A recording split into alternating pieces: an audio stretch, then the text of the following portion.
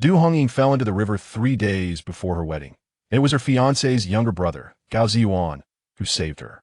In her previous life, Du Hongying endured an unhappy marriage and succumbed to depression. Upon awakening, she found Gao Zhiyuan performing artificial respiration on her, and the events began to unfold along the same trajectory as before. She consented to the Gao family's arrangement to marry Gao Zhiyuan, immediately separating from the family, tarnishing the reputations of the scoundrel Gao Siwen and the shameless Wen Ju. Subsequently, she followed her husband into military service, dedicating herself to supporting his rise while trampling the couple beneath her feet as they tore each other apart. A gentleman avenges himself at the right time in this life. Du Hongying chose to avoid trouble and fear, for she had a man who cherished her by her side.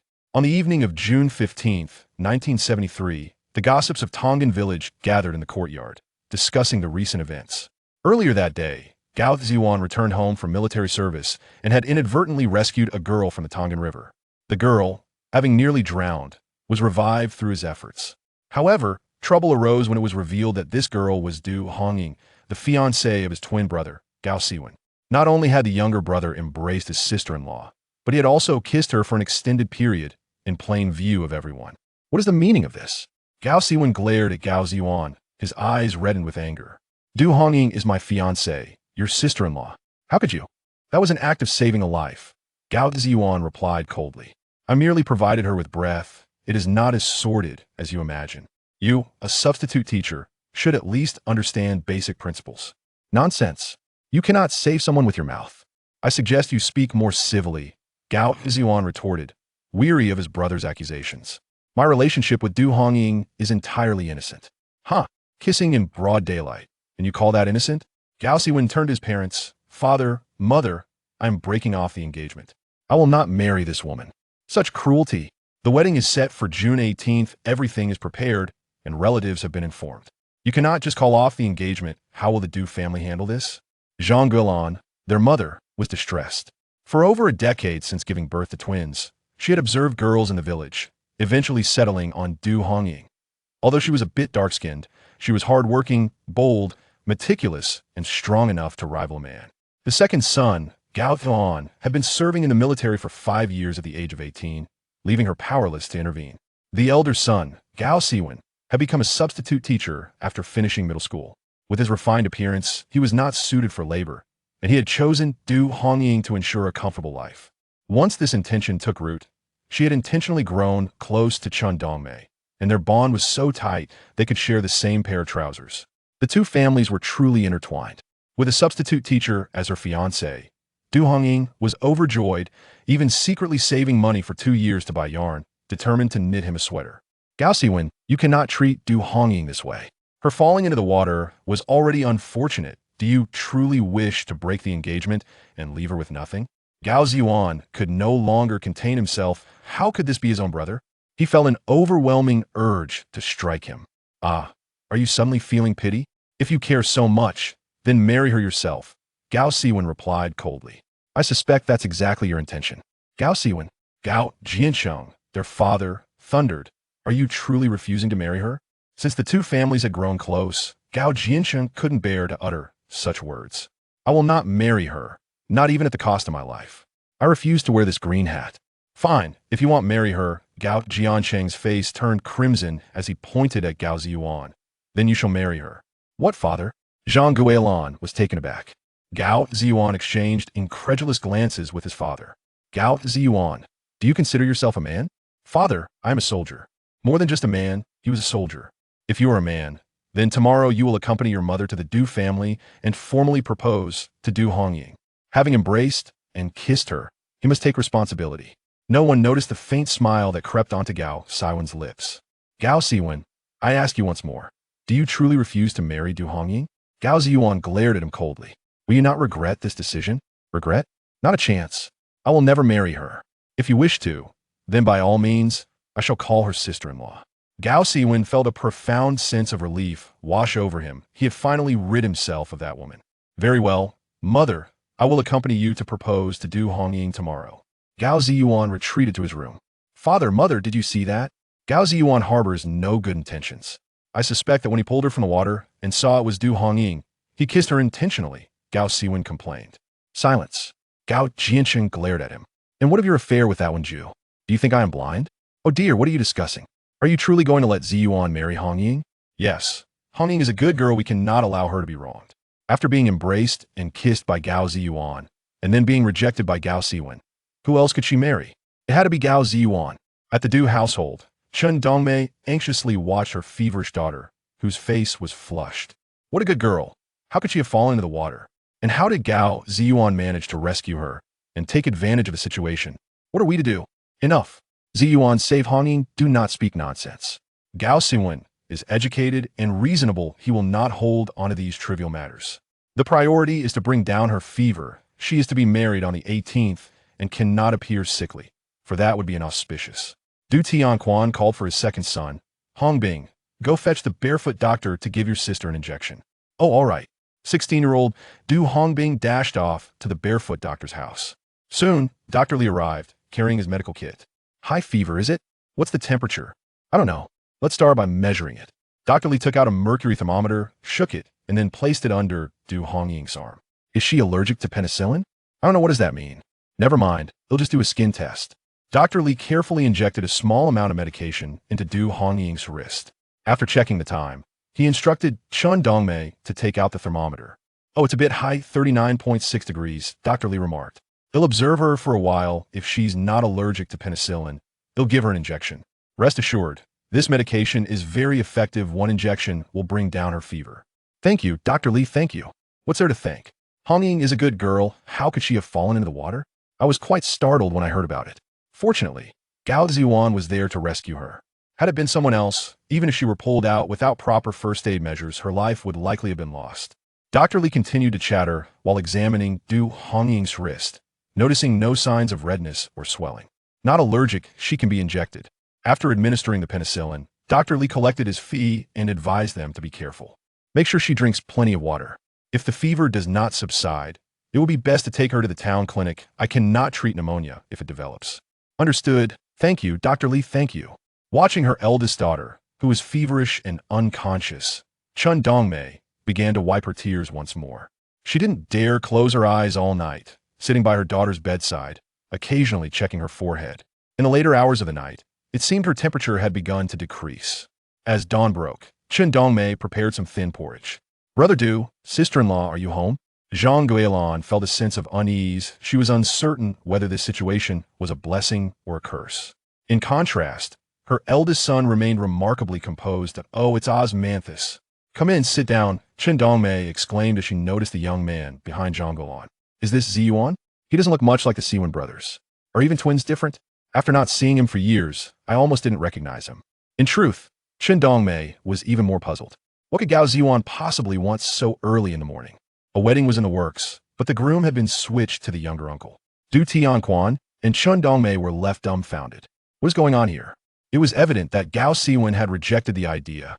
Chen Dongmei's eyes glistened with unshed tears as she cast a pleading glance at her husband.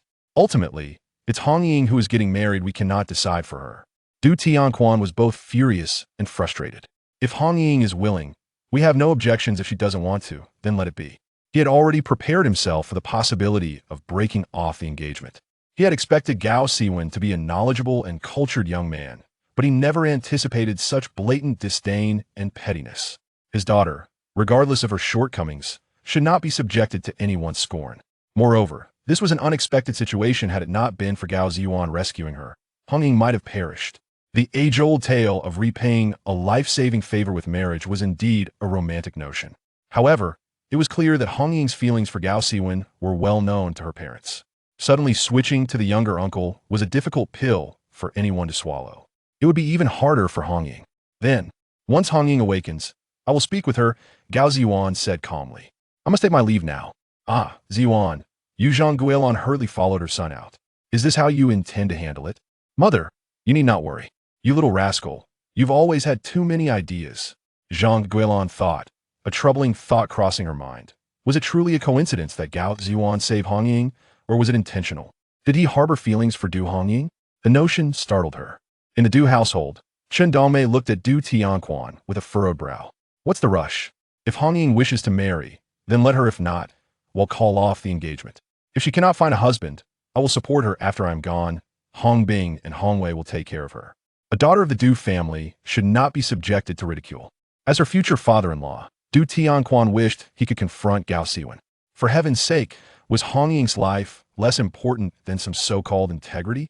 It might be better if he doesn't marry her if he does and still looks down on her. That would be a greater issue. Gao Zhiyuan is tall and robust, a man of responsibility better than Gao Siwen. Marrying him could be a good choice. A grown man with such a narrow mind, it would be better for Hongying not to marry him. That may be true, but does Hongying even want to marry Gao Zhiyuan? Father, mother, I will marry. Hongying? Du Hongying had actually awakened when Gao Zhiyuan mentioned his intention to marry her and had overheard their conversation. Her mind was still hazy, and in her dreams, she had revisited memories from past life.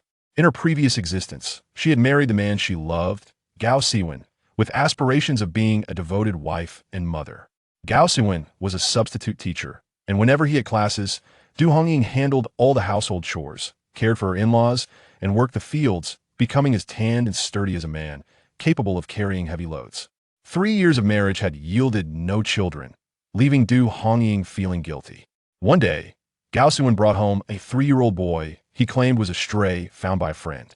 Du Hongying embraced the child as her own, convinced he would be her source of comfort in old age. When the boy was 8, he was bullied by other children, leading to a brawl that left him injured and requiring blood transfusions.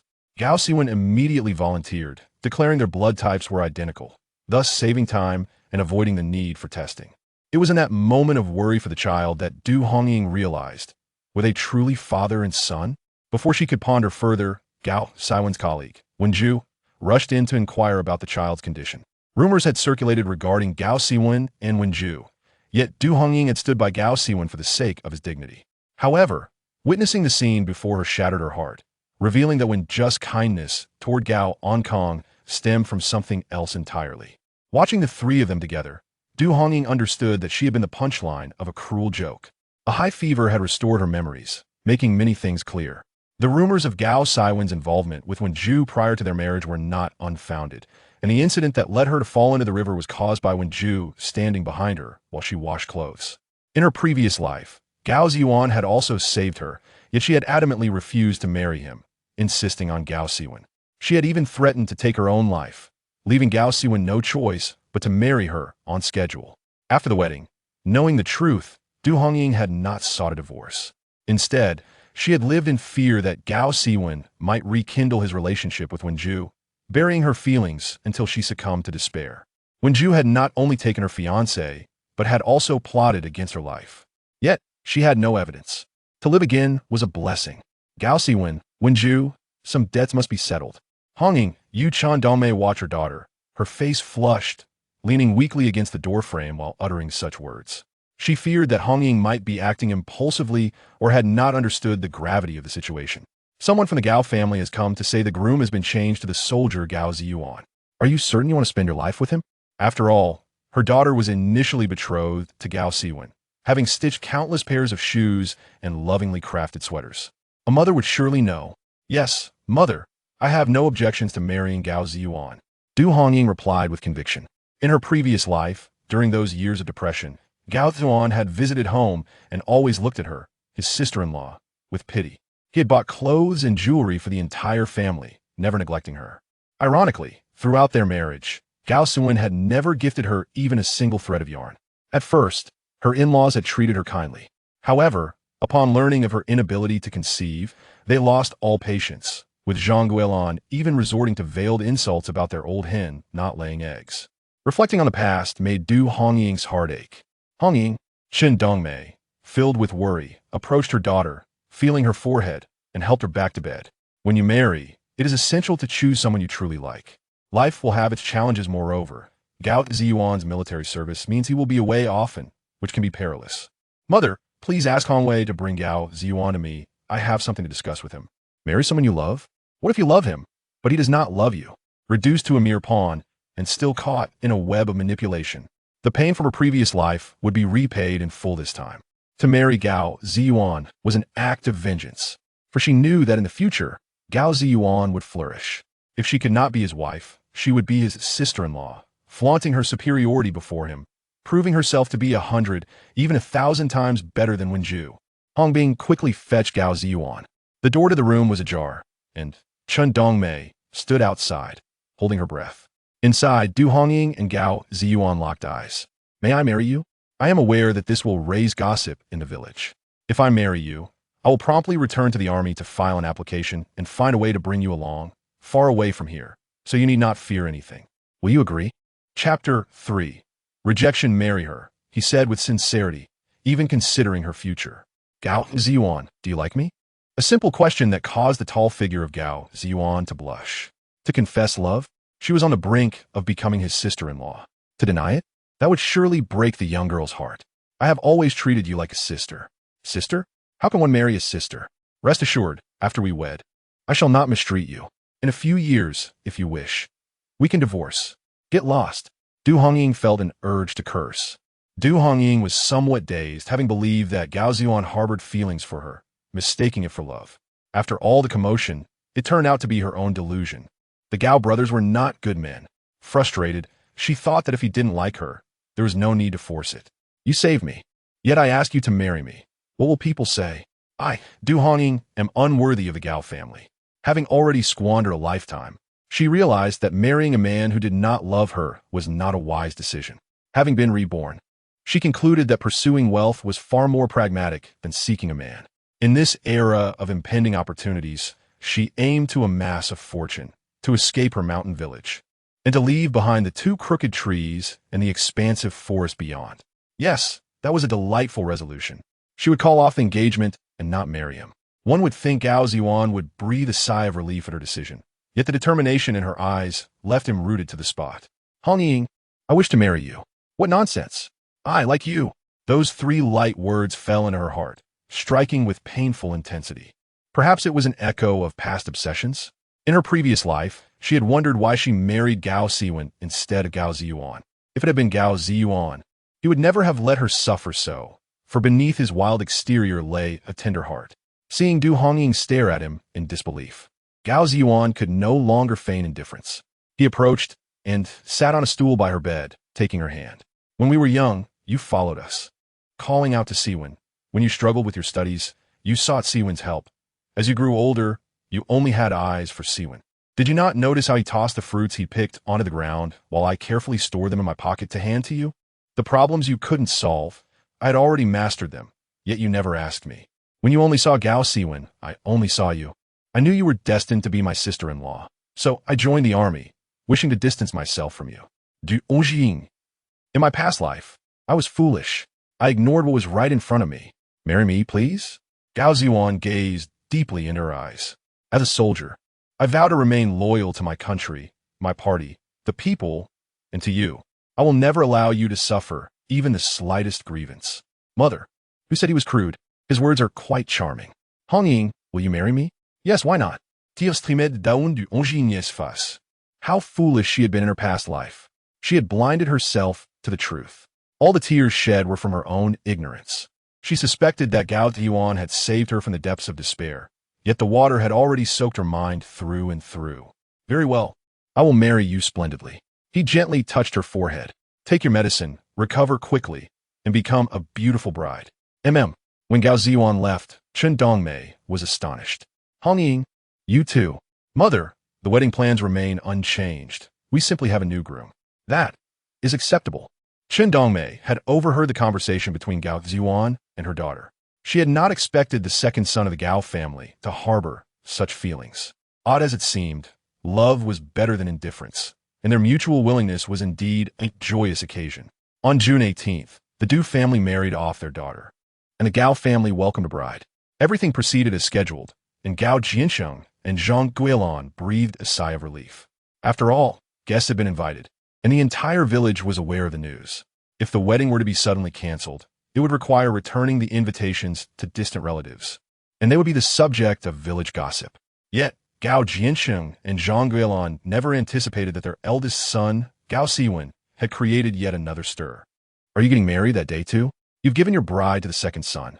What on earth are you thinking?" Zhang Guilan demanded. "To Wen Ju. You. Gao Zhiyuan was furious, wishing he could strike his son.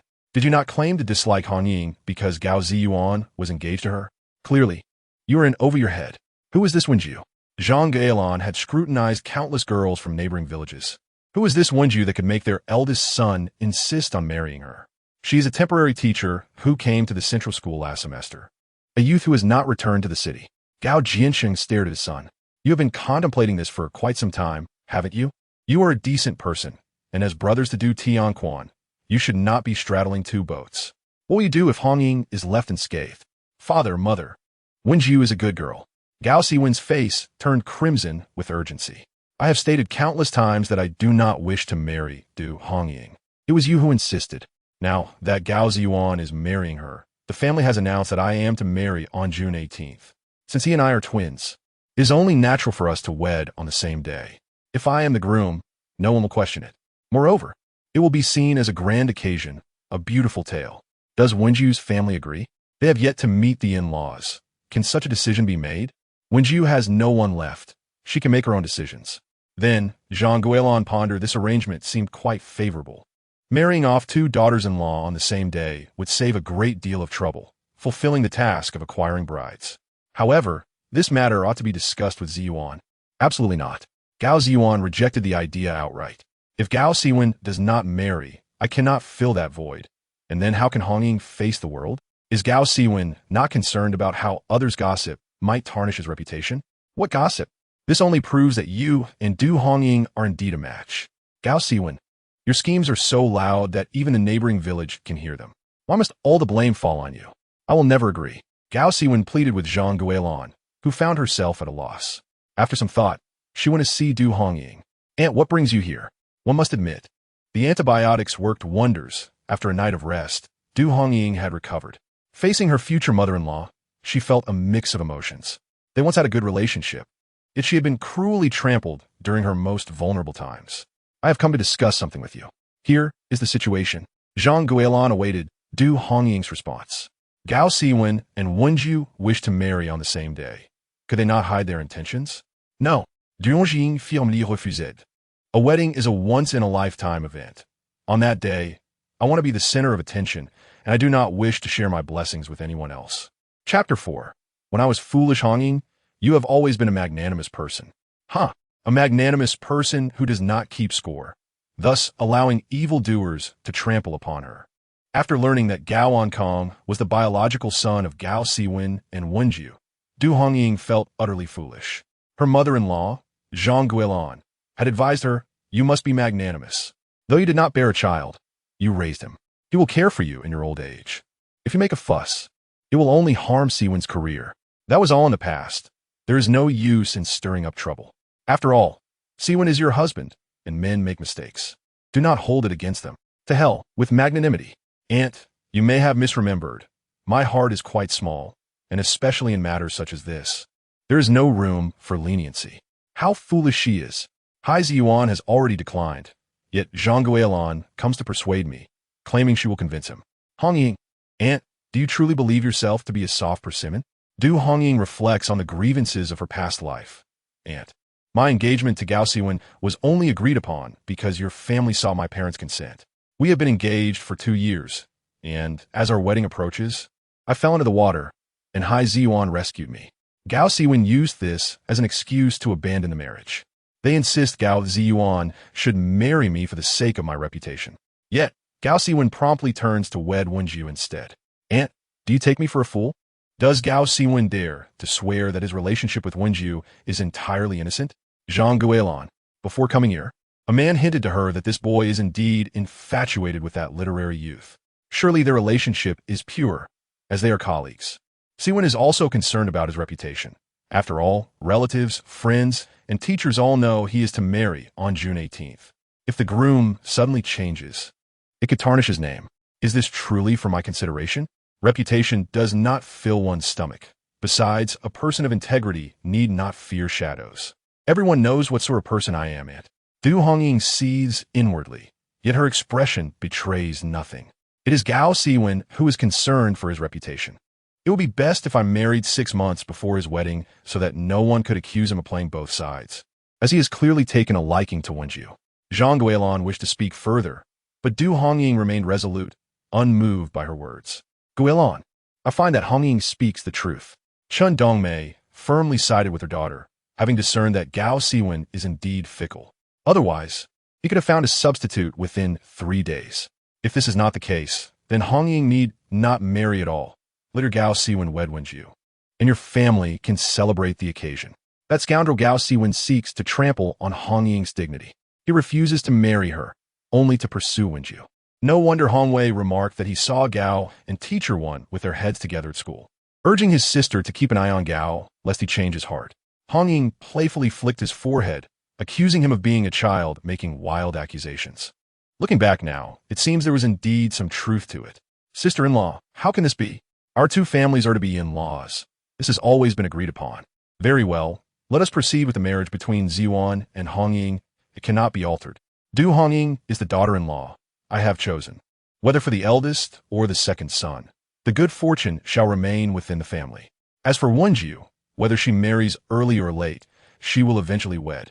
There is no rush. Gao Siwen's face flushed with urgency upon hearing his mother's remarks. Father, mother. Silence. Gao Jinxing's voice was cold. I warn you, do not overstep your bounds. If Zhiyuan marries on the 18th, even if you wish to marry Wen Ju, it must wait until next year. Father, leave. On June 17th, the Du family's courtyard began to bustle with activity. The banquet for the bride was to be held the following dawn. However, relatives from afar arrived a day early to partake in the celebration. Friends from the same village, eager to help with the preparations, also came. Hongying, Li Hongmei, a close friend from the village, entered with a pillowcase she had embroidered depicting mandarin ducks playing in water. I never imagined you would end up marrying Gao Zhiyuan. Neither did I. I never anticipated such an opportunity would arise again in this lifetime. If you ask me, Gao Zhiyuan is even more handsome than Gao Siwen. This man is truly remarkable. Du Hongying laughed heartily. She agreed with Li Hongmei's sentiments. I had told you before that Gao Siwen was close with that literary youth from Shanchuan village, but you did not believe me. Guess what I saw on my way here through the bamboo grove? Before the sky had darkened, she witnessed something inappropriate? I did not know what they said, but the literary youth was crying while Gao Siwen wiped away his tears. Tell me, can a pure, revolutionary friendship be so intimate?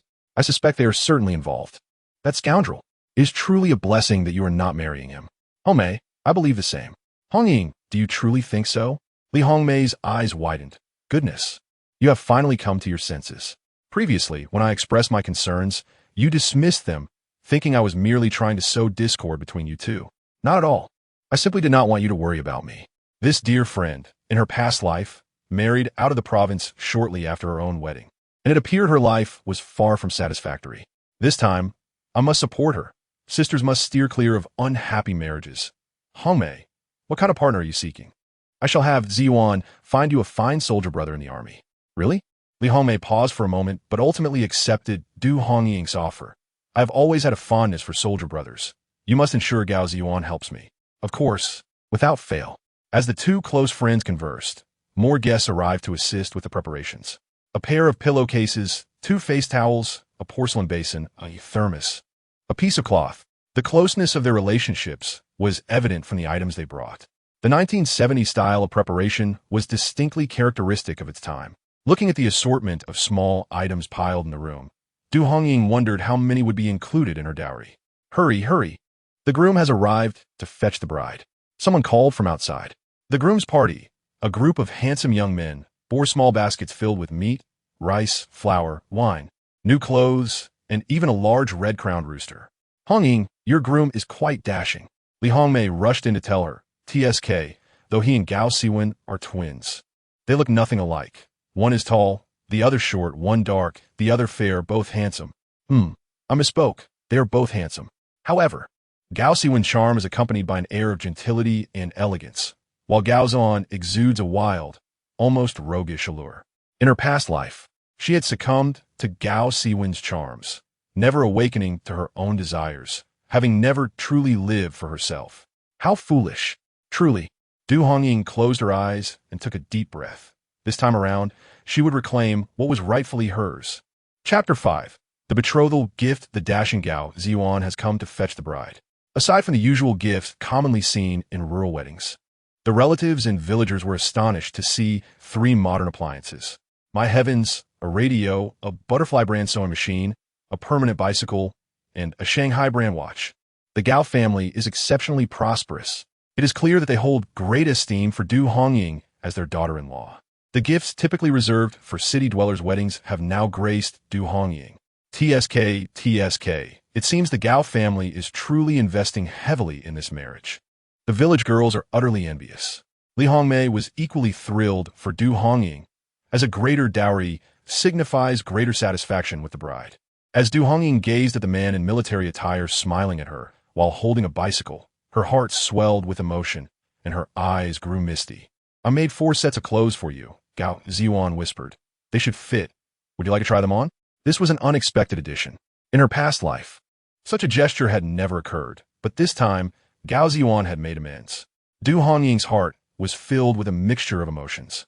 How foolish she had been to refuse to change grooms in her previous life. This time, she had made the right choice. It felt wonderful.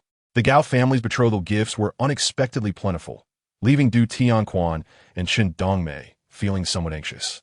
Was our preparation of 4 sets of bedding too extravagant? In surrounding villages, daughters are typically offered 2 sets of bedding. 4 sets are reserved for those of considerable means. Shen Dongmei had already tightened her belt to prepare this dowry, even hiring a carpenter to craft a 4-post bed, 2 wooden stools, and a wash basin stand. She had hoped to be the first in the village to present such a gift, bringing honor to her daughter. However, the Gao family had quietly prepared such an opulent dowry, catching her off guard. No matter, all these items will be part of Hongying's dowry, sent to the Gao family. Du Tianquan remarked that he was not in the business of selling daughters, and thus had no reason to retain anything. I will take the sewing machine and the watch, while the bicycle remains at home for Hongbing to use, as he will need it for his long commute to middle school. The radio can stay with father for listening to the news.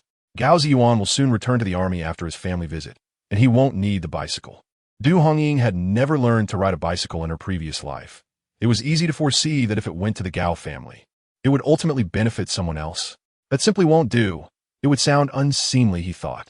The notion that the Du family was withholding a daughter's dowry was intolerable to Du Tianquan. Gao Zhiyuan was called into the house by his father-in-law, expecting a matter of great significance, only to be asked about the bicycle. Uncle, feel free to arrange it as you see fit. I have no objections. You little rascal. Still calling me uncle? It was said that the more a mother-in-law appreciated her son-in-law, the more her fondness grew, and Du Tianquan felt the same towards Gao Zhiyuan. This temporary son-in-law seemed to fit perfectly. Conversely, Gao Siwen, with his petty demeanor, had been swiftly placed on the blacklist.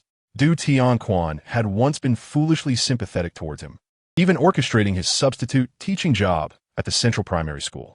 One ungrateful wretch, Gao Zhiyuan, feeling a bit sheepish, scratched the back of his head. Father, mother, please decide how to handle these items, or let Hongying choose. I have no objections. Take it all. We can't allow others to gossip. Chen Dongmei eyed her new son-in-law with lingering trepidation, uncertain if this temporary arrangement would truly bring happiness to Hongying. She wished to avoid any trifles that might sour their relationship and did not want her daughter to be looked down upon by her in-laws. All right, then, take everything. With a decisive wave of his hand, Du Tianquan declared, this matter is settled. Gao Zhiyuan, you must treat my Hongying well. Father, rest assured. If Hongying suffers even the slightest grievance, I won't hold back. With those words, Du Tianquan felt a genuine sense of relief, convinced that he had chosen the right son-in-law.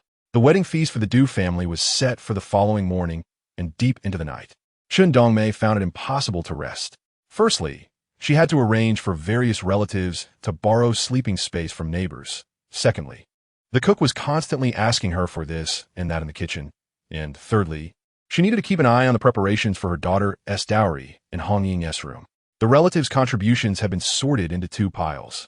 4 beds, for covers, and the pillows were to be filled with wheat, millet, or rice.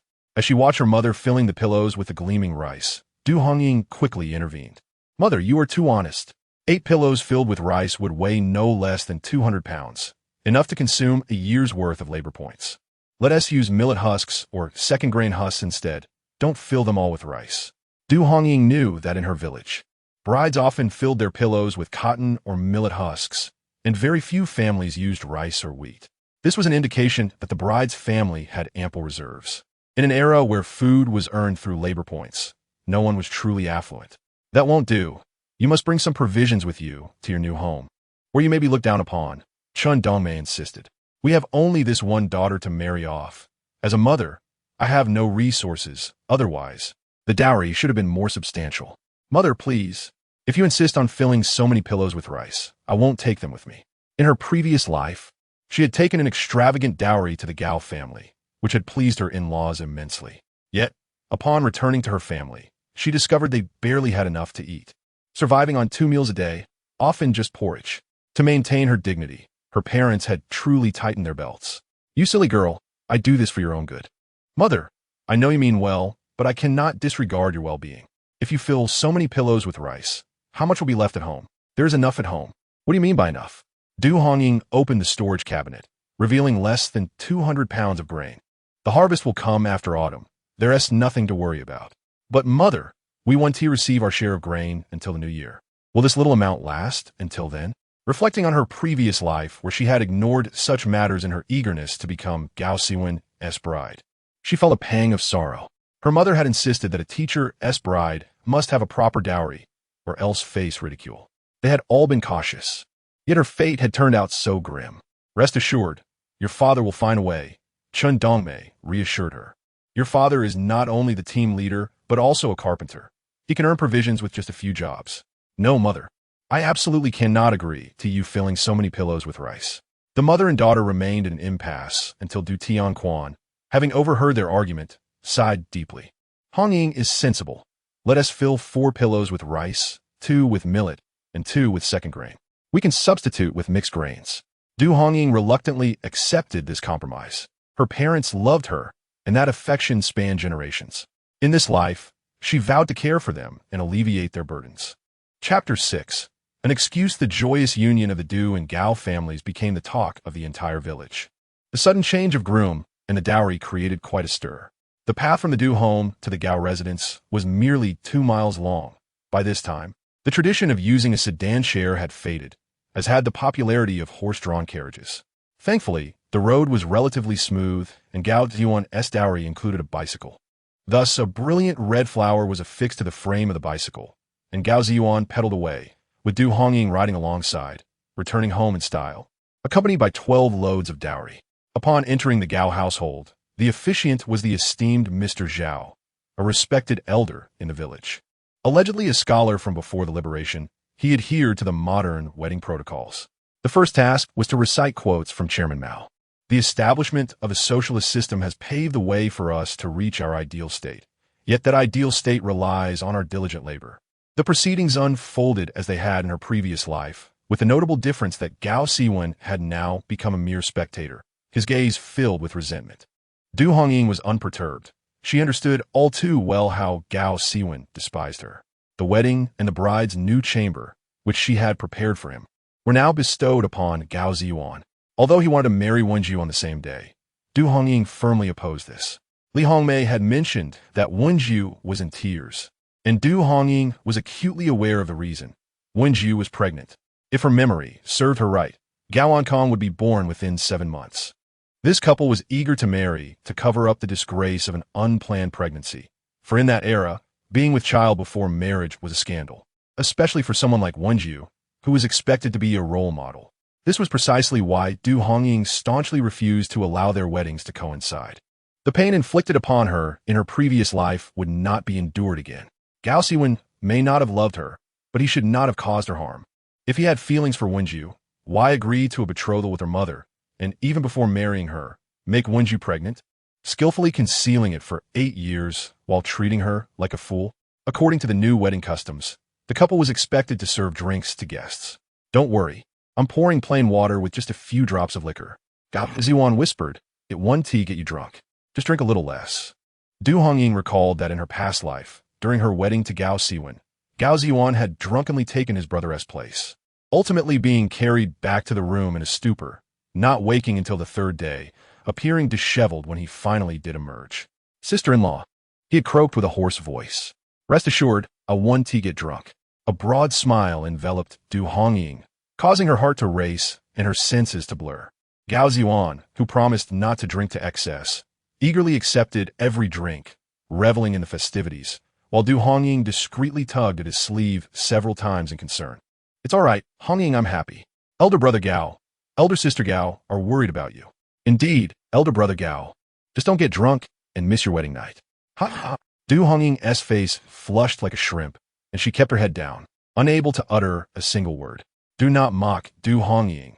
She is a woman of delicate sensibilities. If there are any grievances, let them be directed at me.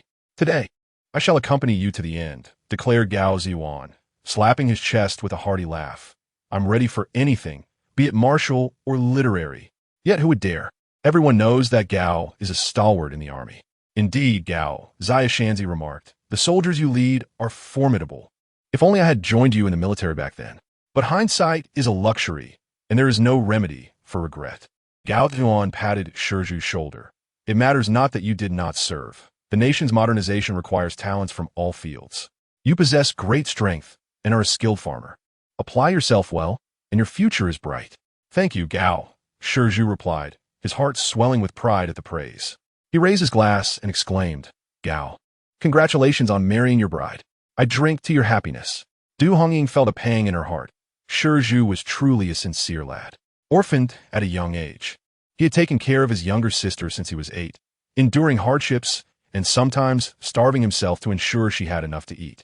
It was not that he did not want to join the army, but he could not leave his sister, Shiling, unattended.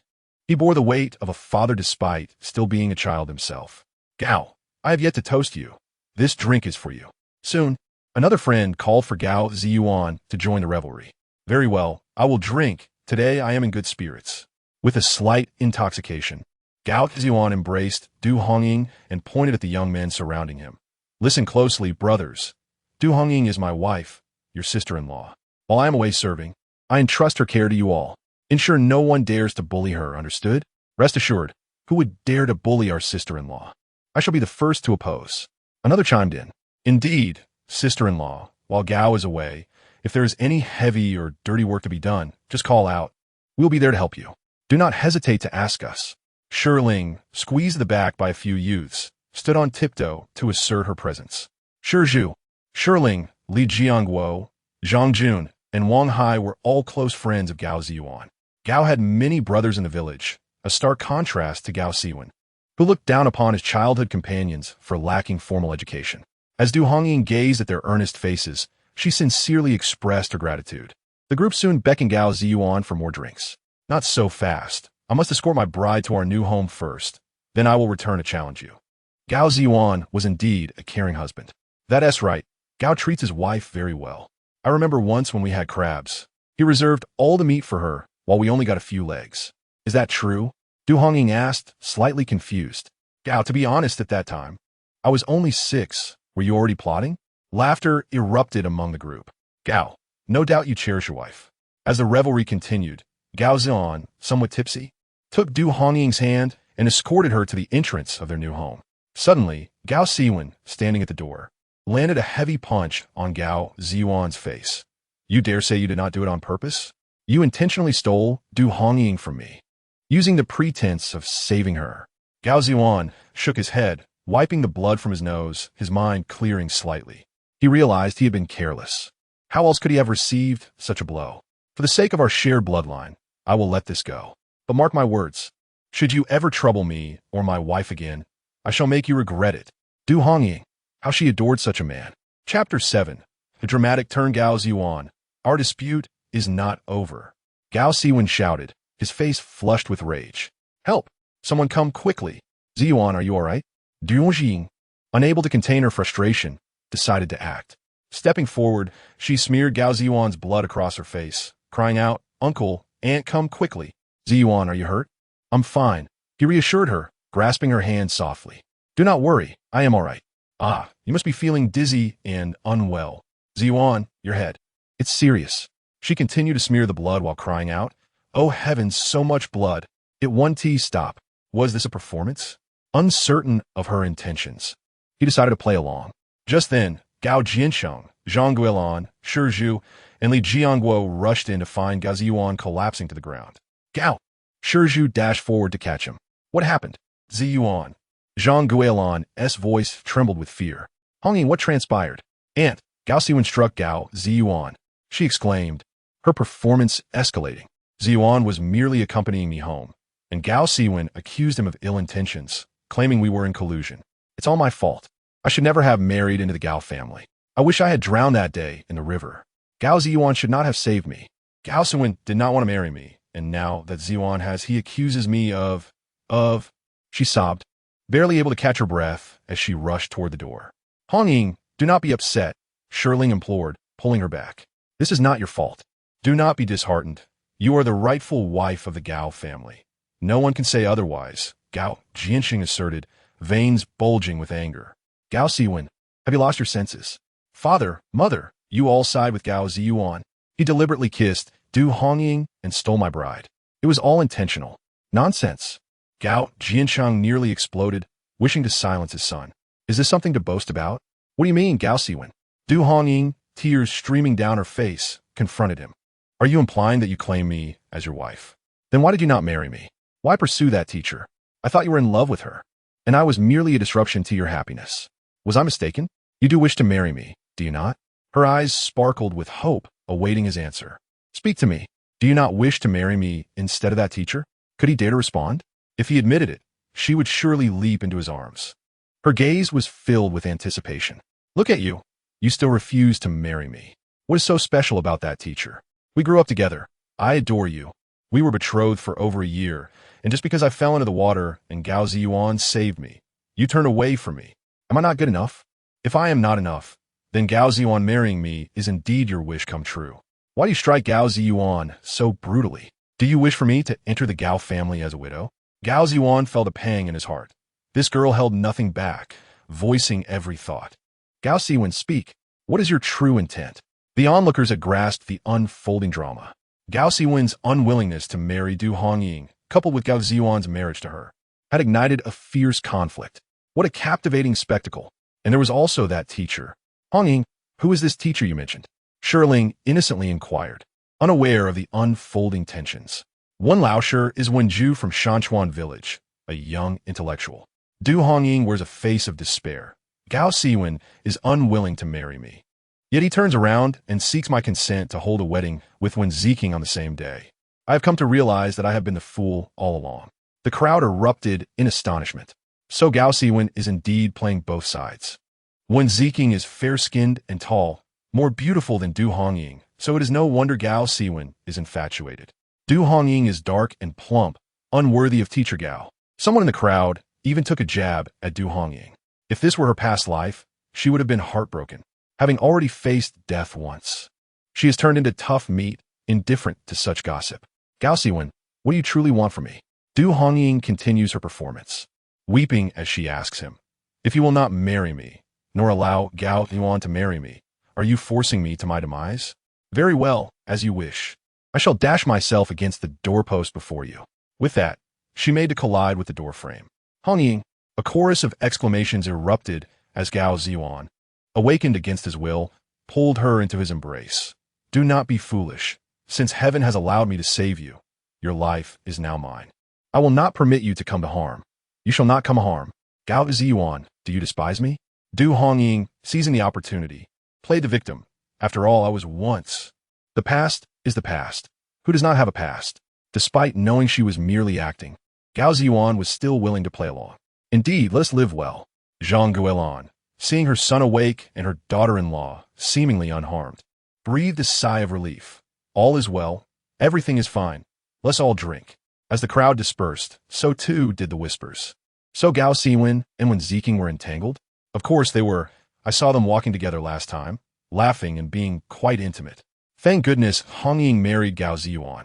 Had she wed Gao Siwen, she might soon find herself despised. Speaking of which, how did Hongying end up in the river? That day, she was washing clothes by the river with a few girls, and Wen Ziking seemed to be standing nearby. But Wen Ziking resides in Shanchuan village. Why would he come to wash clothes at our Tongan river? Some tales grow increasingly absurd, and some matters do not withstand scrutiny. Shirling quietly shared this gossip with Du Hongying, who smirked. This is just the beginning. Gao Siwen, Wen Ju. We will settle the scores from our past lives slowly. If you wish to stand tall, I shall not grant you the opportunity. As night fell, it was customary to create a ruckus in the bridal chamber. However, due to the awkwardness caused by the Gao brothers, friends and family left after dinner, not daring to disturb the bridal chamber. Chapter 8. Willingness, second brother Gao. Take it slow, take it slow. The new house is over here. We told you not to get him so drunk, you don't believe us. You have delayed second brother Gao's good fortune. Be careful he wakes up and beats you all, Zhu complained while supporting Gao Zhiyuan. You know nothing. Second brother Gao is merely intoxicated by the wine. He is not truly drunk. Exactly. Even if we hadn't forced him, he would still get drunk. You bastard, Zhu. You are fiercer than any of us when it comes to pouring drinks. Will you not get beaten for that? Second brother Gao wouldn't hit me. He can't win. I am stronger. How boastful. Sister-in-law, second brother Gao is drunk. Please take care of him. The young men nearly carried him back to the new house, tossing him onto the bed before fleeing. Hongying looked at the 2 feet still dangling off the bed and smiled bitterly. Why'd you drink so much? The smell of alcohol was overwhelming. Shall I fetch you some water to wash your face and feet? While Hongying felt disgusted. This fellow was a completely different person from the fresh and clean one in the morning. Dragging him to wash would be impossible. The countryside was pitch black at night, and Hongying was too lazy to go outside for water. She poured the water from the thermos into an enamel basin, found a red towel with auspicious characters from her dowry, and draped it over Gao Zhiyuan's face. Had I known marrying you meant catering to this drunkard, I would have. Before she could voice her reluctance, the man on the bed opened his large eyes and stared at her. Hongying was startled. What do you intend to do? His voice was hoarse, yet his gaze was clear, devoid of any signs of drunkenness. You're not drunk. Awkwardness washed over her. She had meant to say something spiteful, but he had heard her. In the army, I can outdrink an entire platoon. What a boast. You do not believe me? Gao Zhiyuan declared proudly, I am naturally immune to alcohol. No matter how much I drink, I will not become intoxicated. Well, you are indeed that impressive. Then why are you pretending to be drunk? If I were not pretending, would they have let me return? Tonight, could I avoid the bridal chamber? It seemed to make sense. But wait, why has he not woken up after all this time? Why should I be the one to wash his face? I shall go wash up. Watching Hongying still dressed in her light pink shirt from the morning, he said, I will fetch some water. You clean up inside. Hongying, everything she heard felt laden with meaning, and her cheeks flushed. After 2 lifetimes, her face remained so thin-skinned. Watching Gao Zhiyuan stride out, Hongying patted her flushed face, trying to calm herself. Stay composed. Gao Zhiyuan returned with a full bucket of water. It was warm, a suitable temperature for washing. I will be back shortly. Heavens, could you not say shortly? What are you planning to do then? She had a good idea. Ultimately, Hongying washed herself a bit, mainly because it was hot, and she had sweated today. If she were at home, she would certainly bathe before sleeping. But here at the Gao family, as the bride, she felt too shy to go outside, so she had to hold it in. She had not expected Gao Zhiyuan to be so considerate. Thinking back to her past life, yes, in her past life, Gao Siwen was the one who truly got drunk, utterly wasted, and she had to carry him to bed. On that wedding night, nothing had happened. The next day, her mother-in-law Zhang Guilan looked at her with a probing gaze, making her feel both shy and anxious. Lost in thought, she heard heavy footsteps outside, and Hongying quickly slipped on an old shirt as a nightgown. Is it clean? Hongying's voice was as soft as a whisper. I will take the water out. Glancing at the wet spot on the floor, Gao Zhiyuan thought of something and said, I will take care of it tomorrow. When Gao Zhiyuan entered again, he brought another bucket of water, gently closing and locking the door behind him. You must be tired after a long day. Let us sleep. That simple statement made Hongying look up at him. In the dim light of the oil lamp, she could not discern his expression. Do not dwell on it. What is meant to occur will inevitably come to pass, especially since Gao Zhiyuan is so handsome. It is a fortune for her. Hongying moved to the wall side of the bed. Gao Zhiyuan removed his white tank top and waved it around inside the mosquito net, swatting away the mosquitoes before lowering the net. He blew out the oil lamp and climbed into bed. The moon was bright, casting gentle light through the roof, faintly illuminating their silhouettes. With them so close together, Hongying's heart raced. She dared not look at Gao Zhiyuan. Internally, she ridiculed herself. After all, he was her legitimate husband, yet she could not let go of her inhibitions. Are you nervous? This matter would make anyone a little anxious, wouldn't it? Sleep. I will not touch you. Hongying. No. Why did you marry me if you're not going to touch me? Are you disgusted by me? Hongying protested, sitting up to look at him. If you find me repulsive, why marry me? What is wrong? Gao Zhiyuan was startled and sat up as well. How could I find you repulsive? I married you to be responsible for you. Nonsense. On our wedding night, you did not consummate the marriage. Does that mean you cannot? This thought Du Hongying could not bring herself to voice. Nevertheless, her scrutinizing gaze landed on a certain area of Gao Zhiyuan. Trained as he was, the ambiguity that would confuse others was crystal clear to him. He could see every expression on her face. Hongying, I have assured you that I will not mistreat you. For now, stay at home until I return to the army, at which point I will apply to bring you along with me. After 2 years, if you still feel dissatisfied, you may choose to divorce. Are you truly incapable? Du Hongying could not articulate the tumult of emotions within her. It dawned on her that some men are indeed gilded on the outside but hollow within. What fate has befallen her? In her past life, she married a man who longed for others.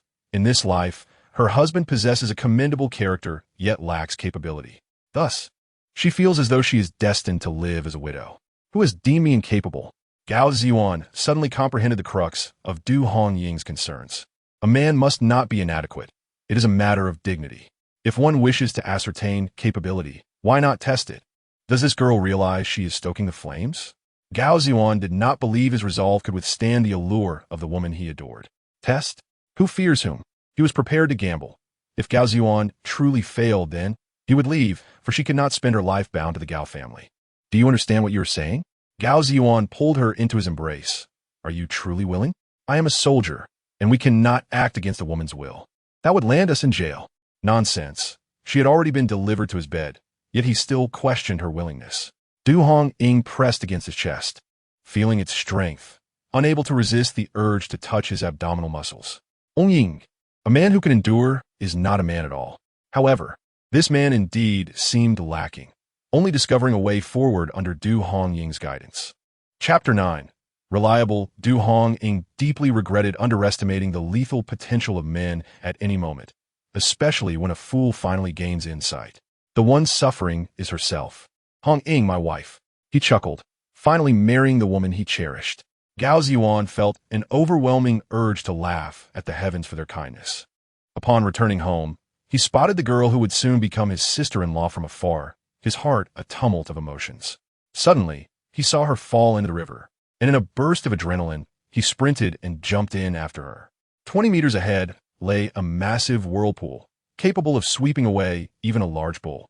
If Gao Zhiyuan dared not fathom the consequences and swam with all his might, just in time to grasp her and struggle back to shore. Upon reaching the bank, he found she had stopped breathing. A terror that no one could comprehend gripped him. Stay calm. I must save her, I must. Even if she becomes my sister-in-law, at least I could still see her. If she were gone, he would question the very meaning of his existence. Gao Zhiyuan had learned first aid in the army and used every method he could to pull her back from the brink of death. When he saw her awaken, he collapsed on the ground, utterly drained. Du Hongying was carried back by the arriving Du Tianquan and his wife, while chaos erupted in the Gao household. No one anticipated that Gao Siwen, the soon-to-be groom, would refuse to marry her, citing their unclear relationship as the reason. Gao Zhiyuan was furious. He did not mind for himself, but he could not allow Du Hongying to be insulted. Gao Siwen resolutely refused, but when his father insisted he marry, Gao Zhiyuan felt a surge of joy. He could hardly believe how fate had arranged things. My wife, you are now my wife. Why do you act like a fool? Du Hongying felt utterly weak and found herself in the arms of a man who continued to smile foolishly. Being a fool is good. Fools enjoy their blessings. Gao Zhiyuan cherished her greatly. My wife, you are truly wonderful. Du Hongying is fasbioned. Could she say he was remarkable? In her past life, she had cried and pleaded to marry Gao Siwen, who had drunkenly vomited 3 times on their wedding night, leaving her exhausted. Gao Zhiyuan's approach to their wedding night was entirely different. Nestled in his embrace, she thought of Gao Siwen's sinister nature and felt uneasy. Is it true that you can take me with you? Yes, I will file for a marriage certificate and then apply for you to accompany me. Du Hongying realized they were following a trend, boarding the ship before buying a ticket. Fortunately, in this remote village, some people even live their entire lives without ever purchasing a ticket. As long as friends and relatives bore witness, the ceremony sufficed for a marriage. How long will it take? Not long, perhaps 3 to 5 months, or possibly around 6 months. It mainly depends on whether there are any vacant houses in the family compound. However, my dear wife, Accompanying the army is quite arduous. It seems even harder than here. And water is scarce. I fear neither hardship nor exhaustion, as long as I am with you. Du Hongying softly replied. Will you abandon me once you achieve success? Why would I think such a thing? You are my wife. I cannot forsake you. As he spoke, his emotions swelled. No, I am too tired. If you continue, I will not have to rise tomorrow. Du Hongying prided herself on her stamina, but when compared to Gao Zhiyuan, she felt lacking. If time drags on, can I separate from him? I do not wish to see him. Who is he? Du Hongying did not specify, but Gao Zhiyuan understood all too well. Very well. We will separate. Before I depart, I will ensure the division is complete. Whatever my wife wishes, I shall support. However, separation would still mean residing in the family home. And even if they wished to build a new house, time would not permit. He had only half a month of leave, and he could be called back at any moment. I have made up my mind. I can move to the storage room. The storage room was not far from the Tongan River, a place used for drying grain, consisting of 2 rooms and surrounded by emptiness. No, it is too far from the main house. If I leave, it is unsafe for you to stay there alone. I cannot rest easy. Who would dare bully me? Du Hongying asserted. I am strong. I would defeat anyone who tried. What if you encounter a man like me? Could you defeat me? That is only because I let you win. Du Hongying recognized his meaning. Do not worry. My father is the captain, and several young men in the team are your brothers. No one would dare bully me. That was indeed true. There were no such people in their village. If one were to exist, petty theft would follow.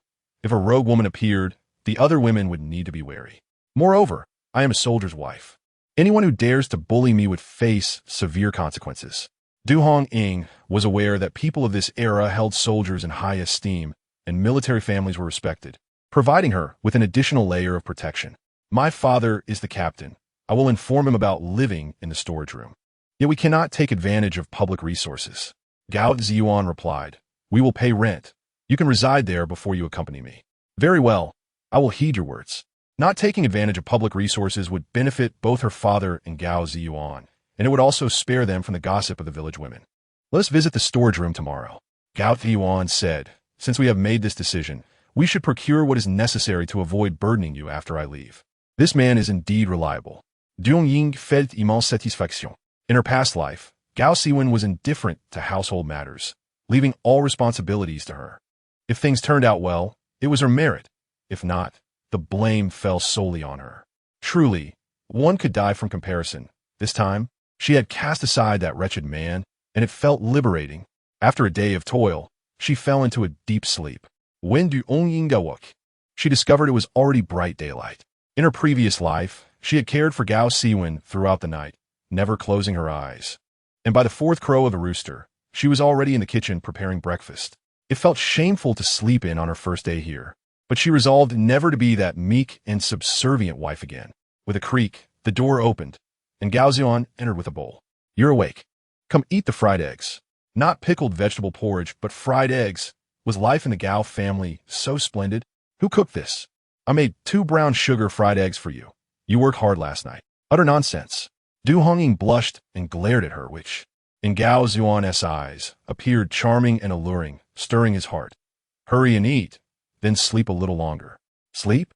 Which new bride sleeps until the sun is high in the sky? If word got out, it would be a laughingstock. Chapter 10. Separation. Du Hongying thought that dividing the household would be a challenging task. Little did she expect someone would act foolishly. After eating a fried egg, she rose primarily to address her urgent needs.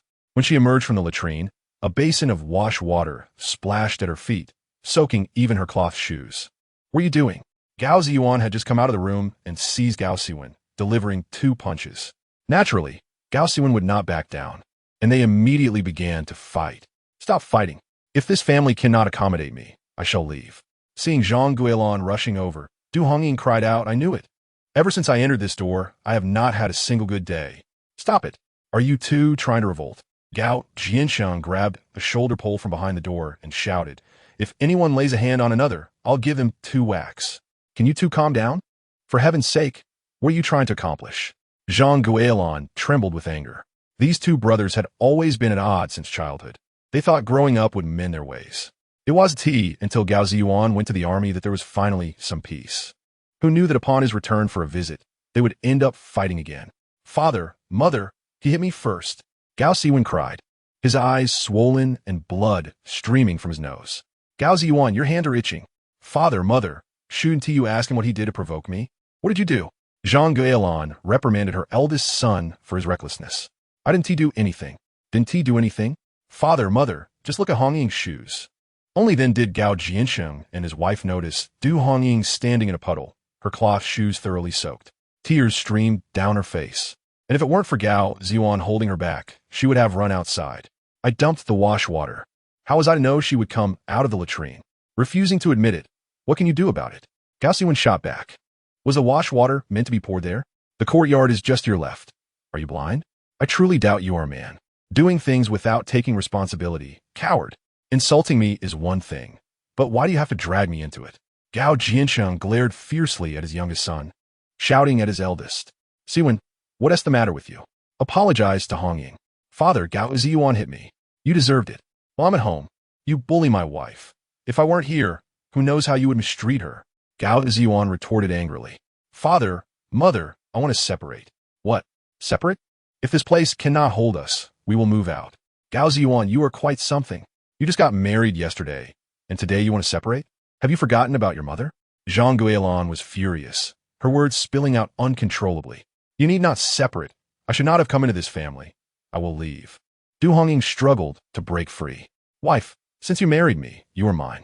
If I cannot even protect you, how can I defend our country and our family? Gao Zhiyuan held her tightly, though part of it was an act. He truly feared losing her. Father, mother, please speak. Should we separate or not? You little rascal. What if we don't separate? Go take a look. Whose daughter-in-law separates the very next day after marrying? If this spreads to the Du family, they think we, the in-laws, are unreasonable. You are deliberately trying to provoke us. You are not unreasonable, but some are. Living under the same roof, I am genuinely afraid, Gao Zhiyuan declared. If we do not separate, I shall take Hongying back to the Du family as an incoming son-in-law. You. Gao Zhiyuan raised the shoulder pole, ready to strike him. Head of the family, he-s just speaking out of anger. Why stoop to his level? Zhang Guilan quickly restrained him, snatching the pole away. Zhiyuan, stop stirring trouble. You've only been home a few days, and you've already angered your father and fought with your brother. What have you learned in the army? Huh? Father, mother, how biased you are. Is this me causing trouble? I can barely stay in this house for a few days, and my wife is bullied right before my eyes. You still expect me not to protect her? Do you think after I leave, Hongying will still be able to stay here? If I cannot even protect my own wife, am I still a man? Hongying, your brother didn't mean it. Please forgive him. It's unbecoming for brothers to quarrel like this. Not meaning to is still intentional, Du Hongying choked out.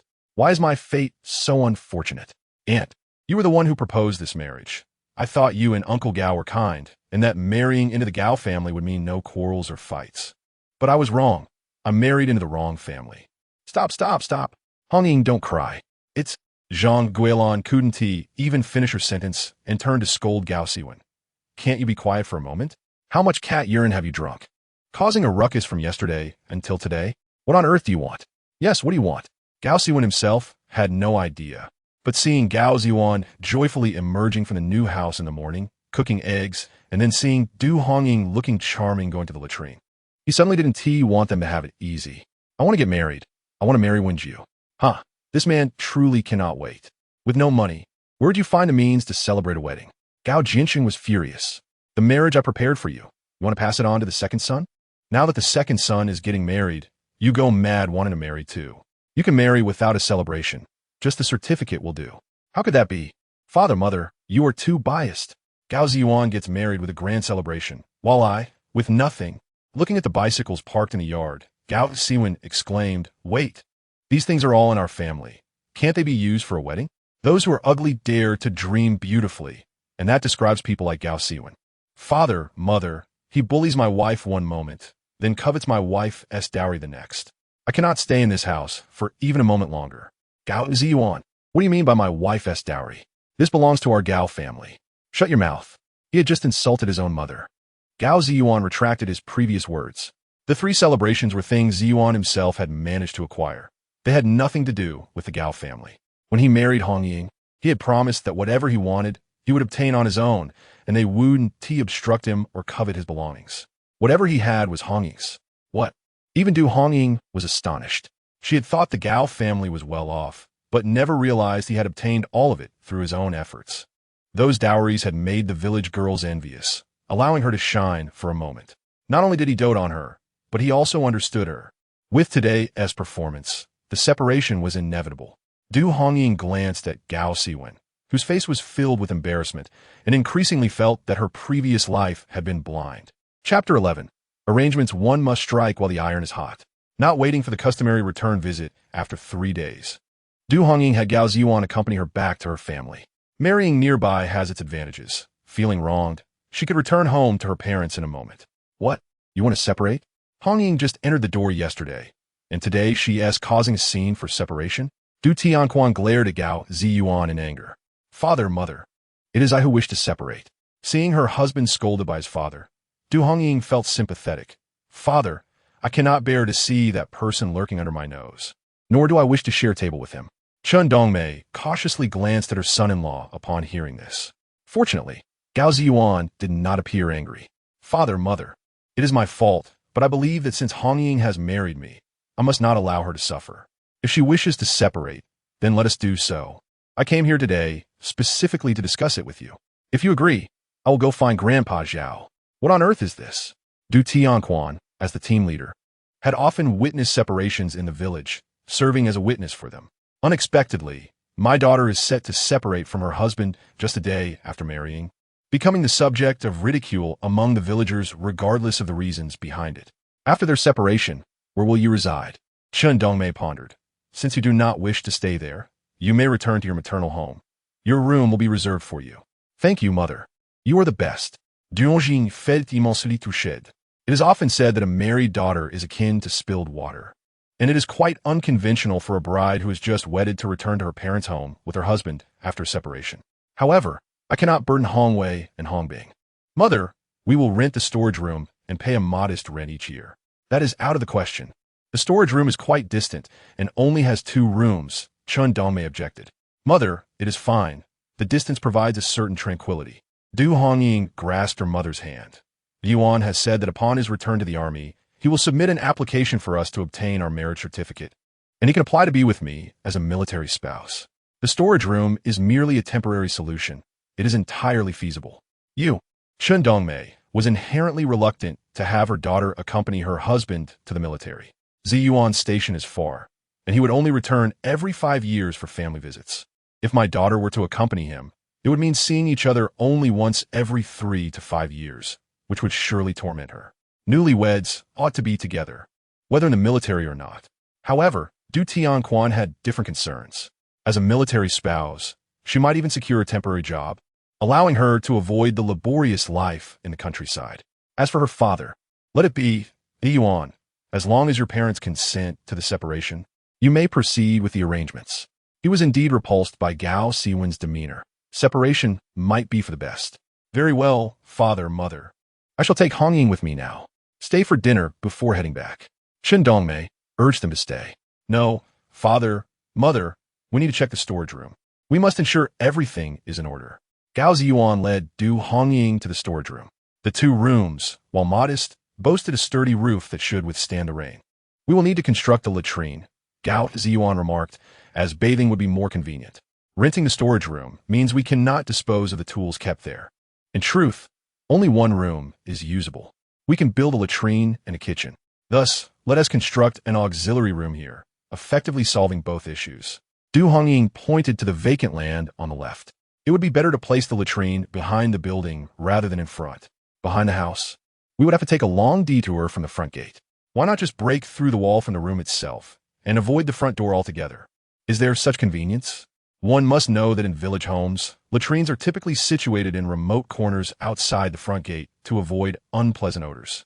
However, making a trip to the latrine at night is a daunting task, especially in the biting winter winds. Leave it to me. After surveying the terrain, Gao Zhiyuan returned home with her. My father-in-law and the others have all agreed. I will go invite Grandpa Zhao now. Zhiyuan, Gao Jianqing wished to delay matters further. Father, you know my character. Once I make a decision, I stick to it. You stubborn child, with your wings now fully grown. You no longer heed my words. Scolding is futile. Separation must occur. Gao Zhiyuan went to invite Grandpa Zhao. Zhiyuan, a son should not separate from his parents. Grandpa Zhao, that is an ancient notion. If brothers were united and harmonious, it might hold, but look at our family situation. Everyone in the village knows that Du Hongying was initially betrothed to Gao Siwen, and marrying Gao Zhiyuan was indeed a surprise. They had even fought just yesterday. It is clear that cohabitation under the same roof is untenable, and Grandpa Zhao understood this. Very well, I will make a trip. Thank you, Grandpa Zhao. I shall treat you to drinks tonight. The eldest daughter-in-law has become the youngest, and upon entering the home, they must separate. Zhang Guilan was at a loss.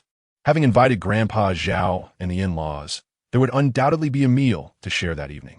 Hongying, could you help me start a fire? All right, I will. However, Gao Zhiyuan pushed Du Hongying back into the room. Mother, how can a new bride be made to work upon her arrival? I will cook. You little scoundrel. Truly pampering your wife. Zhang Guilan felt a pang of jealousy. You never cooked before, so don't embarrass yourself here. Mother, the army is a wonderful place. Once you enter, you learn everything. Watching her youngest son chop vegetables and handle the cooking with remarkable skill, Zhang Guilan was genuinely taken aback. What did you do in the army? Surely not just cooking? Gao Zhiyuan paused for a moment and then laughed. Indeed? Zhang Guilan inquired further. I heard the army even has someone to tend pigs? Yes, there are those who tend to pigs, dogs, and even horses. Well, Zhang Guilan felt somewhat disheartened, having always believed her son was a high-ranking officer, perhaps a squad leader or platoon leader, only to find out he was merely a cook. At least the eldest son has made something of himself. He is a teacher, and the village children respectfully refer to her as Teacher Gao's mother, insisting she be called Teacher Granny. Zhiyuan, do you truly want Hongying to accompany you to the army? Yes. That meager allowance of yours cannot support two people, especially with children in the future. Let Hongying stay home and farm. She is from this village, and she can earn a living here. Mother, do not forget I am a cook. Even if it is just rice soup, I can support my wife. Zhang Guilan was infuriated by her son's retort. Ignoring the advice of elders leads to regret. I am doing this for your own good. Mother, I have my own plans. Gao Zhiyuan replied. I am married to Hongying, and in 10 days, I must return to the army. Once I leave, it will be 3 to 5 years before I return home, if she does not accompany me. When will you become a grandmother? Du Hongying, who had been standing at the door, froze upon hearing this. He desires children, and yet, she had forgotten. She had not given birth in her previous life. What to do? Reflecting on her past, a wave of anguish washed over Du Hongying. Chapter 12, My Dilemma. Children. Du Hongying instinctively caressed her abdomen, sitting in a daze within the room. Upon awakening, she had married Gao Zhiyuan out of revenge, only to discover that he was genuinely kind to her, in both this life and the next. She believed it was the heavens compensating her. Having just heard Gao Zhiyuan's words, her heart shattered. Hongying, Gao Zhiyuan, having finished in the kitchen, returned to the room, taken aback upon seeing her lost in thought. What is wrong? Are you unwell? He reached out to feel her forehead. Did you say you wanted children? Gao Zhiyuan was momentarily taken aback before bursting into laughter. We just married yesterday. Children are still a way off. But what if I cannot conceive? Why speak such foolishness? How do you know you cannot bear children? Gao Zhiyuan chuckled heartily. You are so strong. We can not only have children, but perhaps enough for a whole class. What if I cannot? Du Hongying replied. Like Mrs. Shun next door, what then? Mrs. Shun and Mr. Shun married for many years without children, eventually adopting a son, who tragically passed away at 6. Since then, they have not mentioned children. A few years ago, Mr. Shun passed away, leaving Mrs. Shun to live alone in her 50s. You truly cannot conceive? Gao Zhiyuan stroked her head. Then it must surely be my issue. Du Hongying looked at him in astonishment. Women are fertile soil, if seeds do not sprout. It only indicates a problem with the seeds. Gao Zhiyuan bent down and embraced her. Do not dwell on such thoughts. Children come with fate. When the time is right, they will arrive naturally, and, if not, that is also fine. Gazing intently into her eyes, he said, To marry you is my greatest happiness. I care only for you and wish to spend a good life together. As for everything else, it is up to fate. Du Hongying wept uncontrollably. In her previous life, she watched her peers marry and become parents while her own womb remained silent. Year after year, anxiety and anguish consumed her, compounded by her mother-in-law's constant insinuations, leaving her in a state of disarray. She had once inquired of Gao Siwen, Why do I not have children? You ask me, but who can I ask? Gao Siwen looked at her with a piercing sarcasm. All my efforts have been wasted. Sowing more seeds amounts to nothing. From that moment on, she became increasingly averse to Gao Siwen's presence. He did not press her. After bringing Gao Onkong back, he devoted all his energy to nurturing the child. Watching them sit there, writing and reading, and seeing Gao Onkong with a fatherly expression, Du Hongying's heart ached. How wonderful it would have been if he were her own child. If Gao Siwen treated an adopted child so well, how much better would he be to his biological son? It was only when the truth was unveiled that Du Hongying realized how foolish she had been.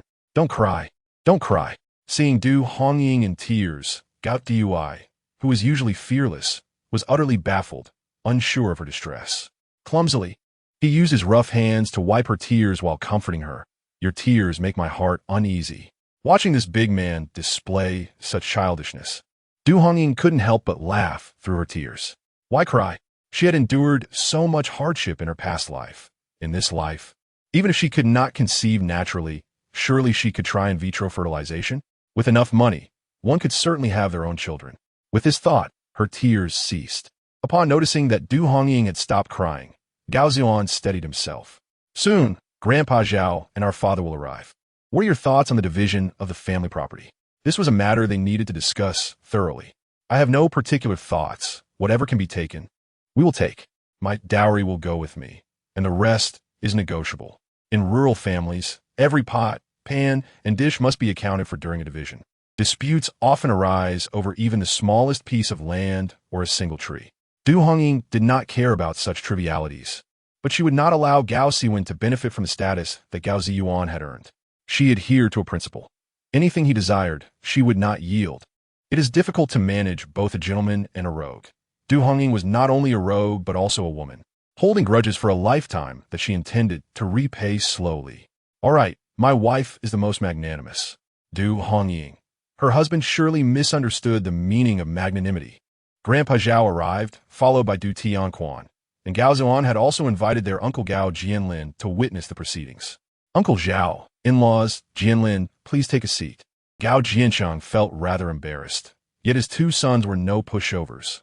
One was trouble-prone, while the other was unafraid of trouble, causing unrest at home. I apologize for the disturbance. As children grow, families must divide their assets. There is nothing laughable about that. Grandpa Zhao stated, I am here to bear witness. How you divide it is up to you. Our family has only 4 rooms, Gao Jiancheng remarked, feeling quite awkward. If Zhiyuan wishes to divide, he can only take 1 room. The rest, the main room, kitchen, and bathroom, must be shared. Aside from not eating from the same pot, what difference did it make? If he spoke plainly, this division would amount to sharing a sense of solitude. Zhiyuan, I have no objections. There is no money left at home. We spent a little on the banquet and are not in debt. We still have about 400 jin of grain. Gao Jiancheng said, Zhiyuan, since you were in the military and the production team has not earned much, Hongying, being married into our Gao family, is our daughter-in-law. So we could divide 100 jin of grain. In-laws, what do you think? That sounds fine. Du Tianquan felt that Gao Jiancheng's proposal was quite generous. After all, many families end up with nothing during a division and often find themselves burdened with debts. Zhiyuan, do you have anything else to add? All of Hongying's dowry belongs to us. Zhiyuan, Zhang Golan, who had been pretending to sort through yellow beans at the kitchen door, finally spoke up. I want to say much more, but you will return to the army in a few days, and since Hongying cannot ride a bicycle, let us leave it at home. Siwen will need it for school. Otherwise, it will just deteriorate. I knew this would come up. Mom, I will teach Hongying to ride a bicycle in these few days. You need not worry about it getting ruined. Gao Zhiyuan replied lightly. Even if Hongying does not ride, Hongbing can, and Hongwei can as well. There are many uses for a bicycle. It's not something I would lend to others. That is your brother. Zhang Gaolan was infuriated, her elbows jabbing outward. Initially, she thought Du Hongying was a good match, but these past few days, she seemed to be a troublemaker. Why else would Gao Zhiyuan be dividing the family? Hongwei and Hongbing are my younger brothers. Gao Zhiyuan found his mother's reasoning absurd. Both sides are equally related. Wouldn't having 2 people be better than 1? Zhang Guolan opened her mouth, glancing at the several men in the main room, but ultimately couldn't say a word. How frustrating. Gao Siwen's face turned pale with fury. Suddenly, a thought struck him.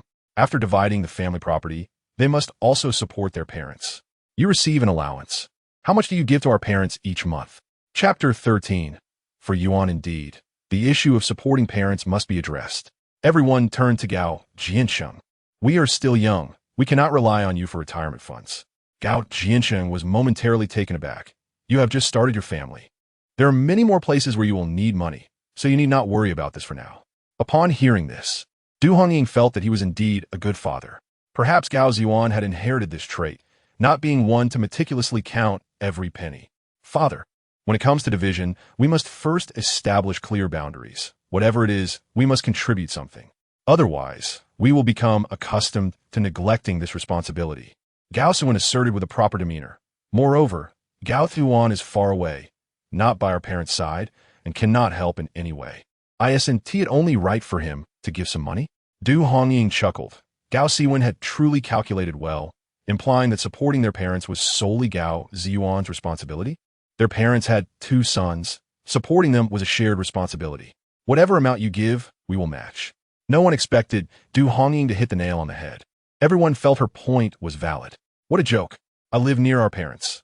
You're the ones who have moved away, so why would I need to contribute? We have moved away, and since Zhiyuan is far, our parents do not need to worry about him. On the contrary, you are right there, relying on them for everything. You not only need to give, but perhaps even more. Gao Siwen never anticipated Du Hongying's quick response. He was at a loss for words. My wife speaks wisely. Gao Zhiyuan would not let his wife fight alone. Whatever you give, I will match. Parents, you must also not refuse. You are still young. What will happen when you grow old? He too will marry and have his own family. If he cannot rely on anyone now, he certainly cannot expect to later. Whatever money you receive, you should save for later. When you age, medical expenses could be significant. I think Zhiyuan is correct. Grandpa Zhao commented. It is said that when 1 monk carries water, he eats. When 2 monks carry water, they share. But when 3 monks gather, there is no water. With more brothers, one pushes the other, and in old age, one may be looked down upon. Jiancheng, it is wise to prepare early when dividing the family.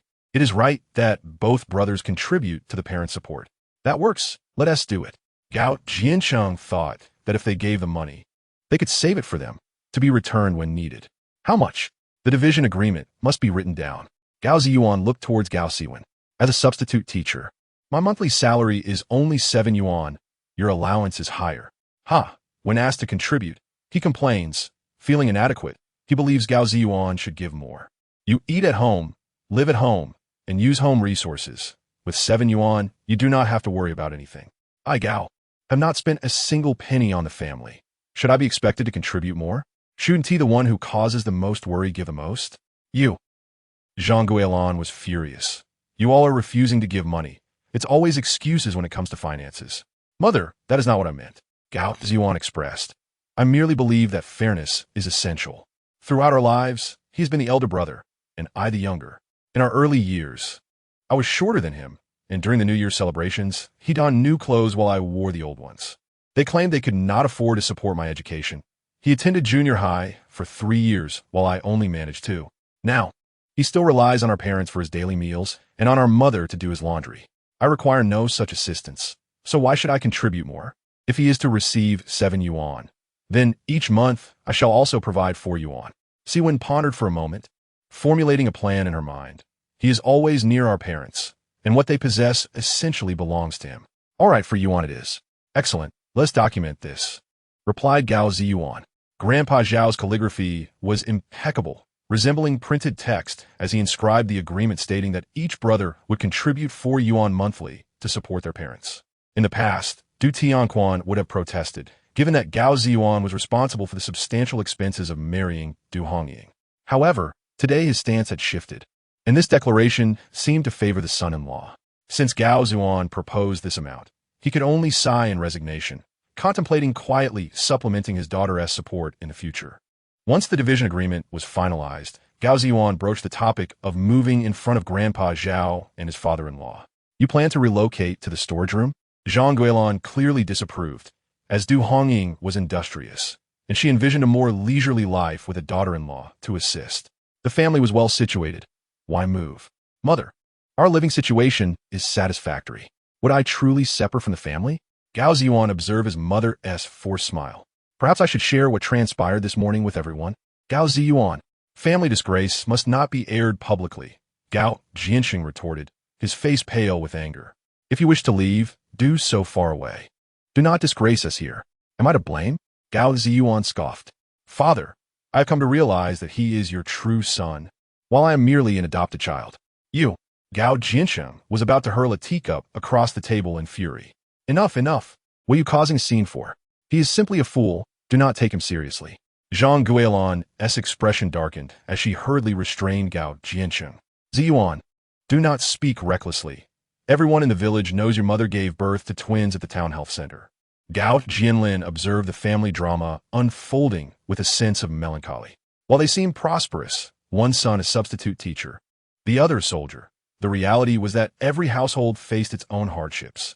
Though you have divided the family, do not let your hearts drift apart. Focus on your service in the army, treat Hongying well, and do not forget to honor your parents. I understand, uncle. He only said he was adopted to provoke his father and mother. Since you have divided the family, I shall take my leave. Du Tianquan felt that the family division was indeed taking place, and he noticed Gao Zhiyuan and his wife were somewhat biased towards Gao Siwen. Zhiyuan, whenever you decide to move, just call me. I can help you carry something, Du Tianquan offered, then turned to his daughter. Hongying, although you are married now, you will always be my daughter.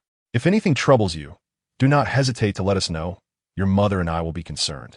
Du Tianquan wanted to inquire about the morning's events, but sensed that revealing the family disgrace would be inappropriate, especially given Gao Zhiyuan's visible anger. However, he felt sympathy for his daughter, clearly siding with her and her husband. Yes, father, I understand. I will not allow myself to be wronged. Being wronged is a matter of the past. We have matters to attend to. I must leave. Grandpa Zhao also felt the family division was unpleasant and preferred not to stay for a meal. I have matters to attend to as well. I must take my leave. Gao Jianlin, being perceptive, interjected, Zhao uncle, in-laws Jianlin, please stay and enjoy a drink. The meal is already prepared. Gao Jiansheng quickly attempted to retain them. Chapter 14. Entanglements no, another day perhaps. The three men were not blind. This family still had disputes to resolve, so why linger? Grandpa Zhao, father, uncle. Once I move, I shall invite you all for drinks. Gao Zhiyuan escorted them to the door, and the three responded affirmatively. Gao Jiansheng's anger intensified, suggesting that Gao Zhiyuan's influence overshadowed his own. It was unclear what sort of child he had raised. Enough. Why bother with his nonsense? Zhang Guilan glared at her husband, then turned to see Du Hongying, feeling somewhat unsettled.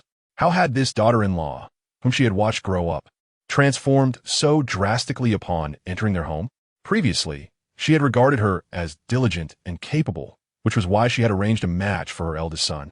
Yet by a twist of fate, she had ended up marrying the second son. Once matters are settled, let us eat. Gao Zhiyuan said to his wife, have a meal and rest early. Upon hearing the word rest, Du Hongying's face flushed. What did this man intend? The meal was not particularly enjoyable, as the family sat in silence. Try the dishes I prepared. My culinary skills were honed in the army. Their silence was preferable, as it did not diminish their appetites. Gao Zhiyuan placed 2 pieces of meat on a Du Hongying's plate. Delicious, isn't it? Seeing her eat, Gao Zhiyuan confidently inquired, yes, it's delicious. Du Hongying looked up and offered him a radiant smile. You are truly impressive. Indeed. With a loud clatter, Gao Siwen threw down his utensils. I'm no longer hungry. The sight of it is enough. He turned and stormed out. Zhang Guilan glanced at Gao Jiansheng. Let him be, he replied, unable to intervene. Come, let's eat more. Gao Zhiyuan remained unfazed and continued to serve Du Hongying. If you enjoy these dishes, I will prepare them for you in the army. Do you really cook in the army? Du Hongying asked, somewhat puzzled, as it seemed different from her previous life. Yes, Gao Zhiyuan affirmed with a nod. My culinary skills are indeed top-notch. With such meager skills, Zhang Guilan retorted, is cooking in the army truly an honor? What sort of talk is that? Gao Jiansheng interjected. In the army, no matter the task, it is all in service to the people, and that is commendable. Do not speak foolishly. Zhang Guilan fell silent, her heart aching as she noticed Gao Siwen barely touched his food. Now that you have spoken of dividing the family, you should move out tomorrow. So you wish to drive them away? Thought Gao Zhiyuan inwardly. Very well, we shall move early tomorrow. Gao Zhiyuan initially intended to stay a few more days to tidy the storage room. However, since he was not welcomed, He decided to move as long as his wife agreed. After dinner, not waiting for Zhang Guilan to help, Gao Zhiyuan collected the dishes. Du Hongying wanted to assist, but he refused, pushing her back toward their room. Rest well. Very well. I'm growing fonder of this man. In truth, Du Hongying had considered that in her previous life, despite all her efforts, she had received no praise. This time, she resolved to do less. Zhang Guilan observed the couple's interactions, her heart feeling as if it were tightly packed with cotton. Enough, enough. Gao Zhiyuan sat smoking. Caring for your wife is not a bad thing. However, as a mother-in-law, it unsettled her that her daughter-in-law had not enjoyed a single day of happiness since her arrival before being driven away. Remembering something, she called Gao Zhiyuan back to whisper, "Did you not hear Zhiyuan say he was adopted? Nonsense. I fear they will feel unappreciated. Why dwell on such matters? Regardless of how he turns out, he is still my son, Gao Zhiyuan. Do not overthink things. It will only lead to trouble." Gao Zhiyuan shot her a glare. "Be kinder to the children. Everyone has a heart. And as for Hongying, do not demand too much. It is all that scoundrel Siwen is doing. Indeed, the daughter-in-law I once favored has become the youngest partner, and they are inseparable. Previously, I did not notice. But now Zhang Guilan feels a pang of discomfort in her heart." In the new house on the left side of the yard, Du Hongying gazed at Gao Zhiyuan, who had just entered after washing the dishes, her affection for him growing stronger. What kind of look is that? Gao Zhiyuan felt his heart melting under her gaze. Wishing he could, but he dismissed the thought. Tomorrow he would be moving, and there were many tasks to attend to. "Look at my man." Du Hongying raised an eyebrow, teasingly saying, "Not allowed to look? You can look wherever you like," he replied. "If I could hold back, I wouldn't be a man. But the day is still young, and I haven't washed up yet." Feeling a rush of excitement, Du Hongying hesitated, realizing her man was too formidable. "Alas, I really can't do anything about you." He gently ruffled her hair, saying, "I'll fetch some water for you to wash up first. After that, you can sleep. I have some matters to attend to." Du Hongying. What business could he have in the dark? Seeing that he was not forthcoming, she decided not to pry further, as long as he wasn't out chasing someone else. Little did Gao Zhiyuan know, he was on his way to find Ju when he overheard indescribable sounds coming from a haystack in a bamboo grove. "Siwen, Xiaojun, you are truly wonderful." The betrayal stung him. They had been entangled for quite some time, yet he still wished to marry Hongying. Thankfully, Hongying had encountered him when she fell into the water, or else. The more he pondered, the more he sensed something amiss. Why would Hongying fall into the water? No, he had to turn back and ask her, "We can marry soon.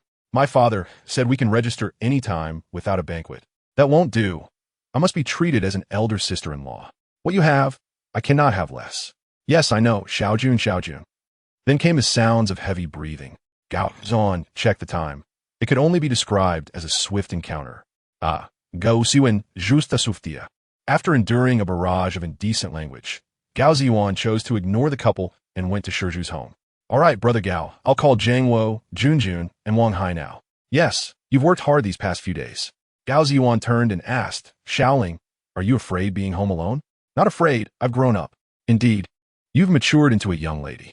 The 15-year-old girl tried to act grown-up, but remained adorable. "Once I return to the army, you can keep your sister-in-law company, all right?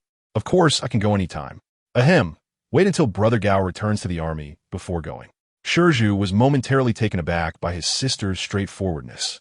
If she wanted to keep Brother Gao's wife company now, Brother Gao might be furious. No, he won't be angry with Shaoling. We all consider her our little sister. But as the elder brother, certainly Haven T taught her well, so I'll get a scolding. Gao Zhiyuan called Ju and the others, opening the storeroom door. "Put these items in that room, the walls." He instructed them accordingly, and the brothers lit the oil lamp to work under the moonlight. Chapter 15. Don't mind it exhausted, the four strong young men worked until dawn and finally completed their set goals. "Not tired, just hungry," Ju replied honestly. "Yes, Brother Gao. We're starving. You all finish building the stove. I'll cook breakfast for you." Gao Zhiyuan was like a miser. Watching his retreating figure, Zhang Jun chuckled after working all night. "He still has us build the stove. Is it easy for them?" He had cut bamboo by the riverside under the moonlight, shaping it into strips to nail onto the walls, while Li Jiangguo and Ju transported stones repeatedly, and Wang Hai worked on the walls at home. They had even made a hole in what was supposed to be a solid wall. However, after a night's toil, the room had transformed significantly.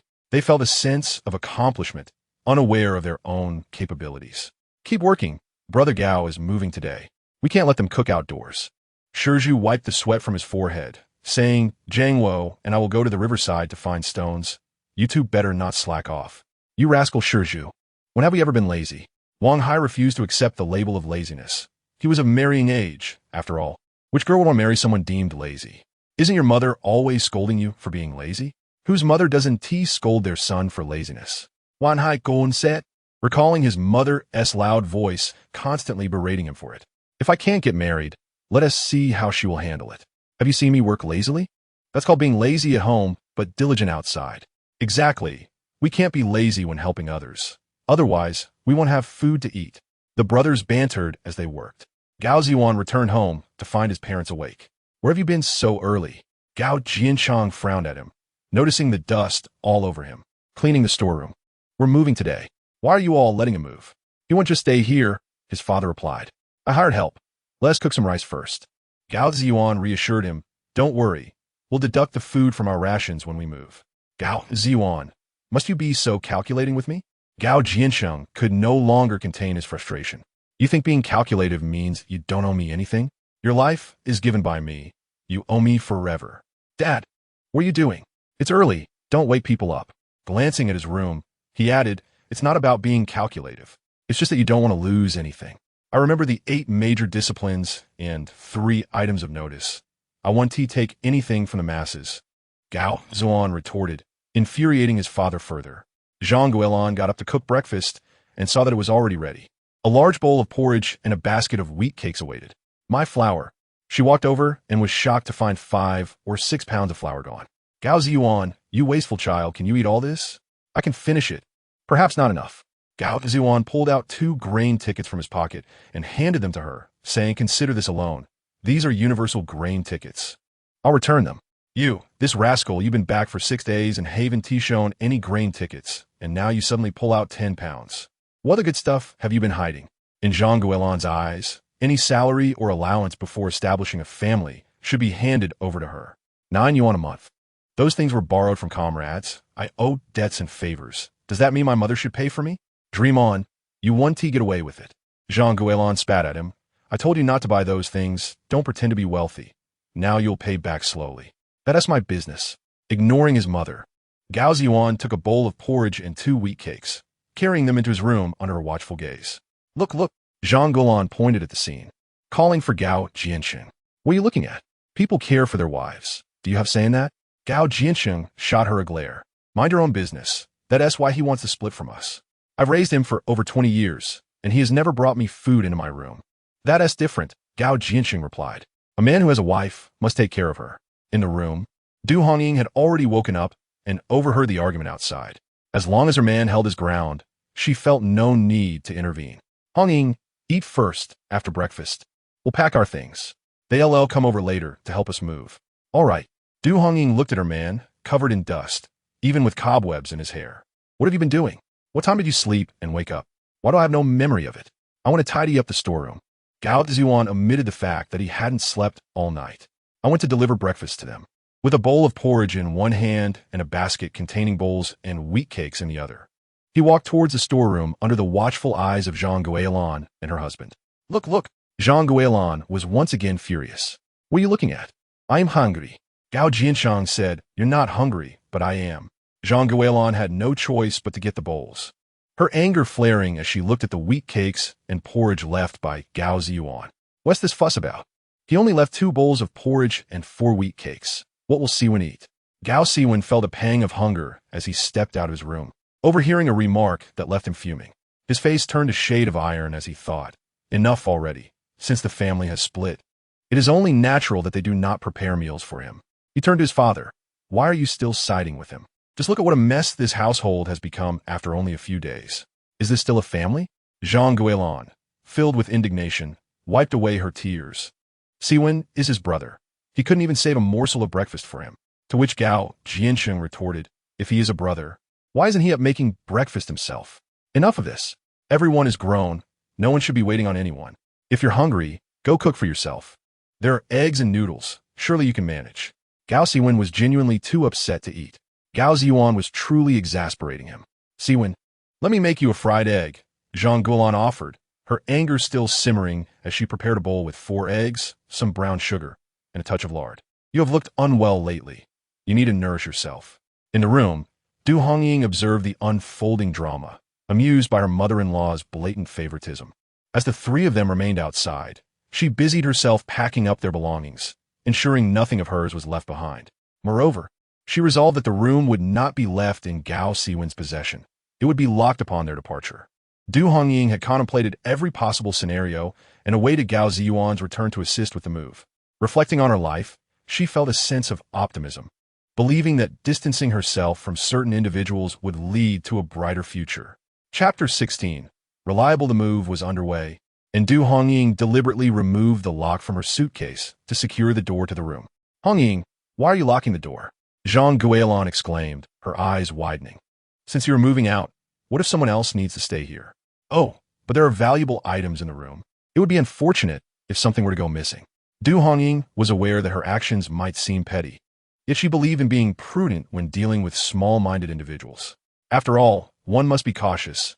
Harm can come from unexpected places, she remarked.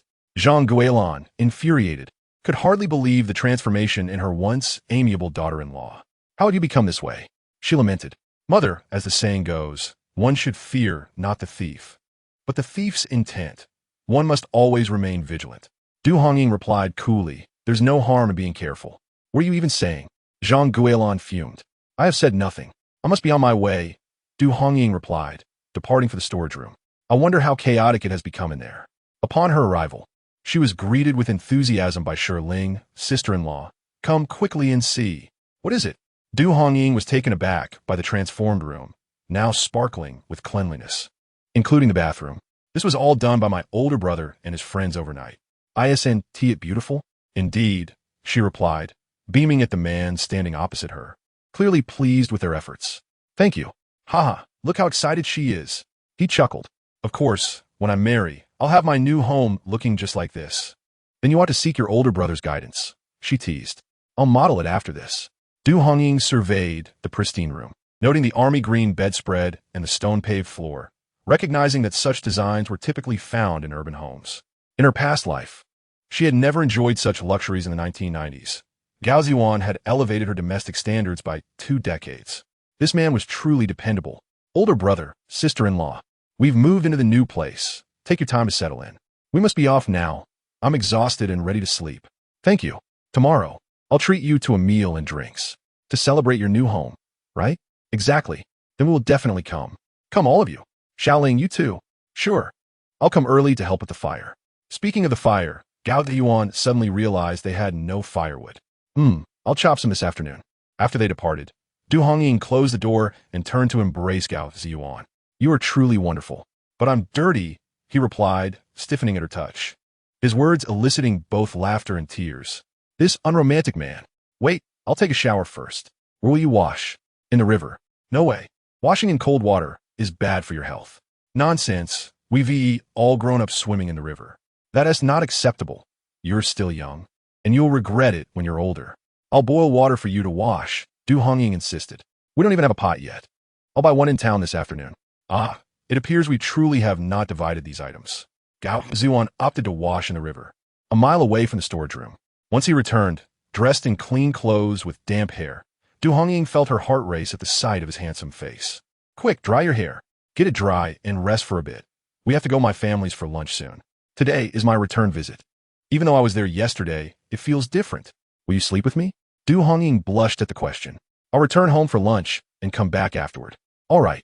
As she reached for a towel to dry his hair, Gao Zhiyuan took it from her, rubbing his short hair. There was little to dry. Let us rest for a while. He had truly put in the effort to ensure she had a comfortable home, working through the night to create a bathroom and kitchen. The more he cared for her, the more Du Hongying felt a pang of guilt, reflecting on her past mistakes and the pain of being childless. This wonderful man deserved children of his own. Gao Zhiyuan was genuinely fatigued and collapsed onto the bed. Du Hongying began organizing their belongings. She realized she had forgotten to buy items for her return visit. Typically, a new bride would receive preparations from her mother-in-law, but Zhang Guolan seemed to have overlooked this. And Du Hongying had also failed to remember. Ultimately, it was a testament to Zhang Guolan Yuan's lack of thoughtfulness. With 6 yuan of secret money her mother had slipped her, she decided to head to town to buy 2 bags of sugar. As she rummaged through her suitcase, she discovered 2 bags of rock sugar. In this era, purchasing a single bag of white sugar required a ration ticket, making the 2 bags of rock sugar an excess. Was this a gift prepared by Gao Zhiyuan for my return visit? Du Hongying mused, feeling a warmth in her heart as she glanced at the man peacefully sleeping on the bed. With him around, she felt she had little to worry about. Sister, are you there? We come to take you home. A loud call echoed from the entrance of the storage room, with Hongbing and Hongwei clamoring. Sure, your brother-in-law is sleeping. Du Hongying quickly opened the door. Why are you here so early? Our parents said you had a ruckus over the division of the family, and that we should come to take you back to Gao's house. However, it seemed they were late, as they had learned of her moving here instead. Hongwei noticed the newly constructed kitchen in the storage room. Not bad. Indeed, your brother-in-law stayed up all night to fix it, and he also built the bathroom. Du Hongying wished to share her joy with her family, proud of her husband. Older brother is more reliable than elder brother. Let us not even mention him. What a scoundrel. Yes, our brother-in-law is Gao Zhiyuan, Hongwei remarked, turning to Du Hongying. Sister, our parents mentioned you might be following the military? I might. What will we do if we miss you? You must study hard and join the army when you grow up. Then you can see me every day. Du Hongying coaxed the little ones, unaware that Hongwei took her words to heart. All right, I want to be a soldier too. She ruffled the hair of her youngest brother, who was 12 and had only recently started the 4th grade due to being late to school. He was small for his age, likely from the hunger of previous years. To join the army, you must eat well and grow taller. Yes, I'll eat a lot to grow as tall as my brother-in-law. At the mention of brother-in-law, Gao Zhiyuan stirred awake, feeling a warmth in his heart upon hearing the title. As he got up, he saw the 3 siblings standing at the entrance. Why not come inside? The weather outside is quite hot. My sister is concerned about disturbing your sleep. Brother-in-law, we have come to take you both home. All right, I'll be there shortly. Gao Zhiyuan turned back into the house and retrieved 2 bags of rock candy from the box, placing them into a canvas bag. Hongying, let us go. The storeroom is quite distant from the main house. What if? Du Hongying expressed her concern about the possibility of theft at home. In broad daylight, no one would dare to be so audacious. Gao Zhiyuan pondered for a moment. I'll catch a little dog to raise when I get back. Chapter 17. Sweetness. The daughter has returned to her maternal home. Although they had seen each other yesterday, Chen Dongmei still felt a sense of nervousness today. As soon as she entered, she was pulled into the room. Are you moving today? Yes, mother, we are moving and it's quite nice. But how can the Gao family behave this way? Chen Dongmei was agitated. Zhang Guilan had previously told me she would treat you like her own daughter, yet you moved out before even settling in. It hasn't even been 3 mornings since you returned home, and now you're moving? This is all. Mother, please don't be angry. It's my decision to separate and move. Du Hongying quickly reassured her. I dislike seeing that person around. This. Gao Zhiyuan agreed without saying anything. Mother, he allows me to do as I wish. By the way, mother, our new home is beautiful. Come and see it tomorrow. A new home? The storeroom. We've organized a room to live in. Gao Zhiyuan, along with Shi Zhu and a few others, worked through the night to set it up, even building a bathroom and kitchen for me. I really like it. Seeing her daughter's smiling face, Chen Dongmei was somewhat skeptical. Well, since you've moved, we'll come over to help you with the cooking tomorrow afternoon. Chen Dongmei said, it's not easy to establish a home. If you're lacking anything, take from our house. Don't deprive yourself. Mother, we lack nothing. Can we say we're missing pots and pans? Du Hongying felt too shy to speak up. Anything we lack should be taken from Gao's family. Hongying, you, and Zhiyuan, seeing her daughter's beaming smile. You too. Mother, just ask what you want to know. Have you shared a room? Mother's question is quite embarrassing. Her mother looked at her eagerly for an answer. Du Hongying had no choice but to nod with a flushed face. Is everything all right? Mother, he treats me very well. Oh dear. If he treats you well, then I can rest easy. Hongying Min, TSK, I have quite a bit of wisdom in this regard. I suppose that is how I kept your father in line. However, I must say Min like a certain approach, so it's best to comply. Du Hongying dared not. If she indulged her husband too much, she'd guarantee she wouldn't get out of bed the next day. Hongying, it's time to eat. Today, Du Tianquan personally cooked. Seeing the mother and daughter whispering in the room for a long time without coming out, he had to raise his voice. All right, we're coming. Du Hongying smiled. Mother, my father is so good. He does all the cooking at home. Indeed, Your father's culinary skills are among the best in our village. Mother, Ziyuan cooks too. He made breakfast for me and brought it to my room this morning. Good, good, good. Now I needn't worry about you. Hearing that her son-in-law was diligent and caring, Chun Dongmei truly felt relieved. The mother-in-law looked at her son-in-law with growing fondness. The lunch was filled with joy and laughter. After the meal, Gao Zhiyuan proactively offered to help with the dishes. Brother-in-law, you don't need to help. I'll wash them with the third brother. Exactly, Zhiyuan. Don't bother. Come and have some tea and chat with us. Du Tianquan mainly wanted to know what plans his son-in-law had. I'll be returning to the army in 8 days.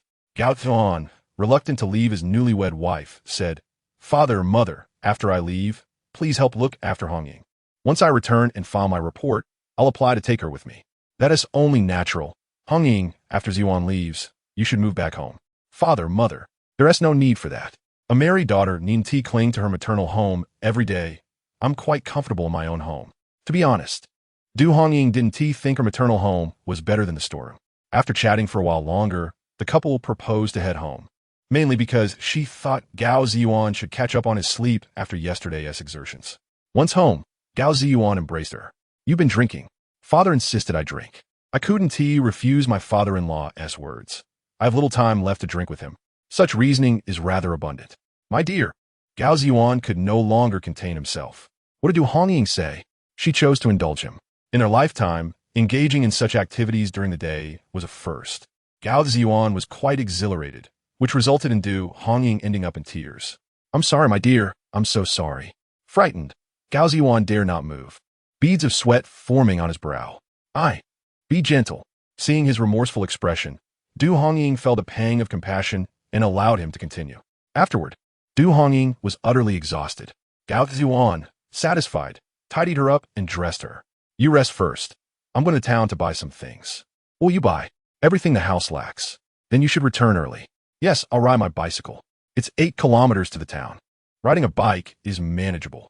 Du Hongying truly had no energy to fuss over him and fell into a deep sleep. When she awoke, a delightful aroma wafted through the air. It was nearly dark. Gao Zhiyuan was preparing dinner. As Du Hongying got out of bed, her legs felt weak. This was the result of indulging her husband. However, it seemed they had acquired quite a few new items for the home. In the small kitchen stood the tall man, busily making steamed buns. I've rendered oil. The leftover bits will make meat buns, and they'll be ready shortly. Let me tend to the fire. No need. It's hot outside. You should rest outside. Gao Zhiyuan said. The kitchen is small. It cannot accommodate 2 people. It seemed he was indeed correct. However, she felt a bit embarrassed about not cooking. I can only stay home for a few days. I must take good care of you. Gao Zhiyuan turned to look at Du Hongying. Once I leave, you'll have to manage everything yourself at home. I truly worry about you. He wanted to take her with him immediately, not wanting to be apart for even a moment. But reality did not allow it. Hadn't I lived for 18 years without you? Du Hongying smiled. This man was flustered with concern. It's different now. Previously, you were at your maternal home, where your parents could care for you. Now that you're married and have separated, your maternal home cannot look after you, and your in-laws are not involved either. I can't manage everything. It truly is different. Don't worry, I can take care of myself. This man genuinely worried for her. Du Hongying stepped forward and hugged his waist from behind. You must take care of yourself too. Be cautious during missions and do not allow yourself to be injured. Yes, I will. With Du Hongying's embrace, Gao Zhiyuan's ears turned red, nearly causing him to drop the buns he was holding. He still wasn't accustomed to such teasing. Realizing this, Du Hongying laughed merrily. In the small storeroom, there was great joy. The young couple enjoyed rice porridge and meat buns together, exchanging glances filled with sweetness. There was truly no sweeter life than this. So sweet that Gao Zhiyuan didn't want to leave. Even at night, he felt restless. Seeing Du Hongying's pitiful expression, he managed to suppress himself. They say the greatest happiness in life is to have a warm home with a loving wife and children. This sentiment truly resonated with Gao Zhiyuan. Chapter 18. No evidence it's hot. Shall we go to the riverbank to enjoy a cool breeze? After dinner, Gao Zhiyuan invited her, somewhat worried that Du Hongying might have psychological scars and be afraid to go. All right. After dinner, many villagers went to the riverbank to cool off, and Du Hongying did not refuse. Women in Tongan village washed their clothes by the river. Since her fall, she hadn't gone back to wash anything. Previously, her mother washed for her, and After getting married, Gao Zhiyuan took on that responsibility, even washing her underwear, which made Du Hongying feel particularly embarrassed. Yet, she felt a sweet warmth in her heart. In her previous life, she had washed clothes for Gao Siwen all her life, yet he had never washed anything for her. A woman should truly marry someone who cherishes her, treating her as the treasure she is. Sitting together on a large stone by the riverbank, Du Hongying rested her head gently against Gao Zhiyuan's shoulder while he tenderly stroked her hair. Nearby, men and children played in the shallow waters, their jubilant laughter rising like waves. "How did you fall into the river that day?" Gao Zhiyuan suddenly inquired softly. Du Hongying paused, pondering the question. Indeed, how had she ended up in the water? She recalled washing clothes with Hongmei and several other village women, while Wen Ju brought a basin of clothes to wash beside her. "You are Du Hongwei's sister?" he asked. "Yes, and you are." "I am Du Hongwei's teacher. He is a bright child, though somewhat careless and a bit lazy." "Oh." Upon hearing that he was her brother's teacher, Du Hongying hurriedly turned to greet her, but as she did, she heard a warning shout, "Be careful," before an unexpected force propelled her into the river. She heard Wen Ju exclaim, "Oh no, I couldn't catch her in time. What should I do? I can't swim. Someone please save her." "I can't swim either," cried Li Hongmei, her voice piercing the air. As Du Hongying plunged into the frigid water, panic enveloped her. She flailed helplessly, swallowing mouthfuls of water, feeling herself being swept away, her consciousness fading. "Hongying, Hongying." A man's anxious voice reached her ears just before she lost all awareness. "Don't be afraid. I'm coming to save you. Hold on, don't scare me." Reflecting on that moment now, she realized it was her beloved calling her. "Thank you for saving me, my husband." Gao Zhiyuan did not respond but held her even tighter, an overwhelming fear of loss gripping him. "Do you remember how you fell that day?" he asked gently. Du Hongying shook her head, understanding his impulsive nature. She had no evidence against anyone and wished to shield him from any repercussions. After all, he was a man in uniform. She did not want this incident to tarnish his reputation. Gao Zhiyuan tenderly caressed her face, realizing that his naive wife had yet to grasp the connection between Gao Siwen and Wen Ju. While he had no proof, it was wise to remain cautious. "I will teach you to swim." "What?" "I can't be sure about that," she replied. "Once you learn to swim, at least you can manage a bit on your own. In the future, when I'm not beside you, keep your distance from Gao Siwen and Wen Ju." "Okay." Du Hongying was surprised by his mention of those two. "Learn to swim? I'd like to, but there aren't many women who go into the water. We can practice now when no one is watching. Besides, I will be here with you. Shall we start now? Come back tomorrow evening and bring some clothes." "Oh, right. I also want to learn how to ride a bicycle. I will teach you everything you wish to learn." Du Hongying, in her past life, had never thought of pursuing anything beyond farm work. Gao Siwen was a teacher, a scholarly figure among everyone, known for wielding a pen rather than a hoe. Du Hongying shared this view, as she was robust, earning equal work points as the men.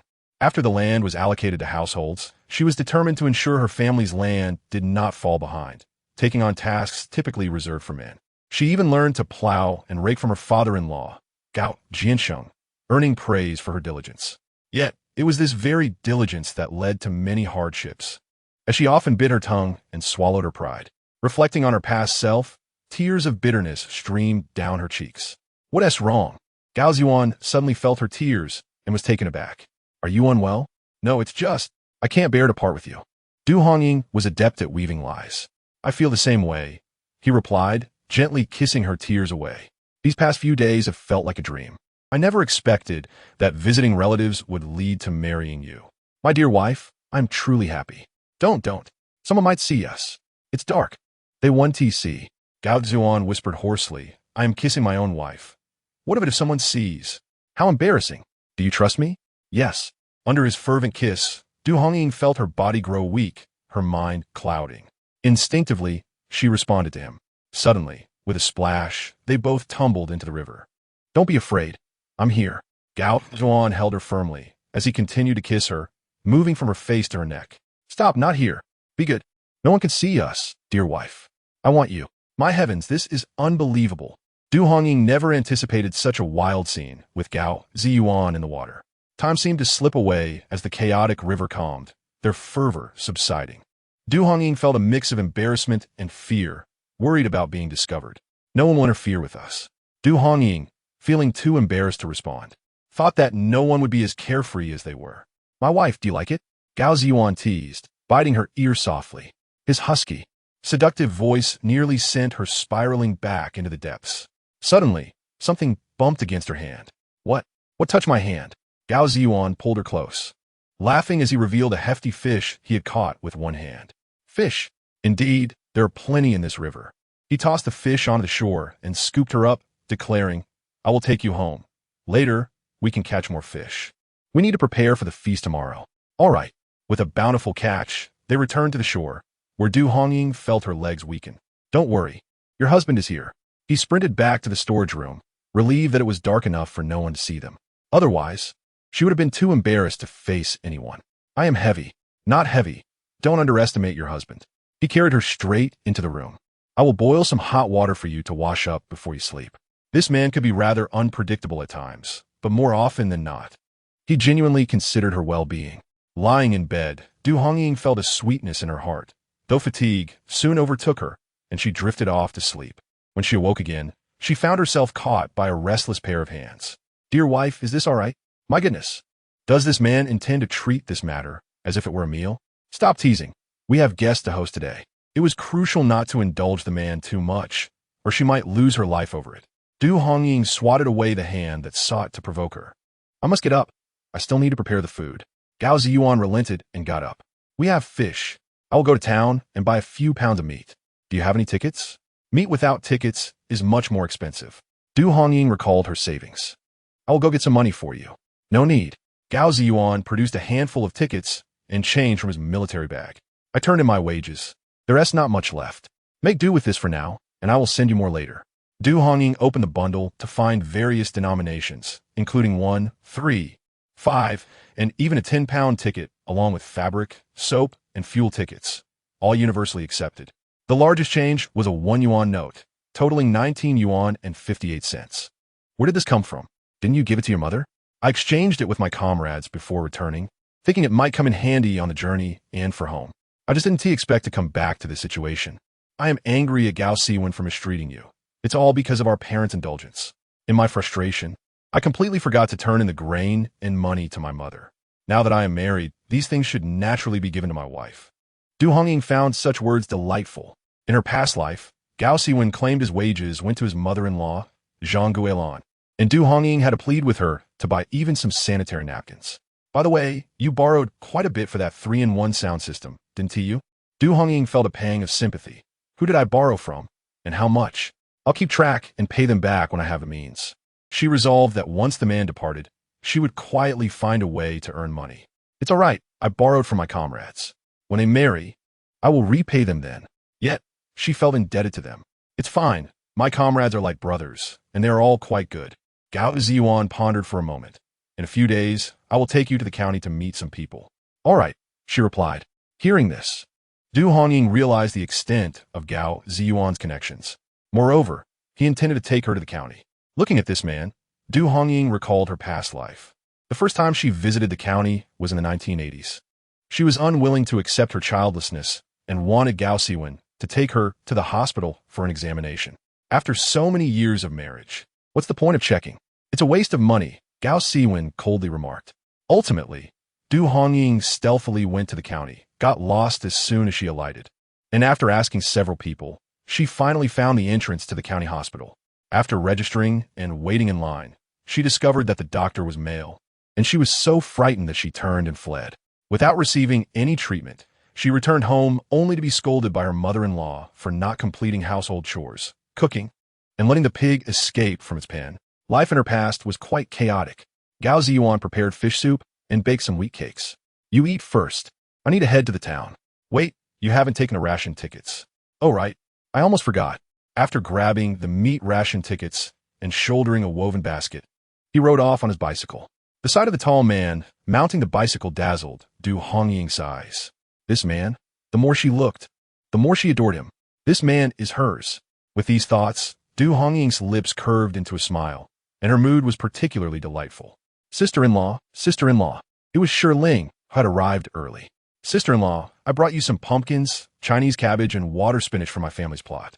Thank you, Ling. Each family had a plot of land, and she wondered if she should ask her mother for theirs. Perhaps not. She will be following the army anyway. let my mother cultivate it. The pumpkin could be stir-fried into strips, and the water spinach could be served as a salad, while the Chinese cabbage could be sought edition. Du Hongying cheerfully said, Shaoling, you truly saved me in my moment of need. Only someone so bold would invite guests with nothing in the house. Wow, sister-in-law, you have so many fish? Shi Ling exclaimed upon entering the kitchen. Yes, your second brother caught them in the river. In truth, Du Hongying had no idea when this man had caught the fish. There were over 10 fish of various sizes, weighing at least 20 to 30 pounds, all cleaned and ready to drain. Shi Ling, please keep an eye on these. I still need to go to my mother's house to bring back some pickles for the fish. Here they are. I brought the pickles for you. Chen Dongmei entered, saying, just now, Ziyuan passed by my house on his way to the town and mentioned wanting pickles for the fish, so I brought some. Mother, you are so kind. Whatever I wish for, you always provide. You're my strong support. You child, hearing how well Gao Zhiyuan had arranged everything. Chen Dongmei felt grateful that her son-in-law truly cared for her daughter. Seeing her daughter's smiling eyes, she felt reassured. How will we eat all this fish? Chen Dongmei remarked. Fish requires a lot of oil.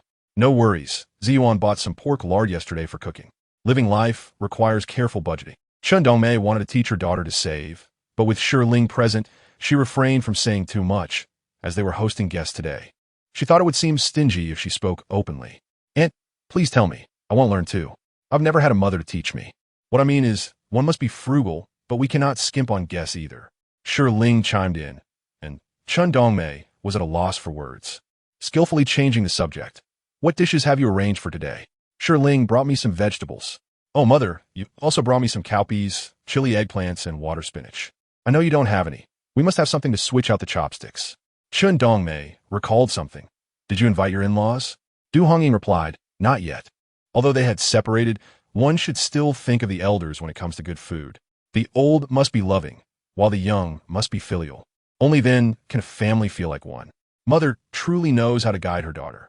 All right, once Ziyuan returns, I will have him invite your in-laws. If you've invited your in-laws, it wouldn't be right to leave your eldest brother alone at home. Let's invite him over for a meal too. Mother, I can't eat in front of Gao Siwen. When these two brothers meet, they will surely clash. A joyful housewarming feast might end up in discord. Regardless of your thoughts, you must maintain appearances, Chen Dongmei whispered. Gossip should not be shared with others.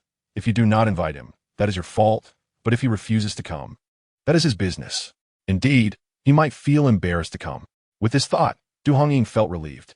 Who else did you invite? When Ziyuan returns, I will also invite Grandpa Zhao and Uncle Jinlin. We owe them drinks from the separation, so I will invite them together. Chapter 20. Inviting guests. There wouldn't be enough space for everyone at one table, so we'll prepare two. Our home lacks a proper table. We only have a small one. Du Hongying chuckled. Let us have Hongwei and Hongbing bring over a table from home later. I knew we wouldn't have enough. What about bowls and chopsticks? Ziyuan bought 2 sets yesterday. Chen Dongmei checked the small kitchen thoroughly and found everything well prepared, as if someone was accustomed to daily life. All of this was arranged by Ziyuan.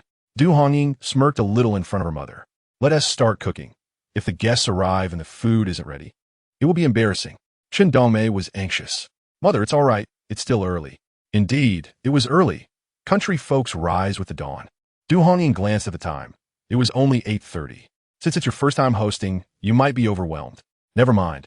I'll help with the cooking. Mother, no need. You rest. I'll manage. Chen Dongmei was well aware of what her daughter was like. Du Hongying was full of energy, capable of handling mountain work. But she felt vexed in the kitchen. Cooking was merely about boiling things. Flavor was another matter entirely. By the way, Mother, I remember there's a prickly ash tree by our plot, right? Yes, it's the 7-star pepper. Why? Mother, ask Hongwei to bring me a big bowl of green, prickly ash. It's not ripe yet. We have to wait until around the beginning of autumn. No matter. It's already numbing and can be eaten. We have prickly ash at home. We still have last year's harvest. I want a large bowl of green, prickly ash. And do bring me some dried, prickly ash too. You're not being modest. Why should I be modest with my own mother? Du Hongying loged unabashidli. My mother is the best. Chen Dongmei, flattered by her daughter's praise, felt compelled to give her whatever she asked for. Sister-in-law, I truly envy you for having a mother. Shi Ling remarked wistfully. I can't even remember what my mother looked like. Shi Ling recalled that her mother had passed away when she was only 5 or 6 years old, and her father had died less than a month later. She knew that both of her parents had starved to death. This thought weighed heavily on her heart. Do you not have any photos of your mother? No, not a single one. Du Hongying gently patted the young girl's head. Indeed, in this era, how could people afford to take photographs? I must make sure to take a picture with Gao Zhiyuan when we go to the county in a few days. Do not be sad. You have a good brother. Yes, I do have a good brother. Ling, despite her young age, already had her share of worries. Sister-in-law, could you help my brother find a wife? Du Hongying was taken aback. I lack the talent for matchmaking. Perhaps someone from our village? Your brother has taken a liking to someone? Sister-in-law, let me tell you. Ling leaned closer to Du Hongying and uttered 3 words. Liang Mei. Du Hongying was taken aback, as she had never noticed any connection between the two in her past life.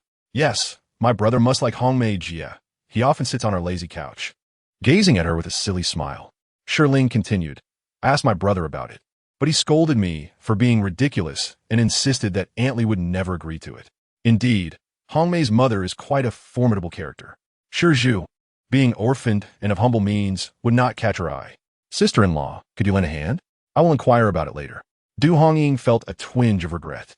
She had previously promised to introduce a soldier to Li Hongmei, and if Ju found out, she feared he might be upset.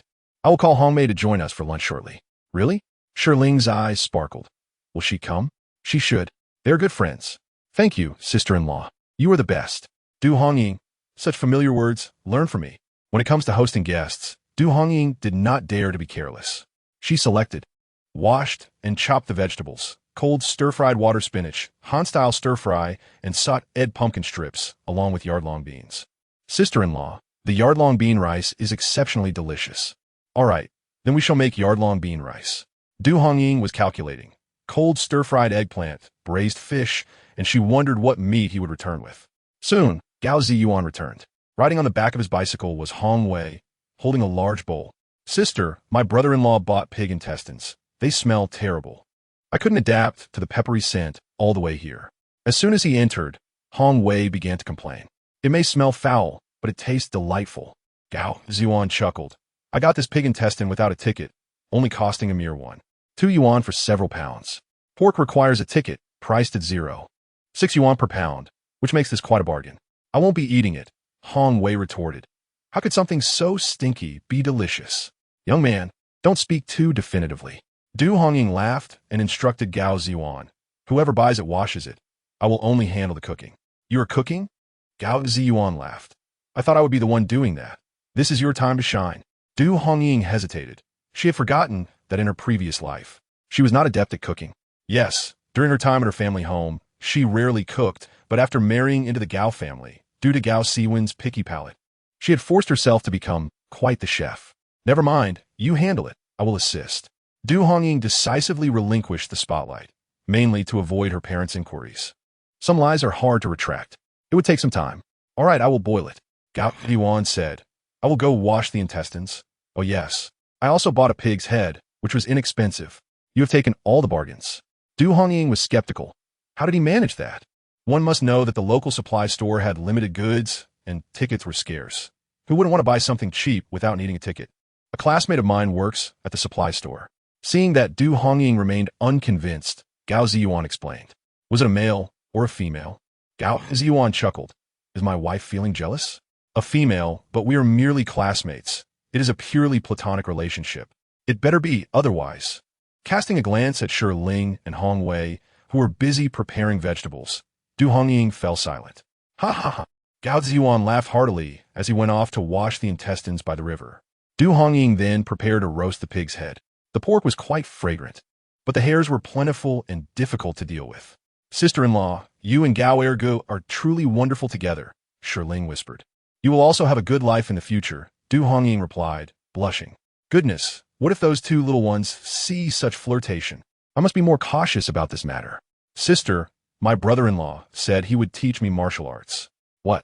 My brother-in-law said he would teach me grappling techniques, so I can protect you from being bullied. This little brat, who needs your protection? He wants to teach her swimming, biking, and also wants to teach her little uncle grappling techniques.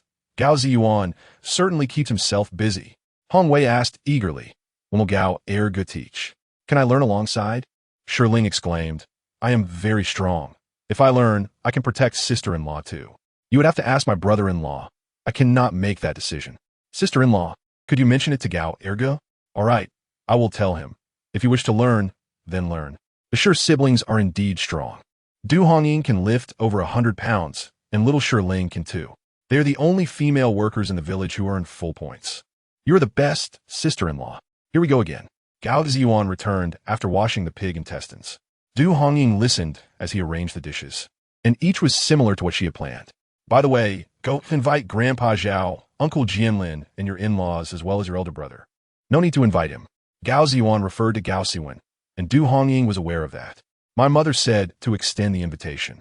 After relaying her mother's words, Gao Siwen had no choice but to comply. I doubt he would dare to come. To everyone's surprise, during the meal, Gao Siwen showed up without reservation. What audacity!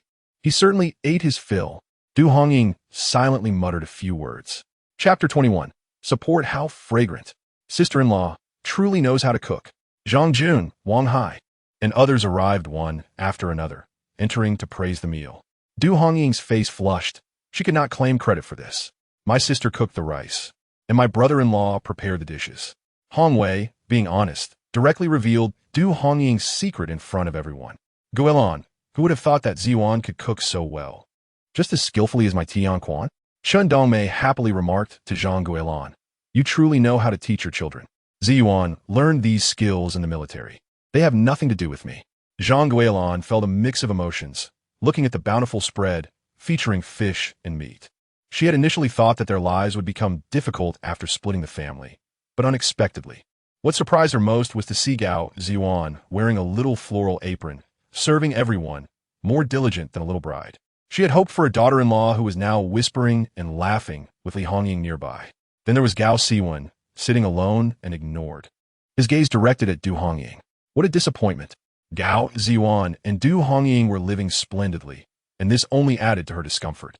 Come, let's sit down. Uncle Zhao, please take the seat of honor, Du Tianquan said. I think Ziyuan's fish tastes quite good. It will be unappetizing once it cools down. Indeed, it looks appetizing. Du Tianquan even brought the rice wine that Chen Dongmei brewed during the new year. Dongmei's winemaking skills are among the best in our village. Gao Jiansheng remarked, today we can enjoy some fine wine. I only like to sip that cat urine, Zhang Guilan muttered softly.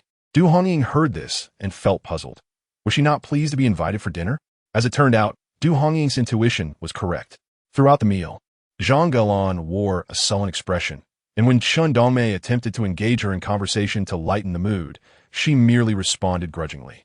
After the meal, Zhang Guilan called away Gao Jiansheng and Gao Siwen, leaving the guests to depart as well. Chen Dongmei felt displeased. Ziyuan, what does your mother mean by this? Mother, what is the matter? I noticed your mother seemed unhappy. Chen Dongmei said, is she dissatisfied with our Hongying as a daughter-in-law? Or what? Mother, not at all. Hongying is the best daughter-in-law. It is I who must have upset her.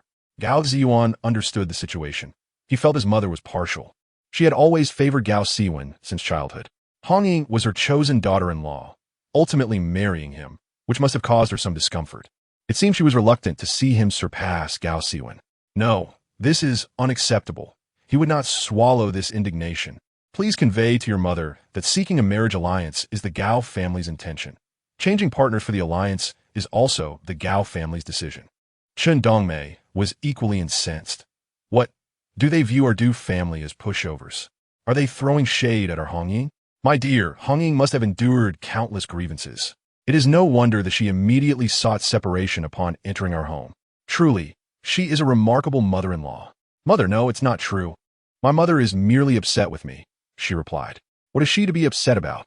The separation was my suggestion, and the move was also initiated by me. Having spent years in the military, she envisioned a daughter-in-law who would bring joy, only to have her expectations thwarted by my actions, leaving her discontented. Yet, you are both discontent as mother and son. Is there not an unbreakable bond between you? Chen Dongmei interjected. I only hope that Hongying is not involved. I must tell you, my Hongying is honest, and I cannot bear to see her suffer.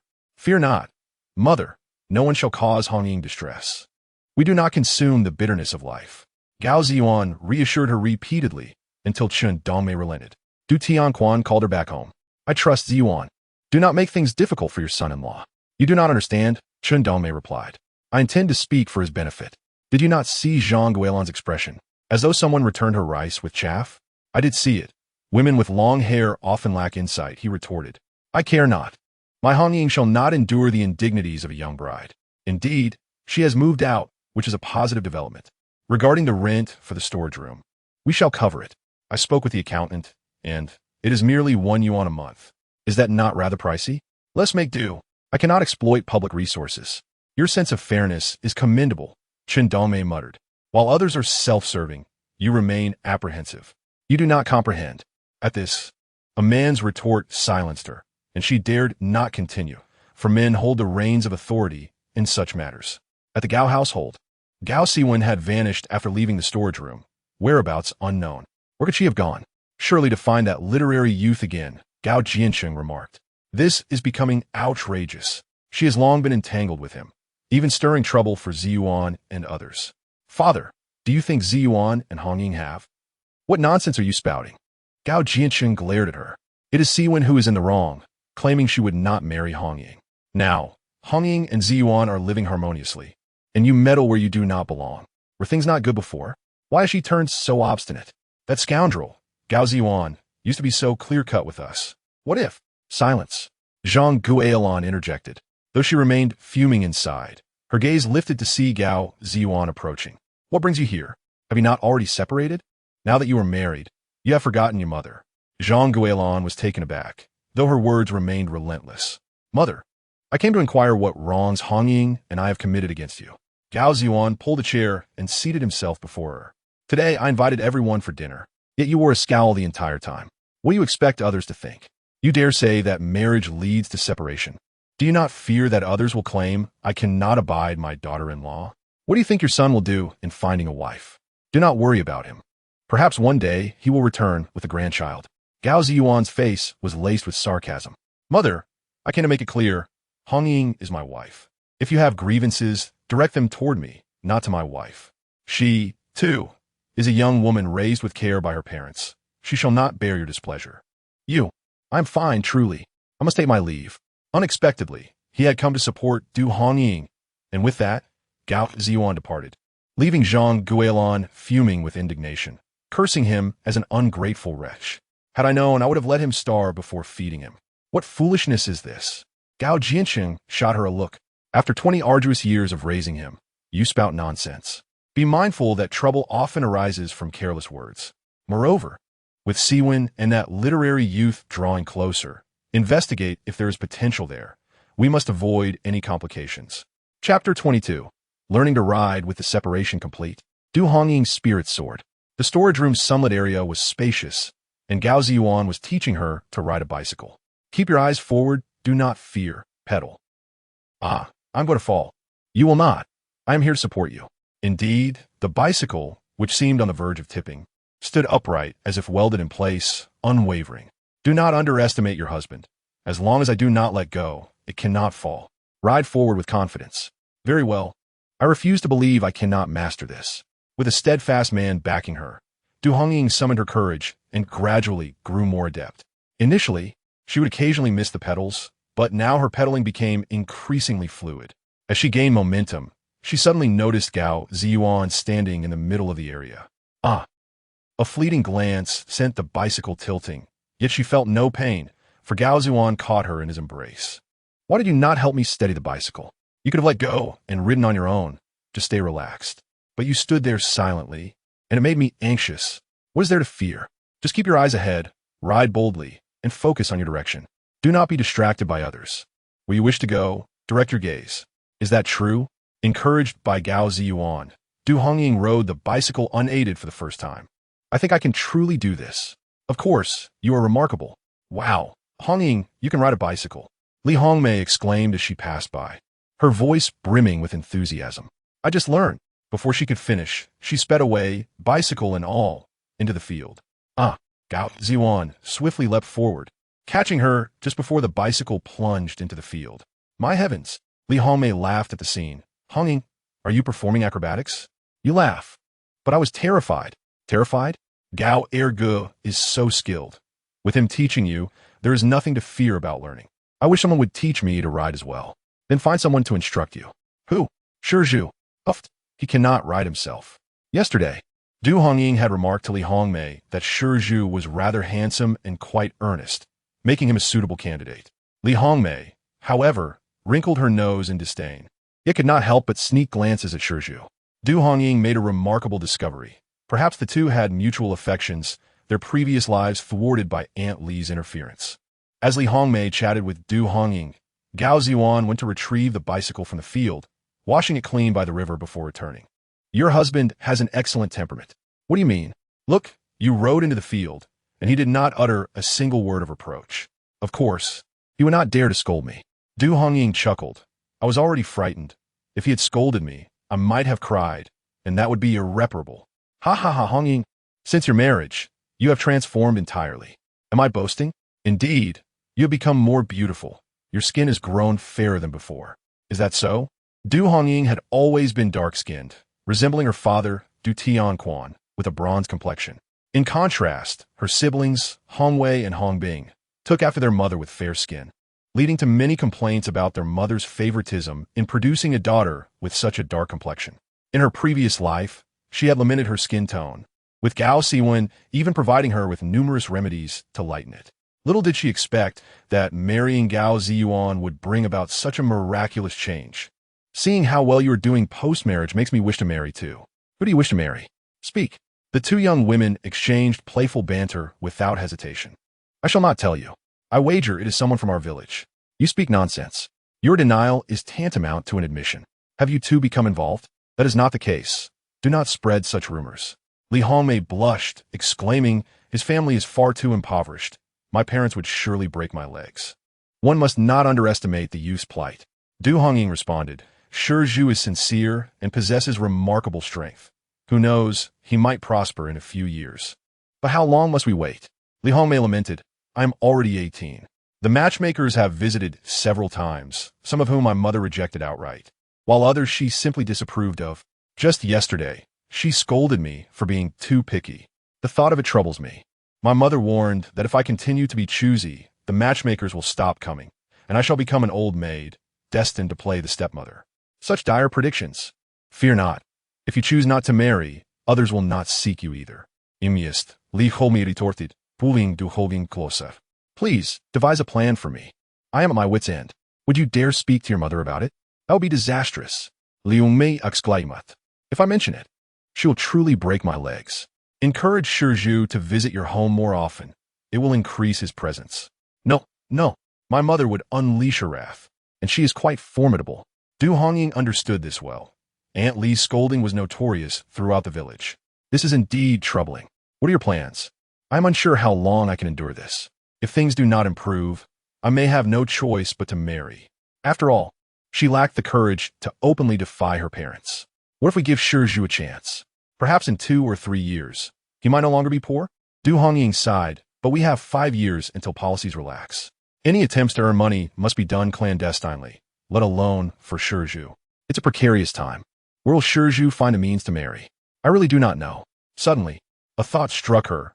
What if I tell my mother I wish to marry a soldier and wait for you to introduce me to a handsome soldier? She would surely not oppose. Huh? You would place all the pressure on her. In the end, we can only do our best and leave the rest to fate. If I cannot persuade my mother during this time, I truly will marry a soldier. Very well. I shall not detain you further. I must return to the fields to gather vegetables. We have lost track of time, and it is nearly noon. Turning around, she noticed Du Hongying's husband preparing lunch. What a fine specimen he is. Not only tall and handsome, but also exceptionally capable, adept in both the kitchen and formal settings. Du Hongying shared this sentiment. While the women chatted, he quietly cooked their meal. His demeanor earned him high marks. Is she leaving now? I thought she would stay for lunch. What do you mean? Du Hongying inquired with a smile. You troublemaker, lacking in insight. Gao Zhiyuan expressed mild annoyance. If it weren't for her, you wouldn't have fallen. Thankfully, you were not seriously hurt. No, I cannot blame her for my own lack of skill. Is it wrong to greet someone while riding a bicycle? I fear I might make a fool of myself. Chapter 23. Shaoling Du Hongying not only learned to ride a bicycle, but also took up swimming. Each evening, as dusk approached, the two would venture to the riverbank. By the large stones, there was a shallow area, no wider than 4 or 5 meters. Du Hongying stood in the water, hesitantly dipping her chin. Initially, she felt quite fearful. Gao Zhiyuan continued to encourage her, and after swallowing a few mouthfuls of water, by the third day, she could swim a few strokes. Well done. You possess great aptitude. Du Hongying, upon hearing his praise, felt a mix of emotions. In her previous life, no matter what she attempted, Gao Siwen would dismiss her efforts, saying, "Do not tire yourself. You are so clumsy. I will just cook fish for you." Time after time, she began to doubt herself, believing she was incapable of anything but mundane chores. No comparison, no pain. Gao Zhiyuan was truly warm-hearted. He exemplified what a man should be, unlike the devil she had married in her past life. "Darling, I will be leaving in 3 days." The young couple was blissfully entwined, and Gao Zhiyuan wished he could merge with her very being. "I will miss you terribly. Do not weep. I promise to bring you to the army soon. Tomorrow, we shall visit the county town." Very well. Gao Zhiyuan rode his bicycle, taking her to town. He secured the bicycle in the cooperative's backyard before boarding a bus. "Zhiyuan, you've come." A girl with 2 braids, clad in a light pink shirt, greeted him with a smile. "Yes, Xiaoling, I just parked my bicycle here. My wife and I are heading to the county." "Your wife?" Zheng Xiaoling's eyes widened in surprise. "You are married? When did this happen?" "A few days ago," Gao Zhiyuan replied, introducing Du Hongying. "This is my elementary school classmate, Zheng Xiaoling. She is quite talented in singing and dancing." "Xiaoling, this is my wife, Du Hongying. Please take care of her." "Of course," Xiaoling said with a smile. But Du Hongying could sense the strain behind it. Her life experiences told her that Zheng Xiaoling's feelings for Gao Zhiyuan were not as simple as that of old classmates. It seemed her husband was oblivious to this. Du Hongying felt a pang of reflection. Indeed, exceptional men attract admiration, as long as they remain faithful. "Xiaoling, I will leave my bicycle here. Please keep an eye on it." "Of course, leave it here." Zheng Xiaoling glanced at Du Hongying and whispered, "I thought Gao Zhiyuan had high standards." Du Hongying chuckled. "I believe she was quite composed, but it seems she has her limits. My Zhiyuan indeed has high standards. Otherwise, he wouldn't have chosen me from so many girls." In her previous life, Du Hongying would have felt heartbroken and inadequate, believing she was unworthy of Gao Zhiyuan.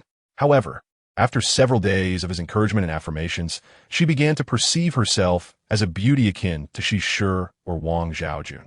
Moreover, she was legally married. What was there to fear from someone who harbored unrequited feelings? "What are you discussing?" Gao Zhiyuan approached.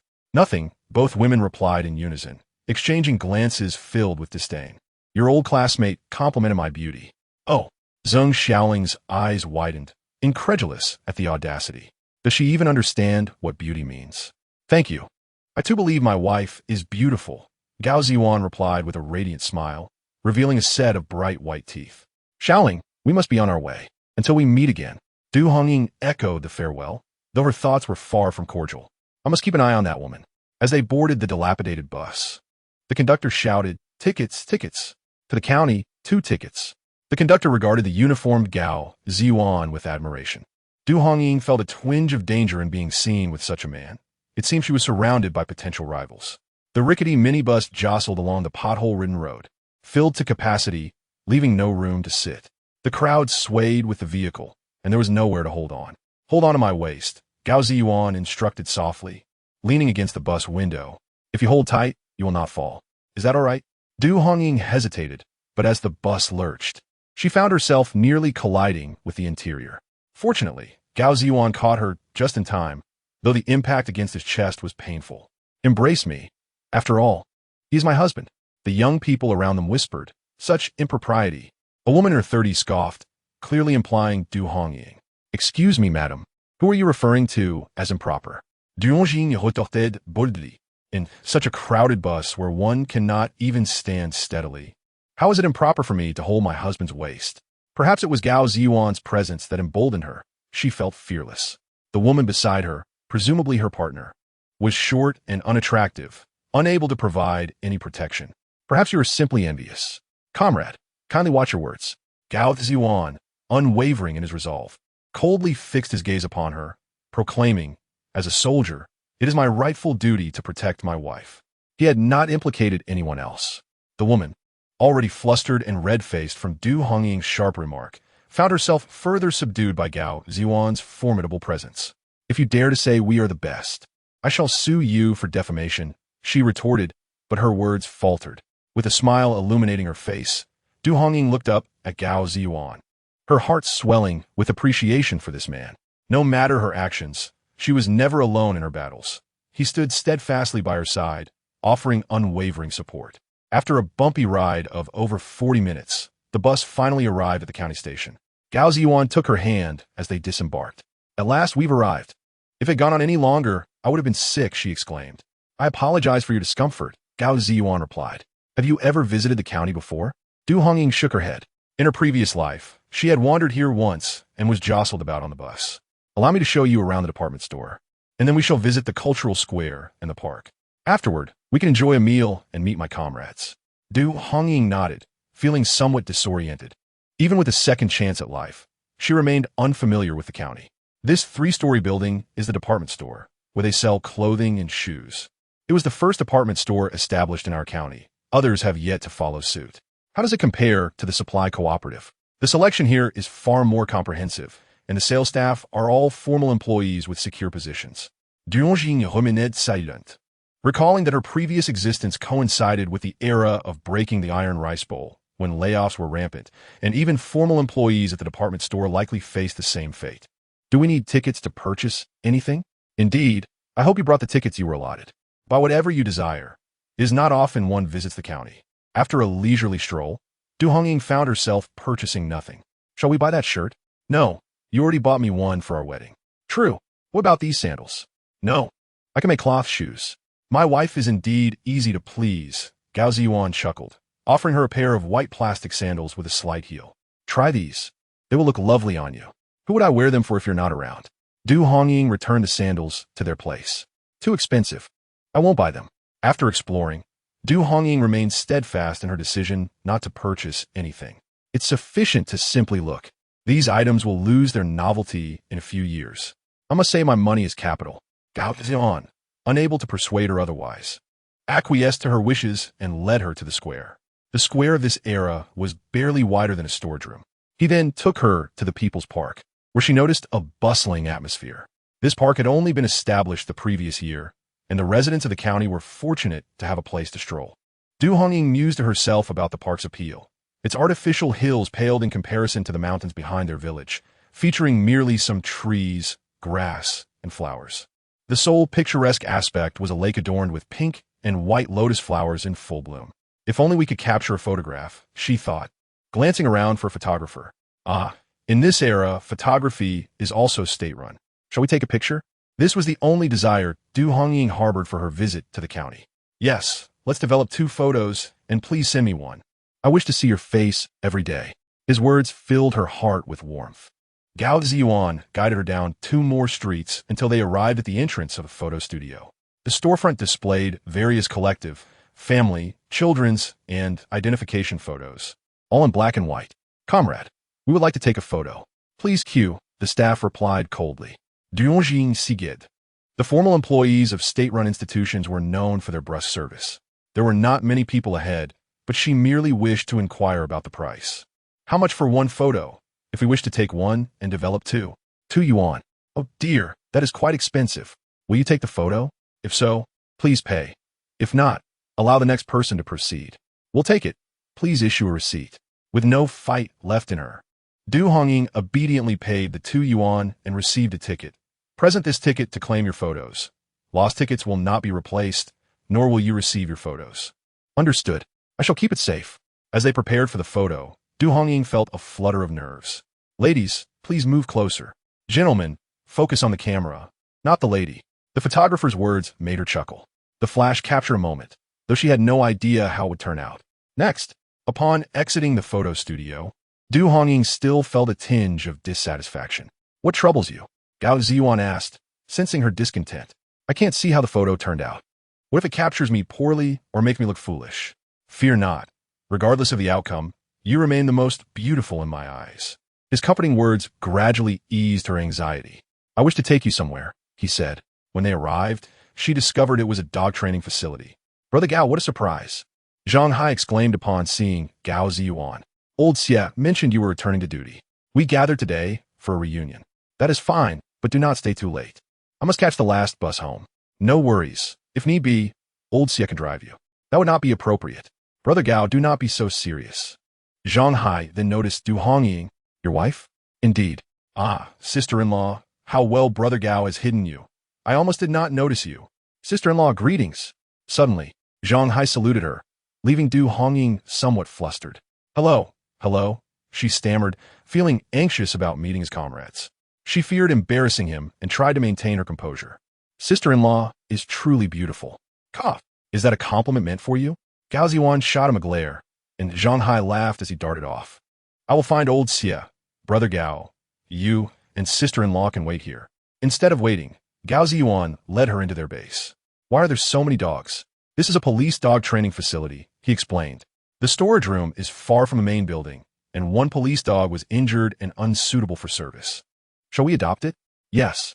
In her previous life, Du Hongying had heard that police dogs underwent specialized training and were particularly remarkable. Though they were animals, they possessed a unique spirit and shared a bond with the soldiers akin to brotherhood. Chasing the wind, Gao Zhiyuan suddenly called out, and a large yellow dog bounded toward him, nuzzling against Gao Zhiyuan as if begging for affection. Chasing the wind, Gao Zhiyuan knelt to pet its back. Are you feeling better? Does it still hurt? Du Hongying then noticed a large patch of bare skin on the dog's back, marred by scars. How did it get hurt? It rushed into a fire to rescue a child and was struck by a doorpost, fracturing its spine. Gao Zhiyuan cradled the dog in his arms. I feared it would not survive, or if it did, it would remain paralyzed. Yet after more than 6 months, it has risen again, a true testament to its strength. Du Hongying knelt beside them. May I pet it? Of course. Gao Zhiyuan took her hand. Chasing the wind, this is your sister-in-law. I will bring you home. You must protect her.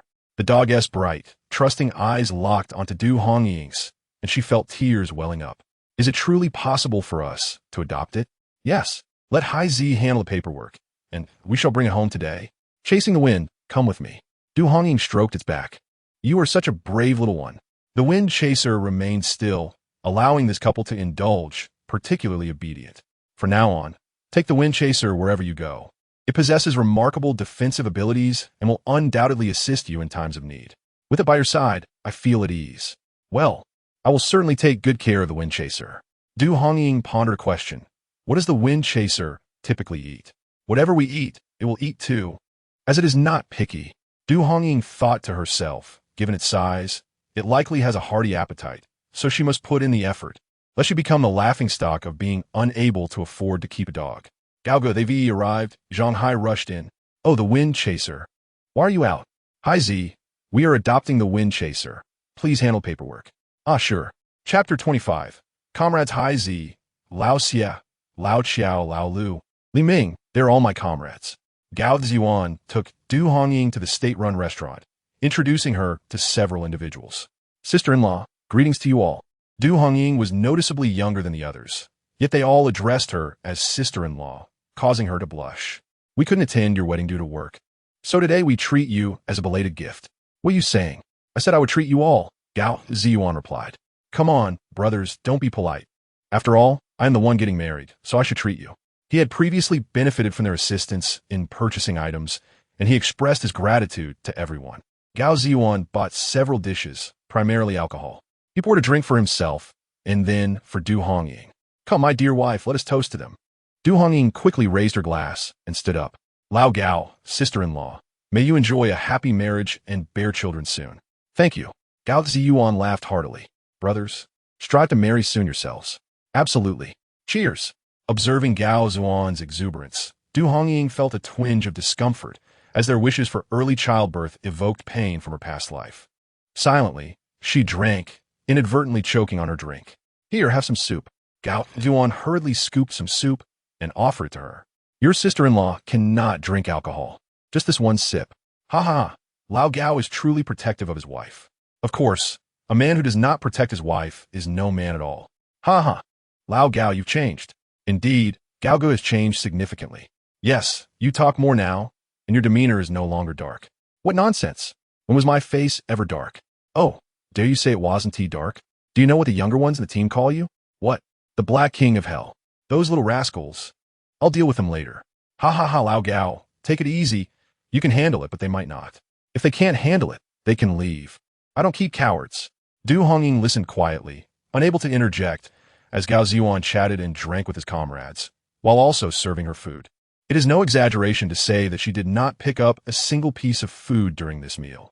Her bowl was never empty. That's enough. I'm full. Du Hongying said softly, blushing. Others will say your wife is a glutton. Gluttony brings blessings. Eat. Don't be polite. These are all brothers. Exactly, sister-in-law. Don't hold back. Just enjoy the conversation with us, brothers. Not at all. You all take your time. She didn't understand what the men were discussing, but she wouldn't be inconsiderate enough to throw a tantrum and leave. Moreover, she noticed a discrepancy. Gao Zhiyuan had mentioned to Zhang Guilin that he cooked in the army, yet they were now discussing training.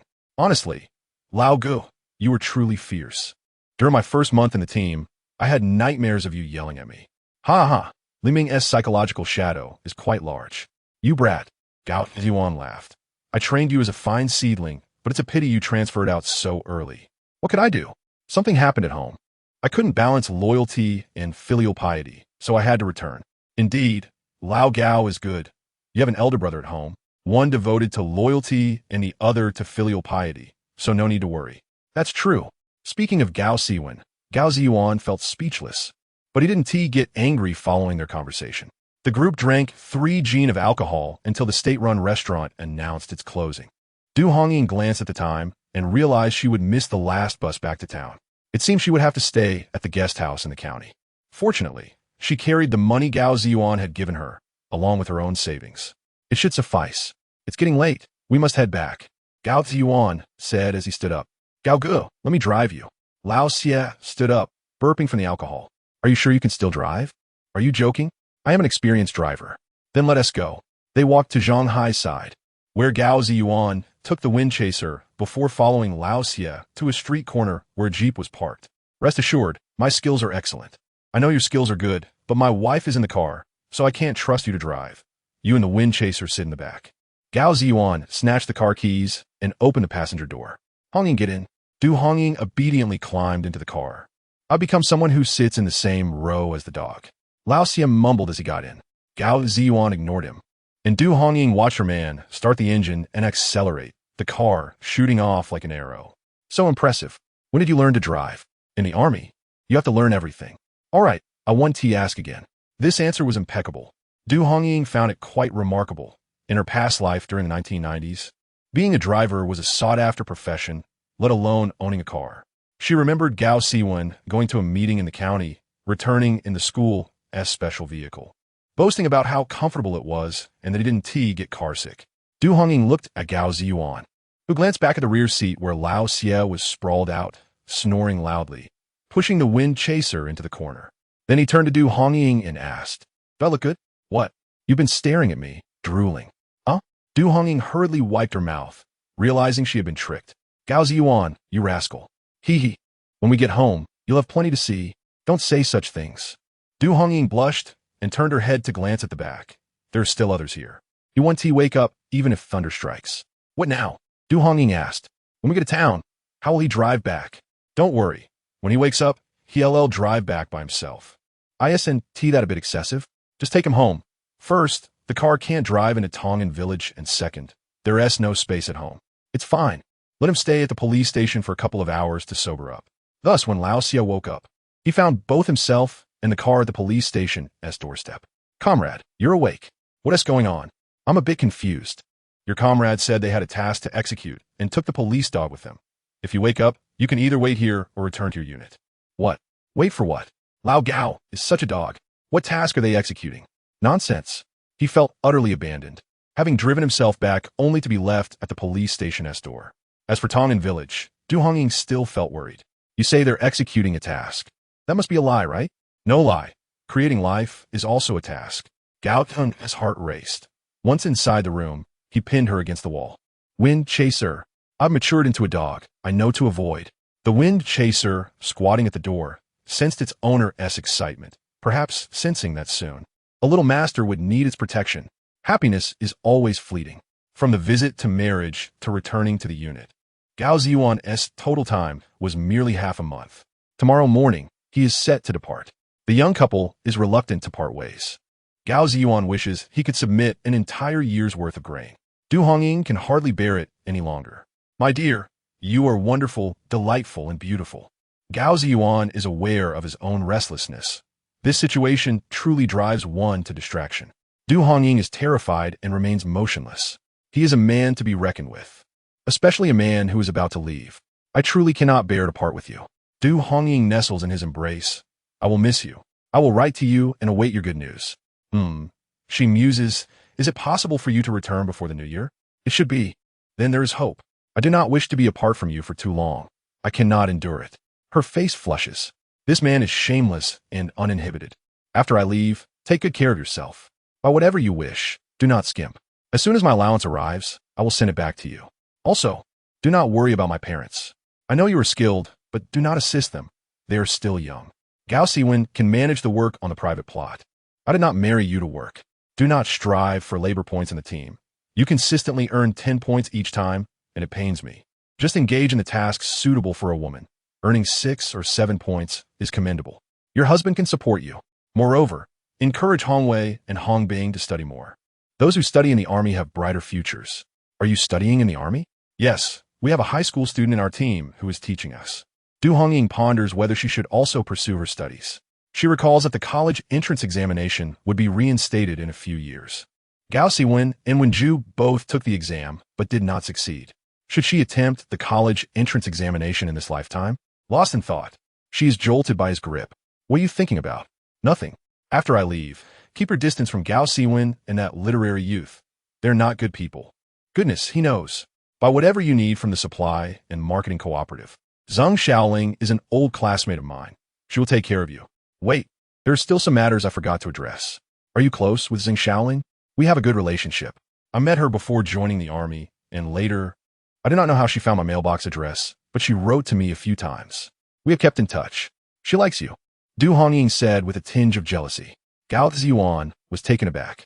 Ha, you have spilled the vinegar jar. How could that be? Her father is the secretary of our commune, and her mother is the vice principal of the school. How could she possibly be interested in someone like me, a mere peasant? Besides, she is in high school, and I have not even graduated from junior high. You are wonderful, and that is why she likes you. Du Hongying feels a twinge of anxiety. Now that you know, will you regret it? Silly girl, you have always been the wife I have chosen since childhood. I only love you. Others do not matter to me. He leans in again to kiss her. Do not overthink it. If it bothers you, I will stop writing to her. That should be the case.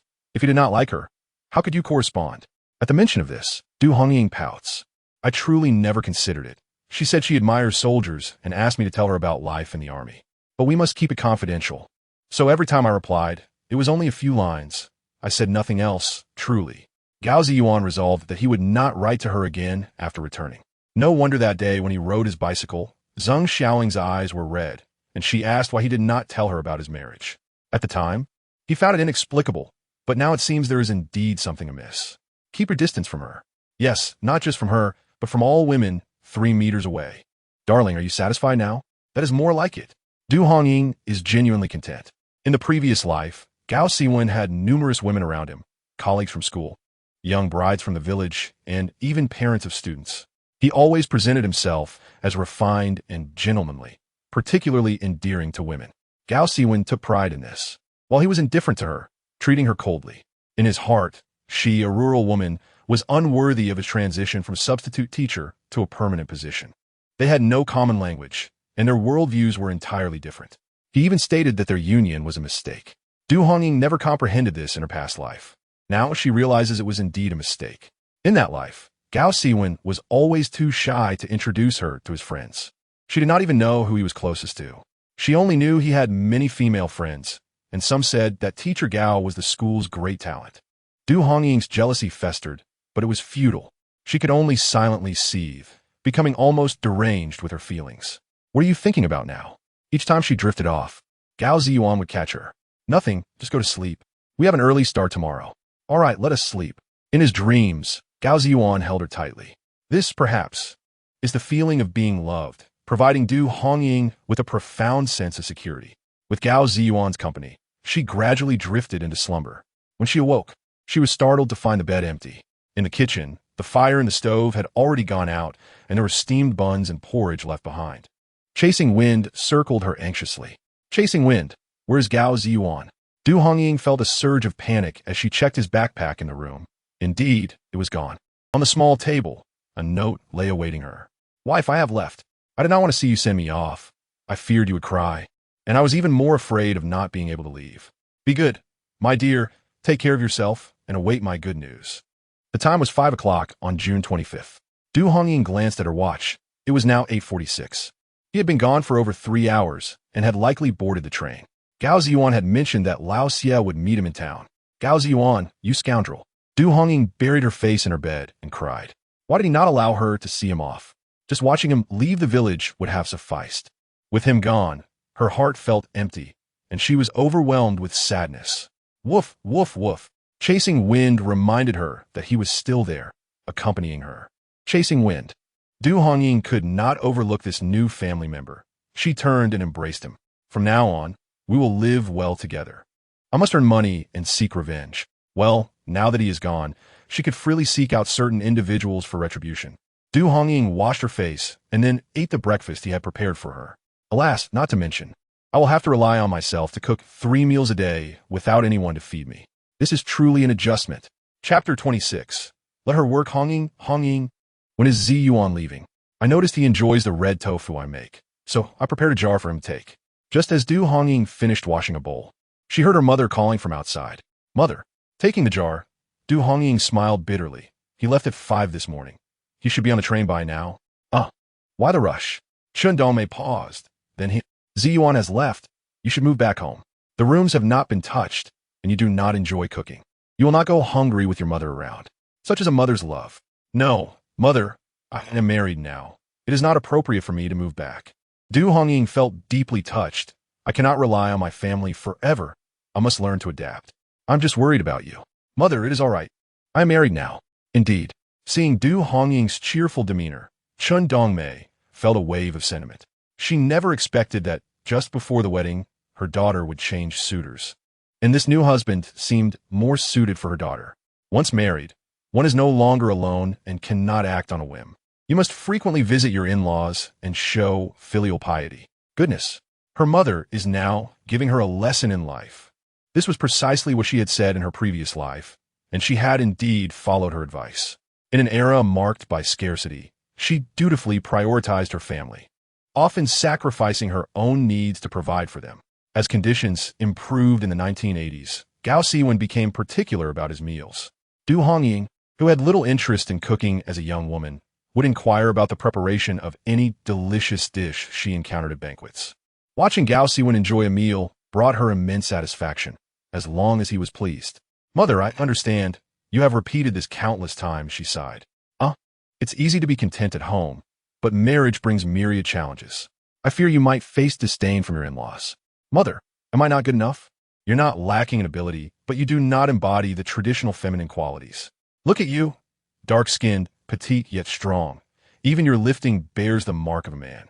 Men often prefer delicate, fair-skinned brides, and our daughter does not quite fit that mold.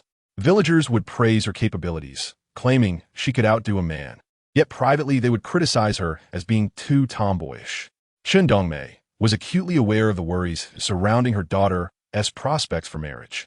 Thus, when Zhang Guilin mentioned discussing a match for Gao Siwen, Chen Dongmei's interest was piqued. They belonged to the same village, and she was familiar with Gao Siwen's character, especially as he had earned a position as a substitute teacher, leading his students to excel academically. His prospects for a permanent position seemed bright. Both Du Tianquan and Chen Dongmei were pleased with the prospect of his son-in-law, and when asked, Du Hongying blushed at the mention. At that moment, she revealed a rare glimpse of her feminine side.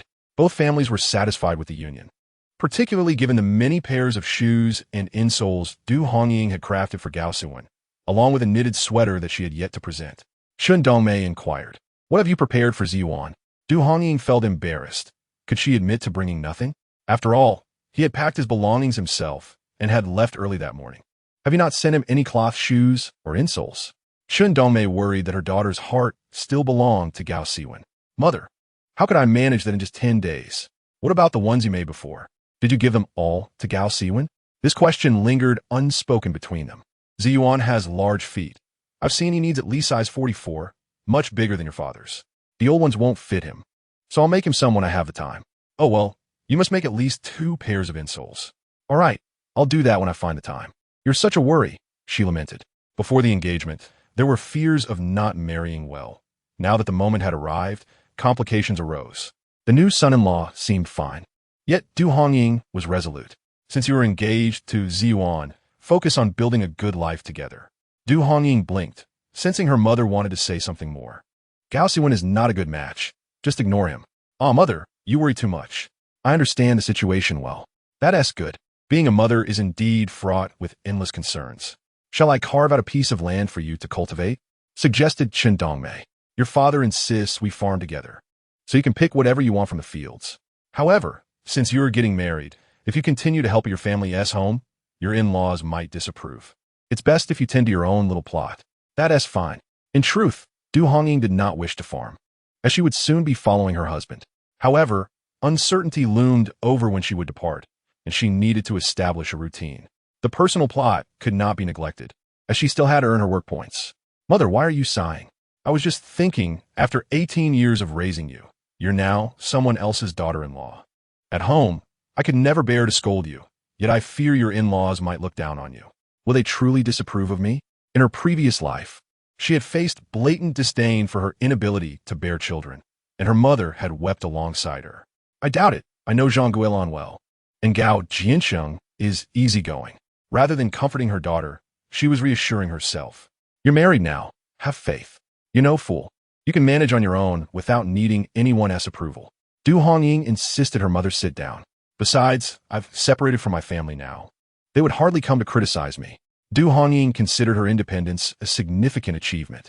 Far from the toxic elements of my past, I seek tranquility. In this life, I must embody strength.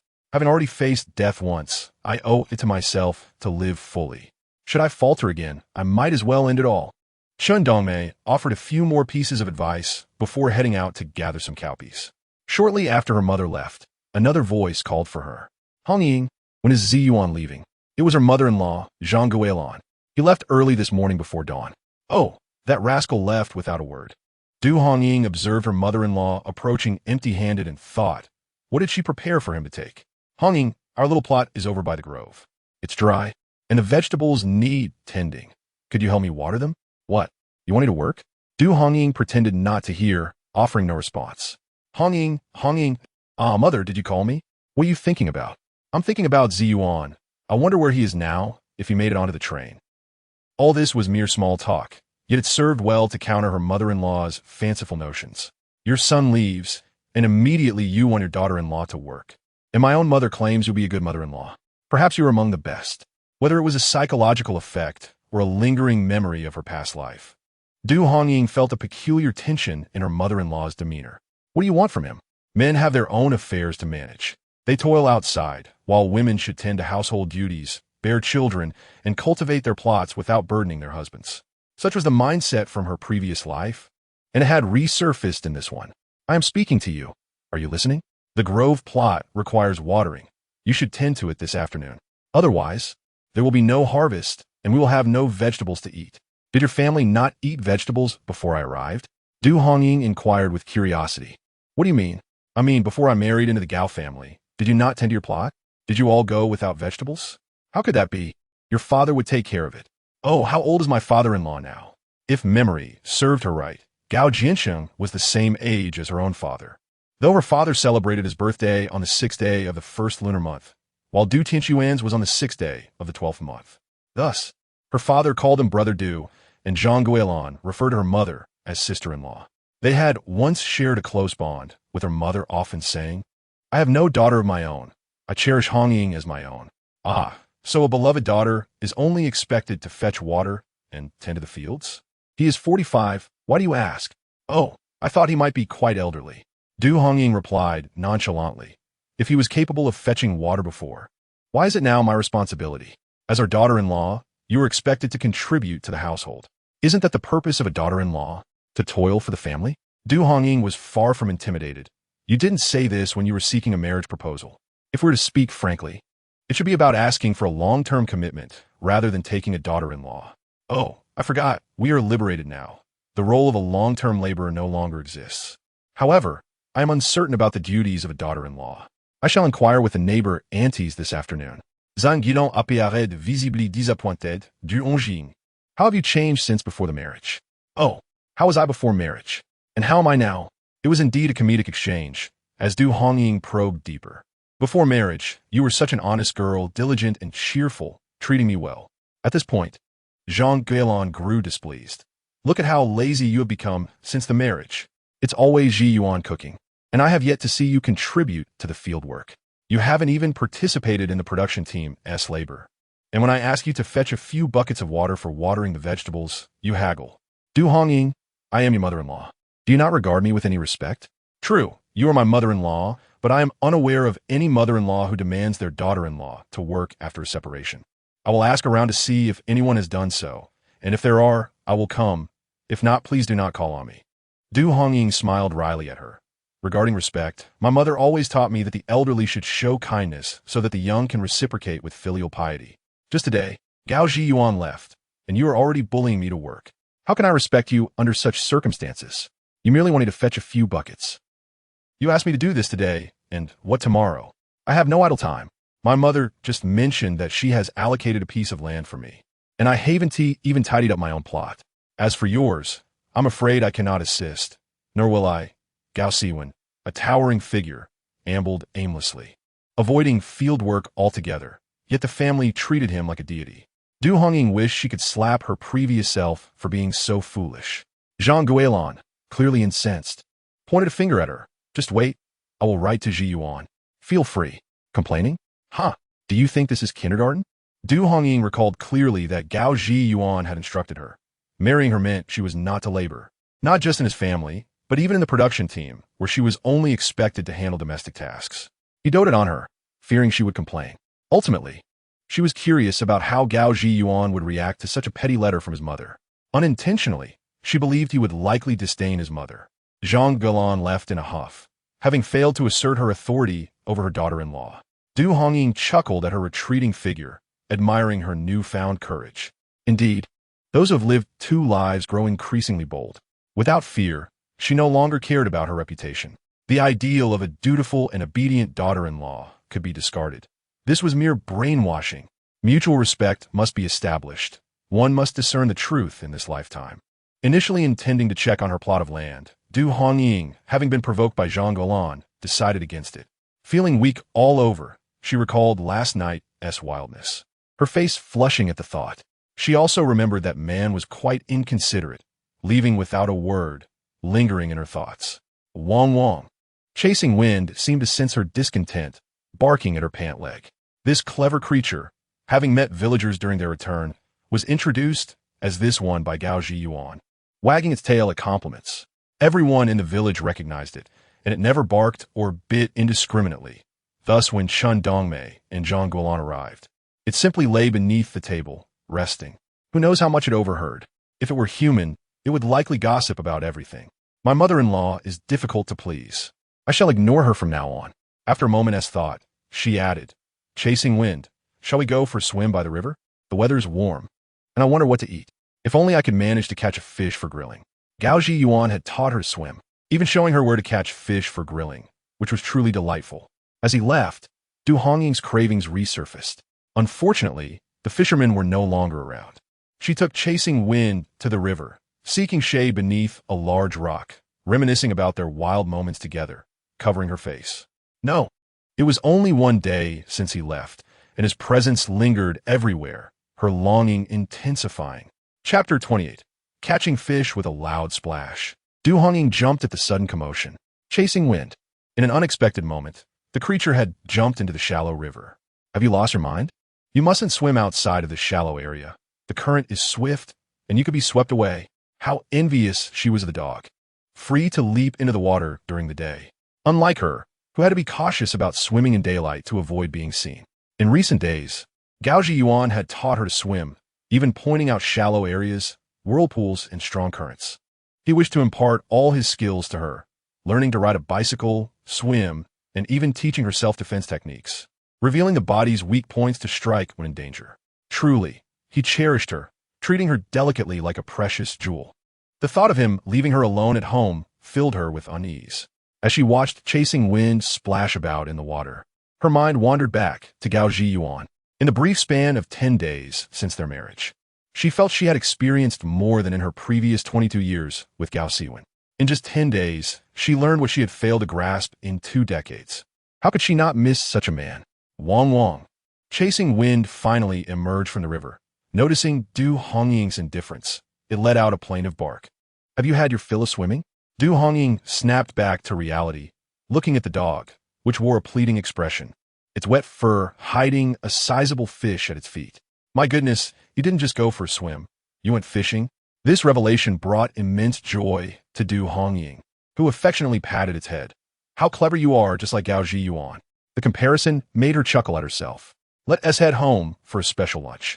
Seizing the flopping fish, Du Hongying suddenly felt optimistic about the future. With a dog that could catch fish, her dream of grilled fish was now within reach. As long as Chasing Wind was willing, she could elevate her meals. It was simply marvelous. Gao Zhiyuan had indeed found her a splendid companion. Chasing Wind, let us go home. The dog shook off the water and barked in response as they made their way back to the village. Hey, Hongying, where did you catch such a big fish? An ant from the village inquired, astonished. By the river. You went into the river to fish? No, along the riverbank. The fish were foolish, tangled in the weeds on the shallows, and I happened to see them. You're quite lucky. Hee. Indeed, I feel fortunate. Du Hongying's spirit soared. All her misfortunes from her past life seemed spent. From the moment Gao Zhiyuan pulled her from the water, her luck had turned around. Everything was going smoothly. As if a dragon soared, a sheep ushered in prosperity. Seasons of peace prevailed, blessings arrived, and all endeavors flourished. Ha! Du Hongying laughed heartily as she closed the door to the storage room, leaving Chasing Wind bewildered by her joy. Why are you staring at me? We're cooking fish for lunch. Suddenly recalling her solitude, she realized that such a large fish would be wasted if she couldn't finish it alone. I'll take it to my parents' house for a feast with Hongwei and Hongbing. Hongying, where did you get this fish? I found it. She repeated the flimsy excuse once more. Looking at Chasing Wind, she felt a pang of guilt but dared not reveal its cleverness to others. You are quite fortunate. Chen Dongmei was elated. What do you need from our home? Are you planning to take it to your in-laws to cook? Otherwise, people will say that you only care for your maternal family. Du Hongying chuckled in irritation.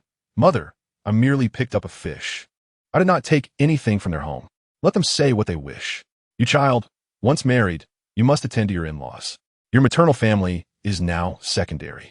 It is truly laughable spending money at your maternal home while earning at your in-laws. And now, for merely bringing back a fish, they chatter incessantly. Mother, if you say more, I shall throw this fish away. I want to even give it to them, lest I disgust myself. My dear, I only wish the best for you. Being a daughter-in-law is different from being a daughter. You must always consider your in-laws, or else you will not manage the relationship well. Du Hongying felt tears welling up. In her previous life, her mother had taught her the same, and she had followed those teachings. But what was the outcome? In this life, Zhang Gaolan had already revealed her true nature, valuing her for her labor as a strong worker rather than for her worth as an individual.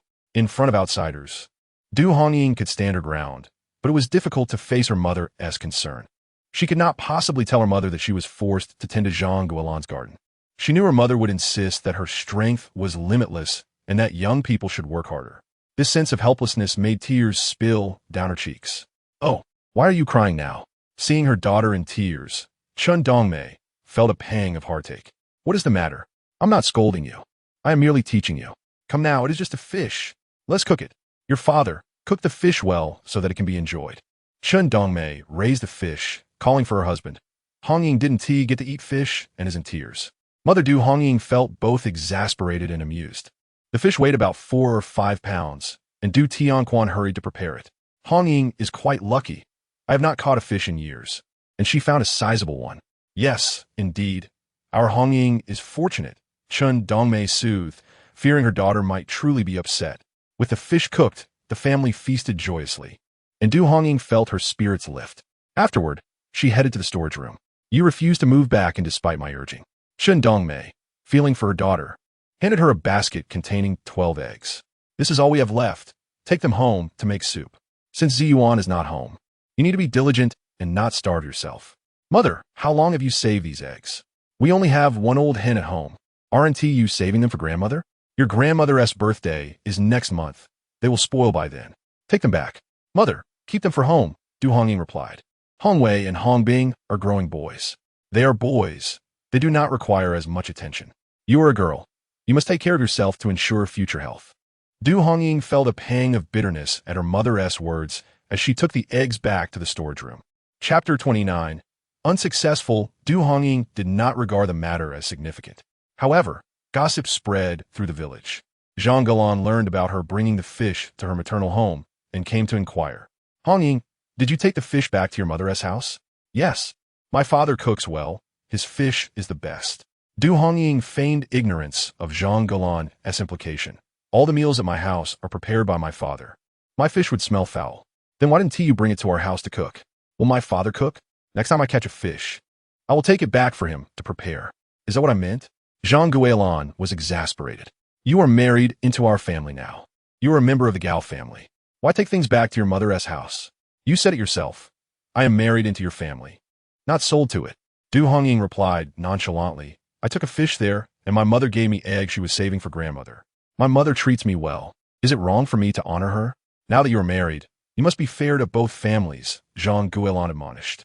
Indeed, fairness is essential. My mother gave me 12 eggs, so you should give me 12 as well. Would I get eggs? I do not even have a hen. Du Hongying rolled her eyes inwardly. Zhang Guilan's obstinacy was reminiscent of her past self, who lacked understanding and suffered in silence.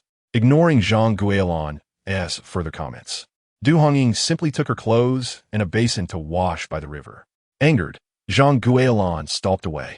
Chasing wind, let us go play by the river. What a clever dog, solving its own food problems while enjoying life alongside her. At lunchtime, while people feasted on meat, the dog was content with fish bones, mixing fish broth with rice for a hearty meal. Her mother expressed concern, saying not to feed it so much. A dog that eats too much remains thin.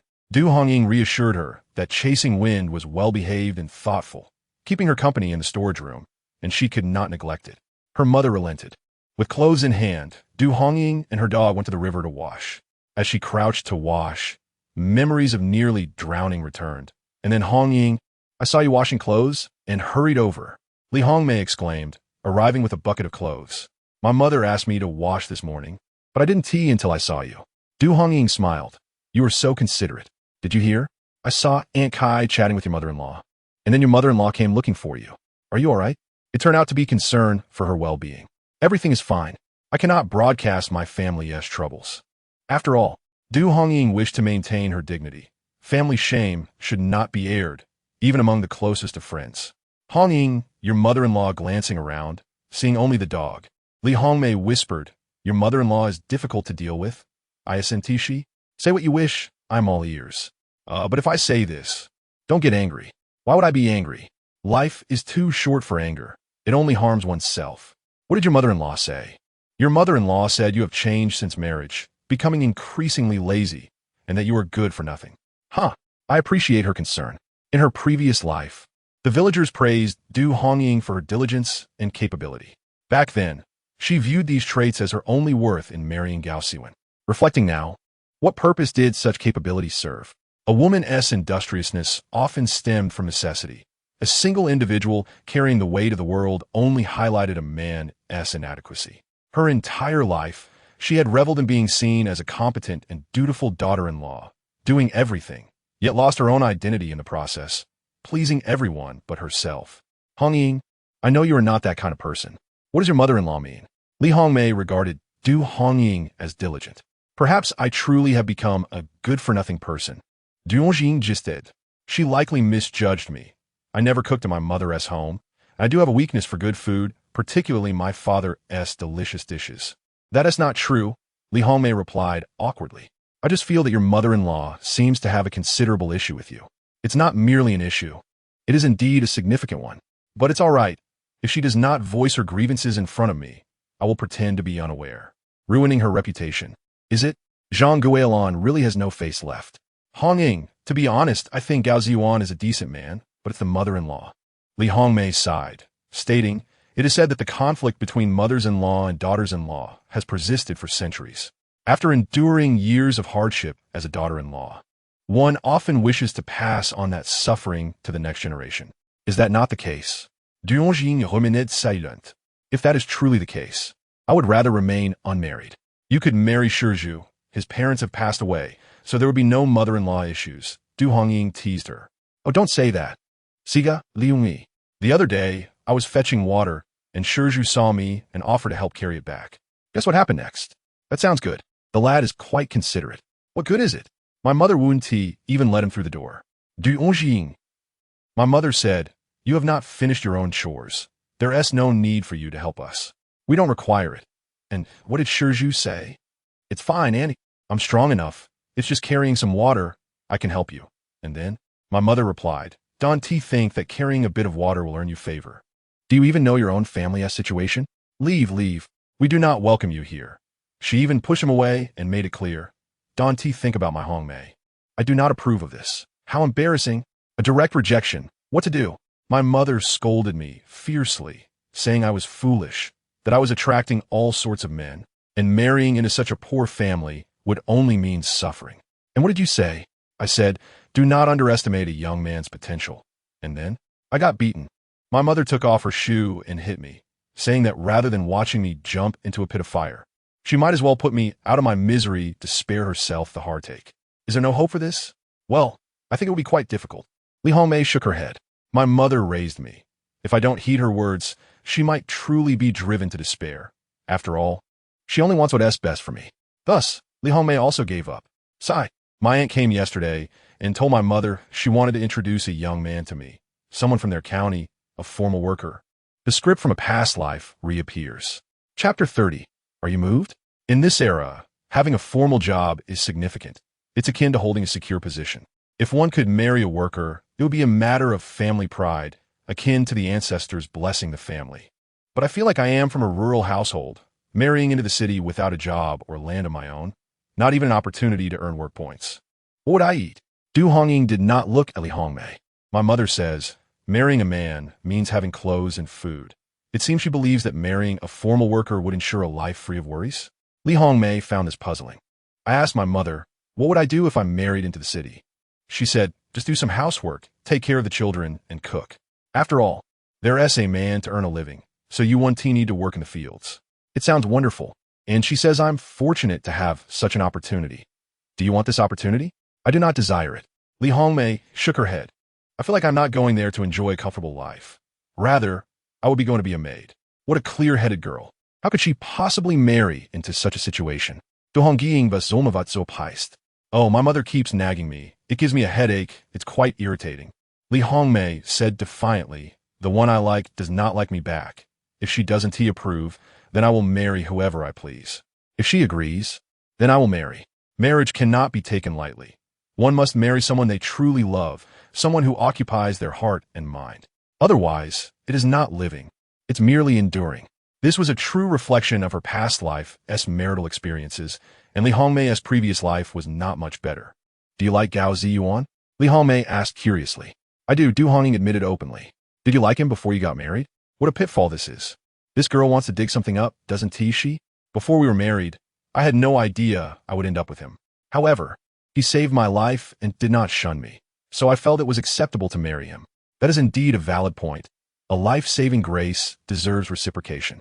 Li Hongmei remarked, why not let me fall into the river once and then have Ju save you? Du Hongying was so amused she nearly choked. You should quickly dismiss that notion. Falling into the river is no joke. I was lucky that Zhiyuan pulled me up. You all said that just a moment longer, and I would have been swept into the whirlpool. In fact, she had already died once. Such dangerous antics should not be imitated. Moreover, given your mother's temperament, it is highly unlikely she would consent. Then there truly is no hope left. Liung Mei Siga. Why must one marry upon growing up? It's not that there is no hope. It's all in one's hands. I said you should hold out for another 2 years before discussing marriage. But my mother is anxious, and matchmakers keep coming to our door. I am nearly driven mad by them. Didn't you say you would wait for me to introduce you to a soldier? Just tell your mother that. My mother said. It's truly embarrassing to convey this to you. What did your aunt say? It's fine, just tell me. My mother said, what is the good in marrying a soldier? Their allowances are not as high as those of workers, and they lack freedom, often not returning home for a year. To marry a man, one must endure. Li Hongmei's voice grew quieter. Haha, your aunt makes a good point. Du Hongying laughed heartily. Marrying a soldier means becoming a military wife, which indeed requires significant sacrifices. Given your character, it would be challenging to adapt to that. After all, she was raised by Aunt Lee and lacks assertiveness. No matter the issue, after a few discussions, she would yield. This temperament is reminiscent of her past self. No wonder they became good sisters. I have no desire to marry a worker from the city, nor do I fit the role of a soldier's wife. What should I do? If you cannot be a soldier's wife, then be sure Zhu's wife. You're teasing me again, you wicked person. Li Hongmei laughed as she splashed water on Du Hongying. Du Hongying did not back down, and they playfully splashed each other until they were drenched, laughing heartily, forgetting their worries. After a while, Du Hongying mentioned another matter. I saw Wen Ju and Gao Siwen yesterday. This couple is now of little concern, as both are unmarried, and their relationship is their own affair. Gao Siwen is such a scoundrel. You used to like him so much. Don't. That is definitely a dark chapter in my life. I declare, Du Hongying will only ever love Gao Zhiyuan. Who is Gao Siwen? I do not recognize him. Ha! Hongying, your mood shifts so quickly. It must be Gao Zhiyuan who has you thoroughly enchanted. You silly girl, you are still a young maiden. You have no shame. What is there to fear? There are no outsiders here. Hongying, tell me about that matter. Du Hongying was quite taken aback. Li Hongmei was rather bold. You'll understand once you're married. How can one describe matters unsuitable for children? The two continued to tease each other for a while. Hongying, are you still here washing clothes? Your mother is waiting for you at the storage room. Oh, okay. Thank you, Aunt Kai. Du Hongying carried her wooden basin and hurried home. She wondered what her mother wanted with her. From a distance, she spotted Zhang Guilan standing at the storage room entrance. So, Aunt Kai was referring to her mother. What's she doing here? Is she so idle? Du Hongying had a bit of a psychological shadow regarding Zhang Guilan, especially since she had just had a confrontation with her that morning. It seemed every time she came to find her, it was for something unpleasant. Have you been washing those few pieces of clothing for half a day? Seeing that Du Hongying was soaked, Zhang Guilan looked at her with disdain. Can't you wash clothes without getting wet? Zhuan isnt home. If you fall in, no one will save you. Can you speak properly? Each word she uttered felt like a chilling blow. What do you want with me? You can't be waiting here just to criticize me. Siwen and Wen's hiking are set to become engaged. Tomorrow at noon, please invite her to our home. As a young person, you should come to assist and keep her company. Du Hongying, upon hearing this, was both furious and amused. What gave Zhang Guilan the audacity to exploit others so shamelessly? And how foolish was she to think that she could use Gao Siwen as a shield? Their engagement was merely a ploy to irritate her. It would be inappropriate for me to attend, considering my past engagement with Gao Siwen. It would be quite awkward, so I would prefer to decline. Du Hongying, is it so difficult to ask you to do something? That depends on what capacity you're calling me for and what you want me to do. Your watch, sewing machine, and bicycle have merely been borrowed for display purposes. That is your true intention, isn't it? This is inappropriate. Both Gao Siwen and Wen's hiking are teachers. They should embody integrity and honesty. What is mine, and lending it out for mere appearances would tarnish Gao Siwen's character. That is brother Gao Zhiyuan, and your constant use of his name reflects poorly on your upbringing. Furthermore, I did not come to negotiate with you. I came to inform you that tonight. Let Zhiyuan's father and Siwen come to collect. Chapter 31. Moving items impossible. Du Hongying was infuriated. The division of property agreement clearly states that this is our property, and you have no right to dispose of it. Claiming it is merely for display, once borrowed, it will be irrevocably lost. When Gao Zhiyuan left, he entrusted this family to me. Am I so inept that I cannot even protect it? That is my son's earnings, and it has nothing to do with you. Du Hongying suddenly felt like cursing. Perhaps in a past life, she had been blinded by foolishness, thinking Zhang Guilan was a good mother-in-law. Indeed, she was naive, entering the Gao household without any demands, and ended up as a mere servant. Thus, it was no surprise that Zhang Guilan appeared to be a good mother-in-law. Without waiting for Du Hongying's response, Zhang Guilan turned and left. What nonsense! Du Hongying was eating, fearing that Gao Zhiyuan and Gao Siwen would indeed come to take the sewing machine, and she might not be able to stop them. What should she do? No, she had to seek out Grandpa Zhao. Du Hongying turned and headed to Zhao's large house, over a mile away from the storage room. Grandpa Zhao, what should we do about this? Hongying, logically speaking, families should indeed support one another. Since Siwen's engagement requires a show of support, lending them your items is not unreasonable. After all, a temporary loan does no harm. In this era, borrowing anything from rice to clothing for matchmaking is quite normal. Grandpa Zhao's encouragement for her to be magnanimous was understandable. Grandpa Zhao, if items are borrowed for matchmaking, what happens when they are required for the wedding? Once Wen's hiking enters the household, do you think these items can be returned to me? Grandpa Zhao could not guarantee that. After all, family cannot fall into discord. After some contemplation, Grandpa Zhao said, "How about this? I'll accompany you, and in my presence.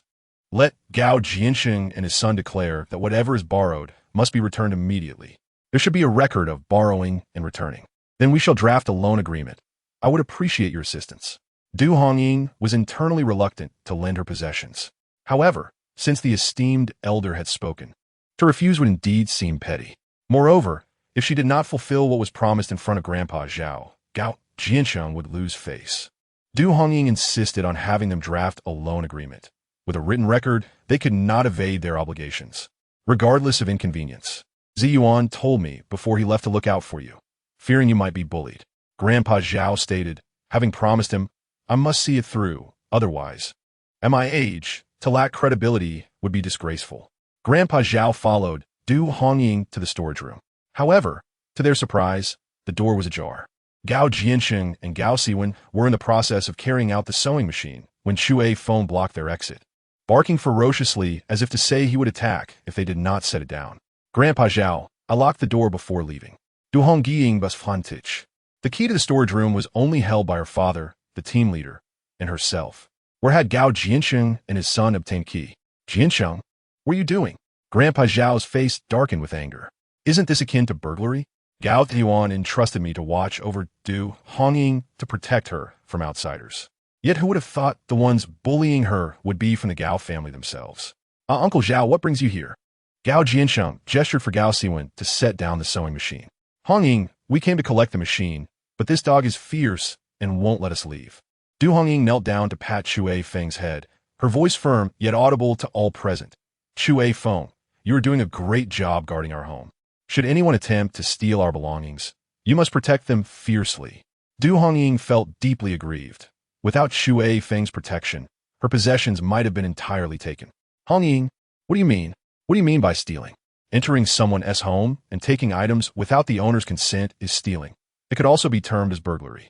If not for the fear of implicating Gao Zhiyuan, I could easily report you to the police."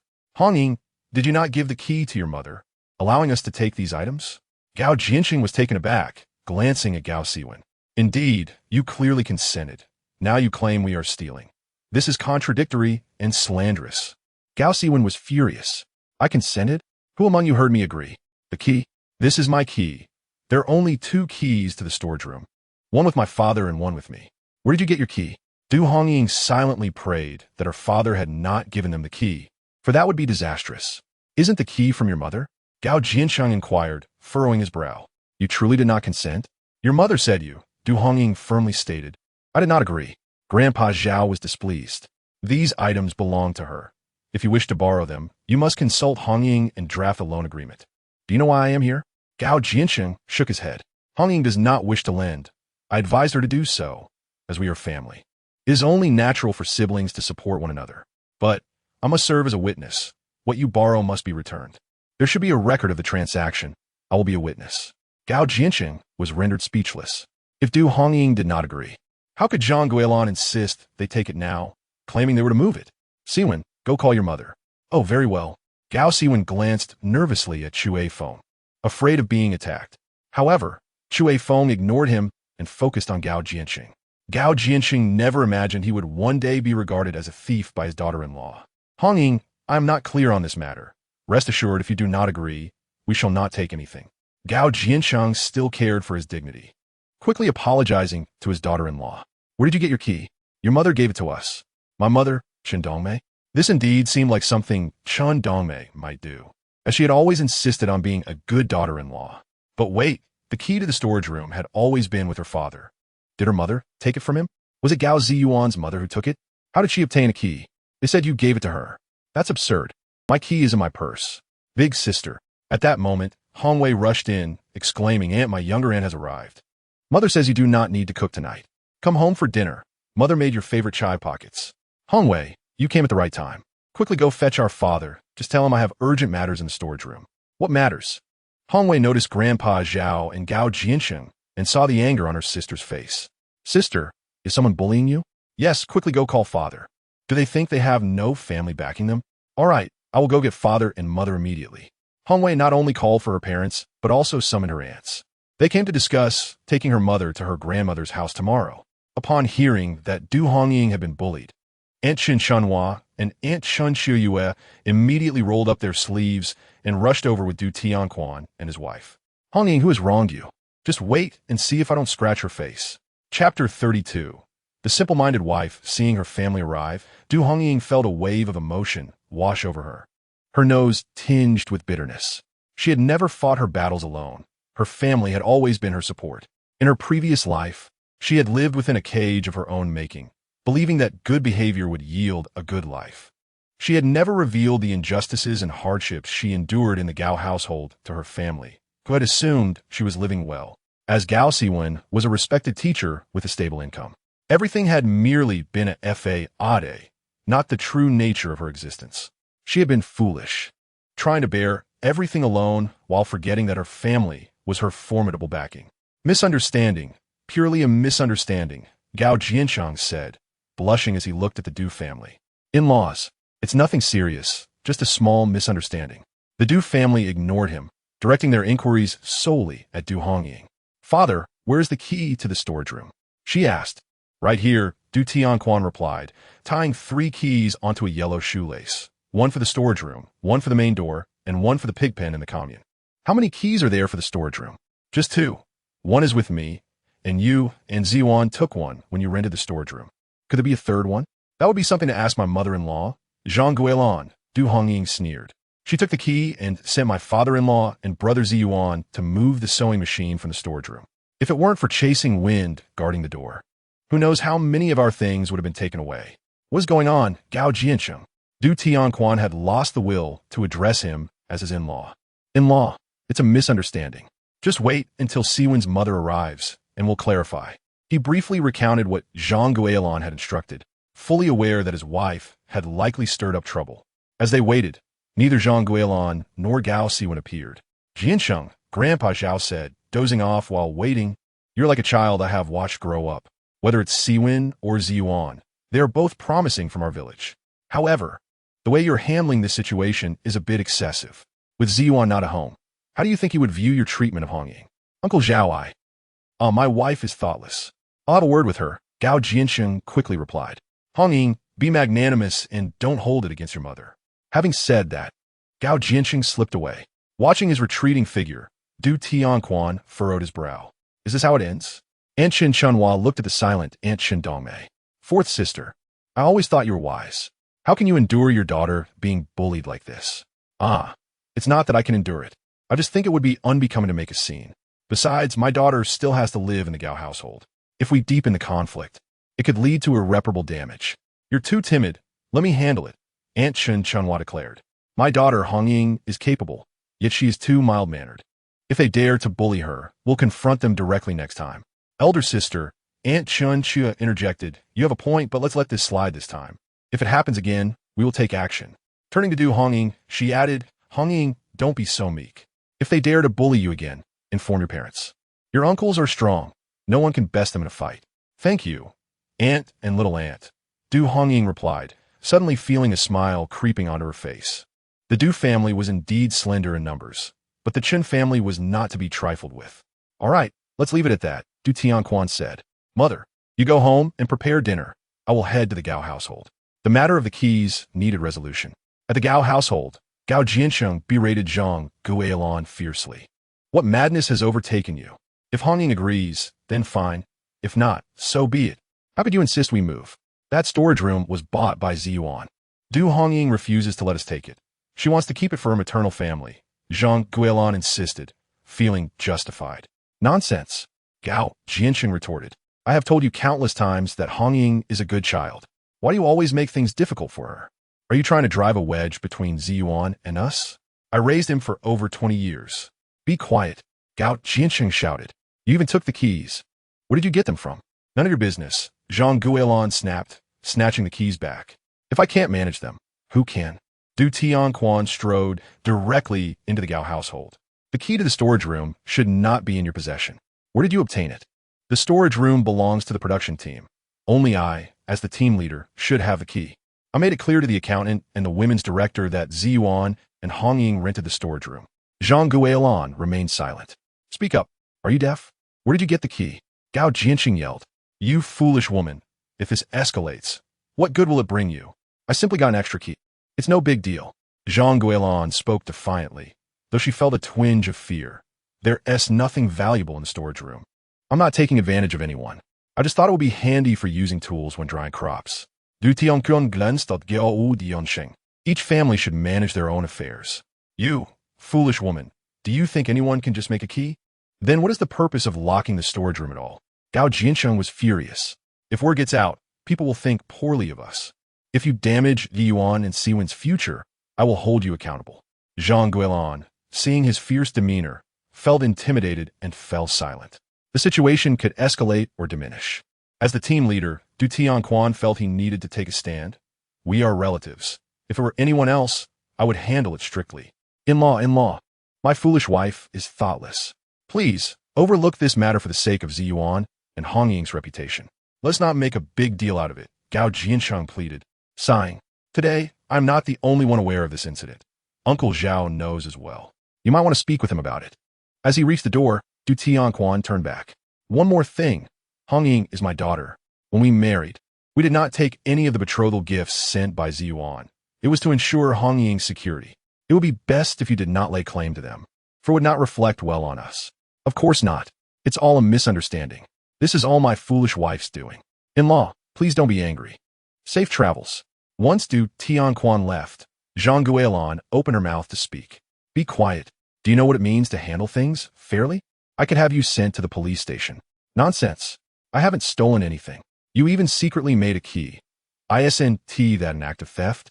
Gao Zhiyuan felt a headache coming on. Where did you make it? Zhang Guilan hesitated, but knew she had to respond under his scrutiny. A few years ago. You foolish woman. Chapter 33.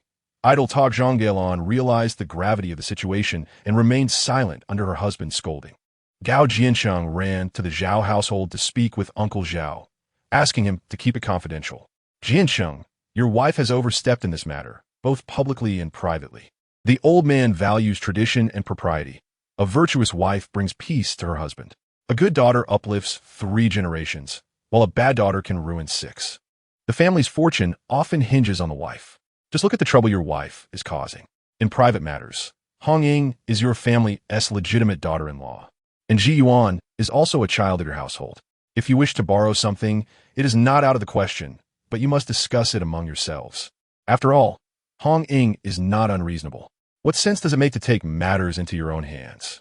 Uncle Zhao, I admit my misunderstanding. Please do not shield your wife. Although I am somewhat older, my vision is clear, my hearing sharp, and my mind is not muddled. I see everything distinctly. Uncle Zhao, I came to ask for your support in this matter. My in-laws have already spoken with me, and I have returned the keys. I promise it will not happen again. I implore you to turn a blind eye and keep this matter from outsiders, considering Zhiyuan and Siwen. Du Tianquan is indeed unfortunate to have in-laws like you. It is my failure in upbringing. Then let us teach well. Thank you, Uncle Zhao. I shall treat you to drinks another day. Let it be, as long as you do not scold me for being meddlesome. With a wave of his hand, he signaled for him to leave, clearly indicating that he would not speak of this outside. Gao Zhiyuan breathed a sigh of relief and hurried home. As for Siwen, who knows? Zhang Guilan remarked. Perhaps she went a fine when Jiqing. The engagement was supposed to be marked by the 3 turns and 1 ring. What if it falls through now? It's a lost cause. Without the strength of a diamond, one cannot handle porcelain. The 3 turns and 1 ring were declared to be Zhiyuan's own responsibility to borrow and repay. Siwen is capable of resolving her own issues. Why borrow anything? You have brought shame upon yourselves. And that one Jiqing, knowing our family's circumstances yet still demanding the 3 turns and 1 ring. If she is willing to engage, then so be it. If not, let it be. Gao Zhiyuan held a poor impression of Wen Ju, who, despite knowing Siwen had a suitor, still muddled through with him, demanding so many conditions for engagement. The Du family did not impose a single request for engagement or marriage. That is what makes a good daughter-in-law. Siwen, that foolish girl, has squandered her opportunity. giving Zhiyuan an advantage, and Zhang Guilan still indulges Siwen, which infuriates him. How do you speak? Siwen's your son. Silence. Gao Zhiyuan replied. If you intend to ruin this family, go ahead, just make sure Zhiyuan no longer recognizes you, and you'll be satisfied. It was indeed so. Under Gao Zhiyuan's disapproving gaze, Zhang Guilan fell silent. Nonetheless, she remained anxious about Siwen's engagement the next day. Siwen, did you not say that what she has also possess? Without the 3 turns and 1 ring, will I not be utterly humiliated? Wen Ju nestled against Siwen, asserting, she has given you everything. You cannot shirk your responsibilities to me. How am I not responsible? I merely stated that the engagement will occur tomorrow without the 3 turns and 1 ring. Give me a few months. I will certainly buy it by the time of the wedding. You will not lose to her. Siwen hastily reassured, you are the most understanding. Your education surpasses mine, and you are so beautiful. To marry you is a dream that makes me wake up smiling. No matter how he coaxed or showed affection. Wen Ju remained adamant about postponing the engagement. I've already told my dear sister, Teacher Gua, how can I maintain my dignity? Vain you to plead. The engagement will only occur when the 3 turns and 1 ring are present. Jewer, this is my bottom line. Zhang Guilan, upon hearing that the engagement would not be valid without the 3 turns and 1 ring, was so furious that she did not rise the next day.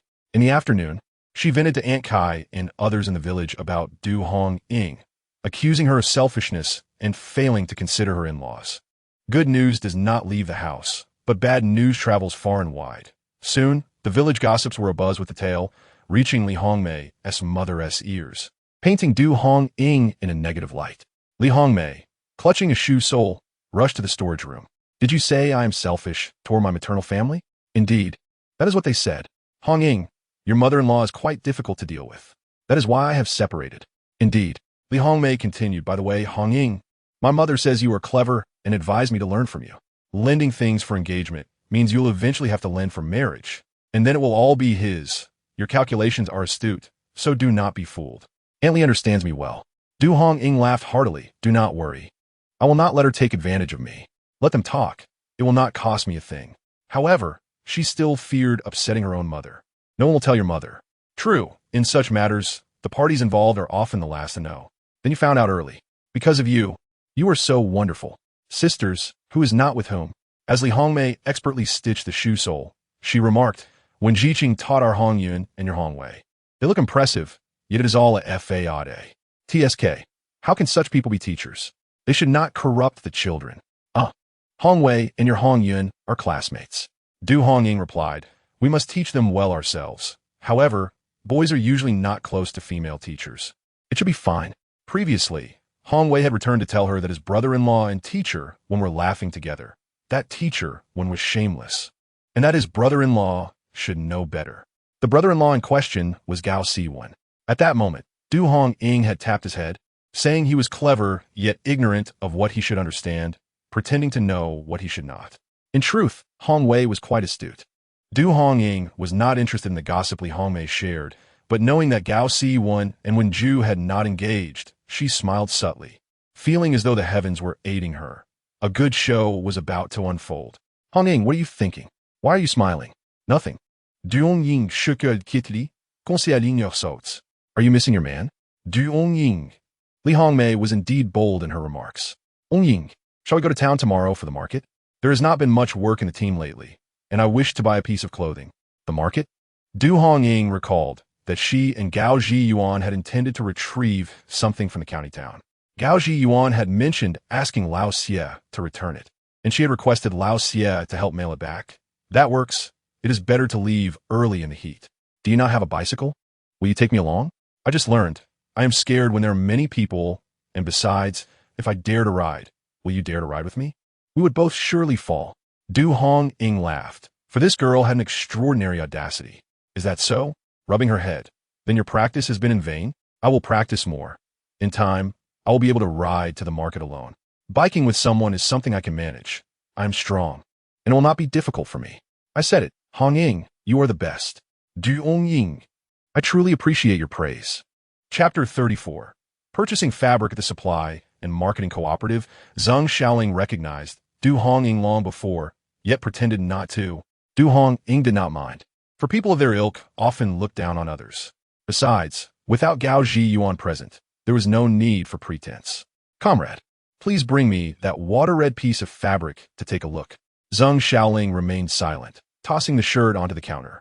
Hongying, do you think I look better in white or this water-red? Your complexion is fair. You would look good in either. Then perhaps I will stick with white. It is cooler to wear in summer. That works. Du Hongying nodded in agreement, though she found the styles unappealing. Perhaps having been reborn, she truly looked down on such clothing. White clothes cannot be touched. If they become marked, who will they be sold to? Zheng Xiaoling's attitude was quite poor. If you want to buy, then buy. If not, then leave. Li Hongmei pouted upon hearing this. How much for each piece? 10 yuan with fabric coupons, 15 without. In truth, it only required 12 yuan, but since she was with Du Hongying, she aimed to take advantage of her. How expensive?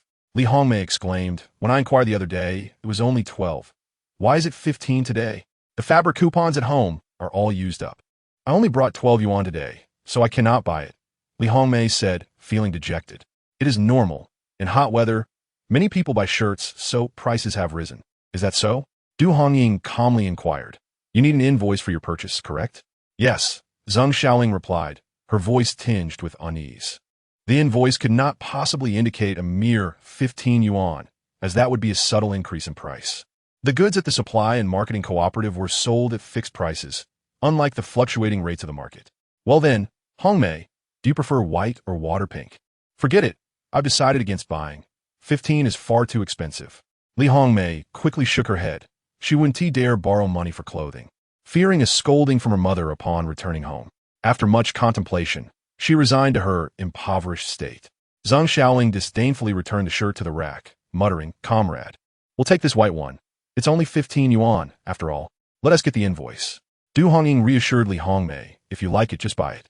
It's merely 15 yuan. It's not a big deal. Besides, don't be afraid of the price. These are all fixed by the cooperative. If you think you overpaid, you can always ask Director Bai. Du Hongying learned about Director Bai from Gao Zhiyuan and some comrades during a drinking session, apparently. He was a cousin of Lao Xia. Zheng Xiaoling felt a twinge of panic upon hearing Du Hongying's words. She was aware of Director Bai, but I only have 12 yuan. I have money. Here as 15, I'll cover it for you. Du Hongying promptly produced the cash and placed it on the counter. You. Zheng Xiaoling chuckled in irritation. What are you doing, flaunting your wealth with a man's money? Does Gao Zhiyuan know about this? Of course he does. This money is all from him. He told me to buy whatever I wanted, saying he would send the allowance back home. Marrying a man means having food and clothing provided by him. What does that have to do with you? You. What's wrong with me? I'm just here to shop and request an invoice. Du Hongying was determined to put Zheng Xiaoling in her place. Not wanting to treat everyone as fools, she insisted. There are no more of these. Someone has already purchased it. Zheng Xiaoling hesitated to sell to Du Hongying. If this one is sold, then we'll take that one. That one has also been sold. The carefree Li Hongmei began to sense the rising tension between the two women. She glanced between Zheng Xiaoling and Du Hongying. Hey, what's going on? You're saying everything we like has been bought. Who bought it? And was there an invoice? As tensions escalated among the friends, Li Hongmei rolled up her sleeves, ready to confront. I think you're deliberately making things difficult for us. Where's your supervisor? Bring them here. Li Hongmei understood the significance of these salespeople. They were well established in their positions, enjoying stable jobs with high pay and light workloads. Generally, she would tolerate their behavior. But this time was different. She refused to be outdone. Your sign says you serve the people. Is this how you do it? Bring your supervisor. I want to ask if this is the policy of your cooperative. The supervisor is not here. A nearby salesperson, sensing Zheng Xiaoling's distress, hurried over. Xiaoling, we have new stock. You go help with unloading while I take care of this. Zheng Xiaoling quickly made her escape. Du Hongying smirked. Look at her running away. She asked scared. Comrade, what would you like to purchase? How much is this shirt? Du Hongying inquired. With an invoice, it's 10 yuan. Without, it's 12. Which would you prefer? That's strange. The previous salesperson said it was 15. Do your prices fluctuate regularly? Du Hongying asked coldly. No. She asked new and mixed up the prices. What a good colleague you are covering for her. Will she thank you with some favor? The salesperson appeared awkward. Hongmei, which one do you want? Goodness, if it weren't for this comrade speaking the truth, I would have wasted 3 yuan. Li Hongmei expressed her regret. Forget it. I want to buy it. What about some sandals? We just received a new shipment, and they don't require an invoice. The salesperson eagerly promoted the sandals, eager to make amends for Zheng Xiaoling's mistake. They look nice. The price is only 1 yuan and 60 cents. No invoice needed. Liu Mei, intriga. Picked up the sandals. I could try them on. They work fine on cardboard. After trying them, she found herself enchanted. What was meant to be a shirt purchase ended with her buying a pair of sandals. She wore them joyfully, only to glance back at the shirt with a sigh. Why not buy some fabric and use my sewing machine to make one yourself? A yard of floral fabric is 4 with 5 yards. You can make a shirt. I can't do that. What is so difficult about it? I can help. Before marrying Gao Siwen, Du Hongying had no skills in sewing. However, she gradually became skilled after their marriage. Are you really capable, Hongying? Let us buy the fabric. Li Hongmei skeptically spent 2 yuan on 5 yards of fabric. Du Hongying then pointed to a roll of coarse cloth. Comrade, do you sell this rough fabric? This is old cloth, quite sturdy, but unsuitable for making clothes or pants. No worries, just sell it to me at a lower price. How about 10 cents a yard? That's acceptable. Of course I'll buy it. Do you have more in the warehouse? Let me check. The salesperson quickly returned with a large bundle. Let us measure it. I'll take it all. In the end, Du Hongying purchased over 20 yards of coarse cloth, leaving Li Hongmei astonished. Chapter 35. Familiarity. Du Hongying, strong and determined, bundled the fabric and hoisted it onto her shoulder. Li Hongmei felt a pang of envy. If you were a man, I might just marry you. No, that would only create 2 lonely bachelors in the world. Du Hongying laughed heartily. What do you find appealing about me? Your strength and your straightforward, loyal nature. The confrontation with the salesperson was entirely for her own sake. By the way, Hongying, what is the deal with that salesperson? Do you know her? Should I tell her about the man's unwanted affections? What? She likes your man? Yes. Gao Zhiyuan is oblivious. Du Hongying suddenly recalled this and resolved to warn Gao Zhiyuan to avoid any complications. I won't tolerate any nonsense. There is no need for cover-ups. Hongmei, are you buying anything else? Nothing more. Let us head home. Carrying such a heavy load, she wouldn't let her friend help, reasoning that walking over 10 miles empty-handed was tiring enough. Your strength is truly enviable. Wait a moment, I need to stop by the post office. A letter from your man? Not all. He just left 3 days ago. It's too soon for that. Gao Zhiyuan's unit was far away, requiring 2 days and nights by train. Then what are you going for? We took photos in the county. I asked the photo studio to mail them to me. I bought an envelope and stamp, and I have Gao Zhiyuan's address, so it should arrive. All right, another day of envy for this single girl. The post office was located at the corner near the town's junior high school. Excuse me, do you have a letter for me? Which village are you from? The mailman will deliver it to your village. A middle-aged woman at the counter was quite friendly. I'm already here. Please check for me. If I have mail, I can take it back and save the mailman a trip. Which village? What's your name? Dongbo Village, du Hongying. The staff began sifting through the pile of letters. Du Hongying's anticipation grew. There really is one. Look, is this it? Yes, yes. It's clearly Gao Zhiyuan's handwriting. She was overjoyed. What beautiful handwriting. The staff casually asked, who sent you this? My husband. Li Hongmei remarked, this guy is spreading love everywhere. Please sign here. Sure, thank you. Du Hongying signed for the letter and took it, while Li Hongmei eagerly wanted to see it. You and Gao Zhiyuan's photograph. Let us tear it open and take a look. Du Hongying admitted that she too was curious. Carefully, she tore open the envelope and extracted 2 photographs along with a letter. A letter?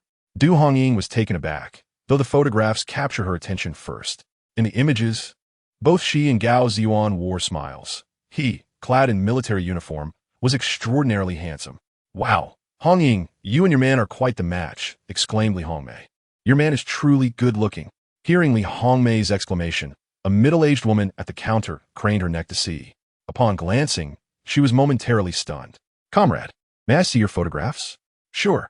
The middle-aged aunt seemed unperturbed, so Du Hongying handed one of her photos to the staff at the counter. Zhou Guifeng was captivated by the man in the photograph. Is this your lover? A soldier? Yes. Having a soldier for a lover is a source of great pride. What is his name? Du Hongying was puzzled, staring directly at her. Oh, please don't misunderstand. My name is Zhou Guifeng, and I just transferred here for work. I just thought your lover looked familiar. Perhaps I know him. What's the name of the person you know? With the wisdom of 2 lifetimes, Du Hongying thought it prudent to maintain caution. I forgot. He is a comrade of my son. Zhou Guifang smiled. What does your lover serve? I don't know. One should always be vigilant. There are ill-intentioned people everywhere. She decided not to disclose the name. I must be going. Oh, all right, thank you.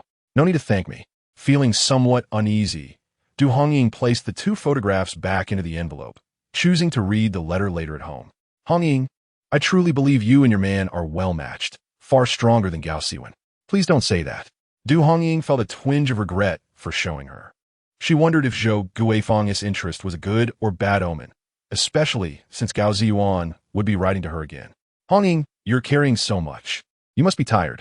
Shall I help you carry it? No, it's impressive enough that you can walk empty-handed faster than I can with all this. Not everyone is as formidable as you. Then why ask to carry anything? I was just being polite. Ha ha ha. This girl is quite amusing.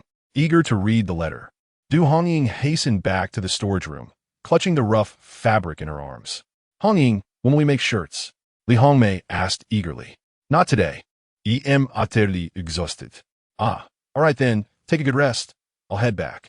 Li Hongmei felt she had not been a good sister, treating Du Hongying like a man, as though carrying so much would tire her. However, she was curious about the purpose of all that fabric. Seeing her slumped there, she decided to leave. Once Li Hongmei departed, Du Hongying felt rejuvenated and quickly retrieved the letter, glancing at the photographs again. As she reminisced about their shared moments, her face flushed. Opening the letter, the familiar handwriting quickened her heartbeat. He had only been away from home for 3 days, yet he had already written to her.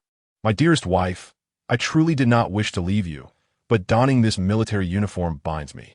A soldier's duty is to obey orders. And although it pains me, I must embark on this long journey back to my unit. This letter had been penned the night before he left home and entrusted to Lao Xie, who had taken it to the photo studio to send it along.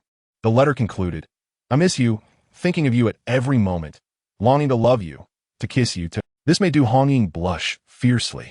He had also written, this time, I allowed myself to be indulgent. In future letters from the barracks, I must refrain from such expressions, as our letters are subject to inspection. Whatever I write will be known. So from now on, I can only cherish these thoughts silently in my heart, not daring to inscribe them on paper. Upon reading this, Du Hongying chuckled softly. The letter included his mailing address, a numbered mailbox, of which she had no knowledge regarding its location. She was not well informed about Gao Zhiyuan's life in the military and had not inquired much, as he had insisted on keeping certain details confidential. Chapter 36. Seeking the eldest sister report. Gao Zhiyuan returned to his unit, anxiously seeking to submit his marriage application, only to be informed of an urgent mission. Zhiyuan is back. Come quickly. This mission is... Upon hearing that the task was of utmost importance, Gao Zhiyuan, determined to focus, discreetly tucked the marriage application into his bag. Gao Zhiyuan, yes, you are appointed as the team leader for this special operation, with Chen Jun as your deputy. You must lead your team to accomplish the mission within 2 months without error. Understood. Gao Zhiyuan and Chen Jun replied in unison, saluting. A soldier's duty is to obey orders. Fortunately, you returned just in time. Prepare. Your team will depart in an hour. Zhou Tuan patted Gao Zhiyuan on the shoulder. Good lad. You are the toughest soldier in the entire military district. I believe you will successfully complete the mission. Yes, I guarantee the mission's success. This operation involved 20 personnel, and it was imperative not only to complete the task, but also to return every single one of them. As per tradition, before departing, they were required to write letters to their families. In the past, Gao Zhiyuan would finish his letters in 3 lines. This time, however, as he picked up the pen, it felt heavy, and his eyes slightly reddened. He was married now, had a beloved partner. What once seemed like happiness now appeared to be an overwhelming burden. He did not wish for this letter to reach his wife, yet he had so much to convey.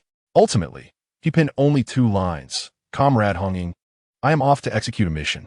Upon my return, I will submit a marriage application for you to accompany me. If I do not return, you may send me off for the last time, and I allow you to seek another, but only one who loves you even more than I do. As he sealed the envelope, his nose tingled. He nearly shed tears. Damn it, I am a tough man. A man does not shed tears easily. Blood and sweat, yes, but not tears. Departure. After sending off the special operations team, Zhou Tuan rubbed his slightly sore nose. Commander, with Gao Zhiyuan leading the team, what is there to worry about? I am confident, but The task at hand was indeed significant. How could Zhou Tuan not feel concerned? By the way, Comrade Wan, I forgot to introduce you to Gao Zhiyuan. Zhou Tuan suddenly remembered this new comrade. No matter, we can properly introduce him upon his return. Comrade Wan smiled. I have heard much about him. Known as the toughest soldier in our military district, I finally see the real deal. Indeed, this lad is daring and capable. Within a month of enlistment, he became the champion in every category. Even veterans could not match him, and he single-handedly challenged the veterans of the entire regiment, reducing the instructors to mere shadows of their former selves. Zhou Tuan was thoroughly amused recounting this. Having a top soldier brought immense pride, and being named in every competition was exhilarating. Previously, when his regiment received no significant missions, others mocked him as a junior. But since Gao Zhiyuan joined the Special Operations team, Zhou Tuan felt empowered. This young man was not only capable himself, but also a formidable leader, and every soldier under his command was exceptional. In celebrating his soldiers' prowess, Zhou Tuan could hardly contain his pride, eager to proclaim to the world, Gao Zhiyuan is indeed remarkable. Zhou Tuan, where is Gao Zhiyuan from? What do his parents do? He hails from a small mountain village in the southwest. His parents are farmers. Why do you ask? Do you think he resembles me? Haha, a bit, Comrade Wan nodded. He does bear a resemblance. At first glance, I thought he might be your son. I'm only 39 years old. I certainly do not have such a capable son. Zhou Tuan laughed heartily. If my son were as capable as him, I would wake up laughing in my sleep. You wouldn't believe it. Many people think he is my son. Am I really that old? Zhou Gaian pondered.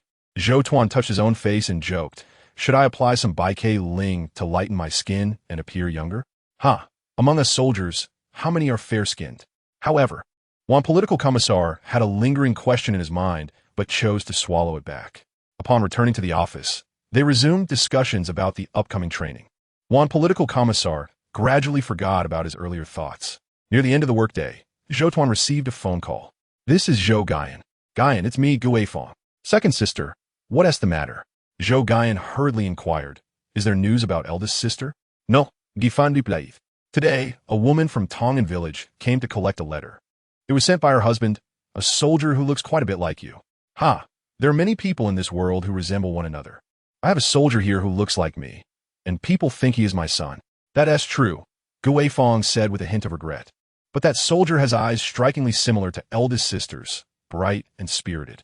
What's his name? How old is he? I don't know. That woman was very cautious, as if she feared I was up to no good, and refused to tell me. That doesn't necessarily mean anything, Zhou Gaian sighed. They say that geese leave traces as they pass. Eldest sister must have left some mark where she lived. Keep searching. I refuse to believe we cannot find her. Yes, I understand. This was also a significant reason why Zhou Gu Weifang voluntarily transferred to work at the remote post office in this town. The Zhou family comprised 3 siblings, all of whom dedicated themselves to revolutionary causes during that tumultuous era. That year, eldest sister was 20, Gu Weifang 18, and their younger brother only 16. Eldest sister was the head nurse of the military medical unit, and during their last correspondence, she mentioned she might be getting married. Gu Weifang had been eagerly awaiting good news about her sister, also wishing to know what kind of person her brother-in-law was. Unfortunately, after that, there was no further communication, compounded by the chaotic times that followed, leaving only her brother Zhou Gaian as a connection. Over the years, she had been trying to gather information, hearing only that the unit to which her sister belonged had been dispatched to the Yalu River, but nothing more. Holding a yellowed family letter in her hand, which had been sent from the small town, Gu Weifang had been working in Wannan town for half a month. During her breaks, she would wander around, chatting with some elderly women, subtly inquiring about any military presence in the area during 1950s. Regrettably, they had no recollections. Finally, an old man mentioned that soldiers had passed through, and based on their clothing, Gu Weifang deduced they were likely remnants of the reactionary army from 1949. Eldest sister, where are you? A dream from you would be enough. Their parents were already nearing 70, their health having deteriorated after years of turmoil, and they held on, hoping for eldest sister's return. In truth, both Gu Weifang and Gaian harbored a foreboding feeling. Perhaps eldest sister had sacrificed herself long ago. She was not alone in her inability to find news of her sister during those times. Chapter 37. Making money in Tongan village, without Gao Zhiyuan by her side. Du Hongying found the summer nights unbearably long. After some thought, she decided to make shorts. Indeed, The coarse cloth she had brought back would serve a great purpose. She could sell the shorts or barter them for goods. Although it was said that the authorities were cracking down on capitalism, the rural markets were not so tightly regulated. Of course, grain could not be bought without a quota, but most other goods were from private plots and often required negotiation, usually resulting in higher prices. Du Hongying knew that in this era, everyone wore long trousers, and wearing knee-length shorts in the summer would be quite refreshing, even if they were not yet common. The fabric she had was flawed and old, costing 1 dime per foot, and the salespeople earned bonuses for selling it. Du Hongying felt she had stumbled upon a great bargain. Hanging a kerosene lamp on the wall was not comparable to electric lights. It was truly dark under the lamp. Du Hongying calculated that, following the trajectory of the previous generation, it would be another 10 years before Tongan village would have electricity. Nostalgia washed over her.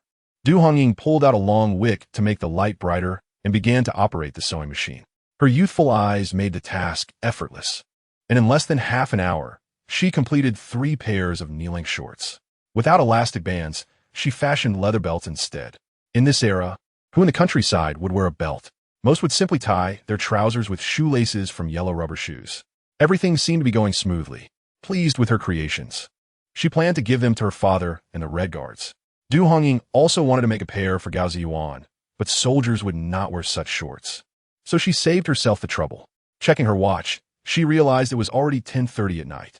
Time for bed. Another sunny day awaited her. You made these? How can you wear such short pants? People will laugh at you.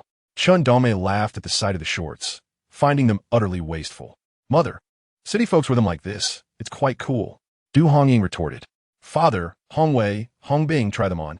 Her past experiences allowed her to gauge waist sizes at a glance. She estimated her father needed a waist measurement of 2 feet 6 inches and believed they would fit. All right, I'll also try on these city-style shorts. Du Tianquan donned a faded red vest on top and the knee-length shorts below, and surprisingly, it looked good on him. Both younger brothers emerged wearing shorts as well. Sis, did you make these? Yes.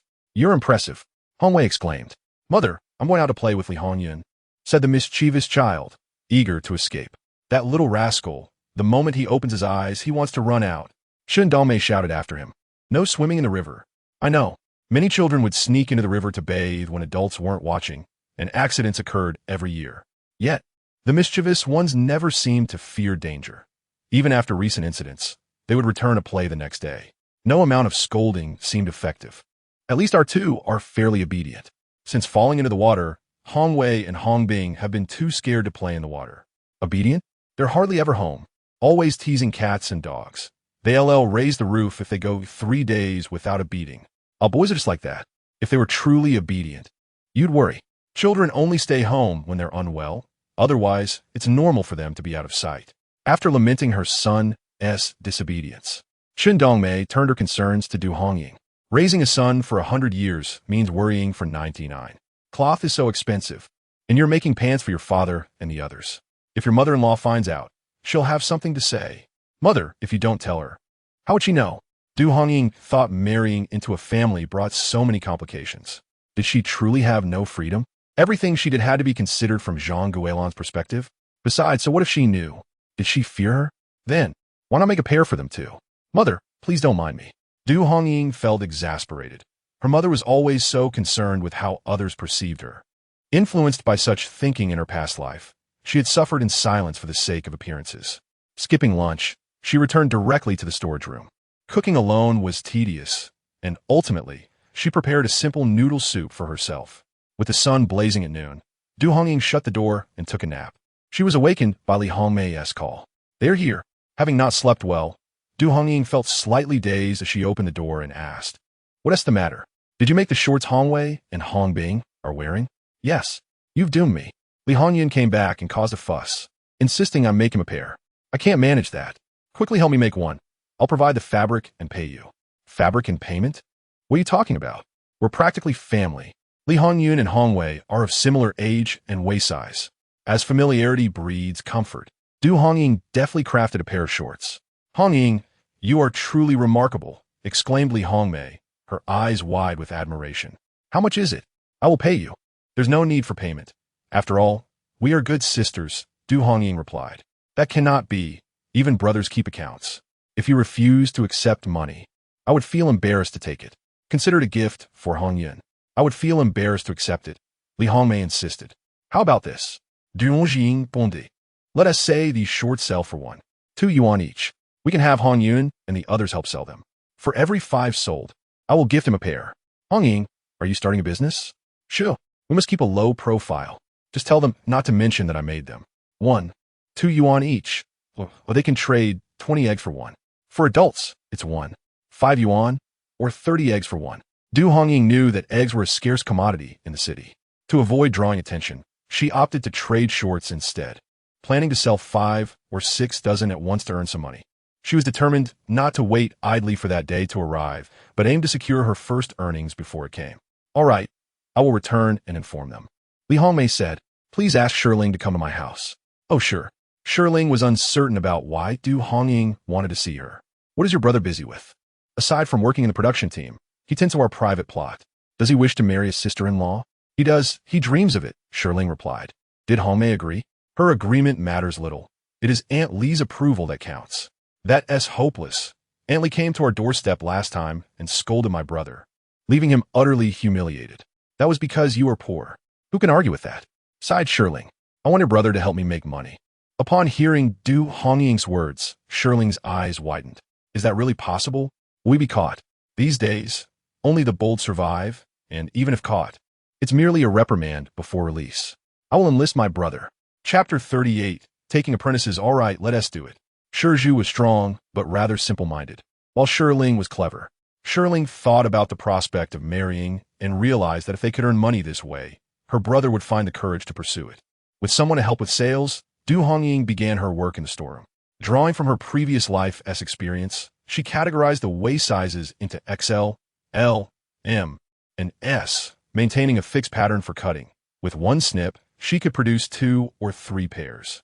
With a sewing machine, the process was swift, and within a day, she crafted 20 pairs.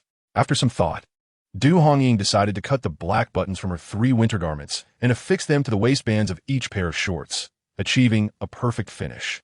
Ju and Shirling arrived. Sister-in-law, did you make all these? Du Hongying had grown up with them, running and jumping alongside a group of boys, climbing trees for bird nests, and fishing in the fields.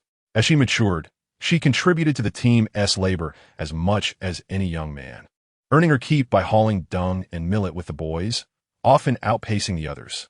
Her male companions would jest, saying not to marry Du Hongying, as she was stronger than them. However, when she became engaged to Gao Siwen, they all laughed, predicting that the gentle Gao would be overwhelmed. Yet, everyone felt they made a fitting couple, believing that in the world, couples seldom matched perfectly. One would be diligent while the other lazy, one quick-tempered while the other patient. Du Hongying and Gao Siwen epitomized this balance. One dark, one fair, one strong, one refined. Ju could hardly connect the dots that these shorts were made by Du Hongying. Of course, I made them. This one should fit you. Go try it on. Me? Yes, you must wear it for others to see how it looks. Ju took the shorts to the adjacent tool shed to try them on. Sister-in-law, they fit. How do they feel? Quite nice and cool. Exactly. Now, let me teach you how to sell. 5 yuan each, a fair price, wouldn't you agree? Absolutely. You can either sell for cash or trade for eggs. 20 eggs for 1 pair? How can you eat that many? Eggs spoil quickly, especially in summer. Not for eating, for selling. Huh? Ju struggled to grasp the concept. Oh dear, listen to Hongying. Just follow her instructions and we will succeed. Right, just trust me, Du Hongying encouraged. For every pair sold, I'll give you 30 cents. The more you sell, the more you earn. Do you know where to sell them? Du Hongying inquired. Ju shook his head. Isn't there a market 10 miles away? There's a residential area for miners nearby, right? Yes, many coal workers and their families live there. Precisely. That's where we'll sell them. Those workers have money, and our shorts are durable, so they will surely sell well.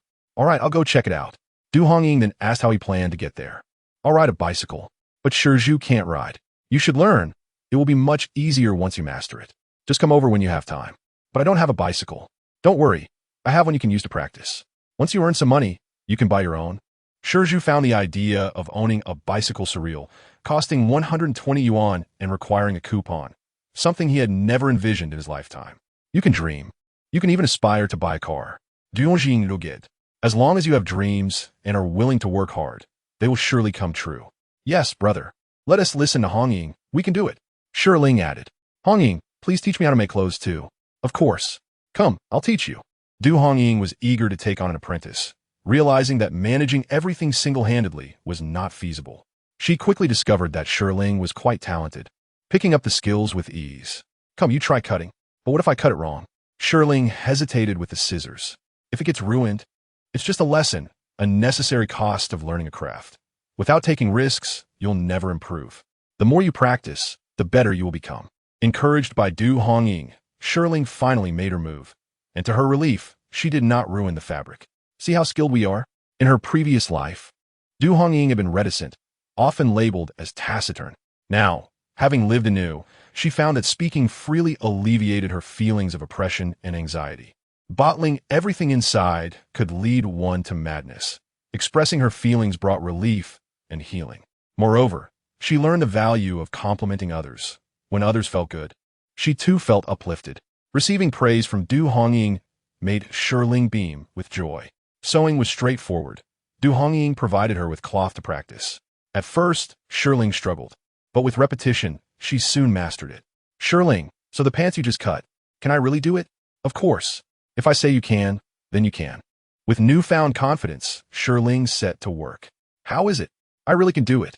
She felt exhilarated from cutting to sewing, crafting something with her own hands. She needed to create 2 buttonholes and sew on 2 buttons. I must go to the market tomorrow to buy some buttons and thread, Du Hongying stated. Shiling was particularly adept at sewing buttons, having learned from the village women since she was 6, mending clothes without parents to guide her. Before long, a pair of shorts was complete. Look, Hongying. Indeed, your needlework is quite commendable. Du Hongying recalls that in her past life, Shiling also had an unfortunate marriage. Her husband was unambitious, a gambler, and even abusive. She remembers an occasion when she returned to her mother's home, bruised and battered while holding her child. Upon seeing this, Ju rushed to confront her husband, but she clung desperately to her brother, fearing that he would be outmatched by her husband's 6 brothers. Alas, what a fate it is that so many once promising young women find themselves defeated by the institution of marriage. This pair of trousers you crafted is splendid. You could certainly set out on your own as a tailor. Sister Hongying, may I take you as my mentor? I wish to learn sewing from you, so I might earn some pocket money by making clothes for others. There is no need for formalities. I am merely experimenting on my own, and there are no strict rules in garment making. Success is merely about the outcome. But that cannot be. Mentorship is essential. Shiling playfully clung to her arm. Sister Hongying, please accept me as your apprentice. Having never been a teacher herself, Du Hongying felt apprehensive about potentially leading the girl astray. Sister Hongying, Sister Hongying. The little girl's endearing insistence was impossible to resist. All right, I agree. Master, I bow before you as your disciple. Shiling knelt down with enthusiasm. Calling her master, Du Hongying couldn't help but chuckle. This girl was quite humorous. Where had she learned such antics? Chapter 39, Shopping. Master. Du Hongying had never realized that Shiling could be so talkative. She called out incessantly, grinning at her. Managing this girl was indeed a challenge. Du Hongying ruffled her hair. Study well. It will be of great use in the future, not only for supporting a family, but at the very least ensuring you are well-fed and clothed. Yes, I will. As dawn broke the following day, Du Hongying rode her bicycle to the town. This time, she ventured alone. It was essential to apply what she had learned. Neglecting practice would only lead to rustiness. 3 days without speaking dulls the tongue. 3 days without writing dulls the hand. Each day, she took her bicycle out to the yard, circling it to become adept at riding it in the streets. She had resolved that in crowded areas, she would dismount and walk alongside it. Chasing wind, stay at home and guard the house. Do not let anyone in. After the previous incident where Gao Zhiyuan had forced his way in, Du Hongying was left with a lingering anxiety. Today, she also needed to purchase a lock to replace the one on the storage room. Zhang Guilin could easily make a spare key. Who knew if others had done the same? What if someone with ill intentions entered her home and made off with her valuables? Woof! Chasing Wind responded obediently. Such a good dog. Gao Zhiyuan had returned, leaving her with only a dog for companionship. How difficult it was. Chasing Wind, today I'll buy you some bones. We shall have a feast. Woof! You get meat, and I will have bones. It is a satisfying arrangement. With that, Du Hongying set off on her bicycle down the main road. To be frank, the road was quite challenging. Unlike the cement roads of later times, it was bumpy and uneven. Without her strength, she would have struggled to control the bicycle. Gao Zhiyuan had instructed her that when encountering rough patches, she should lift her bottom off the seat to avoid discomfort. Riding was slow, but indeed preferable to walking. After much effort, she finally reached the highway. But due to the hilly terrain, steep inclines and declines, Du Hongying found climbing manageable as long as she pedaled vigorously. Descending, however, was exhilarating, akin to flying, which frightened her enough to dismount and walk. Riding and walking, when she reached the busier areas of town, it became impossible to ride. The villagers were early to market. Du Hongying noticed many were purchasing baskets and brooms.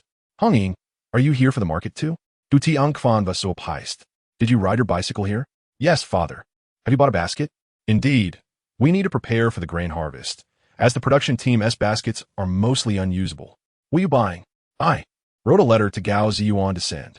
Yes, she had penned a letter late into the night, though it contained little of substance, merely assurances of her well-being and not to worry. Firstly, her education was limited, having only graduated from elementary school, so she struggled to write anything sentimental. Secondly, Gao Zhiyuan had mentioned that letters to the military were subject to inspection, so she refrained from expressing much, unsure of how to articulate her feelings. However, she understood well the anticipation of receiving a letter. She had included a photograph of the two of them with her letter. Why didn't you say earlier? I could have sent it for you. There is no need for you to come all this way. It's nothing really. All right then. You go ahead. I will head home. It's getting hot under the sun. Oh, all right. Du Hongying arrived at the post office, only to find it not yet open. The sign indicated hours of operation, 8 in the morning. Well then, I shall shop first. She noticed an elderly woman selling small items from a round basket by the roadside. Buttons, needles, thread, hidden clasps, rubber bands, and elastic bands. Excuse me. How much for the buttons? 2 cents for the large ones, 1 cent for the small ones. That seems rather steep. Steep? My buttons are of fine quality. Even if the clothing wears out, the buttons remain intact. The elderly woman was quite the savvy businesswoman. Could you perhaps lower the price a bit if I buy in bulk? If you buy everything, I will still charge the same. How else would I profit? Do not complain about the price. Even the supply and marketing cooperative sells them for 3 cents each. Very well. I suppose this price is non-negotiable. Ultimately, Du Hongying selected 20 larger black buttons, spending 40 cents. She bought some thread and noticed the old lady also sold matches. How much for a box of matches? 20 cents a box. Du Hongying thought, burning money indeed. However, she had no choice but to purchase them. Each meal required at least 1 match to start fire, and occasionally, luck would be scarce, necessitating 2 strikes. As she strolled through the market, the list of items to buy grew longer. Her initial purposes of sending a letter and buying buttons expanded into a plethora of necessities: salt, half a pound, a bottle of soy sauce, 2 pounds of kerosene, now costing 40 cents per pound. Du Hongying resolved to be frugal. By rising early and retiring early, she could avoid the need for lighting at night. She also needed to buy lard. Upon arriving at the supply and marketing cooperative, she found a long line at the meat counter. Most of the buyers were locals. Those from the countryside only sought meat when there were guests or special occasions at home. Oh, this meat is too lean. I don't want it. If you don't want it, then move along. You can't be picky. There's only so much fat on a pig, and today's supply is limited. Next. Excuse me. How can you speak like that? What's wrong? Everyone wants fatty meat. There's not enough for all. Exactly. If you don't want it, step aside. We're trying to buy. The crowd behind echoed in agreement, inciting the front of the line to leave in frustration. When it was Du Hongying's turn, she had no ticket and wished to buy bones. There are no bones for sale. The staff waved her off. There's no separate sale for bones. Move along and don't cause a ruckus. Du Hongying realized she had forgotten this was the 1970s, where one would never expect bones to be sold separately from the rest of the pig. Then, what else can I get that doesn't require a ticket? I don't have one. Pig blood stew, pig heart and lungs, pig liver, large and small intestines. What about lard? No lard left. There was clearly a basket hanging nearby. Someone purchased it. They will come back for it. Du Hongying understood immediately. This was a prearranged deal. Then, I will take a pound of pig liver and a pound of pig blood stew. She packed these 2 items into her small basket, squeezing through the long line, and proceeded to buy a lock at the cooperative. Excuse me, how much for the locks? Du Hongying asked, ignoring the presence of Chiu Shaoling. who turned away as soon as she spotted Du Hongying. Do you want a large or small lock? A large one, please. The large locks are expensive. That will be 1 yuan and 20 cents. Upon encountering soap powder. Never mind, I shall simply use soap berries instead. Chapter 40.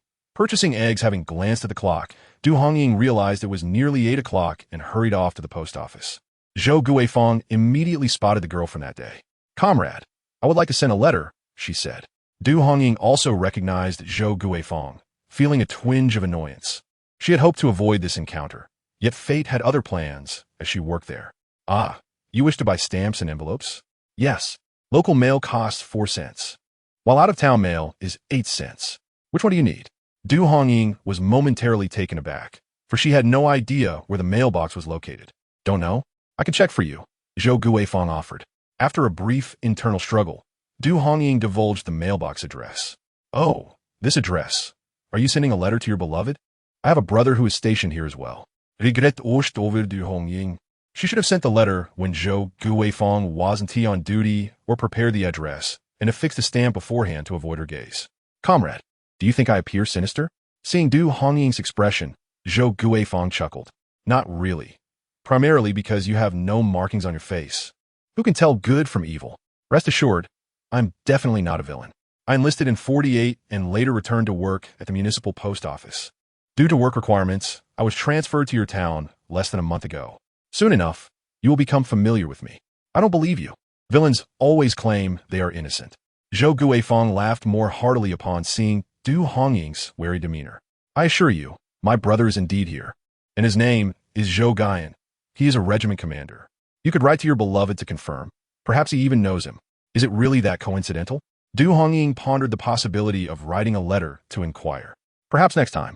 After Du Hongying completed the address and affixed the stamp, she dropped her letter into the mailbox and turned to leave. Comrade, why are you carrying so many items? Merely essentials. By the way, do you have any surplus egg for sale?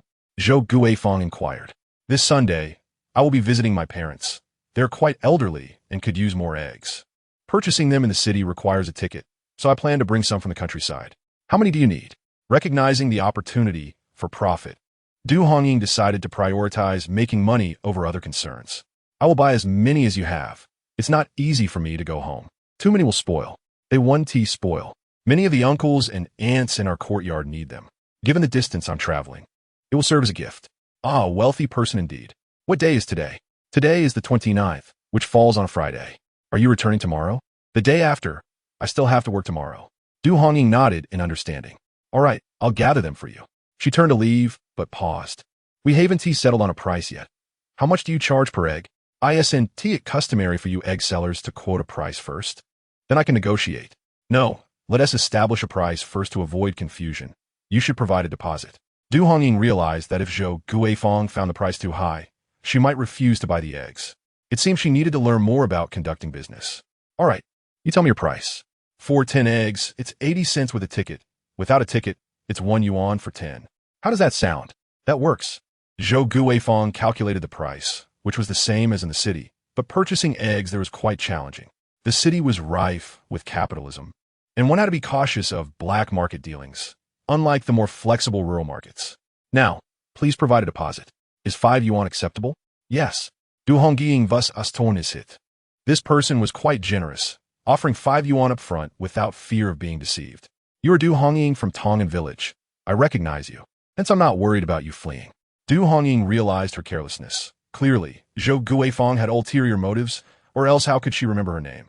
Once as an acquaintance, twice as a friend, Zhou Guifang proclaimed. Is that how friends are defined?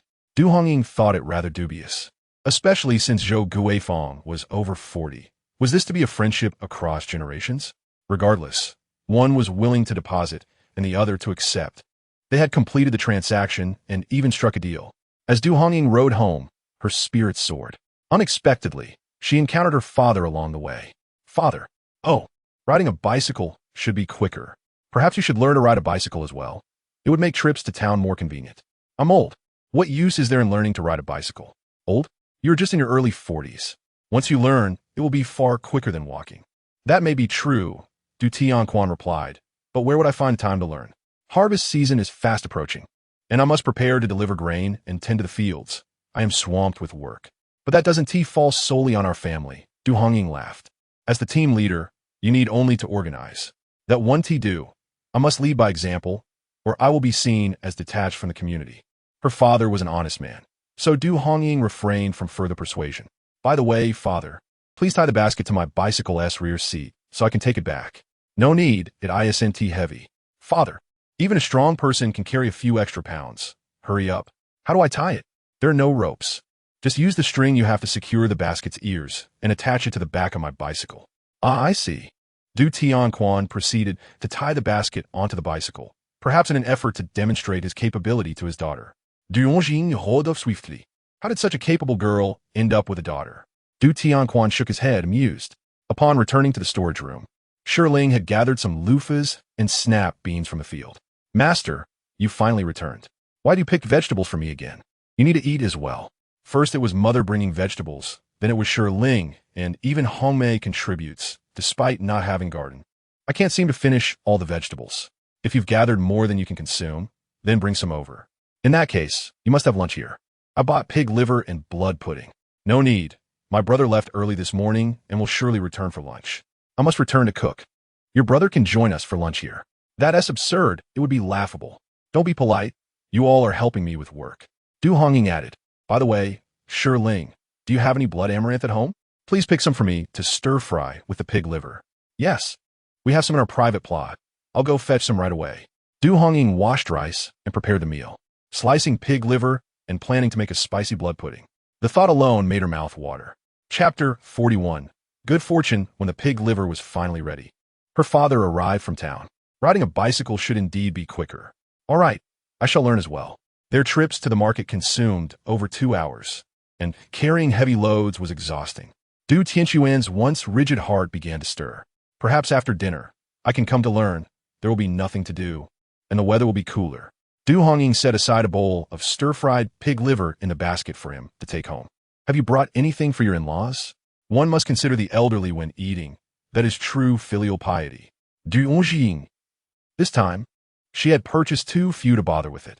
She would bring them something next time when she could buy more. Once her father departed, Du Hongying inwardly cursed them for their insatiable desires. All the grievances accumulated from the past seemed to echo as they dreamt of tasting her culinary creations in this lifetime. Hongying, the dishes you prepare smell so delightful. Shiling gazed longingly at the dishes on the table, her mouth watering. It smells so good. I should eat more to grow taller. In her past life, Shiling had struggled with work from an early age, often enduring hunger, which stunted her growth to around 1.50 meters. When it came time to marry, she was looked down upon and ended up with that brute. Every hardship she faced bore the shadow of her family of origin. Thank you, master. You child.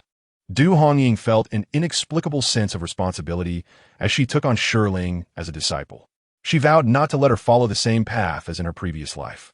Your brother hasn't returned for lunch. Save him some food. No need. When he comes back, I'll cook him some noodles. Shouldn't he eat well while you have a feast? Who told him he has no luck? Shiling laughed. There are only so few dishes. If we save some for him, we won't have enough to eat ourselves. Indeed, Du Hongying agreed. A bowl of food can serve a table full, but saving a portion feels like sacrificing so much. In this heat, leaving it until evening might spoil it. So, they decided to eat together. Woof, woof. Chasing Wind had waited long, only smelling the fragrance but not seeing any meat, and couldn't help but voice his displeasure. Ha! All right, I won't forget you. Du Hongying scooped several pieces of pig liver into the dog's bowl and dished out a spoonful of rice for Chasing Wind. Master, your dog is so fortunate. Shiling never imagined she would envy a dog one day. Other dogs merely receive bones or a splash of vegetable soup, while Chasing Wind enjoyed pig liver. Chasing Wind was no ordinary dog. Du Hongying patted his head. He is a hero, having saved quite a few people and is quite intelligent. She then recounted some of Chasing Wind's heroic deeds. Wow, that's impressive. No wonder he doesn't run around like the village dogs, biting everything in sight. Exactly. Our Chasing Wind is on a different level, especially since he can catch fish. This was something Du Hongying kept to herself, silently cherishing it. After their meal, Du Hongying suggested making shorts, as she still had some fabric left. She even considered visiting another town's supply store to buy more of that fabric. Let us see how the market trends. In the evening, Shi Zhu returned, drenched in sweat, carrying a heavy basket. Sister-in-law, I'm so worried. Worried about what? Du Hongying chuckled upon seeing the basket filled with eggs. 160 eggs. And a bit of weeds below. If I hadn't run out of space, they wanted to trade more eggs. Did you sell them all? Yes, all sold. Ju wiped the sweat from his brow and pulled out a handful of money. Sister-in-law, I haven't counted it all. This is all the cash I earned. And for any shortage, it's covered by the eggs. But what do I do with so many eggs? Little did he know how arduous it was to carry that basket of eggs for over 10 miles from the mining family district, careful not to break any. It used to take him an hour to return, but this time it took him at least 2. That is a lot of money, Shirling exclaimed. Isn't it too much? It's only 28 yuan in total. 8 were traded for eggs. The children sold for 1 yuan and 2 jiao. Adults for 1 yuan and 5 jiao. Just over 10 yuan. Sister-in-law, I sold them for 1 yuan and 5 jiao, saying that was the manufacturer's price, no bargaining. And they sold well. Du Hongying realized Ju was sharper than she had thought. 18 yuan for 120 eggs. This must be your first pot of gold. Right? Are you going again tomorrow? Yes, many families still want to buy. They say the fabric for the pants is thick and the style is good, very worthwhile. Sister-in-law, please make more tomorrow. I would like to, but the remaining fabric is only enough for about 20 pairs. Ju felt a tinge of regret. Don't worry. As long as we've found a way to make money, it will be easier in the future. Indeed, this method proved profitable.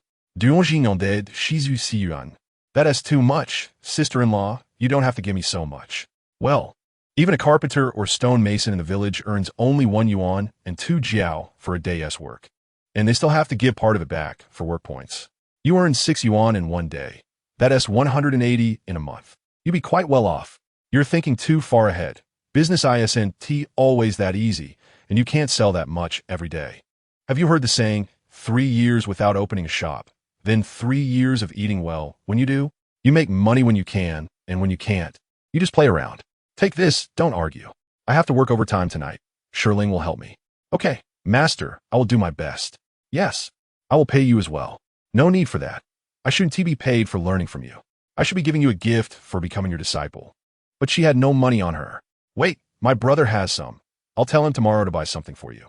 Then I'll go back to cook. Shirling had already grown hungry after nibbling on 2 steamed buns for lunch. Ju, can you cook? Yes, when our parents were gone and my sister was still small. I did all the cooking to take care of her. Then cook at my place and make mine too. I'll just eat whatever you prepare. I'll go home to cook and bring it over. No need for that, just cook here. After thinking it over, Ju agreed and went to the kitchen to start fire. Du Hongying quickly took up her knife to cut fabric, while Shirling assisted with the sewing machine. Their teamwork seamless. Master, Shirling hesitated. I need to use the restroom. Go ahead, it's just behind my room.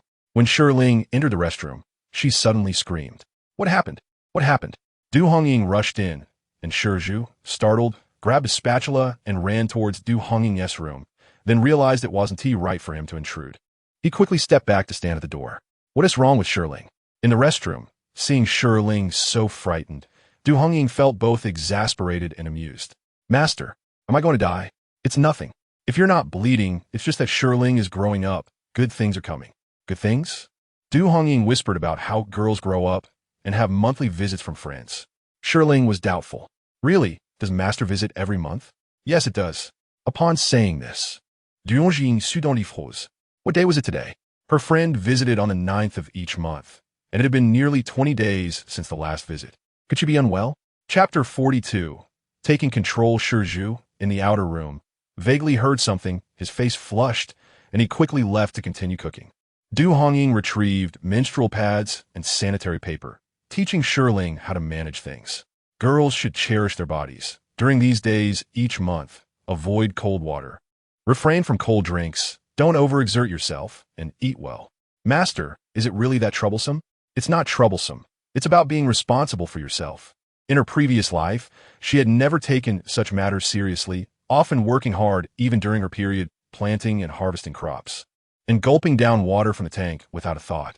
Now she realized her inability to bear children was likely due to neglecting these things. Take care of your own body. No one else will. Thank you, Master, I understand. Because Shirling was experiencing good changes. Du Hongying let her take home the things she had prepared for dinner and insisted she rest for at least 3 days without working. Meanwhile, She worked late into the night, completing the task for Ju to pick up the next morning. Before dawn, Ju knocked on the door of the storeroom. Sister-in-law, everything is ready. Take it with you. Sister-in-law, do we need eggs today? Eggs, duck eggs, goose eggs are all fine. 1 goose egg is worth 2 chicken eggs. Du Hongying was unsure how many eggs the post office Zhou Guyan would want, but she already had a plan for handling any surplus eggs. Also, having a variety might be better. As the early morning light began to break, Du Hongying felt a deep sense of reflection as she observed Ju's departing silhouette. This man, truly admirable, had unfortunately ended up a lifelong bachelor in his previous life, perhaps due to the absence of a guiding light along his path. Just as she was about to turn away, she spotted Aunt Kai. "Good morning, Aunt Kai," she greeted. "Ah, good morning," Aunt Kai replied, squinting as if she were dreaming. It was barely dawn when Ju emerged from the storage room, and she wished she could vanish into the sorghum field, blinded by the sight of Du Hongying daring to acknowledge her. "Are you picking cowpeas?" "Yes, the sun is quite strong. I'm drying them to make dried cowpeas, which can be soaked and stir-fried when there's nothing to eat." "Dried cowpeas are delicious," Du Hongying remarked. "My mother also dries a lot every year." Indeed, Aunt Kai noticed Du Hongying had taken her bicycle out. "Where are you off to?" "I'm heading to the market." "Isn't today not a market day?" "Yes, just to buy a few small items." Du Hongying locked the storage room door and rode her bicycle towards the town. Upon arriving, she suddenly remembered that the post office opened at 8, leaving her wondering why she had come so early. It was only 6:30, and the wait felt interminable. As she aimlessly strolled with her bicycle, the town appeared desolate on a non-market day. At the entrance of the supply and marketing cooperative, a considerable line formed as people queued to buy meat.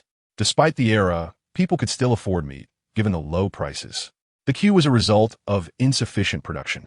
Under the planned economy, everything required a ticket, leaving many yearning for meat. "Perhaps I should buy a pound of meat to take home," she thought, longing for braised pork, and her mouth watered at the mere thought. How embarrassing, she thought, quickly wiping her mouth before joining the line. She worried whether there would be any left by the time she reached the front. As 8 o'clock approached, it finally became her turn. However, upon inspecting the stall, she found no fatty pork left. Only a meager piece of lean meat weighing 2 or 3 pounds remained. "Comrade, I don't have a ticket. How much for this meat?" Comrade. A woman behind her tugged at her sleeve. "Today is my mother-in-law's 60th birthday, and we have only a few guests, my uncle, aunt, and a few married sisters. We're expecting 3 or 4 tables of people. Could you perhaps make a deal and sell me this piece of meat?" Du Hongying realized she had indeed risen early only to arrive late, having queued for over an hour for nothing. "Comrade, is there anything else that doesn't require a ticket? I can buy it. I can't leave empty-handed. What else do you have? Today we've sold 2 pigs, but we have 2 pig bladders left. Do you want them?" "How much?" 60 cents for both." "I'll take them." The vendor tied the pig bladders with a piece of straw, and Du Hongying hung them on her bicycle's handlebars. "How foul!" someone exclaimed. When Sheng Xiaoling saw this, she pinched her nose and exclaimed loudly. Engaging in an argument with such people was beneath Du Hongying. She ignored the taunts and pedaled towards the post office. "Ah, Hongying, are you here to mail a letter so early?" "Not many letters to send. I just sent one yesterday. I'm here to prepare eggs." "How many do you need?" "I'm worried about preparing too many." "How many do you have?" "About 200. "Such a bounty?" Zhou Guifeng exclaimed in surprise. Not too many. Not too many. If you have 200, I'll take 300. How will you take them?" "I'll pack them in a bamboo basket. I'll hitch a ride with the post office truck back to town." Du Hongying realized her worries were unfounded. She was resourceful. "Then I'll bring them to the town tomorrow around this time." No need. Isn't the road to Tong'an village open now? Vehicles can pass through?" "Indeed. Here's an idea. I can have the driver deliver the truck to the entrance of your village by 7 tomorrow morning. Will you wait for me there?" "That sounds perfect. No need to travel too far. Otherwise, she would have to carry them all the way to town." Riding her bicycle to town was not an option, especially with fragile eggs. As Du Hongying prepared to leave, she noticed the piece of fatty pork hanging on the wall behind Zhou Guifeng, and her mouth watered again at the thought of braised pork. Truly, being a worker had its perks. With tickets and money, acquiring meat was a simple task. Alas, with no meat in sight, she resolved to stew the pig bladders instead. If all else failed, she could take Wind, her loyal dog, to the river to catch a fish, a worthy addition to her meal. Wind was a remarkable dog, Wen Ju pointed to the fish in the river. He leaped in without hesitation. After a good struggle, he emerged with a fish measuring about a foot long. Wind, you're incredible. We'll have a feast for lunch. Wind glanced at the fish on the ground, seeming to find it too small, and leapt back into the river. Again, he returned with another fish of similar size. All right, one for you and one for me. We shall dine luxuriously at noon. Hongying no longer considered visiting her parents, for she was utterly weary of their incessant nagging. In the storage room, her life was her own to command. Chapter 43. The upset. Hongying never anticipated that today. Having grown up by the river and yearning for fish daily, she would be overwhelmed by nausea at the smell of fish, retching uncontrollably until her bile came forth. Could it be that I've upset my stomach? She pondered, tears welling in her eyes as she sat by the river. Suppressing her discomfort, she picked up the 2 fish and handed them to Wind. Wind, please, take these fish to my mother's house. I can't bear it any longer. The smell was unbearable. She couldn't even contemplate cooking the fish. Poor Wind, burdened with the task, could only carry the basket towards the Du household. Upon arriving, he dropped the basket at the doorstep and dashed away. Hey, what is going on? Chen Dongmei gasped in astonishment. This dog is almost becoming a spirit, delivering fish to our home. Perhaps Hongying sent him. This dog is a police dog. He is quite clever, Du Tianquan remarked. I'll go take a look. Chen Dongmei picked up the basket and returned the fish to the storage room. Mother, why have you brought this back? Don't come near. Don't come near, but it was too late. Hongying began to retch again. What is wrong with you? I'm unwell. The smell of fish makes me want to vomit. Please take it away. She regretted ever allowing Wind to catch fish. Chen Dongmei silently calculated the time. It had been over a month since her wedding. Could it be you're expecting? She thought, her face lighting up. Hongying, when did you come this month? I haven't tea. Hongying felt utterly drained from vomiting. What is happening? Just let me be. Last month, what day did you come? Last month? Before the wedding. June 18th was the wedding. I came on June 9th. How long has it been since then? I don't know. She truly wondered why her mother was asking all these questions. You simple girl, Chen Dongmei pondered. Today is the 2nd of August, which means you didn't come on the 9th of July. I didn't come. Mother, please stop asking. Her irritation escalated. Simple girl, you must be expecting. What? I said you're expecting, and you don't even realize it. Hongying stopped retching, her eyes wide with disbelief at her mother's audacity. How could it be possible? She had never borne children in her past life, and now, just over a month into marriage, she was to be a mother? Tell me, have you been craving sour and spicy foods lately? Do you find yourself more fatigued than usual? Do you feel the urge to relieve yourself frequently? Is your chest feeling swollen and sore? Hongying. My cravings are simply a result of working late into the night, or perhaps I've just indulged in too much water. Am I not right? Hongying nodded helplessly. Mother, this has nothing to do with that. I truly do not wish for you to harbor such hopes. The greater the hope, the greater the disappointment. Pregnant? She wouldn't dare even dream of it. I, a simple girl, must surely be expecting. Chen Dongmei was quite elated. You need to be cautious. Avoid eating mutton, lest the child become restless. Refrain from rabbit meat, or the child may have a cleft lip. Steer clear of beef, for it could darken the child's skin. Do not consume soft river leaves, as they are cooling and may lead to complications. You must not engage in labor, especially with the harvest approaching. I will inform your father. We shall not earn those work points. Dongmei's mother went on for a full half hour, detailing every precaution with great clarity. Hongying looked at her mother-in-law with a sense of resignation. Was she so consumed by the thought of a grandchild? Alas, I cannot bear to have you live alone in the storage room. You should move back.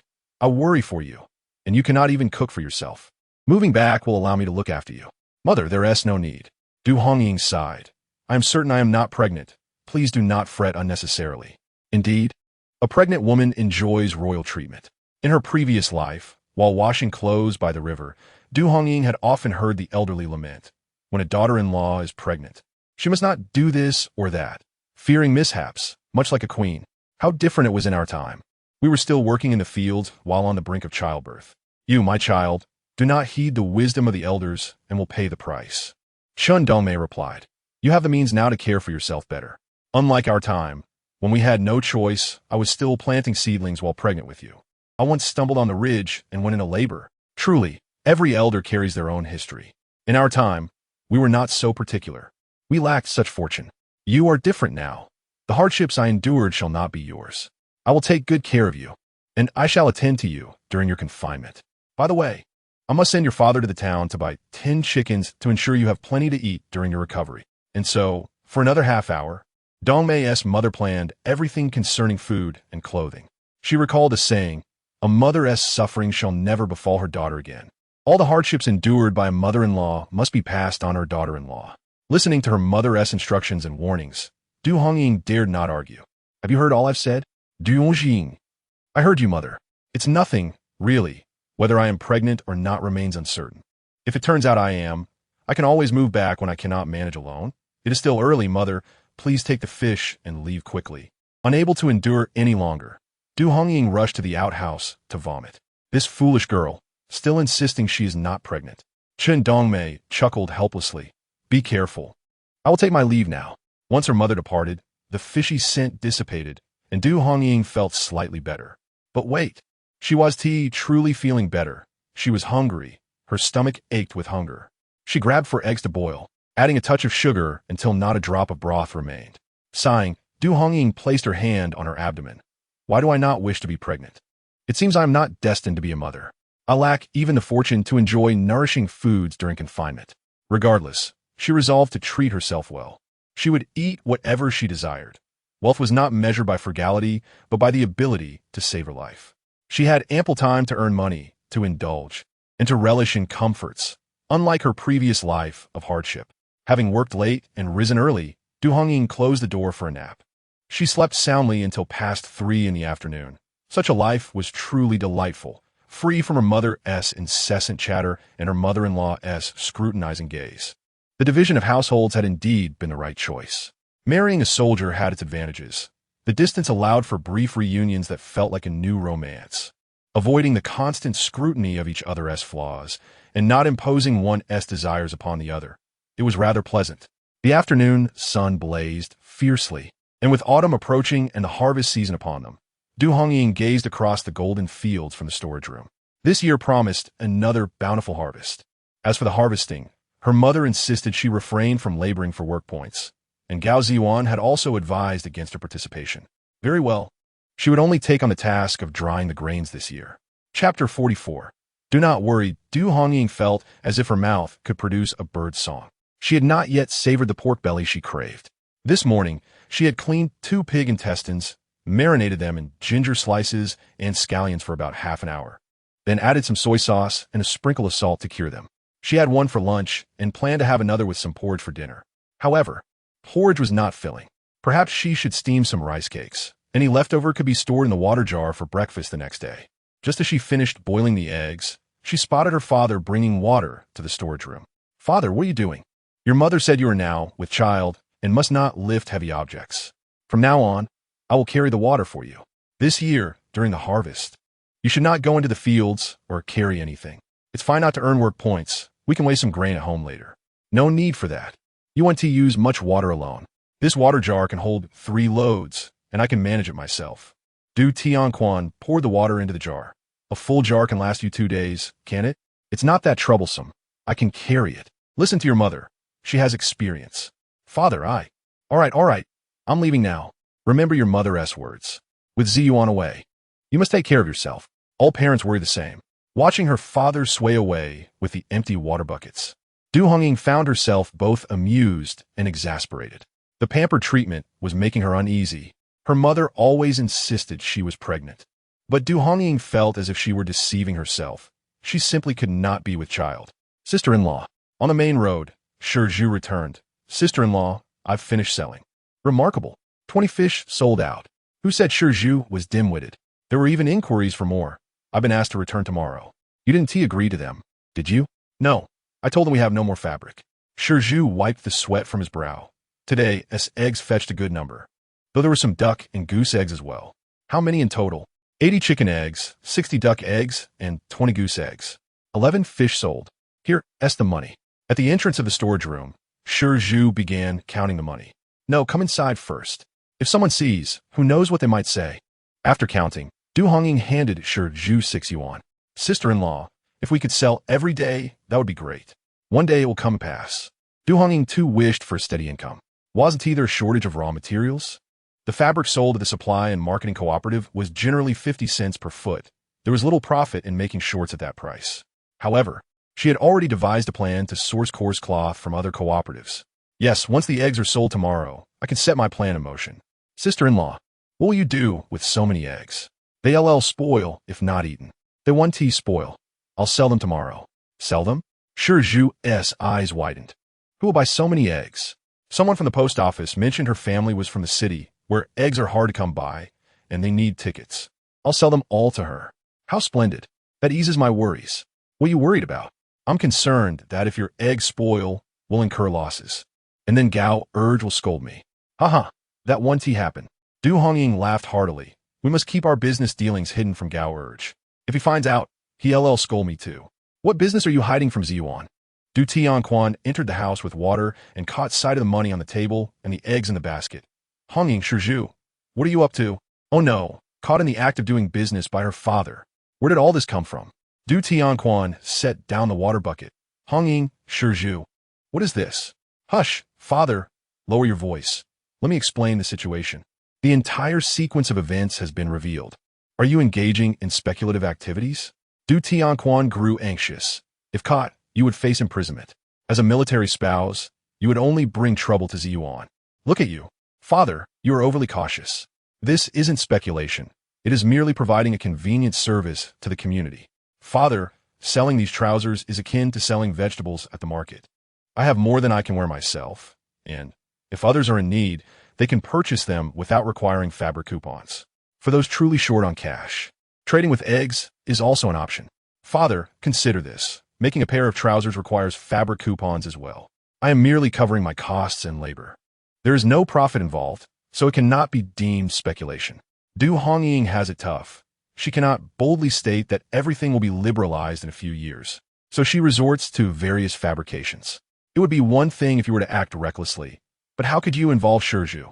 If he gets caught, you would ruin his life. It's fine, uncle. I'm not afraid of getting caught. I only fear poverty. Earning 6 yuan a day. Please don't cut off my livelihood. Father, Shizhu is quick. They won't catch him. Faced with such a daughter, Du Tianquan was at a loss for how to reprimand her.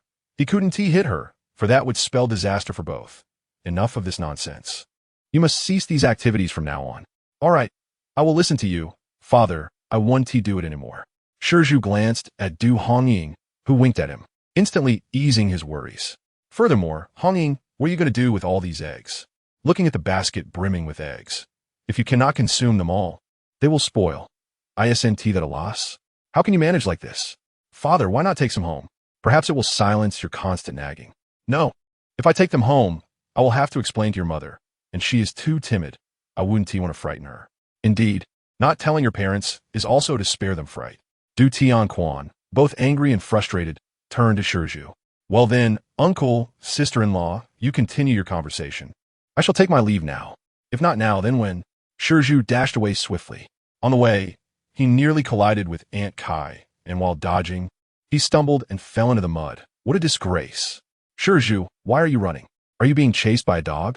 Aunt, that sister-in-law's chasing wind is about to bite me. Forgive yourself. Uncle is indeed scarier than the chasing wind. Have you been to the storage room again? Aunt Kai thought to herself, if Gao Zhiyuan finds out, he might ruin you. Shizhu, you are a fine young man. Don't keep going to the storage room. Work hard, and I'll introduce you to a wife. Don't be fixated on someone else's. Aunt, is this for my own good? Yes, I understand. As Shizhu got up, he replied, hold on. Aunt, what did you just say? Are you implying I'm fixated on someone? I told you not to think about others. Gao Zhiyuan is a soldier. You cannot compete with him. I'm stronger than Gao Urge. You silly boy. That's stealing. You wouldn't dare confront him. You might just end up in hot water. Aunt, what are you saying? I'm increasingly confused. If you don't understand, then I must mind my own tongue. Aunt Kai muttered as she walked away. You should be more discreet. How can paper contain fire? You may end up in legal trouble later. Chapter 45. Selling eggs in the storage room. There were baskets from the production team. Du Hongying laid down some straw and placed 200 eggs inside, then, after some thought, added 4 goose eggs intending to gift them to Zhou Guifang. As dawn broke, she carried the small basket to the village entrance to wait for the post office vehicle. They had arranged to meet at 7 o'clock. And when Du Hongying arrived at 6:40, she was content to wait a bit. After all, In this era, there were no telephones for communication, and in business, one must not keep the buyer waiting. Before long, a dark green postal vehicle approached. The car stopped, and Zhou Guifang jumped out from the passenger seat. Hongying, you're here so early. Have you been waiting long? I just arrived a short while ago, Du Hongying replied. Here are the 200 eggs. You can count them. Additionally, these 4 goose eggs are a gift for you. If you need more eggs in the future, feel free to reach out to me. Count them? No need. Zhou Guifang chuckled. You truly know how to conduct business, but I cannot take advantage of you. Let us say these goose eggs are 2 dimes each, and I'll pay you. No, if I say it's a gift, it's a gift. Du Hongying glanced at her vehicle. What will you use to carry them? I'll borrow these 2 baskets of yours. I'll be back tonight, and I'll return them to you by this time tomorrow, all right? That's fine. These are borrowed from the production team. Implicitly, she cautioned not to lose them. Rest assured, I will return them without fail. 200 eggs amount to 20 yuan. I previously gave you 5 yuan as a deposit, so I owe you 15 yuan. Zhou Guifang handed over 2 10-yuan bills. I didn't bring any change. I can't break it. No need for change. Consider it as my next deposit. When you have eggs, just keep them for me. Do you want salted eggs? Du Hongying set aside 60 duck eggs for making salted eggs. Salted eggs? That is. Some places call them century eggs. Others call them preserved eggs. They're made from duck eggs. After some time, you peel them and can eat them without boiling. I think I've had them before. I would like some. Aren't you going to ask how much they cost? Making salted eggs requires time and effort. Unlike chicken eggs, which sell for 1 yuan for 10. I can tell you're an honest person who wouldn't arbitrarily inflate prices. You can name your price. This compliment made Du Hongying feel bashful about raising the price. Then let us say 1 yuan 50 for 10. Agreed. Zhou Guifang opened the passenger door. When you have eggs, just set them aside for me. I will return to the city every 10 days or so. My parents and in-laws are getting old and need nutritional supplements. All right, I'll set them aside for you. Watching the postal vehicle drive away, Du Hongying felt she had discovered a lucrative opportunity. Zhou Guifang is wealthy and does not hesitate to spend on food. Joyfully returning to the storage room, she found her father accompanied by several elderly villagers, preparing to open the door, only to realize the key wouldn't turn. Father, for safety's sake, I changed the lock. Feeling a bit embarrassed, Du Hongying quickly opened the door. What brings you here so early? Where have you been with that yoke? What are you up to? Du Tianquan recalled his daughter's pregnancy. Why are you being disobedient again? Your mother will scold you if she finds out. Haha, Tianquan, your Hongying is strong. She can carry as much as any man. This year, we will rely on her for harvesting the millet. Unlike us old folks, we can't manage it anymore. Oldly, you should just repair the baskets needed for the harvest. Doing some handiwork can still earn you points. All right. The elderly men, all in their 70s, entered the storage room, and Du Tianquan began to tidy the baskets. Hey, why is one small basket missing? Du Hongying, my luck is quite terrible. If it weren't yesterday or tomorrow, it had to be today. Father, I borrowed it. I will return it tomorrow. Oh, I thought it was lost. Du Hongying observed the elderly men mending the bottoms of the baskets with bamboo, fixing the ears, and patching holes chewed by mice. The storage room had an abundance of mice. You might hear the mice fighting at night. Oldly inquired while working. Not at all, Du Hongying recalled. My dog catches mice, so I haven't seen any during this time. Ha. They say dogs are busybodies when it comes to catching mice, but your dog truly is. The elderly men laughed heartily, and they inadvertently made way for the chasing wind, who entered the room, panting with its tongue out. The dog was lonely. They would never comprehend the weight of its responsibilities. Chasing the wind, you have not meddled in others' affairs. You are truly remarkable. Dogs, much like children, require abundant praise. Observing the elders bustling about in the sweltering heat, Du Hongying, the gracious host, felt a twinge of compassion. She boiled a pot of water and then plucked some tender leaves from the nearby trees, washed them, and tossed them into the pot. Grandpa Li, Grandpa Wang, please enjoy the hot water. She brought a large basin of steaming water to the table, accompanied by 2 enameled bowls for them. Ah, Hongying is indeed a virtuous woman. Indeed, Hongying is the most capable woman in our village. She can carry loads heavier than most men and is skilled in both laundry and cooking.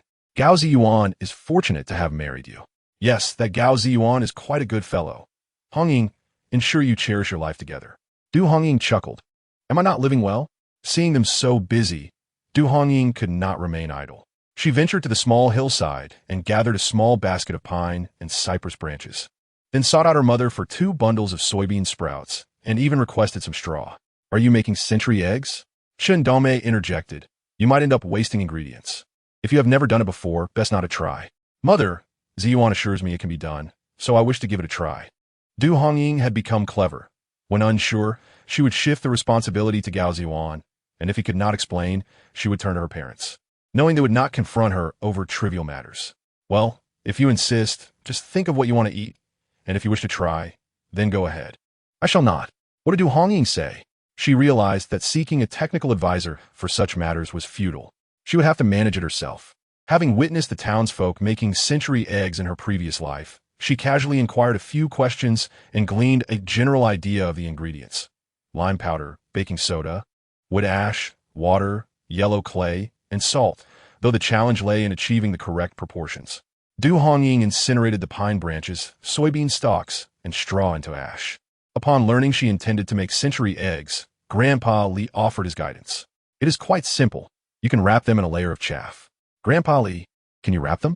"In my youth, my family was affluent, and we had servants who could do such things." "Do not speak of affluence. I have endured much hardship." Grandpa Li sighed. Accumulating wealth was no easy feat back then. It was all through frugality. Nonetheless, century eggs are a yearly necessity.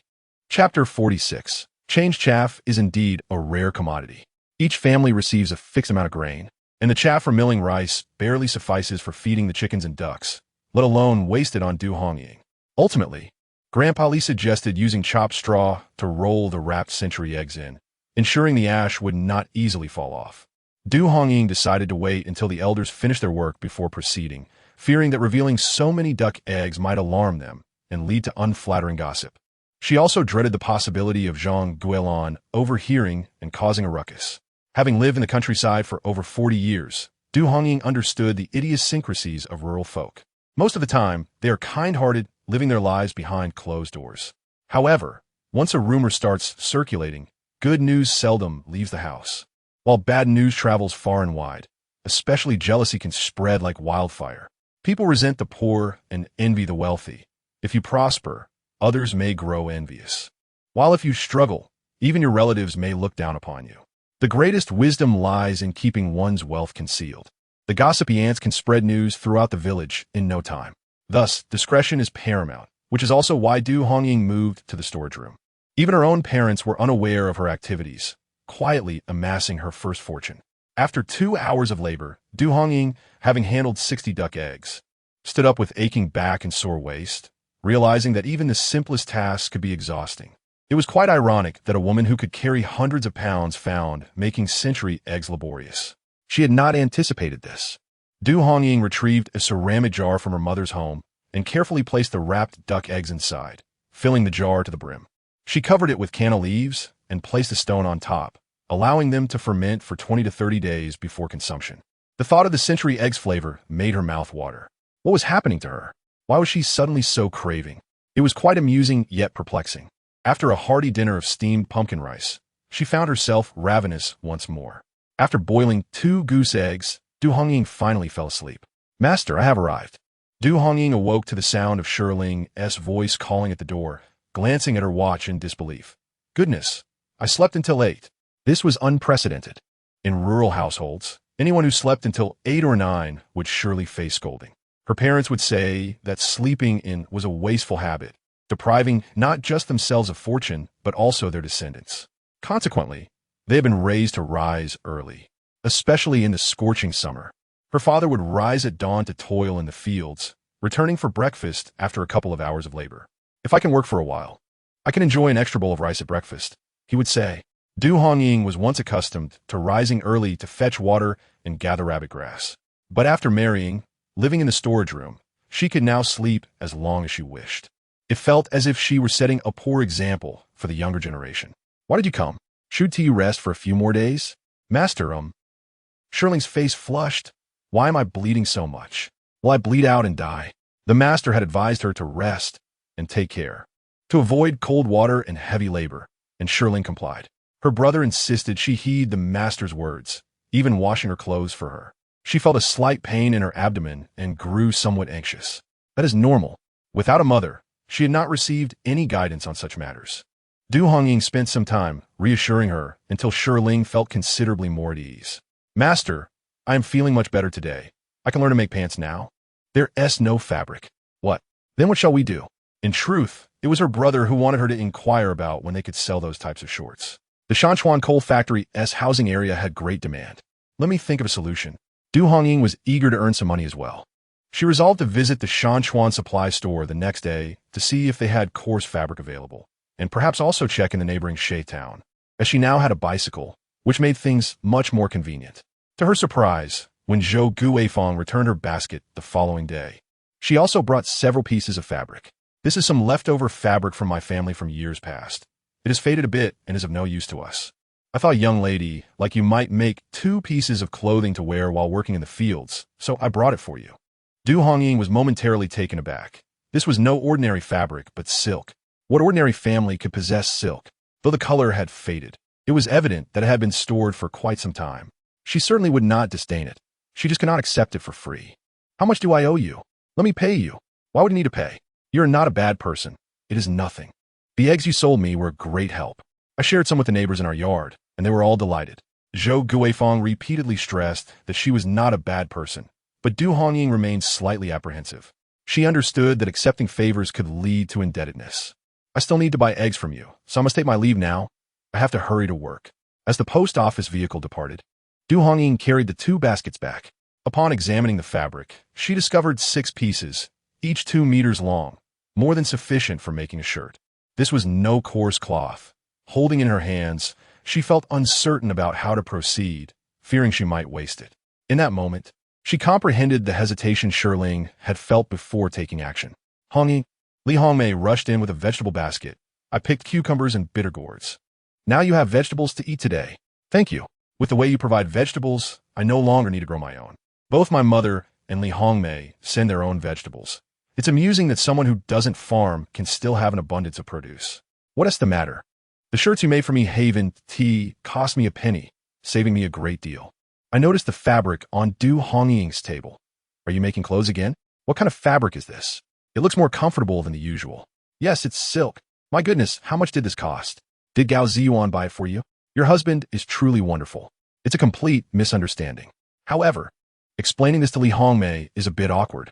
Hongying, once you finish the new clothes, I want to see you wearing them. They must look splendid. I feel that nothing looks good on me. Du Hongying smiled helplessly. My skin is too dark, and I'm not tall, unlike you. Ah, you envy me, but I envy you too. Li Hongmei leaned closer to Du Hongying. You have something. I feel like a patch of grass, utterly frustrated that I can't grow taller. Du Hongying found herself both amused and exasperated by Li Hongmei's words. She indeed felt more favorable than before, and perhaps it was due to her marriage. Thoughts of Gao Zhiyuan's clandestine whispers at night made her cheeks flush. Fortunately, Li Hongmei didn't notice due to her darker complexion. In the 47th chapter, Du Hongying ultimately used a piece of dark red silk to craft a shirt for Chen Dongmei. Child, how can you spend money so recklessly? I already have clothes to wear. Why buy more? Mother, I made it myself. Du Hongying proudly gazed at her. From now on, we won't need to find anyone to make our family's new clothes. I can handle it. Chen Dongmei was genuinely astonished. Indeed, you've become more capable since getting married, as if you're meant to be part of family. Prompted by Du Hongying, Chen Dongmei changed in her new attire. This waist is a bit small. As she aged, her bosom remained ample, and the dress Du Hongying had tailored cinched at the waist, causing Chen Dongmei to blush at her reflection. Mother, the fit is just right, looking absolutely splendid. Du Hongying recognized that her figure was inherited, observing Dongmei. She understood this was a woman's asset and pride. However, women in this era were conservative, hesitant to dress so boldly, fearing it would tarnish their reputation. What is beautiful about it? It's utterly embarrassing. Mother, city folks dress like this. It's lovely.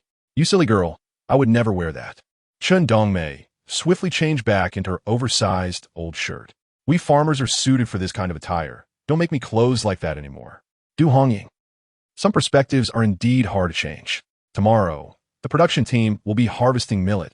You cannot go to carry it. I've informed your father to arrange for it to be dried in the storage room. All right. Du Hongying had no intention of carrying millet.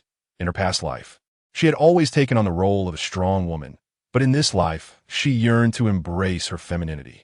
She was the only woman in the production team responsible for threshing millet. Reflecting on those so-called capabilities often felt more like mockery than admiration. In her previous life, Gao Siwen had little experience in agricultural tasks before becoming a public school teacher. She had forced herself to be the family's backbone to earn more work points. By the end of the year, her family had even exceeded their quota. Everyone claimed that teacher Gao was fortunate, while Gao Siwen smiled without mirth, stating that Du Hongying was the one truly suffering. Taking her contributions for granted, enjoying the fruits without acknowledging her efforts, and still thinking she's foolish. Yes, she was indeed foolish. Be careful not to overheat while drying the millet. When it's time to collect it in the evening, don't carry it back. Leave it there for your father to arrange. You are quite stubborn in your ways. Oh, fine. Who is responsible for our family's labor? Your father will be threshing millet. I'll be harvesting. Hongbing will gather straw, and Hongwei will help. Is the whole family mobilized? There is only a limited time to earn extra work points during the rice planting and millet harvesting seasons. Moreover, if the millet isn't harvested quickly, unexpected rain could lead to significant losses. Indeed, Du Hongying nodded, appreciating her father's ability to organize. The next day, when Du Hongying awoke, the sun had already risen high. Stepping outside, she saw 7 or 8 heaps of millet piled in the drying area. Gai, Li, and Zhang Guilin were watching her as if she were a spectacle. Good morning. It felt somewhat awkward. They'd already filled a bucket with millet. Yet the person responsible for drying it hadn't woken up. Hongying, we were about to wake you. If you don't open the door, we'll have to find your father for the storage room key. Aunt Kai chuckled. You truly are fortunate. All the young women in our village are out in the fields harvesting millet, and I thought you would be among them. But here you are drying. Implicitly, it seemed Du Tianquan was using his position to look after his daughter. Yes, it is indeed fortunate. Which daughter-in-law sleeps in until the sun shines on her backside? Zhang Guilin remarked with a dark expression. Du Hongying. I endured. It was a miscalculation. Had she known earlier who would be drying millet, she would have preferred to carry it instead. Tomorrow, I must ask my father to switch tasks. Quickly spread the millet and remove the straw. We've barely filled the bucket. If we don't spread it out, there won't be enough room as more accumulates. This year, we need to dry 2 or 3 heaps. That's for certain, but the captain said once we have enough to turn in, we should hurry to do so to avoid occupying space and potentially missing out on a good grade. Exactly. Everyone picked up large and small hand rakes, spreading the heaps of millet thinly across the drying area, then pulling the straw aside. This year's millet was abundant and vibrant, a sight to behold. Without a word, they worked diligently, hoping for a larger distribution this year. A larger distribution is also frustrating. Our team has welcomed several new members. You see, the Zhou family just married and had 1. The Wang family has 2, and the Zheng family has 1. All of these can register for rations. That's true. Children need to eat as well. Although rations were distributed based on work points, elderly individuals and children under 8 were ensured food security. Others received rations according to their contributions. Those who work more receive more, while those who work less receive less. Some families even have to purchase food. It's great for Hongying to marry into this production team. Her household registration remains unchanged, so she doesn't need to worry about not receiving rations. Anli smiled. Du Hongying was focused on her work when she was unexpectedly called out by name and had to look up at Anli, revealing her bright smile. Unfortunately, she inadvertently bumped into Zhang Guilin, who shot her an unfriendly glare. What is this? Is she returning the rice she borrowed with husks? In her past life, Du Hongying would have felt quite upset by this. But in this life, it didn't matter. She lowered her head and continued working. After a while, however, she felt discomfort, a dull pain in her abdomen. It seemed that her period was approaching. Du Hongying thought she would finish clearing the 2 heaps of millet in front of her before resting for a while. Yet, before she could do so, Shi Zhu and the others returned. Sister-in-law, why aren't you harvesting millet this year? Shi Zhu asked, wiping sweat from his brow with a cloth tied around his waist. I'm feeling a bit unwell and don't want to carry it. What's wrong? Are you ill? Shi Zhu noticed her pallor. Let me ask Shiling to accompany you to see Dr. Li. I'm fine. Just need to rest for a moment. No, my stomach hurts, Du Hongying said, dropping the rake and returning to her room. She felt something flowing out and feared it had begun. Indeed, upon checking, there was a slight red stain on her undergarment. It had arrived. She hurriedly searched for menstrual supplies and toilet paper, only to realize she had used them all up on Shirling, leaving just enough for today. She would have to ride her bicycle to the town to buy more. Otherwise, what would she do? Hongying, where are you going? Aunt Kai wondered as she saw Du Hongying riding her bicycle out. We're drying millet. Where are you off to? I'm going to buy some sanitary supplies. It's that time of the month. Chapter 48. Maintaining appearances, laziness begets chaos. Observing Du Hongying cycling away, Zhang Guilin muttered to herself. Sister Gao, your words do not hold water. We are all women. How can we manage without sanitary napkins? Aunt Li, who had never quite seen eye to eye with Zhang Guilin, was further irked by the fact that Hong Mei and Hongying were on friendly terms. This woman, who had a daughter of her own, had an inexplicable disdain for her daughter-in-law, and it was evident in her sharp retorts. Indeed, such matters were not easily navigated. Aunt Kai chuckled softly. She had previously noted how keen Shizhu was towards Du Hongying, oblivious to the presence of her mother-in-law. Such a foolish boy would surely face consequences for his naivety. Du Hongying went to the supply store to purchase sanitary pads and toilet paper, considering that Shirling might need them as well. The young girl was shy and likely embarrassed to make such purchases herself, so she decided to buy in bulk. How curious it is that the people we least wish to encounter often seem to be the ones who appear before us. Today, only Zheng Shaoling was manning the supply store. Comrade, I would like 5 boxes of sanitary pads and 5 pounds of toilet paper, please. Zheng Shaoling rolled her eyes at her, retrieved 5 boxes from the counter, and weighed out the toilet paper, tossing it onto the counter with a dismissive attitude. Well, this was the only place to find such items. She would let it slide. How much do I owe you? Zheng Shaoling hesitated, contemplating raising the price, but ultimately quoted the original price, fearing that Du Hongying might request an invoice and take it up with director by. Noticing Zhang Guilin dis d'un full glance, Du Hongying smiled sweetly, then turned to see that there was an abundance of meat at the butcher's stall today. Remembering her craving for braised pork, she spent a mere 1 yuan and 2 jiao to buy a pound before cycling home. Oh, Hongying, I see your mother-in-law is here buying meat to treat her. Everyone gets a share, you know. We're joining you for lunch. Aunt Kai teased her. Of course, come eat. I'll just cook a little more rice, Du Hongying replied, feeling a bit cornered upon realizing Zhang Guilin was present. Haha, just joking. You cook for your mother-in-law. We wouldn't dare impose on you. Aunt Kai quickly amended, her tone shifting as she noticed Zhang Guilin's displeasure. She had no intention of eating there, merely cracking a joke, yet Zhang Guilin's stinginess was palpable. The thought of sharing lunch with Zhang Guilin dampened Du Hongying's appetite. She would have to endure it. While preparing the rice, she remembered that her family was out working and her mother would have to cook upon returning. Why not invite everyone over to eat together? When Shizhu made his 3rd trip back with the grain, Du Hongying called out to him. Shizhu, what is it, sister-in-law? Please let my parents know to stop work and come over for lunch. Everyone is out, and there's no one to cook. Oh, sure. I'll deliver the message. Shizhu left with an empty basket. Ah, Hongying, you're so thoughtful. Marrying your daughter close is indeed beneficial. Aunt, why not marry Hong Mei to someone in the village? It's so convenient when your mother can send you vegetables and eggs every few days. Let's not even go there. I know all the young men in this village. I wouldn't want to marry into it. Mentioning this reminded Aunt Li of Shizhu's foolishness. That rascal still harbored feelings for Hong Mei. If he continued like this, she would have to break his legs.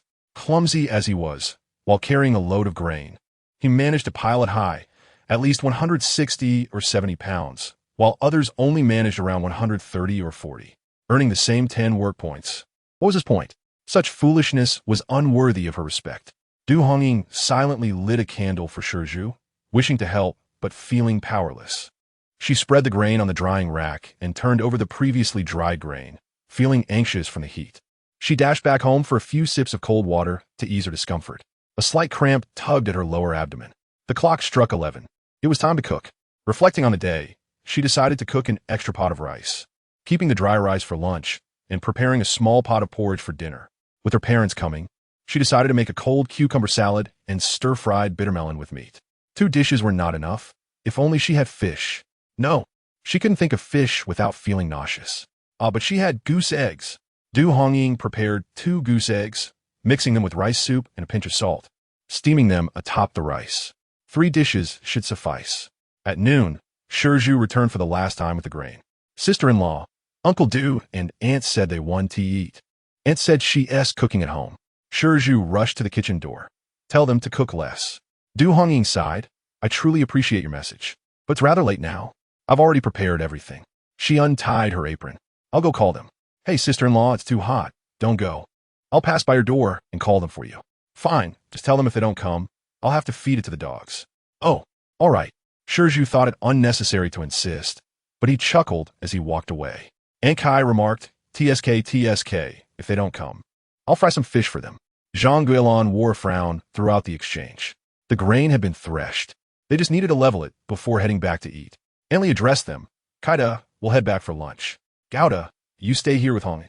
We'll rely on you to keep an eye on things. I'll be returning home to eat. Don't count on me. Gouda, your daughter-in-law bought meat to treat you. Why would you go back to eat? She's treating her family, not me. Zhang Guilin scoffed. Besides, I have 2 elders waiting for me to cook at home. Du Hongying felt a pang at those words. It did seem she had not invited Zhang Guilin. She planned to simply call out when it was time to eat.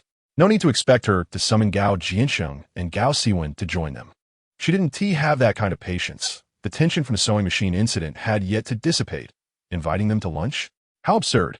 Ultimately, Du Tianquan and his family arrived at the storeroom. In-laws, lunch is ready. Chen Dongmei called out to Zhang Guilin. No need, you all eat. I have 2 people at home waiting for me to cook, Zhang Guilin retorted, tossing her large hoe aside and turning to leave. Hongying, your mother-in-law is leaving.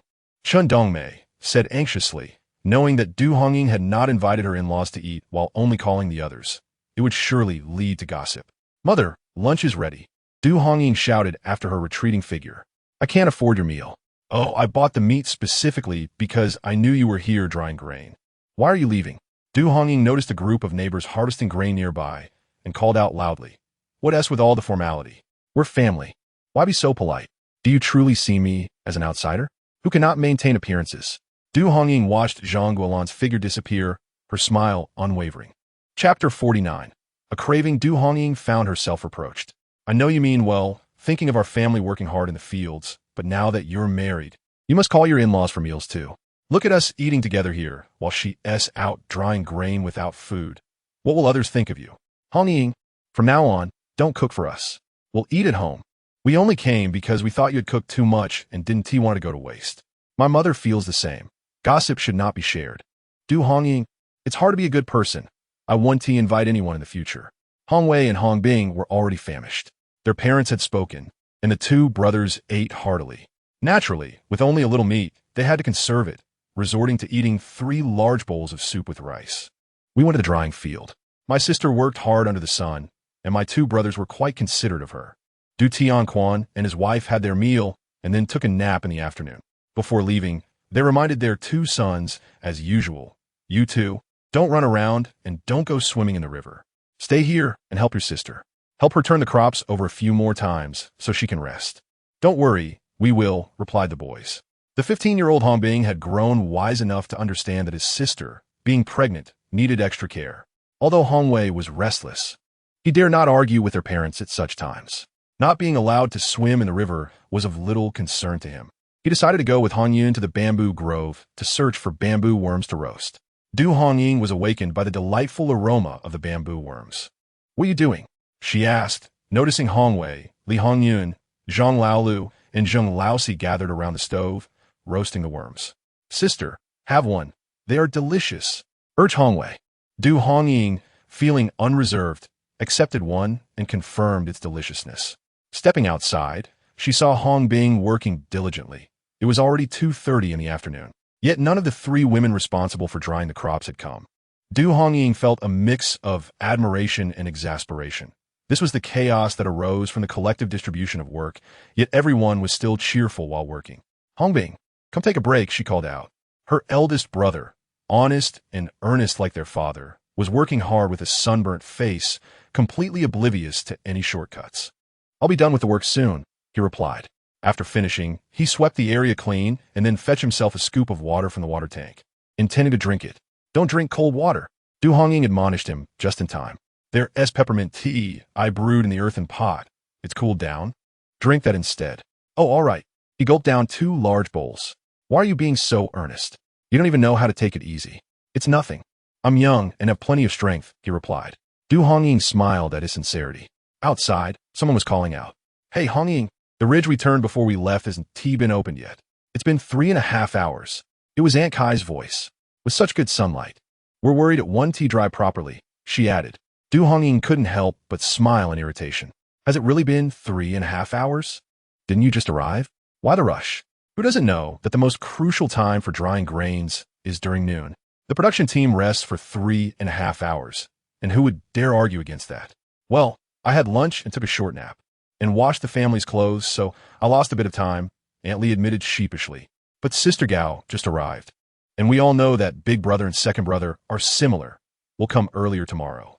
Zhang Guolan shot Du Hongying a glare and picked up a rake, preparing to disturb the ridge. Hey, Aunt, don't touch that. I just finished turning it. Let it dry for a while. Hongbing rushed out to call her back. Today's weather is splendid. The grains can dry thinly, and we should be able to harvest them. Did you dry the crops, Hongbing? Aunt Lee asked eagerly. Yes.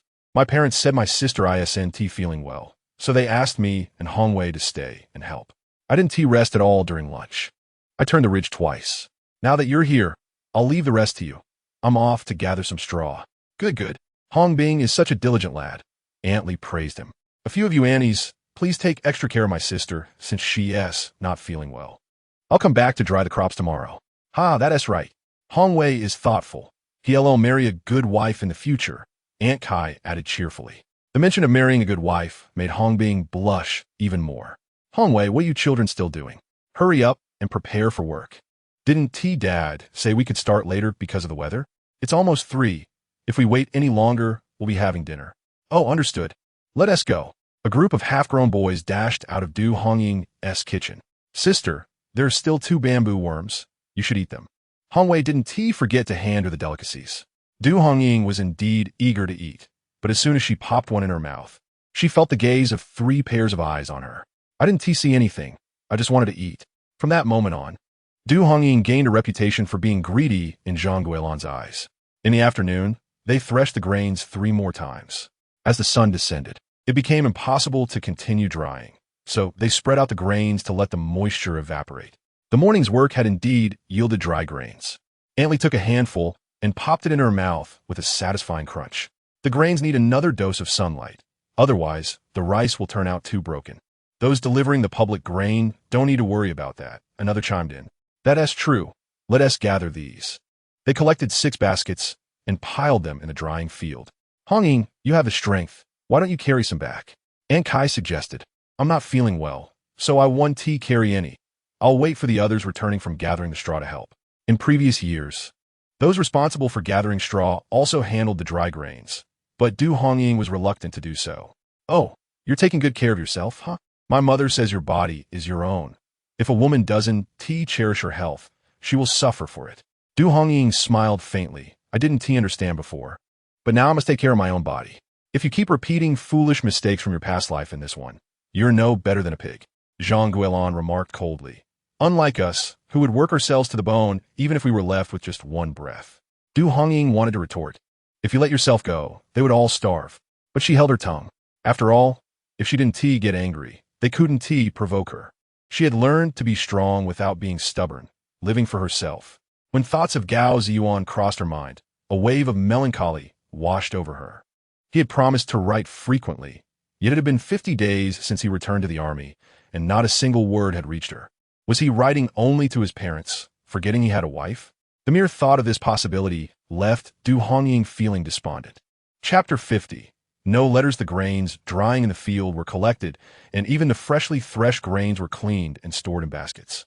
Sister-in-law, I'm here to carry the grains inside, Ju announced, following Du Uncle's instructions. All right, I'll gather the tools and then move them into that room. Du Hongying felt a twinge of anxiety.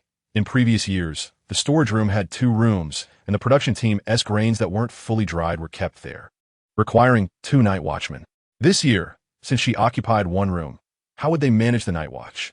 Du Uncle arranged for Wang Jun and your family's Weibin to take turns watching.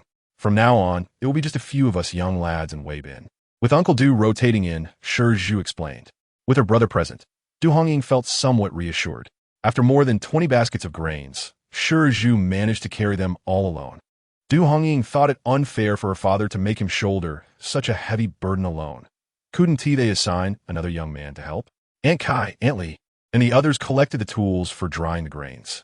Once they confirmed nothing was left in the field, they prepared to leave. Zhang Guolan, however, lingered. Hongying, may I ask you something? Mother, what is it? Why hasn't Zhiyuan written to us lately? What? In the past, they would receive 1 or 2 letters each month. But now, almost 2 months had passed since he returned to the army, and not a single letter had come. Not only were there no letters, but there was also no money being sent back. Hongying, I believe I haven't wronged either of you. It truly feels like he married and forgot about his family. Why haven't you let him write to us? You think too highly of me. Didn't Gao Zhiyuan write to his family either? Once Hongying realized this, she felt more at ease. Men were often straightforward, and not writing was quite normal. I haven't received a word from him either. I wanted to ask you about it. Really? Why would I lie to you? Zhang Guolan observed Hongying's calm demeanor, which did not suggest deceit. If he writes back, let us know. I'm his mother, and I worry. All right, I have written to you, so please let me know. I am his wife, and I too worry. You think that Hongying is not a good person? Being angered twice a day will surely drive one to despair. I saw Zhang Guolan leave with a grim expression, while Hongying smiled. She is certainly not a good daughter-in-law. Being a good daughter-in-law can lead to a short life. Hongying was unsure whether it was exhaustion or something else, but this time, only a tiny bit of good fortune came her way, and by the next day, it had vanished without a trace, though her abdomen still ached faintly. Fortunately, after lunch, Hongbing came again to help her dry the grain, and she took a nap as usual, awakening only later. This feeling was quite pleasant, yet she felt somewhat embarrassed. Why had she been so lazy recently? In the evening, Zhu brought her a message. Sister-in-law, today Hongbing caught a big catfish while locking the grain. Aunt said she wants to make fish soup, and you should go back to your family for dinner tonight. I don't want to eat fish. Just the thought of it made her feel nauseous. But you must return. Aunt will be waiting for you. Not having to cook dinner was indeed a relief. As Zhu picked through the grain on his way back to the storage room, he laughed about how Hongbing caught the fish. While locking the grain, he saw a fish and went after it. The fish was quick and nearby. Guo also tried to catch it. The two of them each held on to one end, one grabbing the head and the other the tail, refusing to let go, ultimately tearing the fish in half, with Hongbing securing the tail end. How big was the fish? Aunt Kai asked excitedly. They say if you touch the head of a catfish, you'll have bad luck. Guo probably won't get much from his half. They caught it in the big field. It must weigh over 3 pounds. Hongbing's half is about 2 pounds, and Guo a little over 1. That sounds good. We could add a dish. The rice for planting and the mudfish for weeding. Who would have thought Hongbing could catch such a large catfish while locking the grain? Aunt Li remarked. Those two young men are quite fierce, being able to tear a fish in half. One was stubborn, refusing to let go, exerting all his strength until it finally broke. During these times of scarcity, catching a fish was indeed a rare treat, and everyone was compelled by necessity. However, with their own family's resources, there was no need for such exertion to enjoy fish. After finishing the grain, Hongying returned home for dinner. Come quickly. Your father has made fish soup for you. Drink more to nourish yourself. No, it smells fishy. There's no fishy smell. Your father's catfish soup is delicious. Only then did Hongying realize that her father had added some pickled vegetables to the soup, which eliminated the odor, and it tasted truly delightful. She finished 2 large bowls in no time. I need to be careful now that I am pregnant. Wait, does my mother still believe I'm pregnant? Mother, I have already had my period. I'm not pregnant. Had it? Oh yes, it came yesterday. Mei. How is that possible? Wasn't just a false alarm before? Well, you must still take care of yourself. After all, it's important to be in good health for future pregnancies. Hongying felt even more troubled. This matter of having children was becoming a heavy burden. Father, the dry grain in the storage can be reported for public grain. Hurry and submit it. Only then can we relax. Yes, I know. Tomorrow I'll arrange for Zhu and a few young men to take some for submission. Du Tianquan said, we are mainly concerned with taking advantage of the good weather to quickly harvest the grain. If it rains, we'll suffer a loss. The entire production team had over 90 acres of both paddy and dry fields. The greatest advantage of collective labor was the multitude of hands, with numerous people. The strength multiplied. In the fields, there were 3 teams working, cutting, passing, threshing, and carrying the grain, rotating tasks. Each team could harvest over 3 acres in a day. So 3 teams could manage to clear 10 acres, which was relatively easy. There were even children picking up the leftover grains, truly achieving every last grain being stored. Tomorrow the storage yard won't be able to dry the grain, right? Yes, I know. The big yard will need to dry tomorrow. Father, can we negotiate to move my mother-in-law to the big yard? The best way to deal with mutual disdain is simply not to meet. Hongying, you should treat your mother-in-law a bit better. Stop right there. Du Hongying would not accept such advice. Father, do you know what she said yesterday? She claimed that Gao Zhiyuan not writing home was my instigation, and that he used to send her allowances regularly. But now that he has married me, he has forgotten his mother. Well, Gao Zhiyuan should indeed show her filial piety. Didn't you agree to send her 8 yuan monthly for support?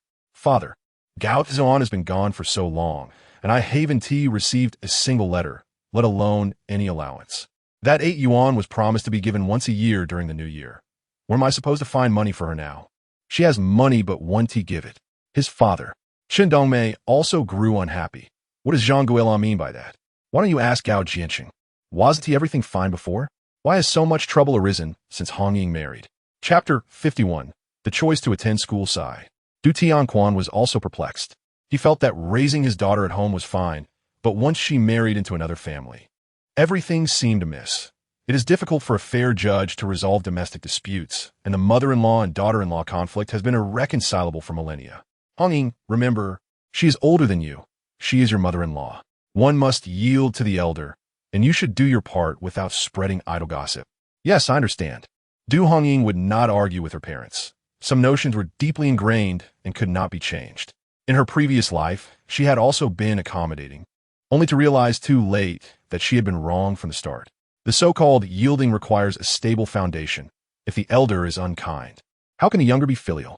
Du Hongying grew impatient with her parents' teachings, but did not dare to retort. She preferred to return to her storage room, where it was quieter. The following day, Du Tianquan arranged for Zhang Guilin to dry grain in the big yard. Aunt Kai was also moved there, while the storage room was left with Aunt Li, Aunt Zhang, and Aunt Wang, all sincere individuals who had good relations with the Du family. Du Hongying felt that her father being the team leader had its advantages. Working alongside communicative individuals made the labor more pleasant, which could be considered a form of favoritism. Harvesting grain was the most laborious task of the year. Yet this year, Du Hongying felt considerably lighter. From the beginning of autumn until the completion of harvesting, reporting public grain, and distributing the collected grain among households, the entire process consumed more than half a month. During the busy periods, Du Hongying had no time to earn extra money, no time to visit the post office, and she had yet to receive a letter from Gao Zhiyuan. Once the bustle settled, everything returned to calm. However, she experienced some insomnia at night and felt groggy upon waking in the morning. Lying in the storage room, she pondered. What was Gao Zhiyuan thinking? Before returning to the army, he had been desperate to keep her close, yet now that he was back in the army, he seemed to forget he had a wife.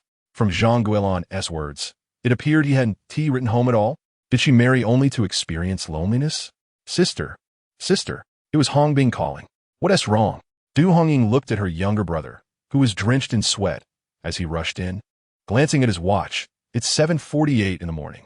Aren't you going to school? Sister, I'm not going to school anymore. Father said there's a spot for training as a doctor in the commune, and he wants me to go learn. Once I finish, I can return to the village as a barefoot doctor. I'm borrowing your bicycle to sign up. I'm running out of time. Du Hongying was taken aback. It seemed there had been a similar situation in her previous life. Hongbing indeed went to study and became a barefoot doctor, but by the early 90s, due to a lack of education, he could no longer practice medicine and ended up working labor jobs, living a difficult life. Wait, you're saying you're not going to school to become a barefoot doctor? Du Hongying pulled him into the room. Did father say this? What do you think?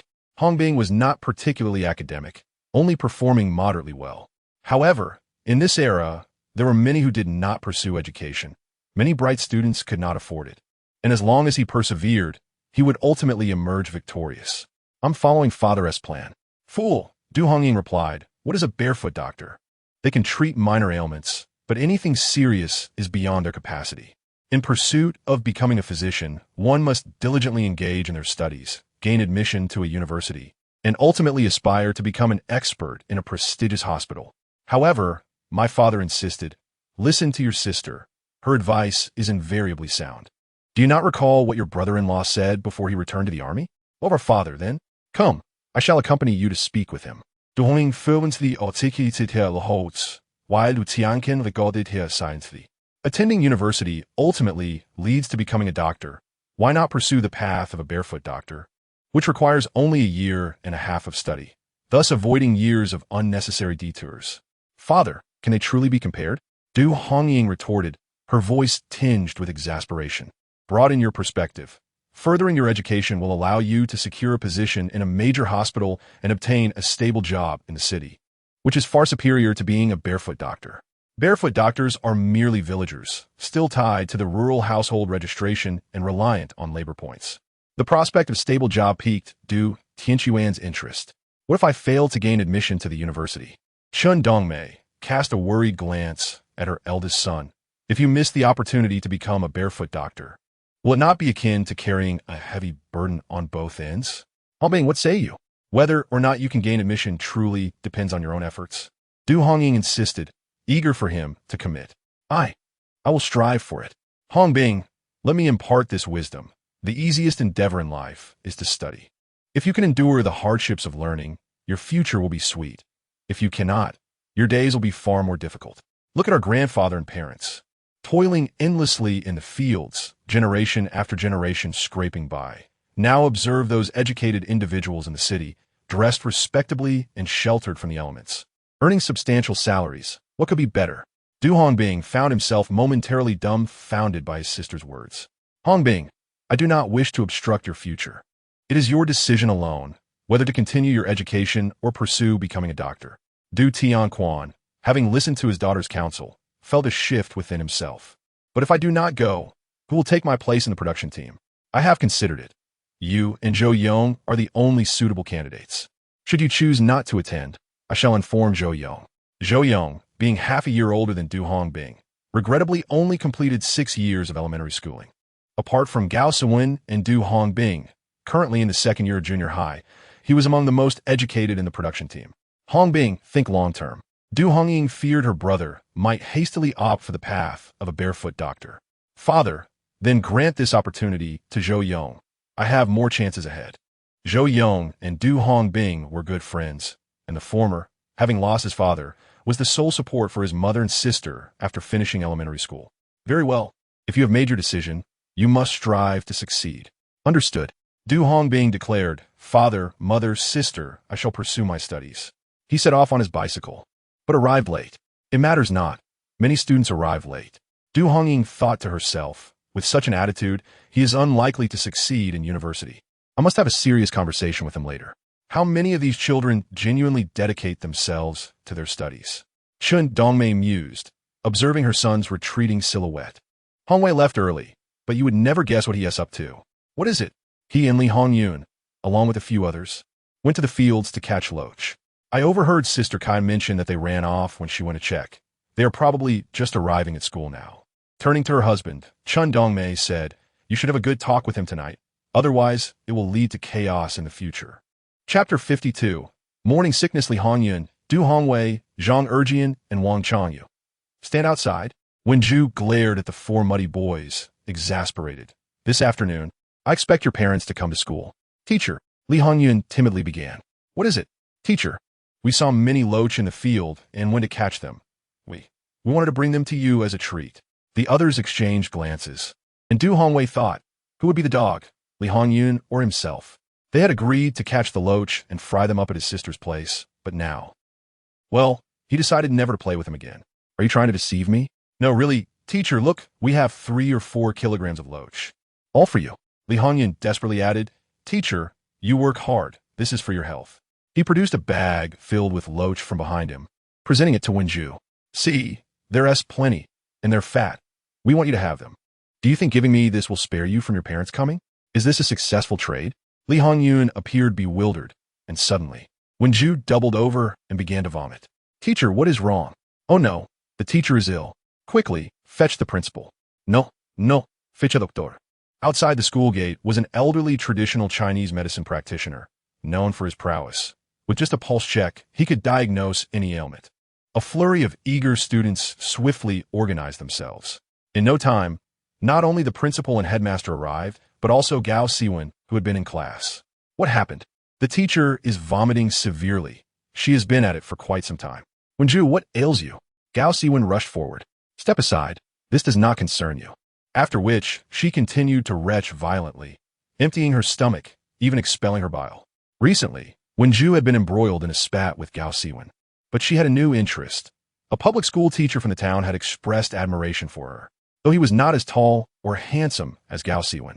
His family background was quite respectable, which left her in a quandary. Enough of this.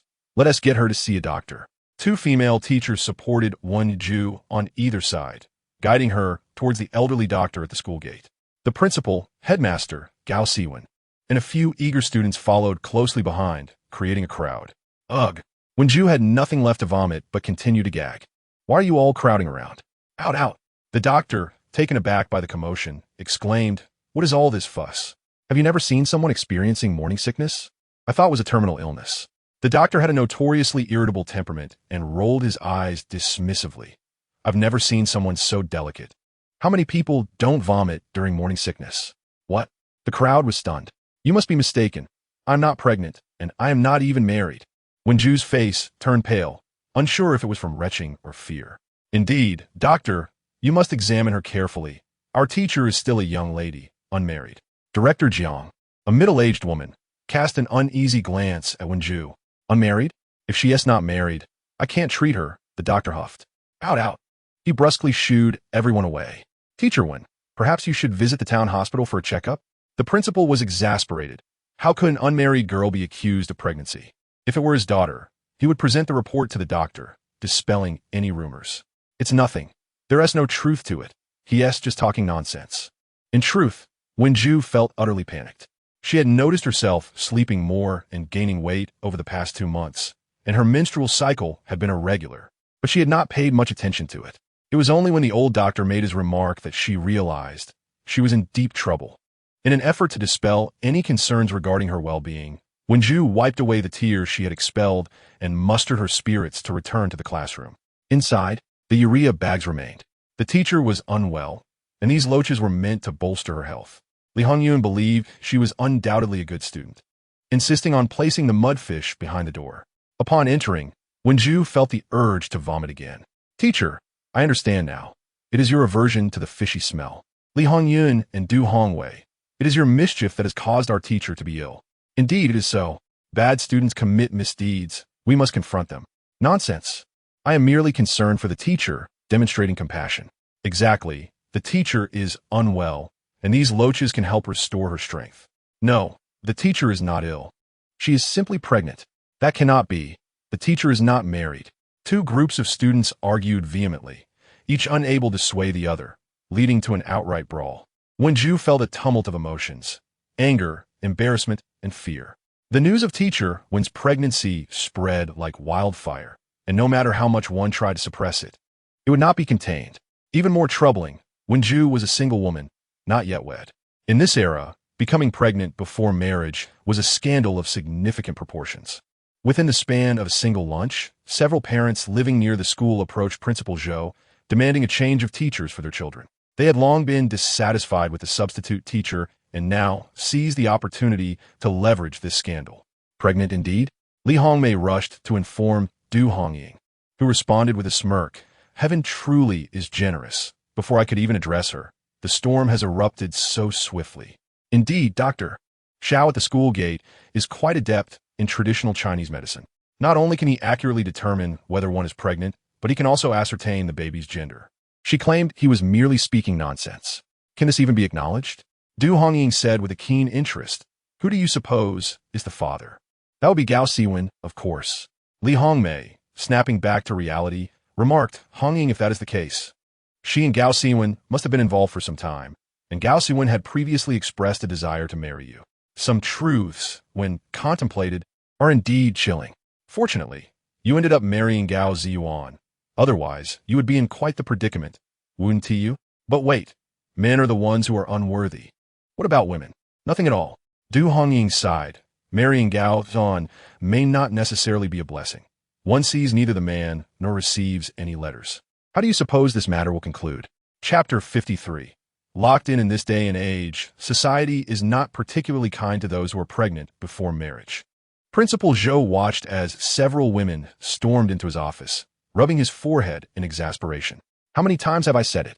Teacher, Wen has merely a stomach ailment, not a pregnancy. Why do you refuse to believe me? We trust Dr. Zhao's diagnosis. Indeed, if Dr. Zhao says so, it must be true. But even Dr. Zhao can make mistakes. Principal Zhou was infuriated by the unfounded accusations. Principal Zhou, you must not shield someone like one. Such a morally corrupt individual should never be a role model for our children.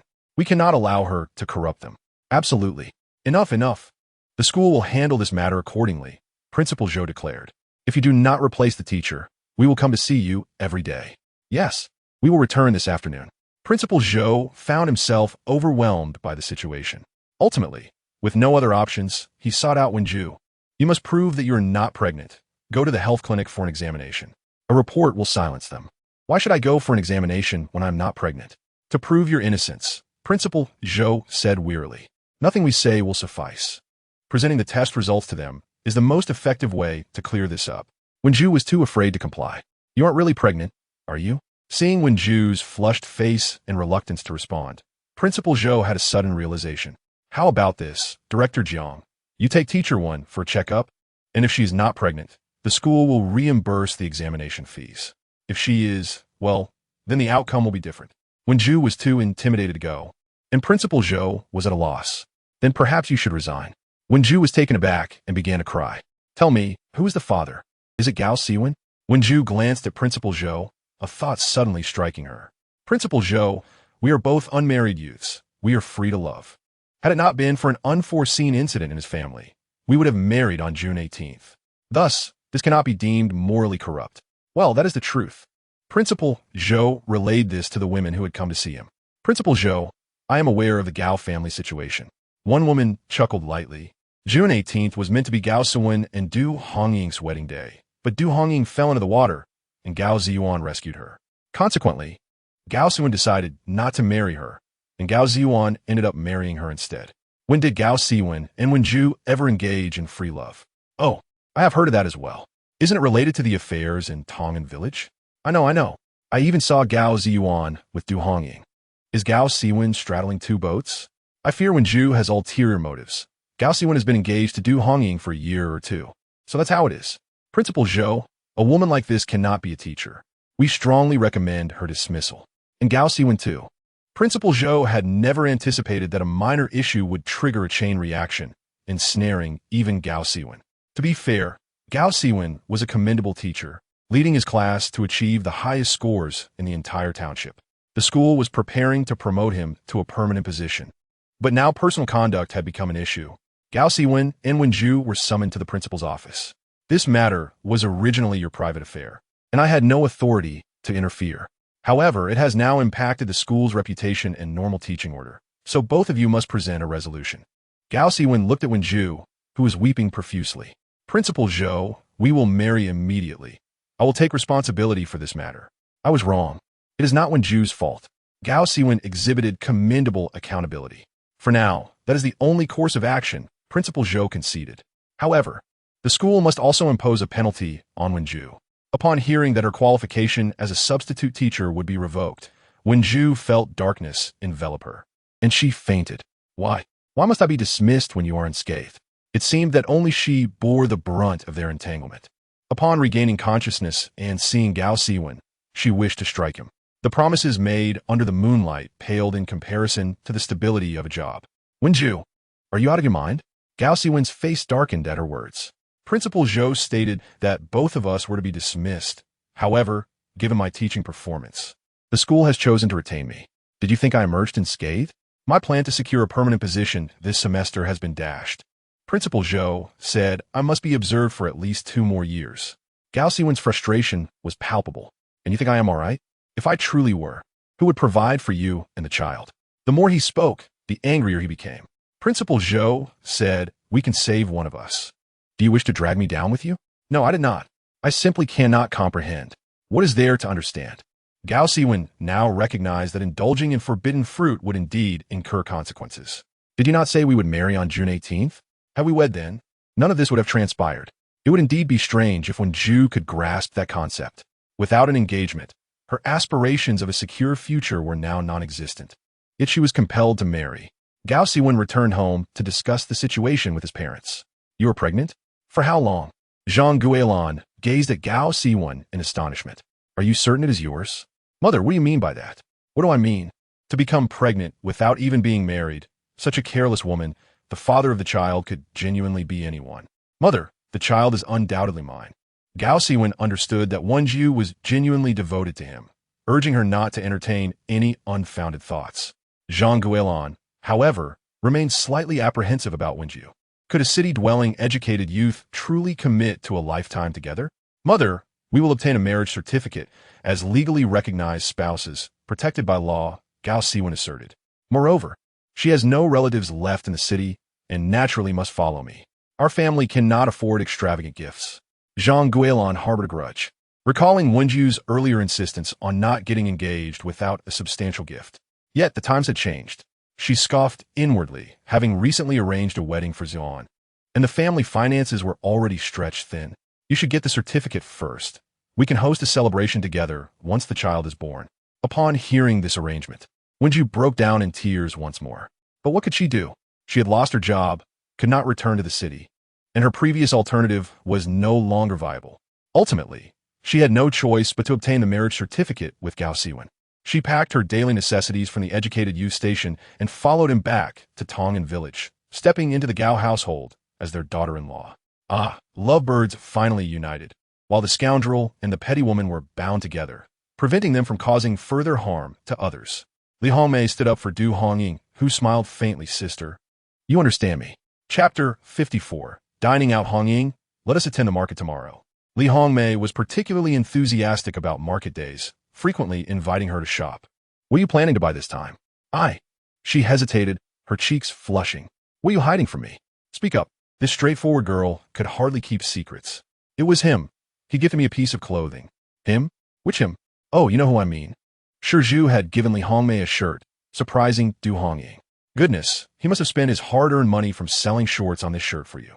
How sincere. I want to knit him a sweater. Ah, how lovely. You give him a shirt, and he receives a sweater in return. Neither can let go of the other. Aren't you worried your mother will find out and scold you? I'll keep it here and knit when I visit you. Quite the clever plan you've devised. Hongying, how much did the yarn you bought cost per pound? Currently, Li Hongmei was troubled by a lack of funds. I purchased medium-thick wool yarn for 13 yuan per pound. For someone as robust as Zhu, at least 1.5 pounds would be necessary. Li Hongmei stuck out her tongue. I don't have enough money. She had managed to gather only 12.5 yuan through various means. Shall I lend you some? No need, I'll ask my mother for it, saying I need it for a shirt. Thus, Li Hongmei intended to deceive her mother for the shirt Zhu had given her, secretly buying yarn to knit him a sweater. Indeed, a young woman is not easily kept, and the more one clings, the more resentment brews. What audacity. But I must show my appreciation somehow. Du Hongying worried that Li's mother would burn the sweater if she found out. Be careful if you're caught. The consequences will be dire. Li Hongmei was bolder than herself. The next day, the two went to the market. I can't stand the person at the supply and marketing cooperative. You go by alone while I check at the post office. Waiting for a letter from your man? Du Hongying nodded. In truth, she was hoping for news from her own love. Each time she saw the postman in the village, she gazed eagerly, only to be disappointed. Whenever she went to the market, she would inquire about her letters, and Zhou, the diligent postmistress, would always inform her, there are none. Here again, Hongying, waiting for a letter? Zhou Dajia, please don't tell me there is none again. Truly, there is nothing. I've been keeping a lookout. Du Hongying harbored a lingering doubt. Why was there no correspondence? Could Zhou Guiying have withheld a letter? Of course, such a possibility was slim. As Gao Zhiyuan had mentioned, their letters would be inspected, hence nothing of significance would be inscribed. Were there letters from Gao Zhiyuan, Zhang Guilin, or Gao Siwen? I didn't notice. Zhou Guifang jotted down names on a blank sheet. These three, right? I'll keep an eye out for you. That is unnecessary. I just want to confirm if it's a letter from your beloved. You understand me too well, Du Hongying said, feeling a bit bashful. If that is the case, there is none. I'm familiar with this mailbox. I mentioned my brother works there as a team leader, so I remember everything. By the way, since your brother is a team leader, he might know Gao Zhiyuan. Zhou Dajia, could you possibly? Hasn't your man written back in over 2 months? Yes. All right, I'll ask my brother. What's your man's name? Gao Zhiyuan. Got it. I'll remember and inquire when I have the chance. Zhou Guifang smiled. Hongying, when will you gather eggs? I need to return to the city this week. I'll gather them today. Speaking of which, she had received a deposit from her. I've been too busy with the harvest lately to come by. I'm sorry. No worries at all. Du Hongying and Zhou Guifeng arranged to meet at the village entrance at 6 o'clock Sunday morning, agreeing on the quantity of eggs needed. Upon leaving the post office, Du Hongying sigid. Gao Zhiyuan, you scoundrel. What on earth are you trying to convey? I've been thinking about you endlessly. Hongying, Li Hongmei greeted her joyfully. I've found the yarn I desired. The person you dislike was unavailable, so another clerk sold it to me. Look at this sorghum color, 1.5 pounds. The clerk advised me to use thicker needles. Otherwise, the knitting will be too stiff. May I borrow your knitting needles? You mentioned needing thicker ones. Mine are rather fine. What should we do then? Just chop a piece of bamboo and carve one yourself. Can you do that? Du Hongying rolled her eyes. You'll have to figure it out. Hongying, you're simply incredible. You're the best. Li Hongmei exclaimed, linking arms with Du Hongying in excitement. Observing her radiant smile, Du Hongying sigid awakens. Why marry a soldier? Wouldn't it be better to marry any man from the village? Fetching water and working would be easier with help. And who knows, perhaps a man might secretly buy clothes for you. Maybe tonight he sneak into the haystack. Best not to dwell on such inappropriate thoughts. I'm so hungry. Du Hongying had eaten 2 large bowls of porridge that morning and was now famished. I'll go buy you 2 steamed buns. Li Hongmei understood Du Hongying's strong appetite. Let us go have some noodle soup. It's on me. Just then, they spotted the canteen next to the town government serving noodle soup, making Du Hongying salivate. Oh, that's too generous. Let me treat you. Do you even have money? Yes, I do. I managed to get 12 yuan from my mother. Du Hongying was astounded. How could she so brazenly admit to deceiving her mother for money? Never mind. I want to let you treat me. We'll split the bill. In these times, money was hard-earned, although a small bowl of noodle soup could be treated. A large bowl cost 1 yuan, while a small bowl was 50 cents. Li Hongmei, ever refined, opted for the 50-cent bowl, while Du Hongying boldly ordered a large bowl. Comrade, our large bowls are quite substantial. You might not finish and waste food. The clerk, amiable and soft-spoken, gently reminded her. Comrade, I can handle it. I have a good appetite. 1 bowl is equivalent to 2. Yes, comrade, I assure you, she can eat a lot. She can carry 150 to 160 pounds of millet. That's splendid. If she eats well, there's no waste. Du Hongying. I truly appreciate your kindness. When a noodle soup arrived at their table, it smelled heavenly. Du Hongying toiled diligently, not sparing even a drop of broth, until her stomach was round and she let out a satisfied burp, setting down her bowl. Money spent on food is always sweeter. Off we go back home. Best friends stroll through the streets and dine together, emerging from the restaurant with joy, only to lift their eyes and behold Zhang Guolan. Oh, Du Hongying, what good fortune you have. Zhang Guolan, accompanied by Aunt Kai and Aunt Lu, glanced at the cafeteria, then at the flushed faces of her and Li Hongmei. You go to the market and still dine out? My son Ziyuan's allowance has been depleted by you, and as his mother, I see not a penny of it. You spendthrift daughter-in-law, do not speak nonsense, came the almost unified retort. Du Hongying wished to declare that she had not seen a single cent of Gao Zhiyuan's allowance. Yet, Li Hongmei stood by her side. I treated Hongying to this meal. So what if I bought her a bowl of noodles? Does marrying into your family mean I must sell myself to you? Who decreed that a woman cannot dine with her good friends after marriage? What law have I broken? In an instant, passers-by turned to look. It was unfortunate for Zhang Guolan, as Chen Chunhua, eager for excitement, spotted Du Hongying. Hongying, what is going on? Chen Chunhua pushed her way through, confronting Zhang Guolan. You wicked mother-in-law, are you bullying my niece again? Everyone come see. Even after so many years of liberation, wicked mothers-in-law still abound. What a scene of social embarrassment. Du Hongying grasped Chen Chunhua's hand, urgently calling out, Aunt, let it go, let it go. Let go. How can I let it go? Chen Chunhua retorted, you had a bowl of noodles, and she calls you spendthrift? What? Just because she married a man, she cannot spend his earnings? Your son's money should be for you alone? Then why bother marrying a daughter-in-law at all? You should be like a hen, keeping your son under your wing. Let it be known, even if my niece's meal was paid for by her good friend, even spending your son's earnings is no crime. Exactly, it's just a bowl of noodles, not a big deal. There's no need for a quarrel. This mother-in-law is far too harsh. How could she expect to marry off her sons? She has 2 sons, after all, so she need not worry. The crowd murmured, and Du Hongying felt overwhelmed, let alone Zhang Guolan, who seemed to flee the scene. Du Hongying, her cheeks flushed, thanked her aunt, and hurried away. In this lifetime and beyond, never have I felt such humiliation. It is said that family shame should not be aired publicly, yet the outcome of airing it feels quite liberating, no longer burdened by gloom. As for enduring a moment of ovarian cysts, stepping back leads to breast hyperplasia. Stifling anger results in liver qi stagnation. And a day of resentment leads to thyroid nodules. A single curse might result in a myocardial infarction. A moment's patience may bring about endocrine disorders. All the ailments of the past stem from not raising a ruckus. On their way home, Du Hongying and Li Hongmei grew reflective. Encountering such a mother-in-law is indeed terrifying. Therefore, it is best for you to find Shizhu. There is no mother-in-law to manage you. My mother will never approve, Li Hongmei lamented. And there is another hurdle you must overcome. What? You say you treat me to a meal. Your mother would surely scold you. That is not true. Don't make my mother sound so stingy. Whether she is stingy or not is uncertain, but the current economic conditions are indeed poor. Aunt Li did not scold Li Hongmei, because she recounted the entire situation truthfully. Mother, I feared Aunt Gao would continue to scold Hongying, which is why I said that. I truly did not invite her. Do you think Hongying is a spendthrift? Aunt Li pondered for a moment before asking her daughter. Not all. If one is hungry, why not eat? If we do not eat, we have to walk such a long way home. Li Hongmei understood that had it not been for accompanying her, Du Hongying would have ridden her bicycle to town. She was not yet skilled enough to join her, so they had to walk together. Yes, Hongmei, let me tell you. Women should not be too foolish, sacrificing themselves for family or children. A woman must first live for herself. When you are well, your parents and children will thrive. If you falter, no one will care for you. If you fall ill, no one will feel your pain. If you are gone, your children may be mistreated by a stepmother.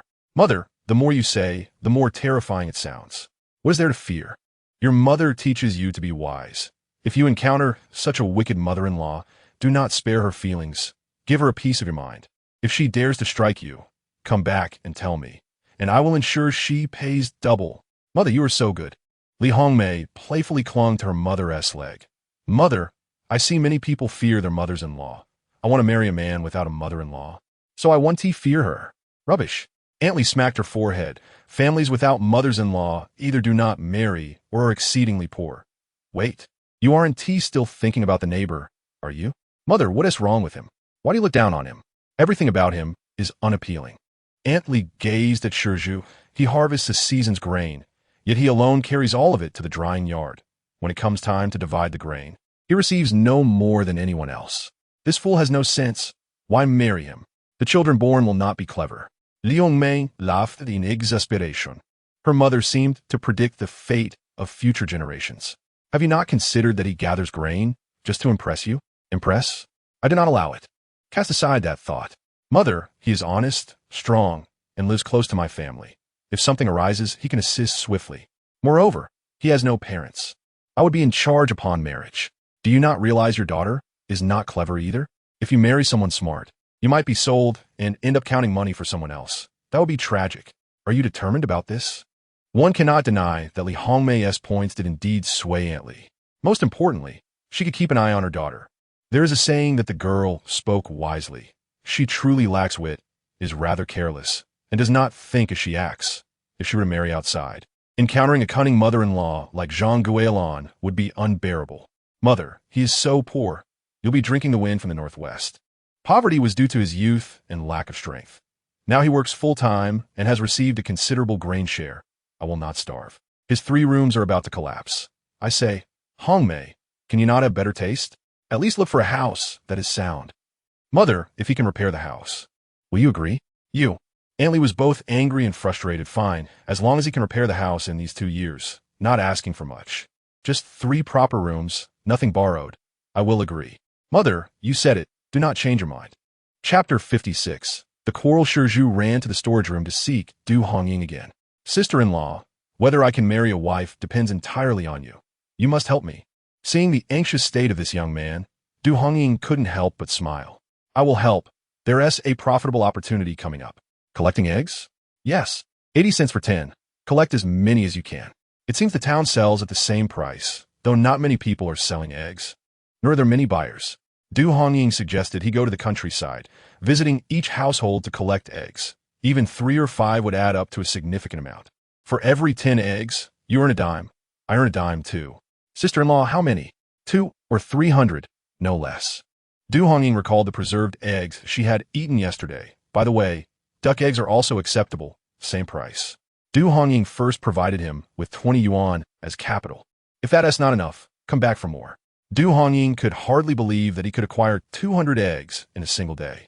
However, she significantly underestimated Shizhu's determination to earn money. Around 1:30 in the afternoon, Shizhu returned with a basket brimming with eggs. Sister-in-law, here are 160. I had lunch and went again.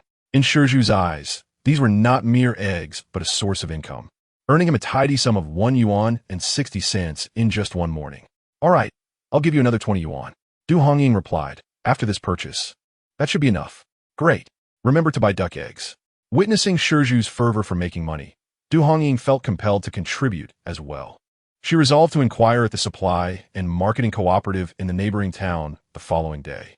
By evening, Shizhu returned with another 120 eggs, including 40 duck eggs this time. Sister-in-law, is this sufficient? Almost enough. Shizhu returned the excess money, while Du Hongying handed him 2 yuan and 60 cents for his efforts. Sister-in-law, remember to take me along for any money-making ventures in the future. I'm quite adept at running errands. I see that. Don't worry. You want to be left out. Du Hongying smiled. Who said Shizhu was single-minded? He had a keen interest in making money. On Sunday morning, Du Hongying once again selected eggs and waited by the roadside for the postal vehicle. Hongying, you're out early. Zhou Guifeng jumped down from the passenger seat. Did you bring more than last time? Yes, there are 240 eggs. Du Hongying also grabbed 30 century eggs. I've tried them. They taste quite good. The century eggs were priced at 1 yuan and 50 cents for 10. Zhou Guifeng readily paid and prepared to leave. Sister Zhou, could I ask you for a favor? What is it? You mentioned your brother is a commander in the army. Do you think he might know my husband? What is your husband's name? Gao Zhiyuan. All right, I'll call my brother when I return. Thank you so much. No need to mention it. Zhou Guifeng waved goodbye. I'll come by at the same time tonight to pick up your basket. Okay, sounds good. Upon returning to the storage room to tally the accounts, Du Hongying felt that the pace of earning money was somewhat slow. At this rate, it would be ages before she could amass her first pot of gold. She needed to save capital now to do business when the policies arrived. And then there was Gao Zhiyuan. He had promised to help her join the military. Yet 3 months had passed without a word. What the predicament? Rubbing her temples in frustration, she lamented that men were unreliable, whether in this life or the last.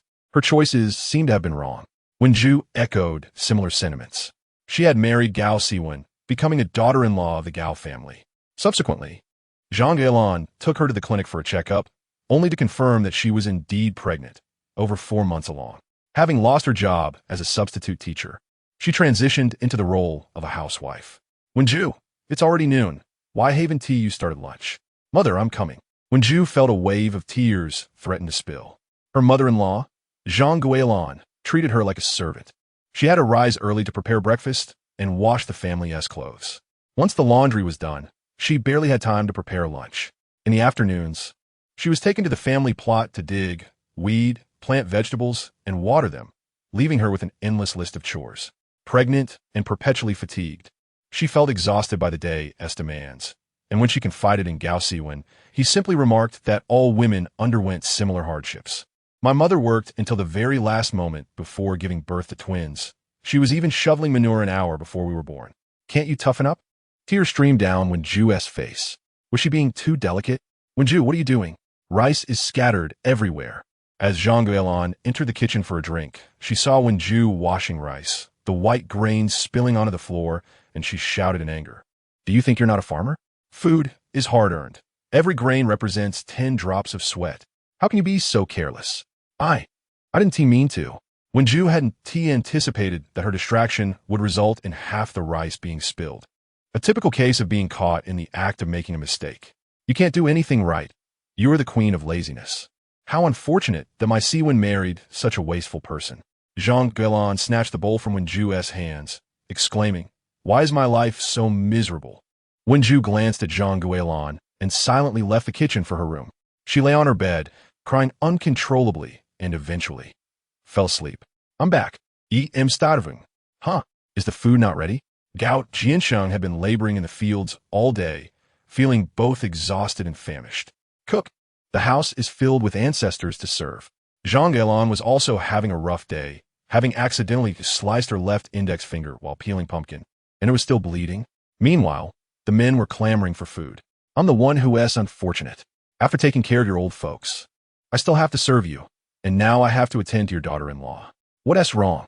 Gao Zhiyuan felt a tingle of dread. Ever since Gao Siwen married Wen Ju, Zhang Guilan had been in a perpetual state of anger, causing constant discord in the household. What's the matter? I won't serve anymore, Zhang Guilan declared, throwing down her tools in frustration. Gao Zhiyuan turned to Gao Siwen. It's all your fault. You've turned this home into chaos. What did I do? Gao Siwen retorted. Your wife isn't cooking, your mother cut her finger, and everyone else on edge with no food prepared. Gao Siwen was also filled with pent-up frustration. 2 substitute teachers had just been officially hired that day. Originally, there were 3 positions, but when Ju's pregnancy had delayed everything, he could see others rising in status while he returned home to a tumultuous household.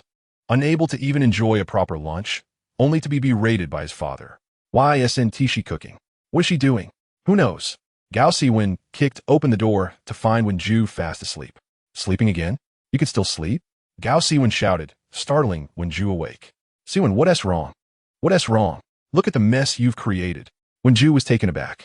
I haven't done anything. Then why haven't you cooked? You're not earning any work points or going to work. Can't you even manage to prepare one meal? Chapter 57. Not back yet thanks to Zhang Guilan. Rumors began to swirl in the village. Neither of the Gao family's daughters-in-law were satisfactory.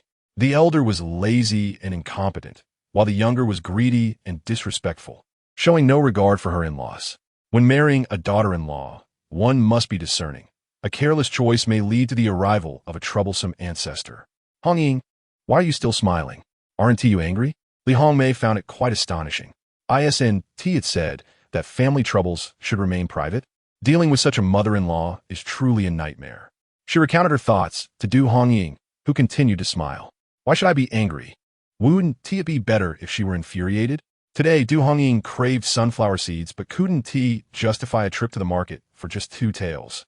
Instead, she decided to roast the pumpkin seeds she had harvested from the old yellow pumpkins, leisurely spitting out the shells while calmly saying, if she criticizes me, that's her business.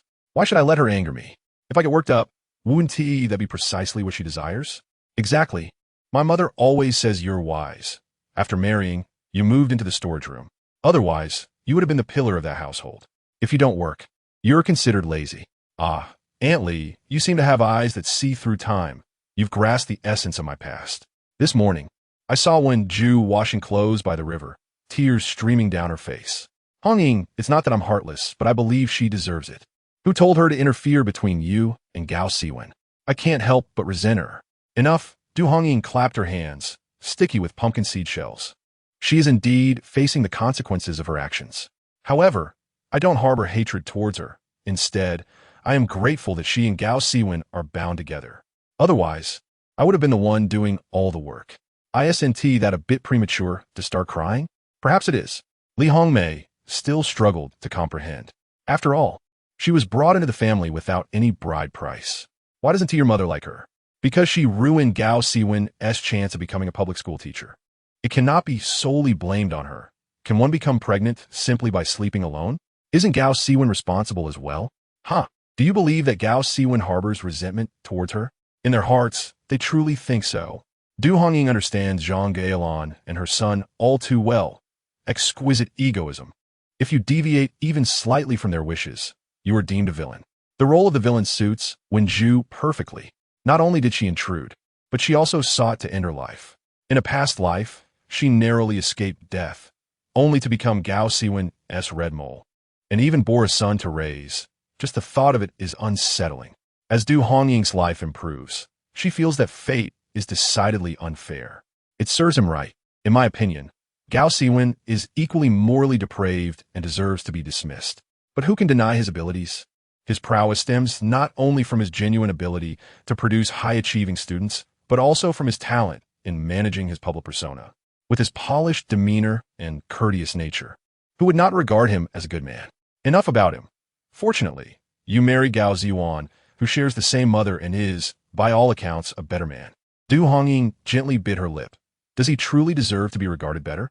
He has returned to the unit for nearly 3 months without a word. and all his past kindness towards her feels like a distant dream. Gao Zhiyuan. Gao Zhiyuan. Zhou Gaiyan was momentarily taken aback when he received a call from his second sister. You know him? I don't know him. Didn't I mention before that I saw a woman whose partner resembled you?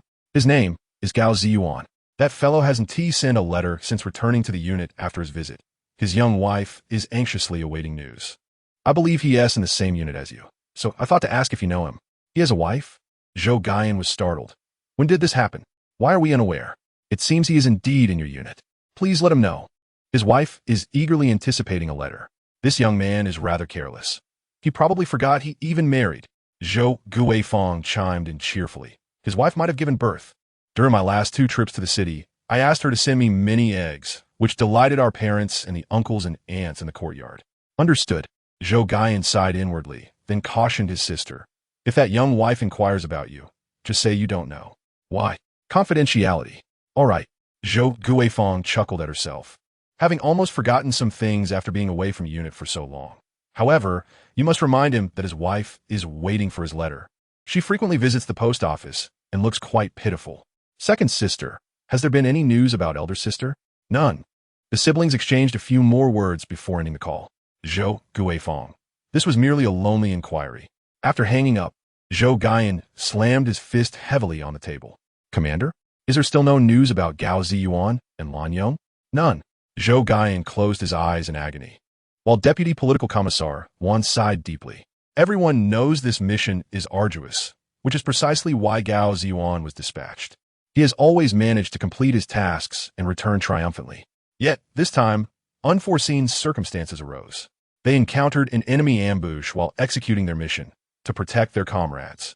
Gao Zhiyuan, along with Lan Yong and Chen Jun, deliberately exposed their whereabouts, drawing the enemy's 2 platoons towards them. The other comrades that Gao Zhiyuan took along returned safely. Yet the 3 of them have vanished without a trace. No signs of life or death. To avoid unnecessary complications, the unit has not even had the opportunity to conduct a search and rescue operation. It has been 23 days. Even if they survived, they would likely have exhausted their supplies by now. The most dreaded scenario may have already occurred. The higher-ups have been closely monitoring the situation of the 3 soldiers and have been discussing contingency plans in recent days. Commander, should we notify their families? Deputy Political Commissar, one never anticipated that the individual who had promised to share a drink upon departure would inadvertently let slip such tragic news. This stalwart hero of the army has yet to return to his rightful place. Just 2 more days of waiting. Zhou Gaiyan clung to the hope of a miraculous return. This lad has never disappointed me. He wooed T. Yet, as he uttered those words, tears flowed uncontrollably down his cheeks. Old one, I just received news that this rascal got married during his visit home. What? Deputy Political Commissar Wang was also taken aback. They had gathered information regarding the families of the 3 soldiers and had prepared various contingency plans. Never did they expect Gao Zhiyuan to have a wife. The unit had not received any marriage application from him, likely adhering to local customs. Zhou Gaiyan gritted his teeth.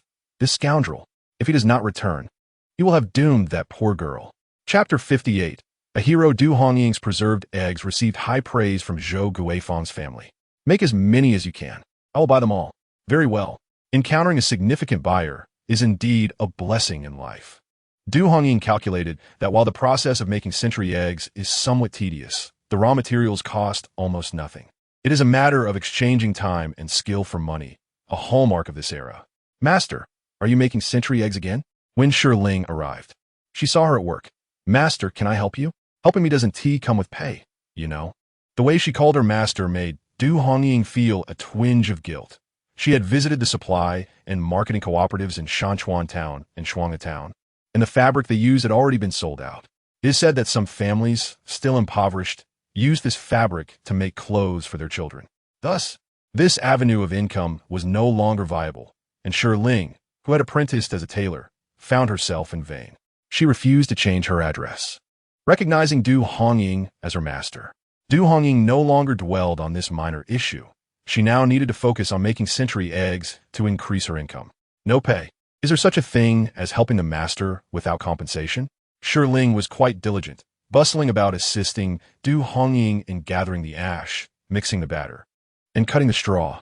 After wrapping about 10 eggs while seated on a small stool, Du Hongying felt weary. She stood up and stretched her back. At such a young age, she bears so many burdens. Her back aches, and she fears her period is approaching. Master, you seem to have gained quite a bit of weight. Shiling, sitting on the small stool, looked up at Du Hongying. It seems your waist has thickened a whole circle. Is that so? Du Hongying laughed.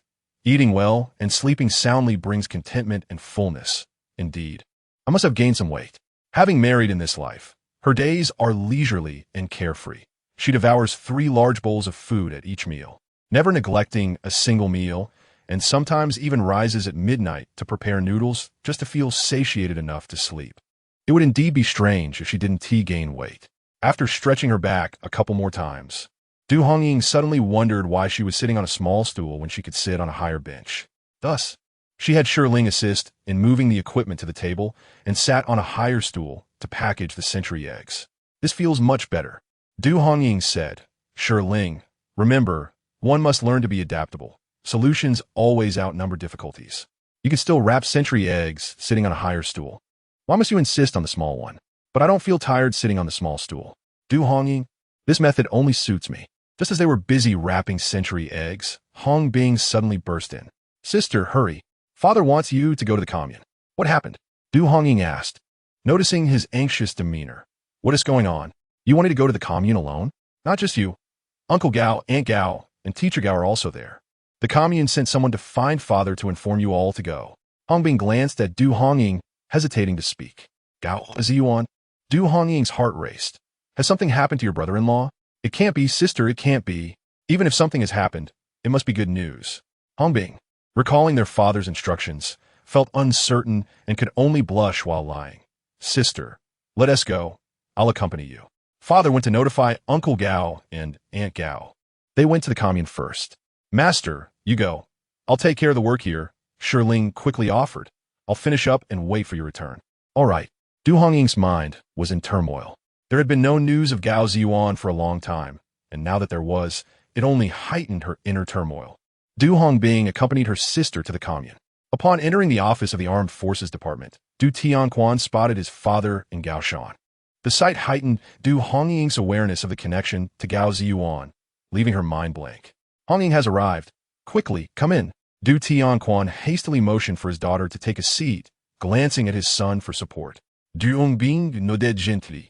Minister Zhang, I have informed all the family members of Gao Zhiyuan as you requested. Du Tianquan struggled to speak, glancing at the gathered crowd. May I ask what business you have with them? Are you family of Gao Zhiyuan? Minister Zhang approached them. Yes, this is Gao Zhiyuan's father, Comrade Gao Jiansheng. This is his mother, Comrade Zhang Galan. This is his brother, Comrade Gao Siwen. And this is his wife, Comrade Du Hongying. With each introduction, Minister Zhang shook hands with them. Du Hongying felt her hand tremble, as if she were in a scene from a television drama. Minister Zhang, may I ask what has happened to my brother? Gao Siwen was somewhat dazed but managed to remain composed. Comrades, the party and the nation thank you for raising a fine son and soldier. Comrade Gao Zhiyuan has sacrificed himself.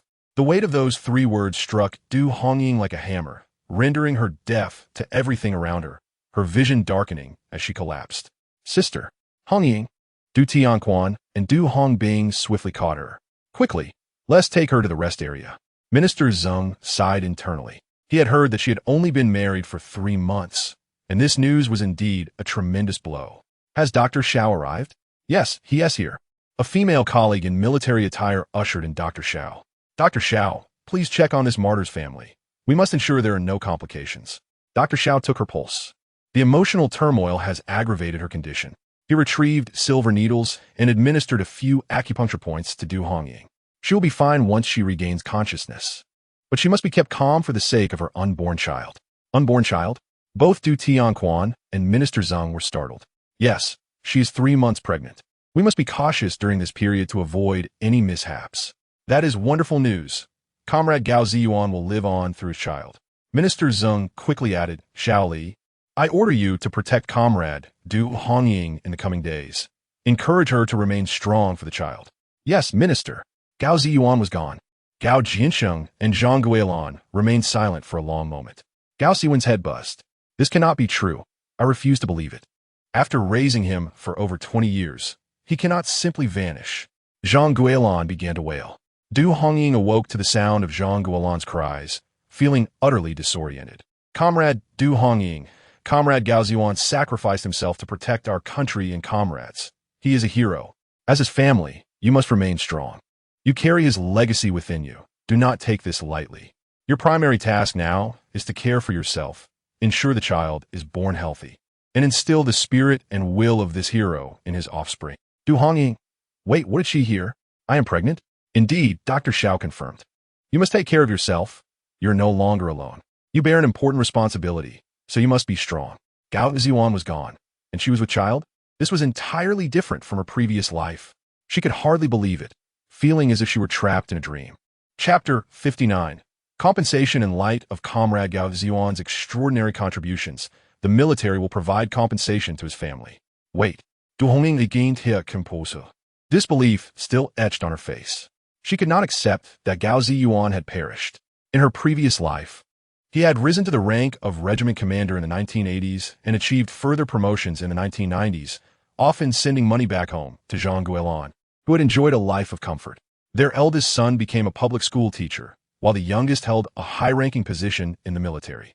Du Hongying ran the household efficiently, while Zhang Guolan would dote on her grandson Gao Ankong, often taking him out for treats. Golhad Du, may I ask where my husband fell? Where's his body? One must see the living or the dead, even if he is turned to ashes. He should be brought back. The matter could not be dismissed with mere words. This involves military secrets, and we cannot disclose that information. You only need to know that Gao Zhiyuan sacrificed himself for the country. He is a martyr. Minister Zheng had encountered similar responses from higher-ups. We are following the standard procedures to notify you and provide the necessary support. I do not want the compensation. I want to see Gao Zhiyuan. I must see him, whether alive or dead.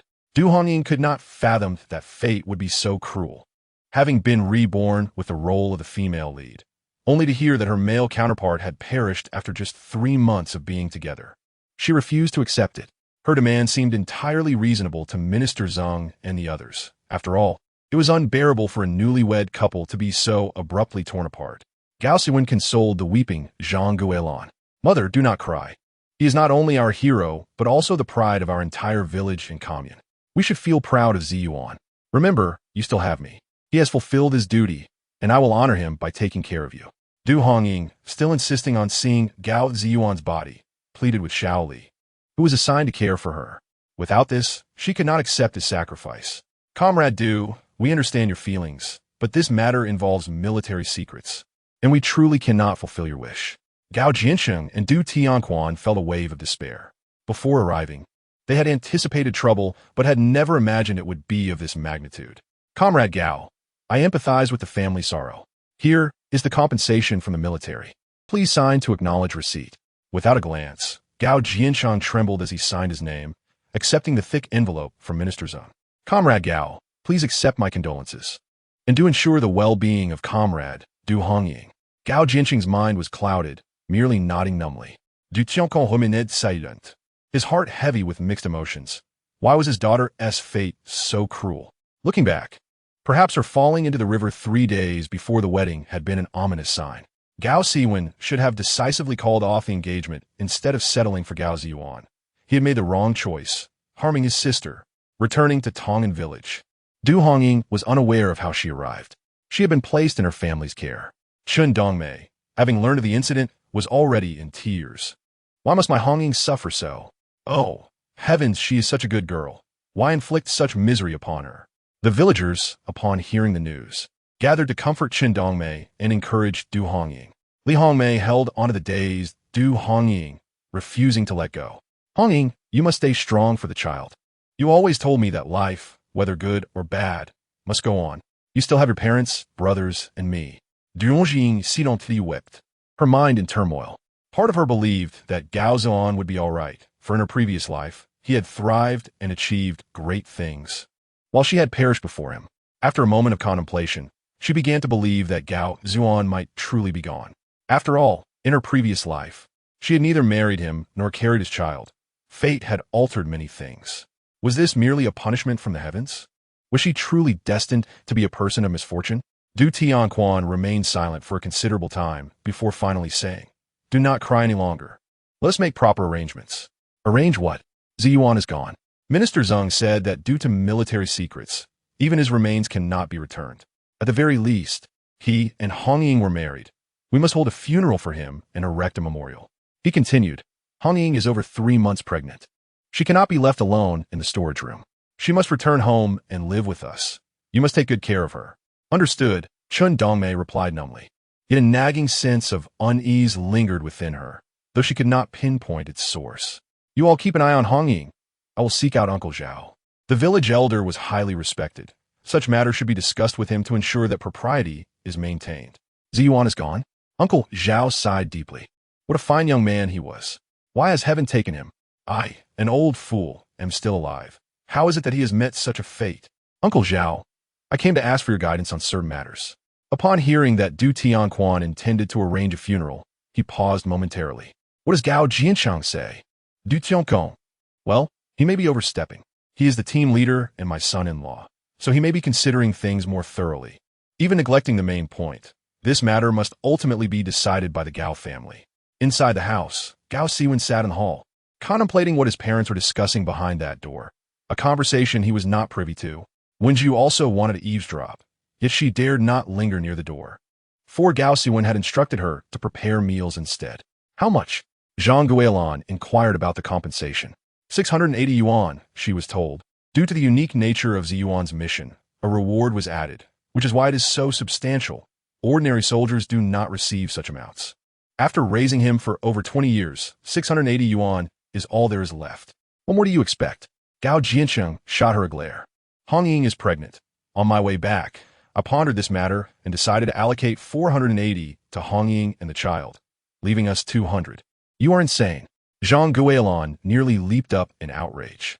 I raised him through thick and thin, depriving myself to support him, hoping for a future where he could care for me, and now he has become a short-lived soul.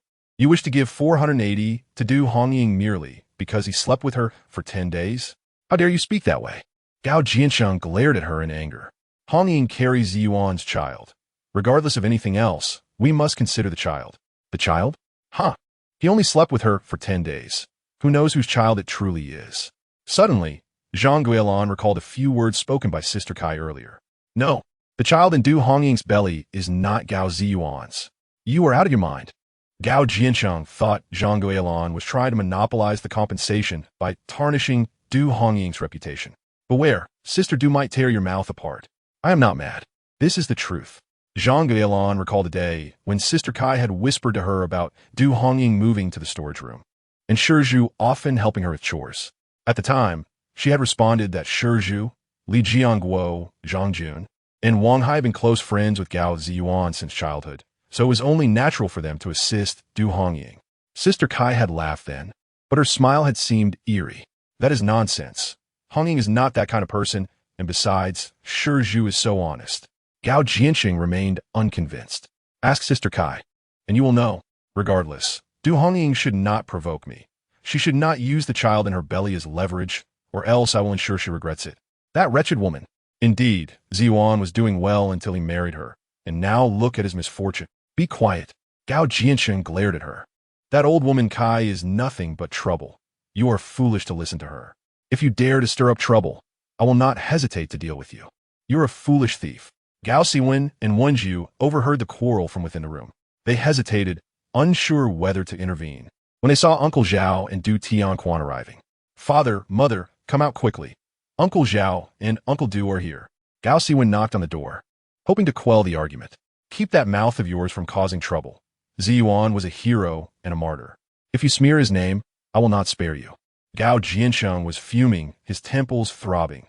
Women truly loved to stir up discord.